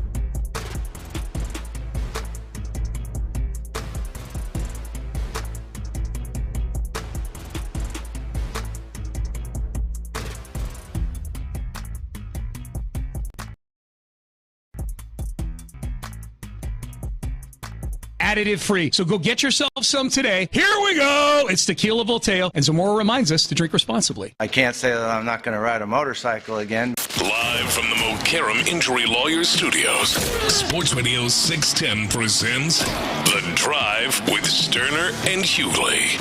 My boy Bobby. Had to do it. I'm going to tell you, that it's a strong, strong word. I mean, it's a feeling. I don't know that I've ever hated anybody the way I hated Bobby when he did that. Oh, I believe it. And I'm not even a rabid fan, if you will. I remember topping that hill in Fayetteville thinking, man. It's loose gravel, man. It wasn't no loose gravel. I think she was driving, by the way. Yeah, you've told me that theory, and it's a damn interesting one. Man, the first time after that happened, I topped that hill and saw that. If you ever been driven to Fayetteville, man, you top that hill in the mountains up there, man, and you top the hill and you're looking down at the whole university. The baseball field, football, you can see it all right when you come over the top of that hill on the highway. Hey, man, my heart just, I mean, I was just like, F you, Bobby, you piece of. Bro. Oh, boy, I was, whew. But he's back, baby. He is back. He is back. He's back. If there are not some students in the student section at this damn Aggie-Arkansas game on Saturday that are not all wearing some sort of, like, neck brace thing as a way to get themselves on television, I'm going to be disappointed. There's not. I'm telling you, that's not going to happen. Maybe you talking about your guys? No. No, there ain't nobody at Arkansas. Fan. No, hell no. We're glad to have his ass back. No, it's just fun. We were on top of the damn world. I mean, that sucker had Mallet in the BCS Bowl, ranked number 4 in the preseason before the wheels come off. Your fellow Razorback Hall of Famer. Yeah, that's right. Yeah, it was, boy, I tell you what, I don't know if anybody's going to fit that job better than Bobby, but we'll see. We'll see what happens. Aggies, Razorbacks this Saturday at 2:30, 2:15, yes, 2:30. 2:30. The ass whooping will begin. Another one of those games where if the Aggies want to be taken serious, they cannot afford to lose this one. Facts. It is not going to be an environment that's going to be just difficult to play in. But I'm going to tell you what you do got to deal with is Taylor Green and Bobby Petrino. They can hang half 100 on you if you mess around and let them. And they can be hard to keep up with. But with our defense, Did you ever watch Bobby? over. The over is still the bet. Arkansas, I don't know what it is. I bet it's lower. The number's probably lower now than it was back when we talked about it last time, Tyler. But book that sunbuck right now and let me get 100 on it. But MLB announces the Rawlings Gold Glove finalists. The winners will be announced on ESPN at 7:30 p.m. Central Time, Sunday, November the 2nd. And the Astros, we have 2 finalists on this list. All right, Mauricio Dubon seeking his second Gold Glove at that utility spot. Second in a row, right? He won it last year, didn't he? Yeah, I think so. And this one surprises me a bit. I mean, Cam Smith is seeking his first Gold Glove in right field. Oh, Cam. And I'm going to get to Cam, and I'm going to circle back to where some of y'all need to find. But let's talk about Dubon. One of my favorite Astros, by the way. Is that strong? Is that strong, Tyler? One of my favorite Astros? No. I feel like he's a fan favorite. He brings his game wherever he's playing. Yeah, I like it. I feel like given our center field situation, not necessarily this year when Jake was healthy, but previous years, and I feel like our left and right field situation, if we're being honest, over the last couple of years, I'm shocked that Mauricio Dubon did not find a way to start and be an everyday starter. I mean, I get the super utility guy, but boy, having the super utility guy at your fingertips when it outweighs a starting player starting every day and playing, that is a hard traditional baseball reality that's hard for me to wrap my head around a lot of times, Luke, if I'm being honest. But Mauricio Dubon is one of the most versatile defenders in Major League Baseball. He ranked 3rd among AL players in outs above average with 19. You care to define off the cuff outs above average? Do you have that one? Just compared to the average player, how many more outs they can give you in the field. Okay, there you go. That's my best explanation. So he was 3rd among AL players in outs above average with 19 of them, by the way. First Astro player in history to start at 7 different positions in consecutive seasons. Oh, wow. That's hard to do. Yeah. What can you name them all? Well, everything except pitcher and catcher, right? I guess there's 9, right? Yeah, so he didn't catch. He did not catch. Did he pitch, though? No, that was White Boy Chaz. Yeah. That was Chaz McCormick. They care too much about Dubon to put him on. White Boy Chaz. They care too much about him, unlike Chaz. They probably should have tried him at catcher, though, with how bad the catcher position was defensively this year. That may be question of the year. I teed that one up for you, Luke. He started 7 different positions. Can you name all 7? Yeah, you idiot. Everywhere but catcher and pitcher. I feel confident about this one. That is great. You think he wins that one? You think Mauricio Dubon wins that one again? I mean, seven starting 7 positions again. Yeah. I mean, damn, who was more utility than that? I know, it's a good question. And just to clean myself up, the first time he won the award was 2 years ago, not last year. But he didn't win last year? No. Yeah, that's my bad. He might have been a finalist. It was last year. Yeah, 2 years ago. He might have been a finalist last year. I'd have no problem with him getting the award. I think he's worthy, and he's great to have as a utility guy. I think there's a ceiling to his ability. I don't know if I want him as the everyday second baseman or shortstop or something, but yeah, he's the perfect utility guy to have. All right, and that brings us to where we got to have a conversation. Tyler, I know you, Luke, you may not be familiar with this, but there was a good while when we were not real high on Jake Myers. Oh, I'm familiar. And while I'm glad that the organization at this point, I'm glad the organization was patient. There was a good run of about 2 years where being nominated as being a finalist for a Gold Glove was about what a lot of the Jake Myers defenders could hang their hat. And I'll be honest with you, I thought it was a big deal. I downplayed it just to win the argument, but I thought it was a big deal. But I'm gonna tell you, Luke, I'm happy for my boy. If Cam Smith is a finalist for a Gold Glove in right field at this point right now, then I mean, are we serious with this award? He was a really good right fielder. I mean, he was a good right fielder, sure. But, I mean, half the year we were talking about his ability to play balls near the wall and his ability to get jumps and his ability. Now he was good for him, but I didn't realize he was one of the best defensive right fielders in the game. I think it's more of an indictment on the rest of the league, which maybe speaks to your point. I think Cam Smith played a really good right field. I think it's something that, like, this rookie who's learning the position for the first time, the fact that he was one of the best right fielders statistically, it speaks more to, like, what are the rest of you right fielders doing? Well, but Luke, he wasn't even in the starting lineup much late in the season. Yeah, no, the longer the season went on, you traded for a guy. You were playing. I understand the left-right thing, and that's another baseball. What am I looking for? One of those old school traditional ways of coaching and setting up lineups and everything. This righty-lefty thing, but he wasn't even good enough or thought to be good enough to be an everyday starter in right field down the stretch, and all of a sudden he's a 5. I guess the rest of the league wasn't very good. Wasn't very good. So, but anyway, everybody out there that literally clung to Jake Myers being a finalist for a Gold Glove for 2 years straight, and came at my boy Ron the Show sideways. I think you're more full of bull today than I thought then. Yeah, was that Patrick Creighton, by the way? Was that Creighton that always came in? Who was it? Somebody, it was. Really? I think it was PC. PC, yep. I think PC, and he really threw around that Gold Glove finalist kind of deal, and so much so to where I think Ron called him the Bronze Glove. Glove center fielder. Be cautious with I heard that. tonight. Look, the Gold Glove Award to begin with, I don't know what PC's thoughts or comments were, but it is flawed and it's overrated to begin with. Rafael Palmeiro won a Gold Glove as a DH in the 90s. He played 25 games at first base and won the award. It's a silly award. What did you say? Yeah, Rafael Palmeiro won the Gold Glove for first baseman, even though he only played 25 games. He was the DH all year. Did not know that. I guess the other 137 didn't matter. Games don't matter. Right. So it's a flawed award. It's a silly award in a lot of aspects because also defense, we've gotten better nowadays than in the past, but defense in baseball is just hard to truly judge or try to compare one guy to the other or put stats to it. But I think my whole thing with the Cam Smith thing is good for him. I thought he played a good right field. I just think it's irrelevant. And I've seen a lot of Astro fans take this victory lap on social media or use it even throughout the year of bragging about how good Cam Smith is or going to be because of how good of a right field he played. I just think defense in baseball is vastly overrated. I've never been more in love with Luke. I love Luke. The greatest Astro of all time, Jose Altuve, is your worst fielder. We can't find a spot right. for Your best hitter on the team right now, Jordan, you don't want him in the field.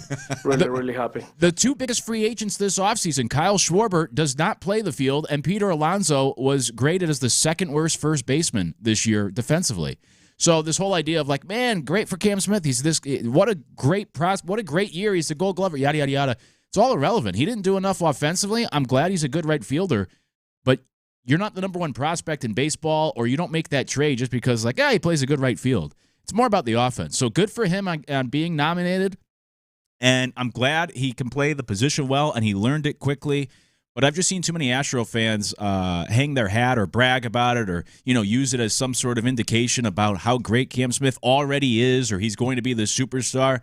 It's more about the bat. To me, the defense is mostly irrelevant for these guys. Well, look, to be clear, I'm a Cam Smith fan, and I agree. I enjoyed watching him play right field. I thought he played a good right field, but being a casual MLB fan that's not a historian of the game and can't define all the advanced stats, like when I heard somebody was a Gold Glove, I just said, "Hell, hey, that sucker right there can go." That's the best the game has to offer. Not a guy that because he doesn't bat left-handed gets yanked out of the lineup for 30% of the games down the stretch. So anyway, Ron Hughley has never been more accurate on that bronze glove that he just is so disrespectful to Jake Myers on. But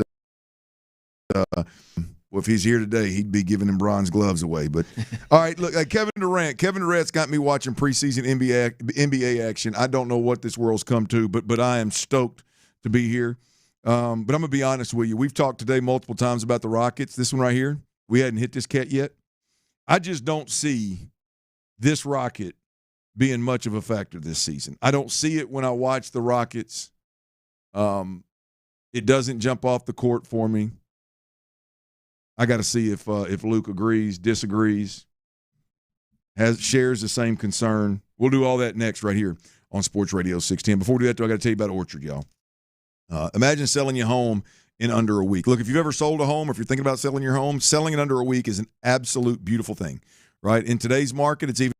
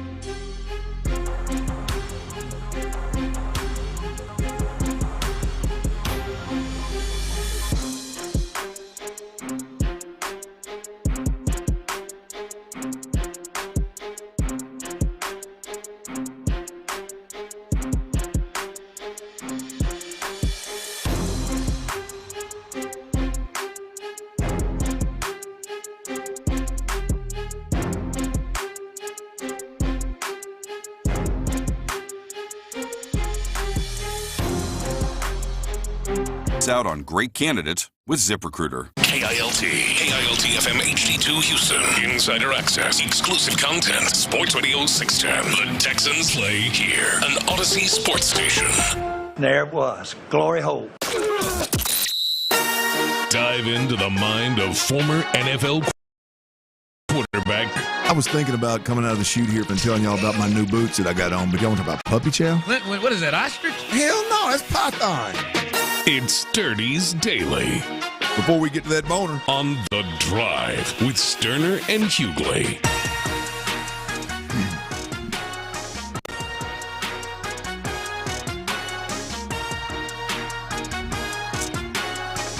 Ron Hughley is out. Luke Morrow is in. Tyler Milner is behind the glass on the ones and twos. I want to remind everybody out there, we are in the streets Thursday and Friday this week. Thursday night, we are Thursday afternoon and maybe night. We are at New Caney, Buffalo Wild Wings, baby.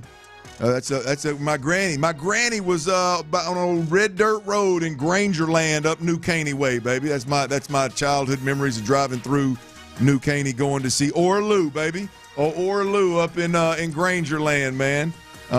Rest in peace, Granny. Rest in peace. But we will be up that way, New Caney, Buffalo Wild Wings location off of 59 for that Thirsty Thursday. Big shout out to Bud Light for making that one right there happen. And then Friday, our Football Friday, we will be at BB's in Kingwood. Big shout out to our Houston area Ford dealers as well as Academy of Sports and Outdoors for making that one happen. So, Buffalo Wild Wings, New Caney, Thirsty Thursday. Football Friday, BB's up in Kingwood. Both up on the north side. So, if you can't get to one or can't get to both, make sure you get to one. And if you're not in that area, find you Buffalo Wild Wings, find you a BB's, slip in there, get you a bite to eat, and get you a drink. We greatly appreciate it. Also want to remind everybody out there to make sure that you download that Odyssey app, AUDACY. Download the Odyssey app. We greatly appreciate you listening on that AM dial, that FM HD dial, and on that Twitch and YouTube. We greatly appreciate all that, but please download that Odyssey app and keep us on your hip, man. Never know what's gonna pop, and you may be out of state, you may be out of the city, you may be on a jog, and you need to get the most recent info, baby, and Houston Sports Leader will have it if you got us right there on your hip. All right, Kevin Durant, Luke, has me watching preseason NBA action. I'm gonna tell you, I'm not real proud of it. I'm not a guy that typically watches preseason NBA action, but I was good and stoked about it. I was good and stoked about it last night, and there's a lot to like about these Rockets. Obviously, KD. I mean, we got some folks out there that think that Alperen Sengun can be an MVP candidate this year. Amen Thompson appears to be coming along and developing nicely. Last night, 100%, 9 of 9 from the free throw line, 2 of 3 from the three-point line. Looks more comfortable shooting the ball. And if he can do that along with his athletic ability, getting to the rim, his physicality. Almost got in a little scuffle last night. Did you see that? No, I missed that part. Oh, yeah, man. He almost got in a little scuffle last night. He was boxing that young fella out with that, had his hair all poofed up on his head. I can't remember what his damn name was. They went to the floor and almost got into it, man. But, he had a good night. Jabari Smith Jr. had a good night. The Rockets won 130-128. That big lineup last night was what they were going with Adams on the floor. And it was, I mean, I'll be honest with you, it was the part that I watched. I think the Pelicans were actually winning at half, 60-59, or maybe we were winning 60-59, but it was a 9-point game pretty quickly when our starters came out in the second half and were ripping it up, and then we put the reserves in late, and they obviously got it back tight, but we ended up winning that game 130-128. There's a lot to like about it, Luke, but we've talked a lot about, and hell, I've said that this is the most important part of the off-season development for the Rockets. Reed Shepherd is what I'm talking about. Mm-hmm. I think there's an argument there that Sengun, if Sengun just does more Sengun things, which obviously he's developed and gotten better, we know that, but even if it was just the Sengun we saw last year and he just kind of keeps trending in the right direction, if Amen Thompson just kind of kept trending in the right direction, and we got the Amen Thompson from last year, Jabari Smith, Tari Eason, all these different pieces.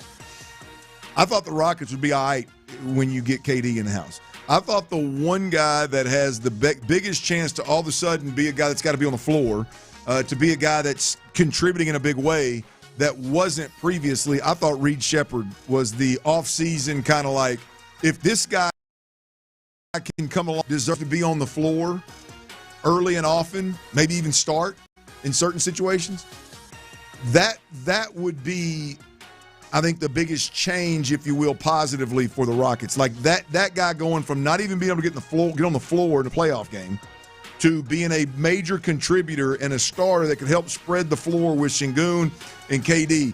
Now that's moving the needle. That is a different Rockets team if you all of a sudden have that dynamic. And you got KD that can shoot it. Obviously, we talked about Jabari. Tari Eason is an absolute beast. The Reed Sheppard dynamic, to me, in my head, Luke, has always been a big-ass deal. And I'm going to be honest with you, I've not watched a ton of preseason NBA basketball, so you may have to talk me off this limb. When I watch Reed Sheppard, I don't see Buddy competing. He's personally competing. Mm-hmm. I don't see a player on the floor last year nor last night, even when he got the run late. He got in a little bit sparingly early on, and I think he even hit a couple of threes last night. I know he hit one. But, like, I don't see a guy on the floor, Luke, that I'm like, yeah, this dude right here is going to help take Amen Thompson and Sengun and KD and Jabari and all these guys. Like, yeah, that dude's going to step in and be a difference maker. Like you mentioned it earlier, with Fred VanVleet's injury, if they're not going to go that double big lineup, then maybe Reed Sheppard is the guy that they depend on to do some of that point. Again, I'm a casual fan, but I don't see it. I agree with you in the sense of, based off of this preseason so far, yeah, I don't think the Rockets view him as that realistic option either. And that's kind of a surprise to me. That was my thought when Fred went down. It was just like next man up. It's obvious that guy should be Reed Sheppard to plug him in. And for whatever reason, they must not feel it almost has a sense of like the Rockets are doing everything they can to not use him in that role, in the sense of, well, let's try Amen at point guard, which I don't know if that really plays to his greatest strengths. Let's run the offense now through Sengun. Let's use 3 7-footers.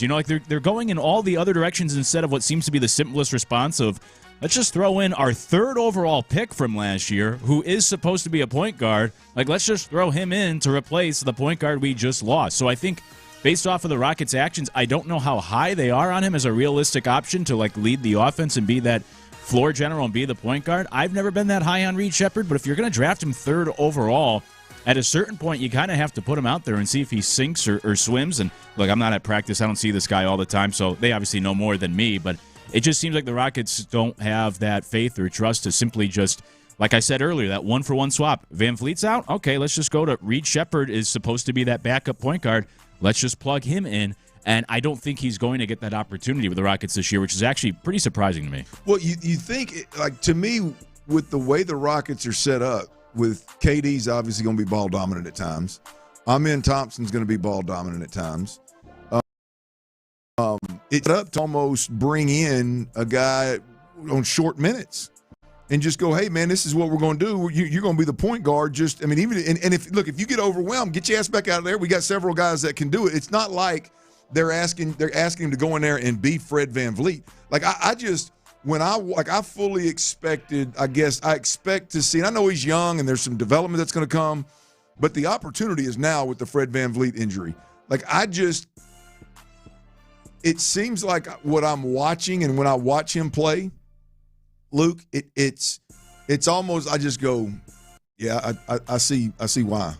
I see what's going on. I see a guy that looks timid, looks unsure. I mean, did you watch the game last night? Not much. He throws a pass. First of all, they were trying to run the offense through Sengun, I guess. But Sengun is kind of out on a wing a little bit, out towards the three-point line. And he's trying to post up out there to get the inlet pass, right? And he just throws it flat and short and never. In my simple-minded ass, I'm going, well, what the hell was that? Like, that didn't even. That's such a low IQ basketball play. And so much so the commentators started like we're almost disgusted with it. Almost like, well, now you can't do that. I mean, like, why would you throw that? You got to throw the ball up over the top. Why would you throw it like that? And I don't want to make too much out of one turnover. Because in a preseason game, who gives a rip? But it's just when I'm watching, like I don't remember seeing one play that I was like, yeah, get that sonbuck on the floor. He's ready. Right. And there's several where it just looks overwhelming. There's again, like a timidness almost there that, boy, I just don't think you can do some of those things in some sports and get away with it. There ain't nowhere to hide on the NBA floor. Yeah, right. Especially when you're a white guy. Yeah. There's not many of them out there. That's true. Yeah, I don't know if the Rockets have done enough to instill that confidence in him, and I don't know if he's gotten enough reps to also have that confidence or to be ready for this stage. Because last year, all the lottery picks in last year's draft played twice as much, and at least twice as much as Reed Sheppard. He played very little for the typical lottery pick, let alone third overall pick. And then now we'll see about this year. But the turnovers is the big thing. I mean, he had 4 turnovers last night in 18 minutes. And in the Summer League, I know everyone was going crazy about, hey, Reed Sheppard averaging, 28 points a game. He also averaged like 6 turnovers a game. So the turnovers is the big thing. The shooting needs to improve, but the turnovers too. And obviously that's most important if he's going to be the point guard directing the offense. He's got to be able to take care of the basketball and be able to actually set up the offense and get guys in position. So, yeah, honestly, it's easy for me to say now, but you could go back and review the tape. I didn't like the draft pick at the time, and it just seems like he hasn't developed enough based off of not only what we're seeing, but again, I know Texter said it's preseason lineups. That's why they're doing. To me, it just seems like the Rockets, every step of the way, have never made a move that instills or shows us that they are confident in this guy either. Yeah, but not even. I mean, to the Texter, last night was a game, and this next preseason game, which is Thursday night, by the way, these are games that. Ime Udoka and the organization have said they're going to treat more like regular season games. This isn't just preseason conversations. It's like if he were going to be a big part of what they were going to do offensively, I would think he would get more run within the first team unit. Maybe not last night. I mean, again, last night it was clear they were openly had talked about they started their big lineup, their double big lineup, or I guess 3 7-footers, as you said.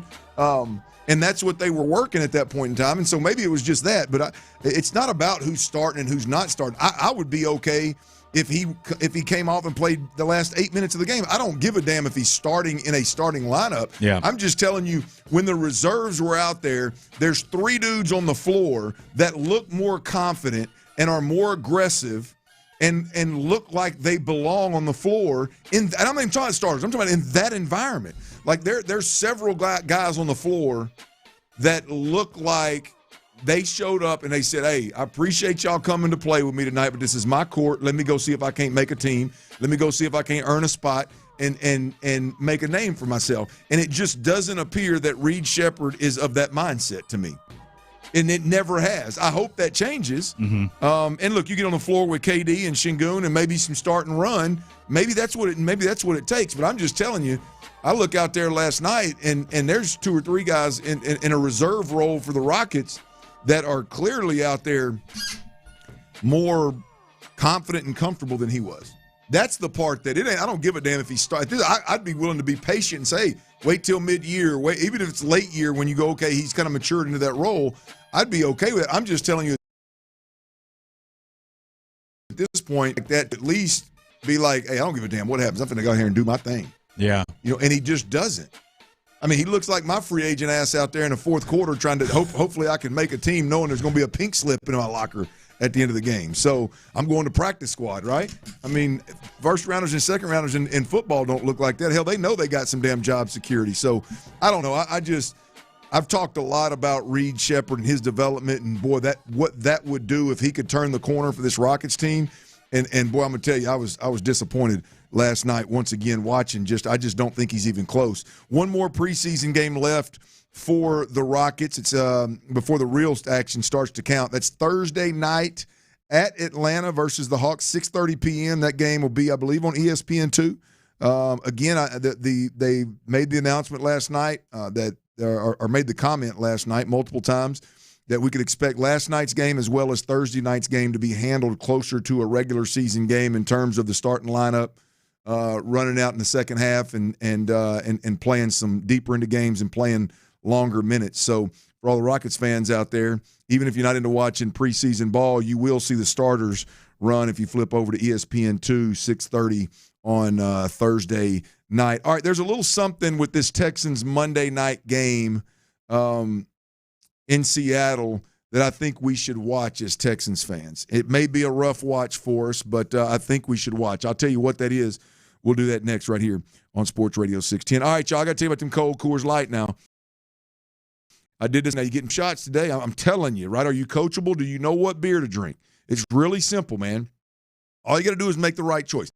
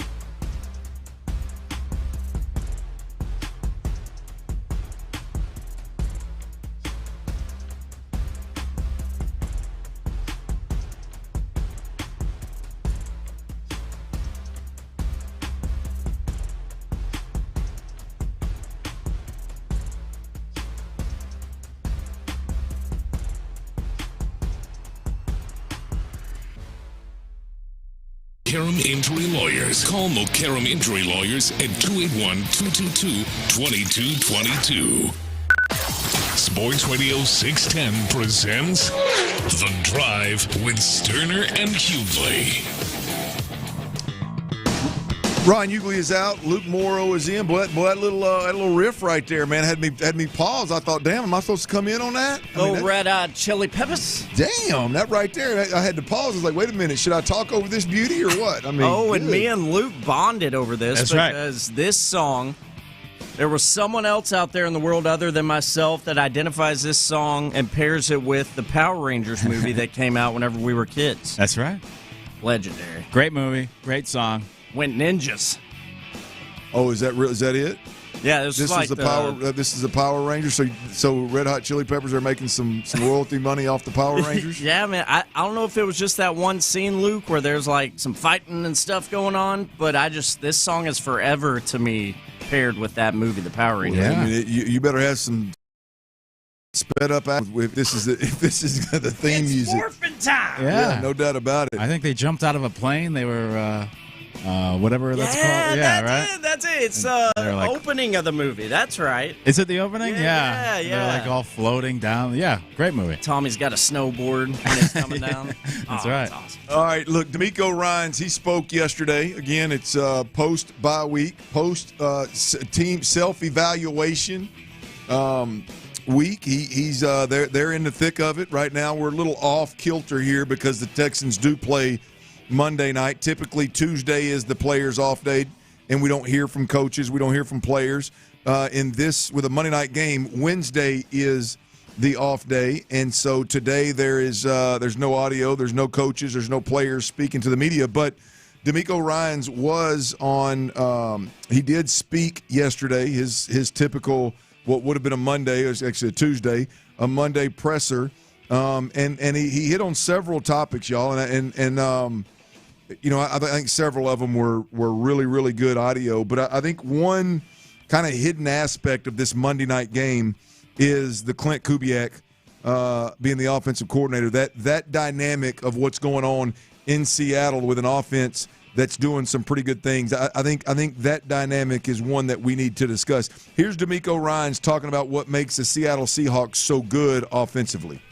And for Seattle, they're good at the play-action pass game because, Kubiak's done a good job wherever he's been as a play caller. He's done a really good outside zone scheme, right? And with the outside zone scheme comes the keepers off of the outside zone action. So he's done a really good job of marrying both run game and passing game, meaning they both look very similar. So the play-action pass game works because of the offensive line and how they come off the football, right? How they make the run look exactly like the pass. It puts the second-level defenders in a bind where are you stepping up to defend the run or can you key it and diagnose it quick enough to understand that it's pass and now I need to drop in coverage.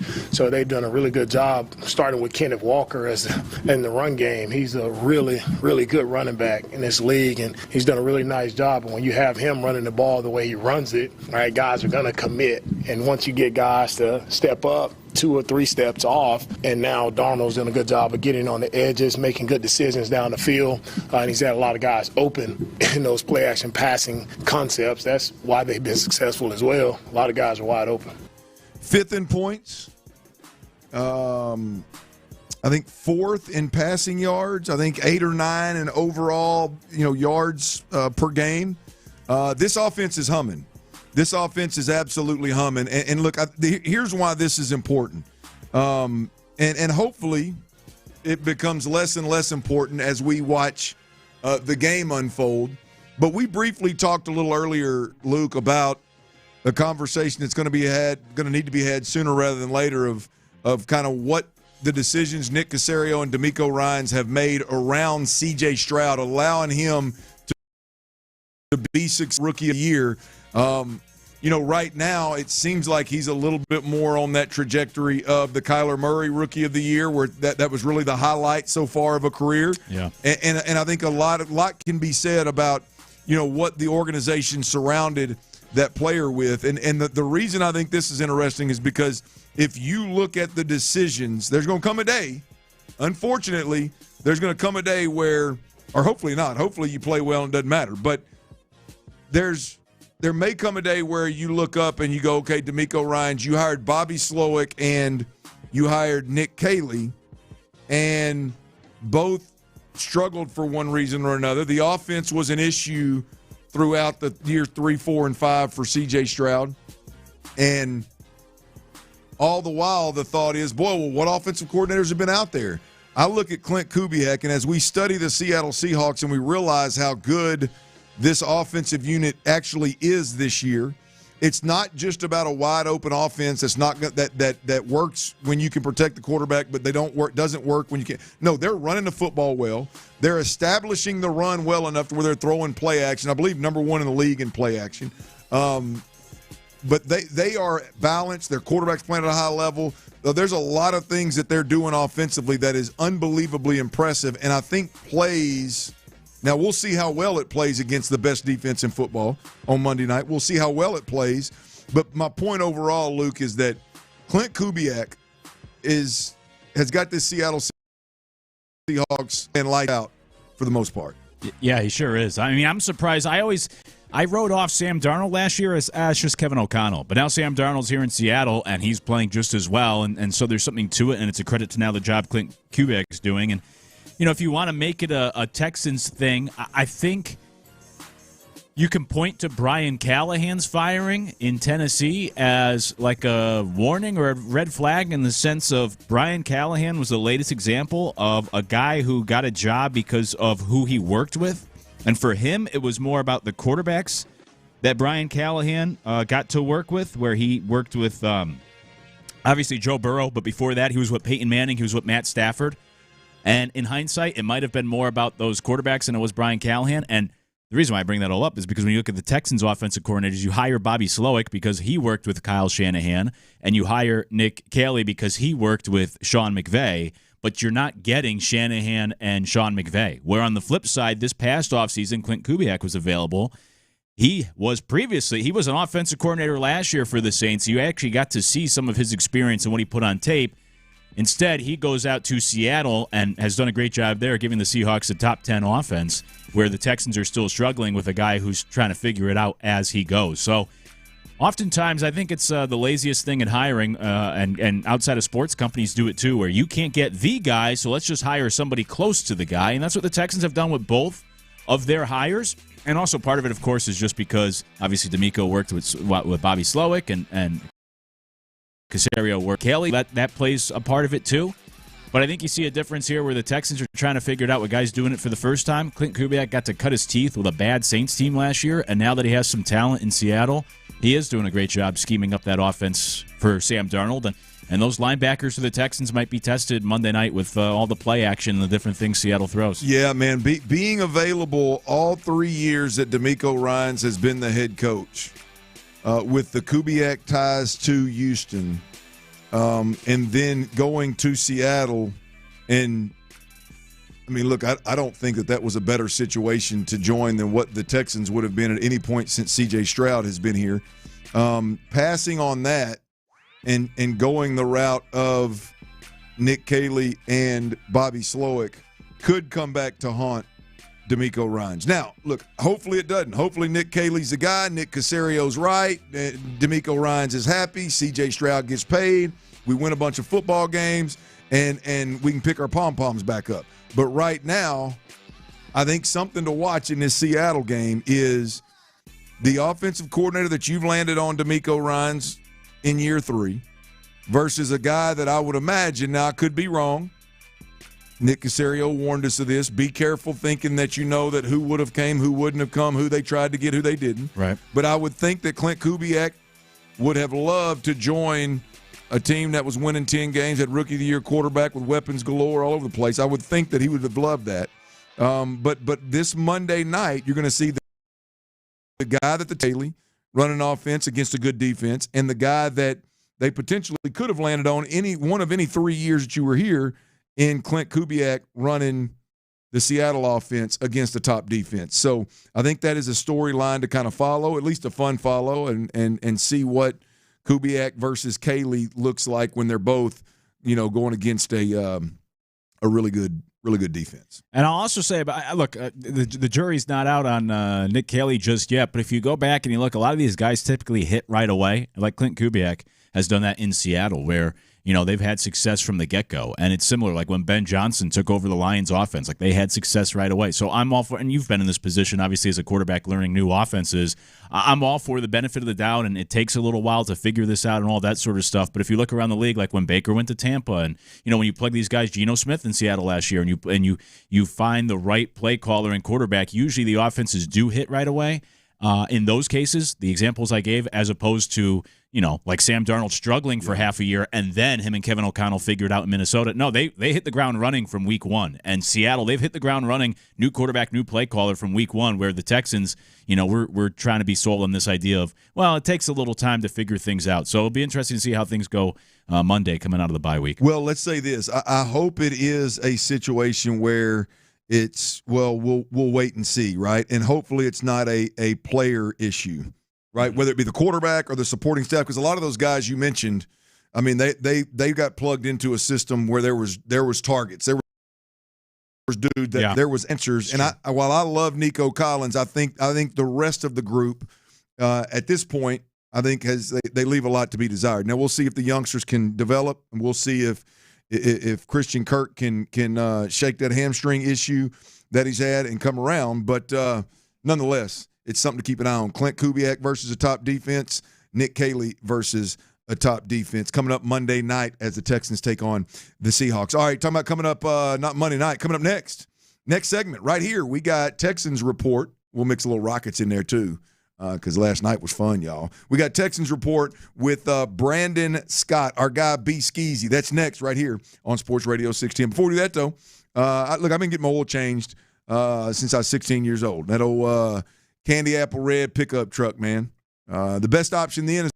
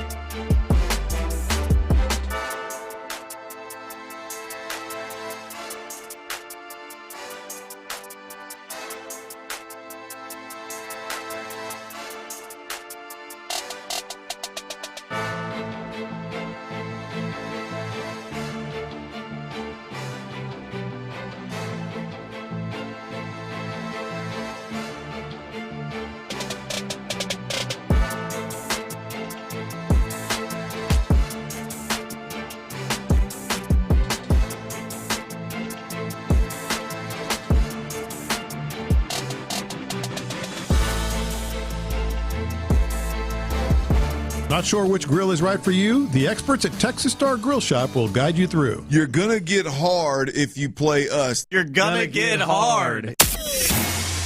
Football in H-Town is on the rise. I love DeMeco Ryans, man. I tell you what. H-Town, I'm back. Our guy B. Scott has all the latest from the gridiron. I don't see no bitches nowhere around here. It's time for your weekly Texans report. We ain't laying down for nobody. On The Drive with Stoerner and Hughley. Ryan Hughley is out. Luke Morrow is in. Tyler Milner's on the ones and twos behind the glass. Scott B. Skeezy is in the building, as he is every Wednesday, every hump day at 4:40. It is time for that Texans report with B. Skeezy. Now, we're going to throw a little Rockets in here because last night turned me on a bit. But we will start with them Texans, B. Scott. Let's do it. We've had a long bye week. We've talked about 6 ways to Sunday, all the self-evaluation, self-scouting that an NFL team does on the bye week. And we're here. It's Wednesday of game week. The Texans got a primetime game on Monday night. I'm curious just your overall. You cover this team closely. I'm just curious your overall 30,000-foot view of this Texans-Seattle game as we get a little bit closer here. So I think it's a matchup problem, right? There are a couple of matchup problems, and all of the shows I feel like have gone over it, but it bears repeating until we get there, right? Let's start with Seattle's interior defensive line. Let's start with Byron Murphy for one, right? Who had a disappointing rookie year, but has come alive, let's just say, in his second season. At least 4 sacks already was the catalyst for what they were able to do against Jacksonville over the weekend. And when we talk about strength versus weakness, this is the strength of their defense up front with Byron Murphy and what they do up front versus, let's say, a Texans interior offensive line that has played better but still is trying to prove itself, at least from where I sit. And this would be a hell of an opportunity to do that, to go up and perform a interior front like what Seattle presents to you. And I'm just talking about pass rush there, not to mention the fact that this is the second-ranked rush defense, right? And so the Texans want to run the ball, and obviously they got C.J. Stroud, and they're trying to do their thing with these weapons. Both things are going to be an issue, I think, for the Texans in this game. So how they protect on the interior with a guy like Byron Murphy getting to the quarterback, and are they going to be able to establish the run in any kind of way against one of the better run defenses in all of football? And then on the other side, when we're talking about the defense, which is the marquee of this football team, this Texans football team, big playability, right? The Texans got a lot of that bend but don't break in them, right? And we've seen that throughout the years. Hey, look, the Seattle Seahawks, especially with Jackson Smith and Jigba, they will break you with one play. Like they literally did it against Jacksonville, where they got that one play, 61-yard drive to Jackson Smith and Jigba to kind of put them over the top. So how does the defense manage the big playability with Sam Darnold and Jackson Smith and Jigba, and of course Cooper Kupp's over there as well?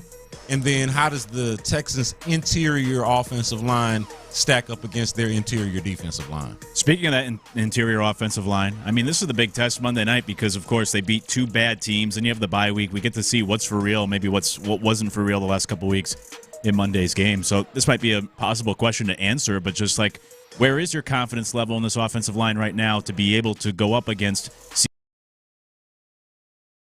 Seattle based? No, of course, this is a much better pass rush Monday night in Seattle. The last part is the key. Yeah. It's what makes it such a hard question to answer, because if I'm just basing it on what I've seen in the last couple of games, I don't know how you can't feel good about what you've seen in the last couple of games, but it also needs the context of who those opponents were versus who the opponents are or who the opponent is in this game, and that's why I call it a true test. It's hard to genuinely answer the question or to answer it with confidence, knowing that this is the type of game that will sway you one way or the other. Based on how they play in this game will determine what the right answer to that question is. Do I feel good about it? Should I feel good about it, or should I not? Yeah, we just got through talking about what I think is a good kind of off-the-field storyline, if you will. I don't know if you heard it or not, but the fact that Clint Kubiak is doing so well in Seattle. He was available literally all 3 years that DeMeco Ryans has been the head coach for the Houston Texans. Clint Kubiak was available. He moved teams every single year that DeMeco Ryans was looking for an offensive coordinator. And look, hindsight's 2020. I think it makes for a good conversation, especially right now. You got Nick Caley, who is the second offensive coordinator that they landed on, and Clint Kubiak being available every single time. One guy seems to have hit the ground running in Seattle, and Nick Caley is that wait and see, let the offense, let the offense come, give these guys time. We'll see what happens there, but just Clint Kubiak, dialing on the ones and twos offensively for Seattle. Yeah, I think it's a great point to hindsight is 2020 aspect of it. Like, should Clint Kubiak be here? Not just because he's a popular name who's been available, but also the obvious and clear ties to the regime, if you will, to DeMeco Ryans. Obviously, he played for his father, for Gary Kubiak. And, of course, Clint is just flat out from here, right? Just the Kubiaks are of Houston. So there's that clear and obvious connection. But past that, once you get to the game, I think it is worth noting when I talk about this big playability. And we see it, Jackson Smith and Jigba, as we talked about, Sam Darnold there in his first year. It's worth noting how dudes be butt naked wide open in this scheme. Like, Sam Darnold has made some plays. Jackson Smith and Jigba is the type that can just go up there and get it, even if he's covered. He's that type of player. Like, just throw it up there in the vicinity, chuck it up there, dog, type of stuff, what Randy Moss used to say. And he'll just go get it. But also, credit to Clint Kubiak and credit to this offense, guys just be wide open, right? And I think DeMeco Ryans has talked about this a little bit in his press availabilities leading up to now. It's just like they've done a really good job, Clint Kubiak specifically, have done a really good job of scheming these guys up, using the play action to set up the passing game, these big plays that we're talking about, marrying up the concepts, how it all looks the same. And that's a kind of a hallmark of a Kubiak, Shanahan type of system, right? The run and the pass look the same. One thing that I think we were talking about earlier in the week was just how committed they are to the run game. They don't act, they're not particularly efficient, yards per carry, total yards, first downs, whatever stats you like. They're not particularly good at it. The one stat that they're pretty consistent in is attempts. They are committed to it. They're going to do it whether it's working or not, because they know that that's setting up. They're going to make up for it on the back end with some big play, whether that's to Jackson Smith and Jigba or Cooper Kupp or whoever it is. Them committing to the run game is setting up everything else. Yeah, it seems like they, what you have is whether you're running it well or not is irrelevant. It's all about the threat, right? I mean, it's exactly it. And it's you always have an advantage offensively, right? If they stay back and play coverage, and you should be able to get a hat on a hat and run it. If they come up and try to stop the run, then you should have one-on-one coverage or some kind of zone that's got voids everywhere. If you're dictating offensively, you have the upper hand typically, and instead of reacting to what a defense is doing, and it seems like they're going up to the line and they are going to commit to the run, even though it hasn't been as fruitful, because they know if you adjust, then all of a sudden we're going to pick you apart over the top. And they've got several.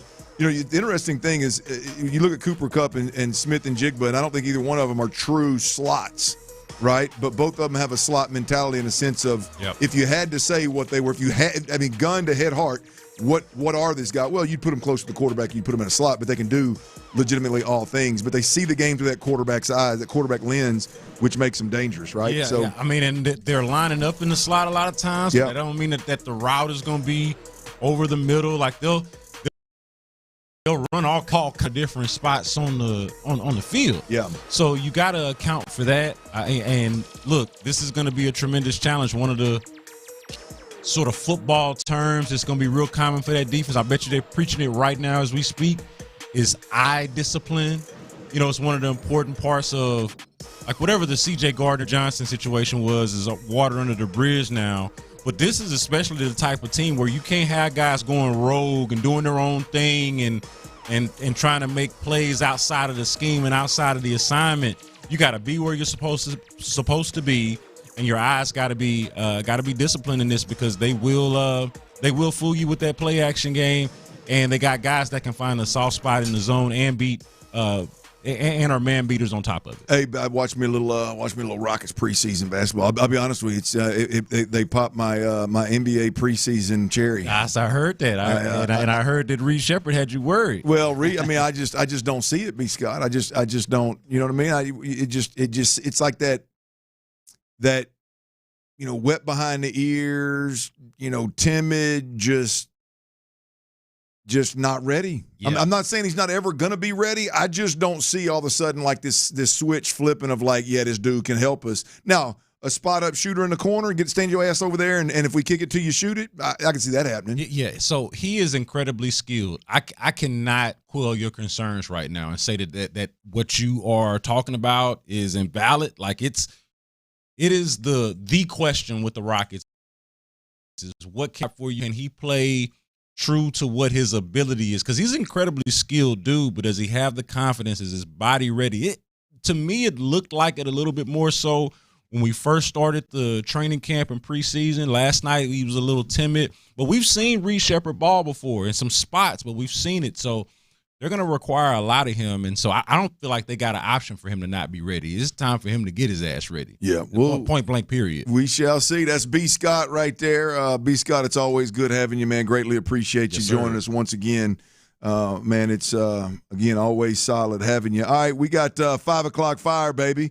Alex Bregman, an old Astro, he's opting out of his contract. The Rockets, as we just mentioned, looked good last night. And we got some Gold Glove finalists that have been announced. Which Astros were on that short list? That's next right here on Sports Radio 610. Before we do that, though, I got to tell you about Tomball Ford. Look, if you're shopping for a new vehicle, if you're even thinking about it, you're flirting with it, baby, Tomball Ford is where you need to head. I'm telling you, man, they sell more trucks up there than some.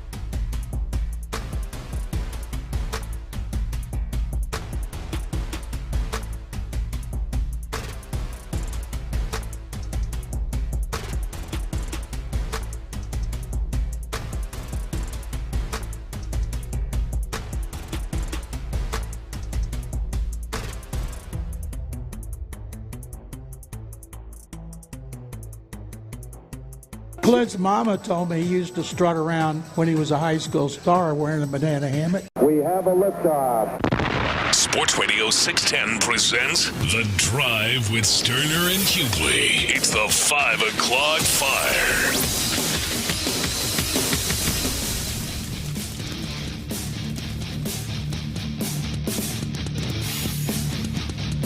Yes, I did strut around in a thong. When you're a big high school star for them Robert E. Lee Ganders, I mean, why not? It had a double string on the back. It was called a jock strap. General, I ain't never put on no damn thong. You kidding me? That's not what I heard. Ryan Hughley is out. My boy Luke Morrow is in. Big shout out to Brandon Scott for coming in and spending a segment with us there. T. Mill is on the ones and twos behind the glass there. And we've talked about it several times today, but these Rockets now, they turned me on a bit. A little preseason NBA basketball. Rockets 130, Pelicans 128. They went up there and put it on a skinny Zion Williamson. The big lineups tonight, double bigs, actually had 3 7-footers on the floor, is what they went with last night. Amen Thompson, KD, Jabari Smith Jr., Sengun, and Adams was the guys that got all the run last night. I guess I did not realize over the offseason, Luke, how committed to the double big lineup the Rockets were going to actually be. You said something a little earlier in the show that kind of took me by surprise, in the sense that you expect a significantly more of that amount of that this year. I do. I think they just leaned into it this offseason of not only bringing back Steven Adams, but you get Clint Capella. You only have so much money to spend, obviously, and they spent it on 2 of those guys, and they brought in no true guards. So now you're in this scenario where Fred VanVleet goes down with an injury, and it's really just Reed Shepherd's the only other option. As we've already talked about this afternoon, I don't think they seem to love Reed Shepherd. So now the alternative at the point guard position is, well, let's just play Amen Thompson, who's 6'7". So the projected starting lineup, like the starting lineup they used last night, and say what you want about preseason, but that was a dress rehearsal last night. All 5 guys were 6'7" and taller. Amen Thompson 6'7". Everyone else is 6'11" and taller in the starting lineup. So yeah, I think just based off of the actions and the decisions this offseason, they've completely they've leaned so far into this big guy lineup, as opposed to, you already had Steven. I don't know if you needed Clint Capella as well this offseason. You could have used that money or those resources to get another guard. And this was before the Fred VanVleet injury, to get another guard, because I thought they were already short on the guard position, and now you're even shorter. So, no pun intended, numbers, height. So yeah, I think they've just, all their actions have been geared towards height. Well, is there an argument to, not to get off in the weeds, but is there an argument to say that Fred VanVleet, along with Reed Shepherd, and it slipped my mind, what's the other kid, the cat's name at guard that plays guard? Holiday. Aaron there Holiday, you go. Yeah. I mean, isn't it fair to say that those guys, you got one that is reserved that could help you sparingly as need be. You got a veteran that you'd like to probably limit his reps, and you got a guy in Reed Shepherd you need to develop. And you look at if you are gonna lean into the big lineup, the double big lineup, you need somebody to take some of the minutes away from Adams at the very least, and maybe even Sengun down the stretch. And if you want to give yourself a quality player to do it, Capella would be the route. So that injury just really put him in a bad spot. I mean, if that doesn't happen, even at guard, you're probably in a pretty good position to kind of massage the season. But that injury hurt him big time. Yeah, you're in a much better position, obviously, and I think to get through the regular season. But my big thing, my concern, I was. It's, again, hindsight's 20/20. But even before that injury, I was pounding on the table to get another guard in here, a veteran guard, because I think come postseason you need multiple ball handlers, and I think we saw that last postseason. We saw that even in the NBA Finals, where you had 2 teams, the Pacers and the Thunder, who had a bunch of guards, and yet they struggled to bring the ball up the floor and to handle the pressure, and they had a bunch of turnovers in that finals series. So I thought even just relying solely on Fred VanVleet was not enough. Now he's down, and when it comes to the playoffs, look, Amen Thompson might be great as the quote-unquote point guard in this offense, but play a whole nother animal. So my concern really more so is for the playoffs. I think you need depth. I think you need more than one good option to be able to bring the ball up the floor, because when that guy does come off the floor, you need somebody else where you don't skip a beat in the postseason. And so we'll see how it plays out. But, yeah, I wish they had more help at the guard position on this team. Well, we'll see. I know one thing is to bank on Amen Thompson's development. Look, he had a solid evening last night, 21 pints. 5 rebounds in 24 minutes of work, and 100%, 9 for 9 from the free throw line, 2 of 3 from beyond the arc last night. 2 struggle points last year for him, apparently, and looked really confident last night and in both situations and had a good night there. So Amen Thompson had him a good night, and then Jabari Smith Jr. had a good night as well. 22 minutes, 26 pints, 4 of 10 from 3. Look, the 4 of 10, it was actually significantly better when I turned the TV on. I mean, he had a rough stretch there late, but still a guy that can fill it up from outside. And I'm going to tell you, man, I'm a big Jabari Smith Jr. Fan. But there you have it. The Rockets, they had a little preseason action last night. One more preseason game left before it starts to count, y'all. Thursday night at Atlanta versus the Hawks, 6:30 p.m. ESPN2. And again, this is another game, as Luke just said last night, was a dress rehearsal. It's going to be treated a little bit more like a regular season game where that starting lineup is going to play into the second half. So the urge to watch a little preseason NBA, the Rockets with KD, at least they're going to approach that game as they would a regular season game from jump. So check it out again, 6:30 Thursday night versus Atlanta. I think it's going to be on ESPN2. Let's go, Rocket. 5 o'clock fire. All right, Alex Bregman with the Boston Red Sox. He is reportedly opting out of his contract with the Boston Red Sox. Is Breggy being ridiculous? Any interest in an Alex Bregman reunion? Stop it before it starts. What happened, T? No. I mean, not that I don't still love Alex Bregman. And I mean, we're into third baseman. Haven't you heard? Yes, I have, and that is the first bullet point / reach of a connection. I do not want to hear from any of my fellow Astros fans. Just stop it before you even start. I would love it, but it's not. I mean, how could you possibly make it work? Like, they already can't. Yeah, they already have too many people on the infield to try to figure out where to put them. Now you're going to throw Bregman in there. I guess you could trade somebody away to get him, but the reason why he's opting out is because obviously he believes he could get even more money now than the Red Sox were giving him, and that was already too rich for the Astros. So if the Astros didn't want to spend the money a year ago, I don't think they want to spend how much it probably take to get Bregman now. So, yes, I think I would give it probably less than 1% chance of happening. But just in a vacuum, if you ask me, would I be interested or would I love to see Bregman return to the Astros? Absolutely, of course. I just don't see how you could make it work. I agree. I am a big Bregman fan, and I hope Bregman finds a landing spot and makes all can possibly make. He just ain't going to be here with the Astros. I am dead set on Carlos Correa at third, Jeremy Pena at short. I'm telling you that left side of our infield really does it for me, boys. To be completely honest with you, and I don't want anybody messing with it. So I am all set. But keep your eyes open. We'll see where Alex Bregman lands. Now, one thing Bregman did do this year, I did not check the final numbers, Luke, but I mean, he did get off to a fast start. Yeah. I mean, anybody out there that because it was a real thing here in Houston, boy, slow start Bregman was something that we had just learned to. I mean, I was drugged simply because I acknowledged it. People were like, oh, it's Bregman, it's slow start. Like, damn, okay, we just come to expect it out of him. He damn fastest start of his career this season. Well, there you go, man. He was lights out early on, and so it looks like maybe he checked that box finally. So maybe he will make longer term, bigger money. Just won't be here in Houston. Good luck to Alex Bregman. Yeah, statistically his best season since 2019, by the way. There So trying to cash in now. There's you a good reason to opt out of that sunblock. Yeah. 5 o'clock fire. All right, the Rawlings Gold Glove Award finalists have been announced. It is there are 2 Astros on the list. Mauricio Dubon is at that utility, super utility, and Cam Smith in right field. They have both been named finalists for the 2025 Rawlings Gold Glove Award at their respective positions. Obviously, this will be the second Gold Glove if Dubon can.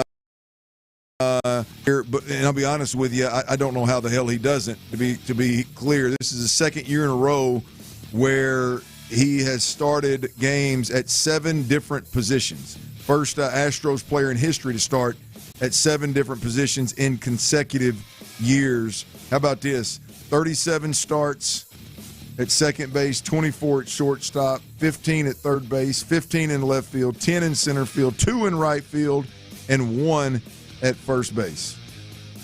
All over the place. I mean, is that common? I mean, obviously it is for him. 2 of the last 3 years he's done it. So the last 2 years he's done it. That seems aggressive. Yeah, well, you had read it earlier. What, first Astros player to ever do it in back-to-back years? First, I guess it was. Yeah, first ever doing it in consecutive seasons. So I mean, there's a few guys that can do that, that can play all the positions except for catch, but that's not your typical utility guy, and not everyone does that. There's only a few guys per year that can pull that off, so he's a weapon in that sense. I think where he gets a little it's just when they ask him to do a little too much. When he has to fill in and be your everyday second baseman or for a period of time, I think that's where he gets stretched a little too thin. But he's a perfect Swiss Army knife coming off the bench, can play every position. Can get a good hit, a big hit every once in a while as well. So yeah, I mean, props to him. But he's a good fielder and he can play all over the diamond. You're talking like you don't want Dubon on the field every day. No, I don't. Damn it, Luke! No. I see we were in good graces earlier with one of your takes, and now you done went against it. I mean, I'll be damn. Okay, look, if he's going to play 7 different positions, I mean, I might argue that he should start somewhere. I mean, he's a super utility. And can literally help you rest guys throughout a season. I mean, good gosh, that's one of them that I did not realize. I mean, I guess he probably should have put my mind to it just briefly, and I would have figured it out. But 7 different positions, that's impressive. Also, beyond Mauricio Dubon is Cam Smith, which this one kind of takes me aback. I mean, I'll be honest with you. Cam Smith being a Gold Glove Award finalist. Cam. After being a guy that had never played right field or was learning how to play right field and then couldn't play down the stretch because he was a right-handed hitter and he throw a left-handed hitter out there, which, by the way, that swings out of his shoes and Citron was just couldn't get this lineup to be more disciplined. And isn't it funny how that part of us, bro? We want to have better at bats, see more pitches, and then one of your deadline trades was a guy that swings out of his shoes harder than Altuve does. I mean, he is less disciplined than Altuve. So, but anyway, Cam Smith is congratulations to him, man. He's up for that Gold Glove in right field. Several of your ranked up there in several of your advanced stats, if you will, that earned him the honor. Big year for Cam Smith, Luke. Whether he wins it or not. I mean, to go out to right field, to swing the bat as well as he did all year long, and to play as good a right field as he did, all joking aside, I think from an Astros perspective, that's all we could ask for from the guy, right? I mean, to me, he exceeded expectations.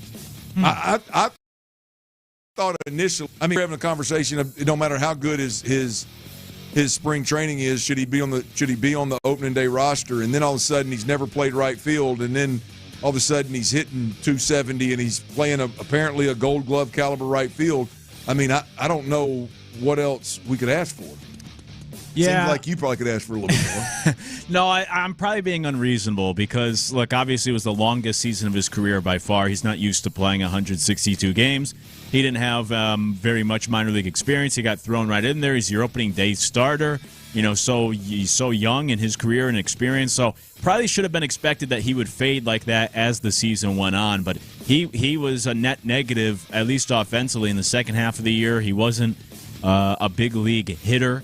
And again, I guess that should be the expectation. But for me, if you think he's good enough to start the year in your opening day lineup, I mean, your everyday right fielder, then he's got to be able to make it beyond the middle of July with competitive and worthwhile at bats. So that's where I thought it kind of petered out as the year went on, and we've seen rookies come up and right away have success. Petered out.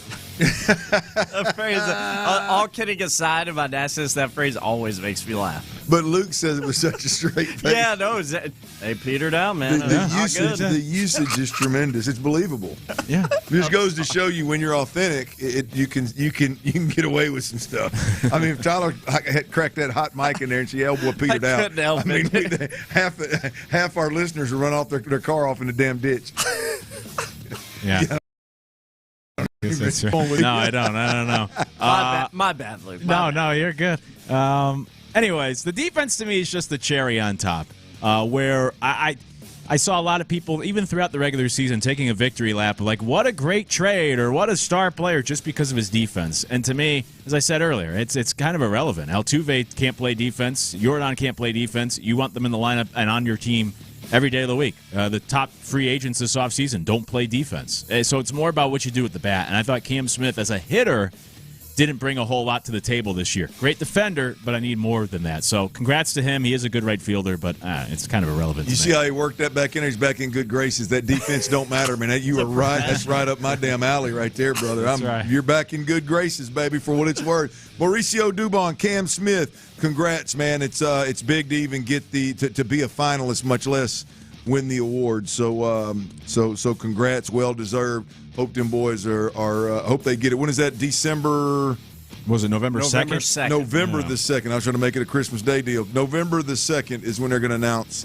It's Sunday, November the 2nd, I believe that is, when they're going to announce the winners. 5 o'clock fire.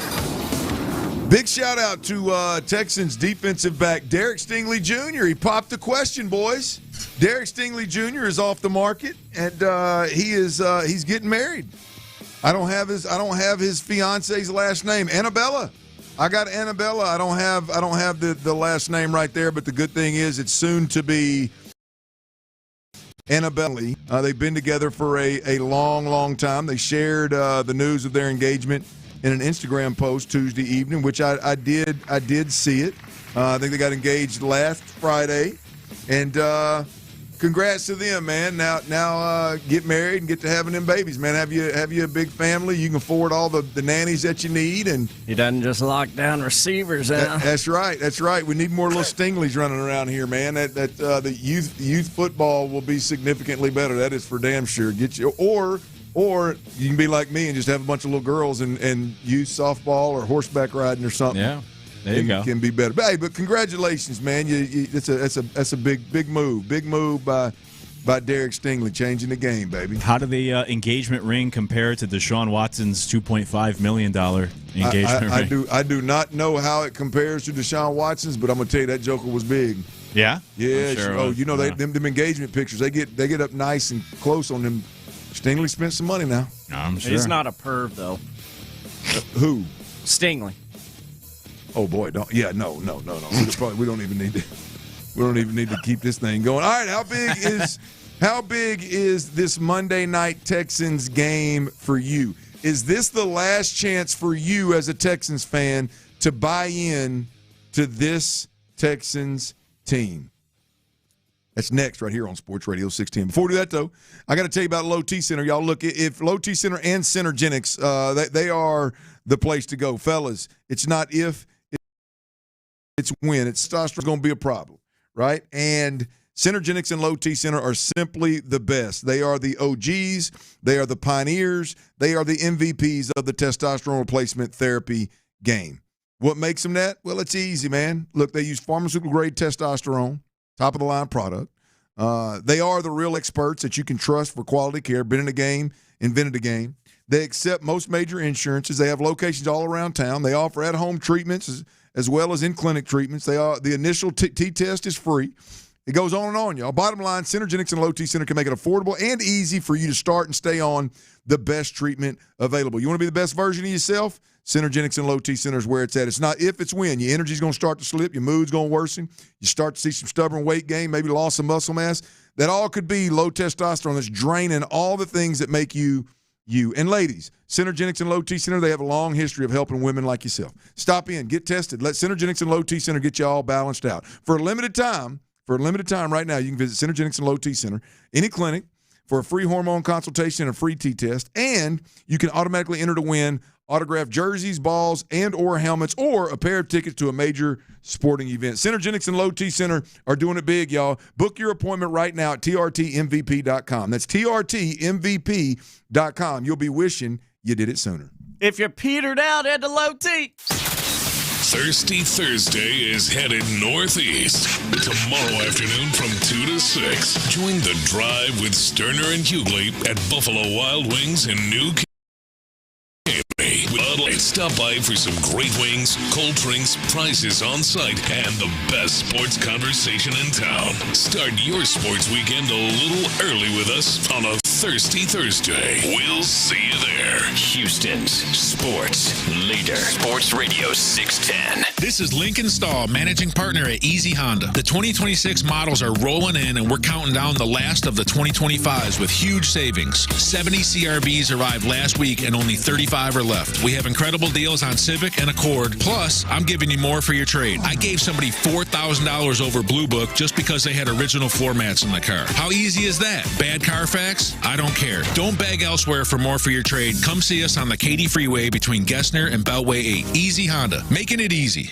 You worked hard for your 401k, but if you've left your job, your money might be sitting in the wrong hands. I'm Jeff Jr. with Trajan Wealth, and it's very possible that the 401k that you have had for years has hidden fees and limited investment choices. But if you're no longer with the company, that 401k may be at the mercy of your former employer. All of these things could be costing you thousands. Rolling over your 401k into an IRA can provide better investment options that align with your long-term goals. At Trajan Wealth, we're fiduciary advisors that are held to a higher standard with no hidden agenda and no hidden fees. Don't let your retirement dollars sit in an old plan, and don't roll it over to your new plan without consulting Trajan Wealth first. Call Trajan today at 346-371-3330. Advisory services are offered through Trajan Wealth, LLC, an SEC-registered investment advisor. It's a little quiet on the border these days.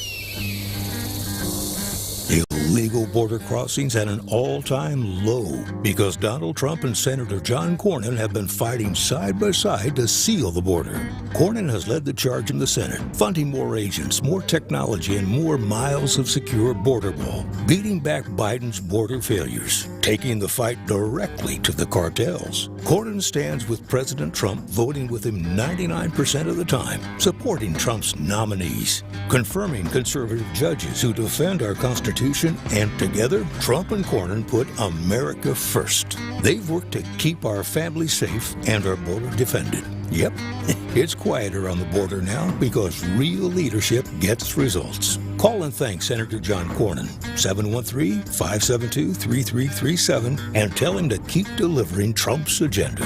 Paid for by Lone Star Freedom Project, LoneStarFreedomProject.com. Our third Flight by Yingling College Football Watch Party is here this Saturday. Kirby Ice House in the Heights, 1421 North Loop West. Party starts at 2 p.m. and runs all afternoon long. Watch a ton of big games, have some ice-cold Flight by Yingling, $5 drafts, and root for your favorite team. We always have great prizes on site at these big parties. Flight by Yingling going to be out there giving all kinds of stuff away. So join us this Saturday, 1421 North Loop West. It's Kirby Ice House in the Heights. Be there. Okay, I have to tell you. I wear for all kinds of things I love, and there it was. That hologram trading card. One of the rarest. The last one I needed for my set. Shiny like the designer handbag of my dreams. One of a kind. eBay had it, and now everyone's asking, ooh, where'd you get your windshield wipers? eBay has all the parts that fit my car. No more annoying.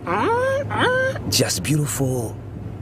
Millions of finds, each with a story. eBay. Things people love. $5,000. That's the average amount of money people in the U.S. are now spending on gas in a year. $5,000. That's crazy. If you drive, you have to download Upside, the free app that gives you cash back every time you get gas. That's right. You can earn real cash back with Upside just by buying the gas you're already buying. You can literally start earning cash back today. I use Upside every time I fill up, and I've already made around $300. You're putting gas in your car anyway. Why not get real cash back? If you like free money, download Upside. I'm saving the cash I earn from using Upside to help pay for a vacation later this year. Download the free Upside app now to earn cash back every time you buy gas. Use promo code FRESH to get an extra 35 cents per gallon on your first tank. You can cash out anytime right to your bank, PayPal, or a gift card for Amazon and other brands. Just download the free Upside app and use promo code FRESH for a 35 cents per gallon bonus on your first tank. That's code FRESH for a 35 cents per gallon bonus. Injured? Call Mokaram Injury Lawyers, 281-222-2222. The best football breakdown is here on Sports Radio 610. The weekday after Payne and Pendergast, In the Loop, and The Drive on a Mokaram Injury Lawyers Reaction Monday. Supported by Shoppa's John Deere. Game analysis, inside info, coaches' comments, and your reactions starting at 6 and going all day long. Thanks to Mokaram Injury Lawyers. Call Mokaram Injury Lawyers at 281-222-2222. Sports Radio 610 presents The Drive with Stoerner and Hughley. Ryan Hughley is out. Luke Morrow is in. Appreciate everybody out there for joining us. Hope everybody had a great day. Glad you're off. Easy into the house. We've had us a good little show here. I do want to remind everybody out there that we are live, Thirsty Thursday. Big shout out to Bud Light for making it happen. Thirsty Thursday this week, we will be at the New Caney location, Buffalo Wild Wings. The New Caney location, Buffalo Wild Wings, up off 59 for Thirsty Thursday. Big shout out to Bud Light. We'll have some giveaways there. The Bud Light girls will be there. We'll have us a good time. There's always specials going on Thirsty Thursday at Buffalo Wild Wings. Also, Football Friday this week. We are Kingwood location of BB's. BB's location in Kingwood for Football Friday. Academy Sports and Outdoors and our Houston area Ford dealers are who makes that happen. We will be giving away tickets on Football Friday. You got to be on location. Again, that's BB's in Kingwood. We'll be giving away tickets. You got to be there to win the tickets. So, Thirsty Thursday, Buffalo Wild Wings, New Caney, Football Friday, BB's, Kingwood. Come on through. All right, Texans got a big matchup Monday night with the Seattle Seahawks. We got plenty of time to cuss and discuss this one. We will obviously have a full show all the way up through Monday and have a little pregame action Monday, our last hour of our show, by the way, from 5 to 6, so stay plugged in there. But for right now, I think this is a good 30,000-foot view question. Is Monday night, Texans, Seahawks, is this the last chance for you as a Texans fan, to buy into this iteration, this version of the Houston Texans? It's a tough question, but it's a real question, unfortunately. Texans sit 2-3 right now. The 2 wins have come versus 2 of the bottom-of-the-barrel football teams in the NFL. I know it's hard to think about Baltimore, but no Lamar Jackson, missing a bunch of Pro Bowlers, are clearly the bottom of the barrel when that's the case, and that's what we caught. And then obviously the Tennessee Titans, who have fired their coach. Is this the last chance, Luke, for you to buy into this year's version of the Houston Texans? It is, and I say this because if they were to lose, they'd be 2-4, and you could say there's still so much season left, and you would be right. And they'll win games this year, and yes, they could, but my point being on the buy-in, I'm not telling you that the season's over or that the Texans could not still go on a run and win 10 games and potentially make the playoffs this season, but I just couldn't buy into it in the here and now. It would have to be a real surprise. I couldn't say next week, oh yeah, they'll just win the next 3 at home, or oh yeah, they'll still find a way to go, what would that be? 8-3 the rest of the season. Because if they were to lose on Monday, as you laid out, the 2 victories would be against 2 of the 3 worst teams in the conference.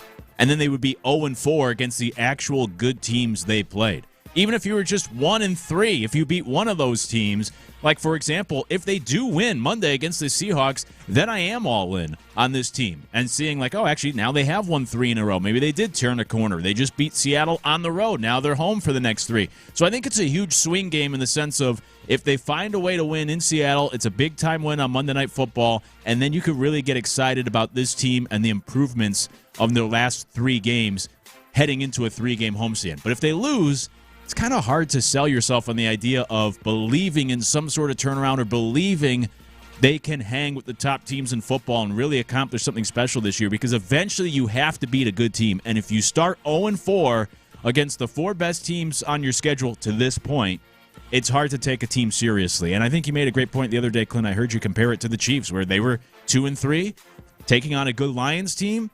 And they went out there and they took care of business, and they played really well, and they won by double digits, and now they're 500, and you're thinking about the Chiefs us see. And I think it could be similar where if the Texans go out there and handle their business, you feel good about the offense, and they beat a good Seahawks team, they'll be 3-3. And with a win against Seattle and a 3-game winning streak and the next 3 at home, you could throw the Texans into the conversation of, hey, you know what? They're right in this. They're as good as anyone else in the AFC. So, yeah, I think it's a huge swing game. And for me, it's the last chance that you lose this game. It's going to be hard for me to believe you can beat some good teams and accomplish something serious. Well, look, I think for me, Luke, you got to define buy-in, right? I mean, for me, when I talk about buying into the Texans, I'm not talking about getting to 8 wins. I'm talking about winning the division, getting a home playoff, winning 10 games, getting to the second round playoffs or beyond. Like, that's what I'm talking about buying into, and the answer is absolutely yes, right? The expectations for this football team, where the Texans are right now, again, are 10-plus wins, second round plus. In the playoffs for the Texans. That's just the reality. Unless you lower those expectations to buy in, that's a different story. But that's what we're talking about buying into. I was listening to Andre Ware the other day on Texans All Access, and Andre Ware just matter-of-factly said, look, the path for the Texans to win a Super Bowl, and this was just general talk, not necessarily about this year, but the path to win a Super Bowl is to get home field advantage throughout the playoffs, right? That's what you need to do if you're the Houston Texans. I mean, that's the level of expectations that we're talking about. And so you drop to 2-4, as you said, 0-4 versus the best teams that you've played to date, and 2-0 versus 2 cellar dwellers, then there's not much promise for the season. And I'll tell you, I believe if you lose this game and you fall to 2-4, this season's over. I firmly believe that. It is 2-4 in this division with a better Jacksonville team and what looks to be a real Indianapolis team. Yeah, I think it's over. I think you start sliding, and I think you're in that Bengals range. I can't think of who's right below the Bengals, but you're in that range of teams that really just don't have much of a chance to contend. I can add to that the data and tell you that only 9% of 2-4 teams have made the playoffs the last 35 years. So yeah, it's an uphill battle. I hate to be having that conversation this early in the season, but that's the reality of it. This is you call it a swing game. I mean, that is right. This is a monster game this weekend. A lot at stake.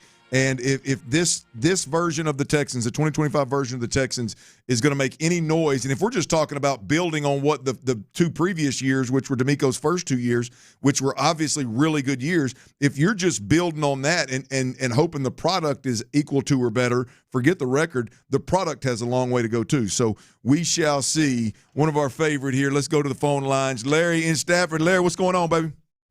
What's going on, Clint? I'm gonna get to your Texans point here in a minute, man. Right. Let me talk about Reed Shepard real quick. Me and you just had a little conversation.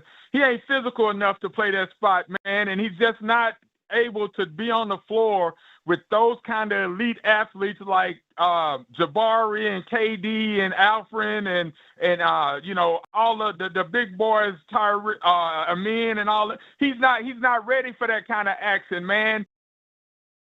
And before everybody go and wreck their cars and all this other stuff, when I compare him to Matt Maloney when we had that squad that he was leading, you got to be able to have another dog at that point guard position, man. And I think we can use Reed's skill set for spot-up shooting and being able to catch some threes and everything. But for him to be out there leading KD and them, nah, man, you got to have somebody that got some go. Now, Clint, you just said something, and you know I'm a big fan of the Baytown Badass. But you can't be on these airways talking about if they lose to an NFC team in Seattle that the damn season is over. We know that if you use your bye week to do what I did, you evaluated the Texans' next 4 games, and you realize defensively the Texans have the best defense out of all the defenses they're going to play. Now, I know we need to focus on the offense, right? And I went through Seattle's offense. There's not a position on Seattle's offense that I can find that is better than the Texans, except for maybe one of their offensive linemen. We're better at running back. We're better at quarterback. And I know Kenneth Walker, they getting ready to bench him. And if anybody try to tell me Jackson Smith and Nigba or Nigwa or whatever his name is better than Nico Collins, I'm going to call you a lie. Look, we have to go into Seattle and play the games like we know they're capable of playing. We've seen these boys go out there and play offense in the last 2 games before the bye week, the offense that they should have been running from the start of the season. To get to the playoffs, the Texans are only one game behind Jacksonville, who lost the game last week, and we're 2 games behind Indy. And if you go back and look at Indy's schedule, they have played the barstool bottom floors of the whole league. So I'm not concerned about Indy because we get their ass 2 times, and I'm pretty sure that C.J. Stroud is better than Daniel Jones. I know you and Luke are up there trying to figure out how we can get this win in Seattle, and I already feel like if we go up there and give us 17 to 20 points and our defense is on the field, they're going to chase that quarterback in Seattle ass around the field because these boys are playing football now. And they've had enough time. Injuries shouldn't be a problem or any of that kind of stuff, Clint. But the road to the AFC South still goes through Houston because we play all our teams in our division another time, and all you got to do is get in. Quit talking that foolishness about the season over, man. We got 12 more games in our hall. All right, Larry's always good, man. It's always good. Look, I'm going to tell you, it ain't about losing just to the Seahawks. It's about falling to 2-4 and the fact that your ass ain't beating nobody but the Titans and the Baltimore Ravens. And if we're honest, I mean – the product's going to be – look, hey, here's the deal. I'm a product guy anyway. I could probably get to a spot where I could remain somewhat confident if the product in Seattle is good. But I think look, to Larry's point, if the Texans are able offensively to carry over what they did late in the Tennessee game and in the Baltimore game on the road in Seattle on primetime, then they win the game. I mean, I think with our defense, I firmly believe if they're able to go up there, and I don't necessarily care to put a point total on it, but if they go up there and they're able to protect the quarterback, C.J. Stroud doesn't get sacked more than a couple times. He's not getting the hell beat out of him. He's not running all over the place. Dalton Schultz is getting 4 or 5 catches in the first half. Nico's getting his. There's 8 different receivers catching the foot. If we do all those things, then, Larry, you are exactly right. I like your chances against Jacksonville. I like your chances against Indianapolis. I like your chances against some of the teams on this schedule. But the truth of the matter is, if you lose this game in Seattle, odds are it's because you backtrack and you backslid into some of those inexcusable things offensively. That's where I'm going with it. Now, could there be a product where we lose this game and I'm still confident? Sure. Yeah, I mean, there could be that. I just don't think that's how this thing's going to play out. So we shall see. But, Larry, always a solid call. Greatly appreciate. Makes a really good point about Reed Sheppard. Having been kind of an athlete that wasn't as talented as everybody else but still had to be a leader and had to kind of be an alpha. I don't know exactly how to deliver the message yet, but I like Larry gave me something there on Reed Sheppard. I think he is he's spot on. But while we're on the Rocket topic, let's stay there, man. Before we get out of here, there's one guy on this team that I don't think gets the respect and love that he flat out deserves, and it didn't take me but watching a chunk of a preseason game to get back to this point. I'll tell you who that is, and we'll discuss next right here on Sports Radio 610. Before we do that,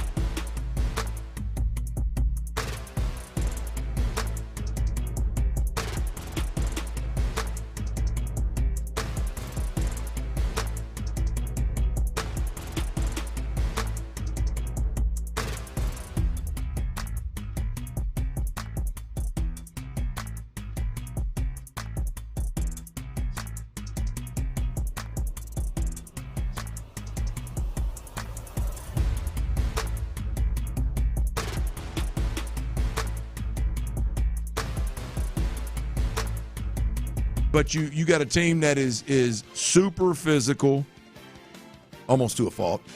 You got a team that's going to hustle their ass off. You got a team that, for all intents and purposes, plays together all the time, is extremely tight. Just the whole makeup of what the Rockets are. I mean, what's not to like about them right now? I'm dialed in, man. The Rockets, they won last night, 130-128 over the Pelicans. It was a double big night. They had, as again Luke Morrow said earlier, the big lineup. It's not just the double big. I mean, hell, you got 4 of them that are damn near 7 foot or bigger in there. And at 7 is the smallest one on the floor. Amen Thompson, KD, Jabari Smith Jr., Alperen Sengun, and then Big Adams were on the floor. Got a ton of minutes, and it looked good. Look, Amen Thompson had a good night. Jabari Smith Jr. had a good night. 22 minutes, 26 points, and that's where I want to go. That's where I want to go with this real quick, Luke. I mean, I know there's several different I think conversations to be had about the Rockets. Larry just hit on the Reed Shepherd dynamic of whether he can or will ever be the point guard, even if when Fred VanVleet's out, it seems like taking that bull by the horns is not coming natural to him. But it's the Jabari Smith factor for me, Luke. I feel like, am I crazy to feel like Jabari Smith Jr. kind of flies under the radar? I mean, I remember last year, I would watch the Rockets and I'd go, how's this guy not starting? Even with the guys that they had at the time, I was like, how's this guy not starting? And I know the answer to that question. Obviously, there's more to the game than just a guy that can play a little bit. I mean, you look at Dylan Brooks, and some of the guys that were playing in front of him were veterans that were bringing something other than just production to the floor or to the table. And I understand why, but for me, Jabari Smith is a guy that's always hard to wrap my head around him not being on the floor, especially in critical minutes. I'm watching him last night, and whether it's he's shooting it well or just the way he moves, just the fact how big he is, I don't know what it is, but I feel like we talk about, last year it was talking about all these minutes this guy had versus that guy, and it never seemed like we got to Jabari Smith. And this year it's Reed Shepherd, his development, or Amen Thompson and his development, or, hey, man, Sengun's having a great offseason and in the Euro League, did some big things and earned a lot of respect there. And then I flipped that damn preseason game on last night, Luke, and I'm there again. I'm watching, I'm like, how does Jabari Smith always fly under the radar? And maybe that's just a me thing. Maybe that's a casual fan me thing, but it seems like that guy should be getting a lot more run than he does. I think he will fly under the radar, at least to begin this year. It depends, how much he does out there. But when you look at this team, obviously now with Kevin Durant, that's the big star who takes the oxygen out of the room. And then, as we discussed earlier, I mean, I think he will be in the MVP conversation this year. And then Amen is just exciting to watch and a fun player, and he's an up-and-comer. So you talk about all these other guys, and then I think to a certain extent that can make Jabari a little more underrated. You kind of forget about him. And I think he will be a lot better this year. He's done a better job so far, granted only preseason, but of developing his own shot or finding his own shot. He's been much more efficient so far, again, only preseason. But I think just having Durant is such a big help in twofold. One has just been simply being able to work with Durant all offseason and everything and throughout the season. But as I mentioned earlier, I think having Durant on the floor makes it easier for the rest of these guys, not only because of the attention he demands, but because of that confidence that it brings to a team or an offense that when you need a basket or when the shot clock's winding down, like you have that guy. And I think it allows the rest of them to relax a little bit, not press as much, can find their own shot a little bit more as well at times. And so I think all those factors will play into Jabari taking a step forward this year. And because of all of the other quote-unquote stars on this roster, I could see him continuing to be overlooked because of the rest of the players getting more attention. But I think he'll have a good year. Not here on the drive, baby. Right. I'm a big Jabari Smith guy, big Barry guy right here. So it's not going to happen on the drive. We're going to let it be known every damn day. At least I am anyway. I want to remind everybody real quick, we are at Buffalo Wild Wings in New Caney tomorrow, Thursday. Come on through. Big shout out to Bud Light. And come win tickets Football Friday.